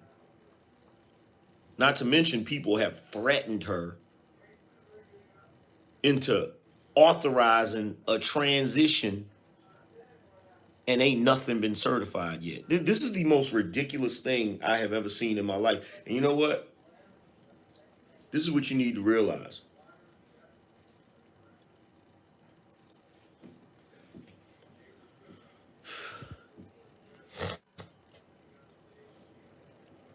They don't have to. Trump does not have to. They don't have to prove nothing in court. I don't know how many times I've had to say this. They don't got to prove nothing in court. You know, you got all these people running around here talking about, oh, Sidney Powell, she hasn't provided any proof. She don't have to. She don't have to. You got these other dudes talking about, oh, where's the evidence? Where's this? Where's that? I was looking at the other day when I was watching the hearing the Senate committee hearing in Gettysburg. I also was looking at the chat room for Ty City because he was streaming it too. And you got these know-nothing Negroes in the chat room, right? Dakota said, "What I miss, fam? Not much. Appreciate you." You got these know-nothing Negroes in the chat room looking at it, talking about some, there's no evidence, there's no proof. Okay, first of all, let's address this again. Let's address this again so that you can understand this fully, because you don't seem to, you got a sugar daddy in your ear or something. You're not comprehending. Number one, what Swiper is doing right now, what Joe is doing right now, he's not supposed to be doing. He's not supposed to be addressing the nation. There's no such thing as the office of the president-elect, and even if there was a such thing, it wouldn't be his office because ain't nothing been certified yet. But you know why he's doing that? You know why he's bold enough to go print up something that says office of the president-elect? You know why he's bold enough to be addressing the nation? You know why he's bold enough to have cronies and whoever allegedly threatened the head of the GSA to force the transition? You know why? The reason why he's bold enough to do all of that is because look at what he just did on November the 3rd. And instead of you clowns raising all sorts of HE double hockey sticks all the way to the heavens about it, you talking about what you can possibly do in the 2022 midterms, or what you could possibly do in 2024. Ain't nobody thinking about 2024. We thinking about today. We thinking about right now, which is what you should be thinking about. Instead of having this defeated attitude, you just gonna let him do whatever he want, however he want, whenever he want.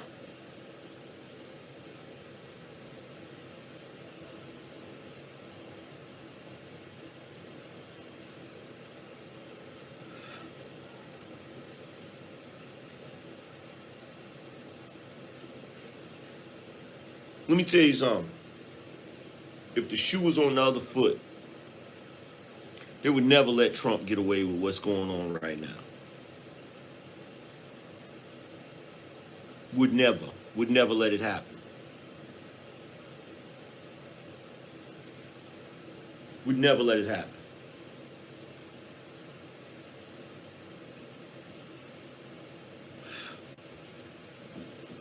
But you talking about 2024. You need to be talking about right now. You need to be talking about right now. And see, here's the thing. This is just like I said. You had some guy that was a senator, that's a senator in Pennsylvania. He's having a conversation with Steve Bannon. And Steve told him flat out, he said, look, what are we going to do? What are you going to do right now? See, that's the question that most people ain't asking these dudes.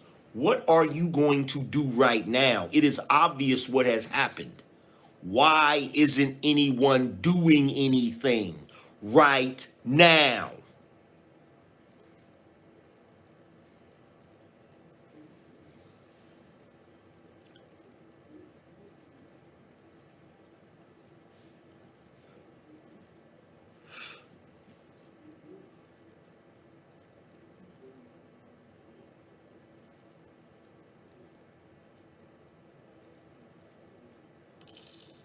The least appreciate the Cash App. Why? Why isn't anybody doing anything right now?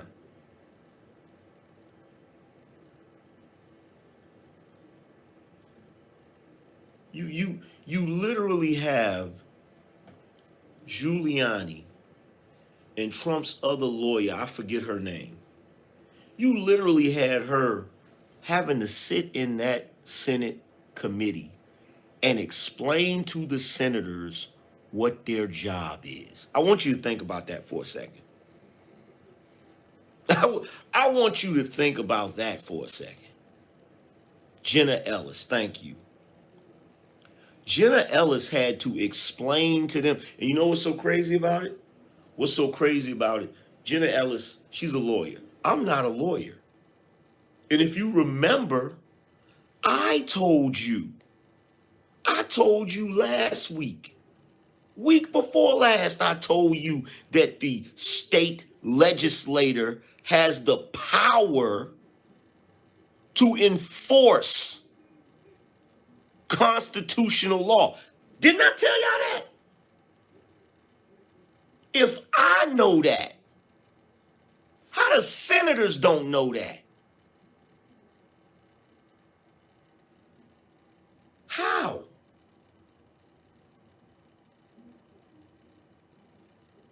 And you got these knuckleheads over on Ty City's show in the chat room talking about some ain't no evidence. They haven't presented no evidence. Okay, first of all, let's stop the presses. Number one, let's stop the presses. Let's stop all the biased foolishness. Let's stop all of the silliness. Okay? And I put it in a tweet earlier today. I said, people been getting locked up based off of eyewitness testimony since time immemorial. But now all of a sudden, an eyewitness account ain't evidence? Where are we right now? Are we in Riyadh? Are we in Russia? Are we in China? Where are we at right now? I'm in America, where if you commit a crime and someone sees you doing it, they can take that person, put them on the stand, and that person can say, the lawyer, the prosecutor can say, the man that robbed that bank, do you see him in this room today? And they'll say, yes, I do. Can you point to him? And they'll say, him right there. And the lawyer will say, I would like for the jury and the court to recognize that my witness identified the defendant. Okay? That is how evidence works. That is how a court of law works. Now, you can say, oh, but that's a Senate Judiciary Committee. That wasn't court. True enough. True enough. It wasn't court. But they already went to court. They already went to court. And when they went to court, the freaking kangaroo, the Obama kangaroo judge of that kangaroo court had a nerve to say, oh, well, that's not compelling testimony. In fact, he didn't even listen to any testimony. He didn't even listen to the people. And these are people who are upstanding members of their community. These are people who are military veterans. These are people who are lawyers. These are people who are professionals. These are people who volunteered to work at these polling places and have been doing that for 20 and 30 years. This ain't somebody, this ain't some drunk on the corner. This ain't some a drug addict that they drug in there for some eyewitness testimony. These are tax-paying citizens, some of which who actually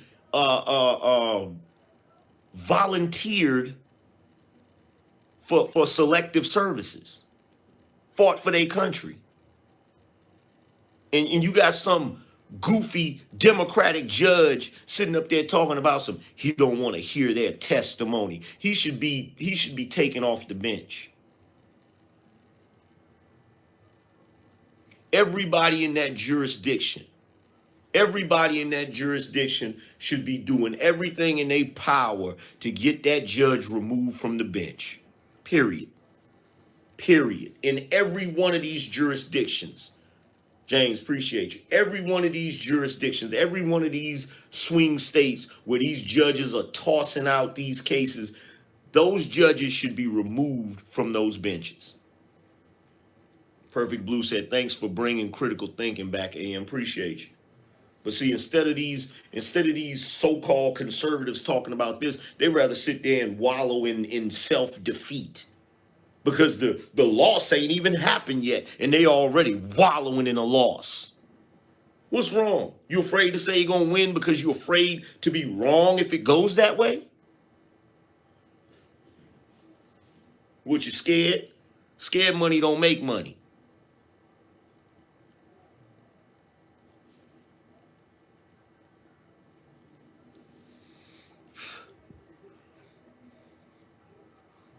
But you got these goofy judges doing this. Now here's the funny thing about this. Because you had the judge down there in Georgia toss out Lynn Wood's lawsuit, right? But again, like I explained to y'all, I've been quarterbacking this for y'all every step of the way. I've been telling y'all what they're going to do every step of the way. I told y'all that at the district level, they're not going to win those battles. I told y'all that. I told y'all that. Derek, appreciate you. I told y'all that. Didn't I tell y'all that? Didn't I tell y'all at the district level they are not going to win those battles? I told y'all that. The reason why is because they knew what they were doing. They ain't stupid. They ain't stupid. They did this in those jurisdictions for numerous reasons. They did it in those jurisdictions, one, because those are black cities.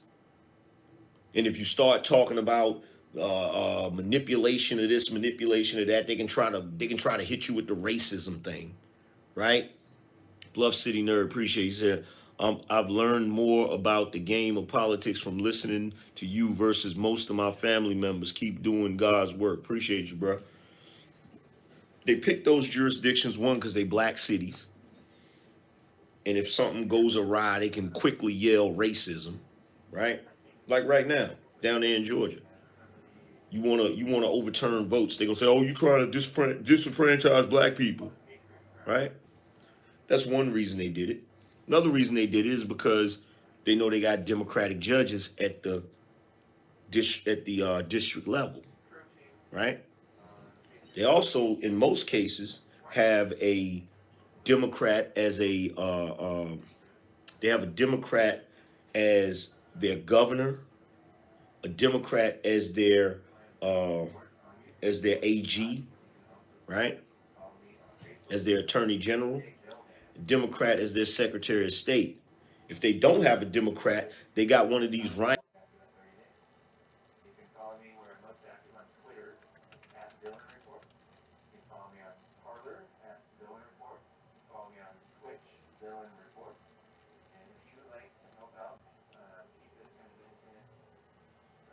Journalist, it's kind of a joke, but I do come out and film these things and try to see things from my eye and share that with you. I am trying to get my situation better. I got a website in the making and start putting out written articles and fresh content from that. But you can, if you do like this sort of thing and you want to help support it, you can hit me up on Cash App at $Villain Report, Venmo at Villain Report, and PayPal, thevillainreport@gmail.com, if you'd like to help support my endeavors to keep growing this and reporting on the ground as I can. It's been an interesting 6-8 months of learning all this stuff and going through everything, like many of you are going through as well. Look at that, there's a family up there with their dog and their daughter, and they're like, I don't know about this. Came to see the tree. But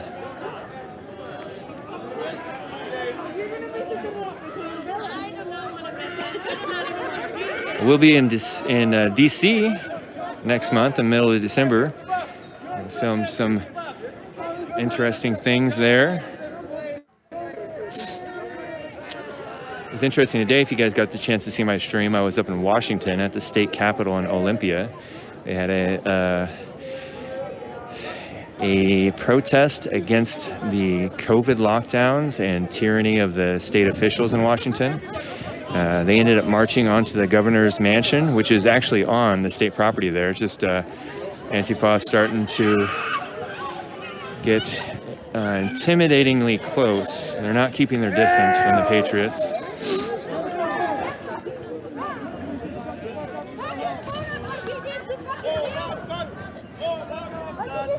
This guy here told me to turn around and get my stuff out of the way. Someone's in the way. You got 5 miles of work traffic. Go off the road. Ew! You and your people on the third. Fucking hands on me! Yeah, how you doing? Remember me? You put a face can in my face and put your fucking hands on me! You fucking disrespectful. I'm a homeless and serve, bitch. Fuck you. God fucking disrespectful. The security guard's like, oh, I don't know if I picked the right job for this. Shining me a light over there. Hey, how you doing? Hey, watch this. No, I know, yeah, he was shining in my face. You're a lot of fun.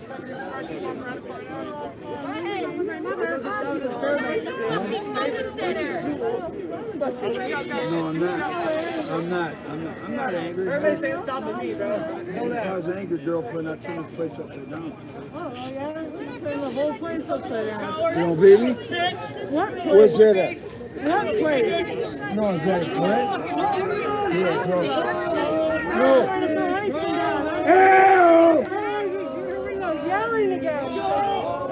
That's me. Go home, Nazis! You were the casual of a drive-by egging. A run-by egging, man, that sucks. They threw an egg at that man. I don't think they were aiming at him, but he got hit with it. Why do they always have eggs? Why do they always have eggs?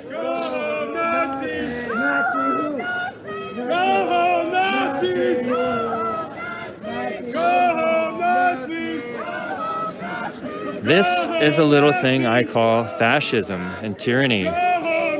Intolerance in the name of tolerance. Fascism in the name of anti-fascism.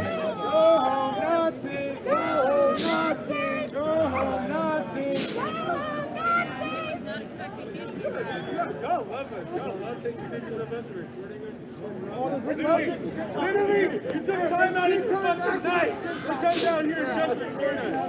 For your weird ass Harvard shit. Like, fuck you guys, you're weird. You shot? Who the fuck is this one? Oh, Mace is going. Mace is getting sprayed.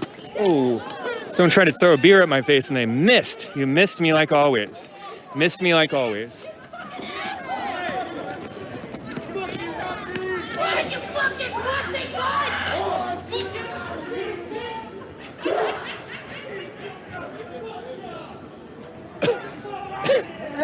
You're okay, I got you. I got you. We're gonna walk out of here, okay? Just try. Oh, you got left that on you, man. Step, step, step. I got you, bro. We're just gonna keep walking, okay? We're gonna just keep walking, okay? I need water now. We can't get water right now. We're gonna keep walking until we're out of here and safe, okay? Okay, we're gonna turn here. Grab the base. We're gonna keep walking. We're gonna keep walking.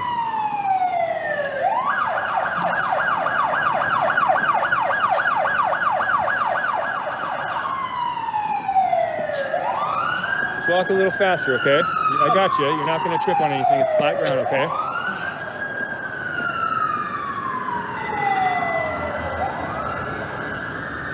You're just gonna have to take the pain, man. I don't have any water for you right now. Sorry. Get me to one of those fountains. Well, if we find one, if I see one, we'll get to it, okay? Okay, you guys, I gotta turn my stream off so that they don't follow me, so I'll check in with you guys in a little bit. I gotta turn the stream off real quick, bud.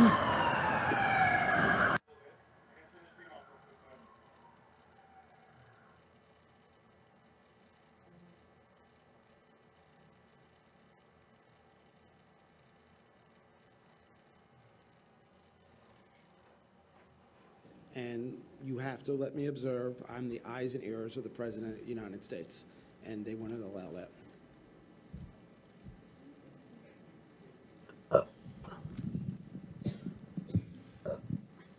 Thank you for the opportunity to be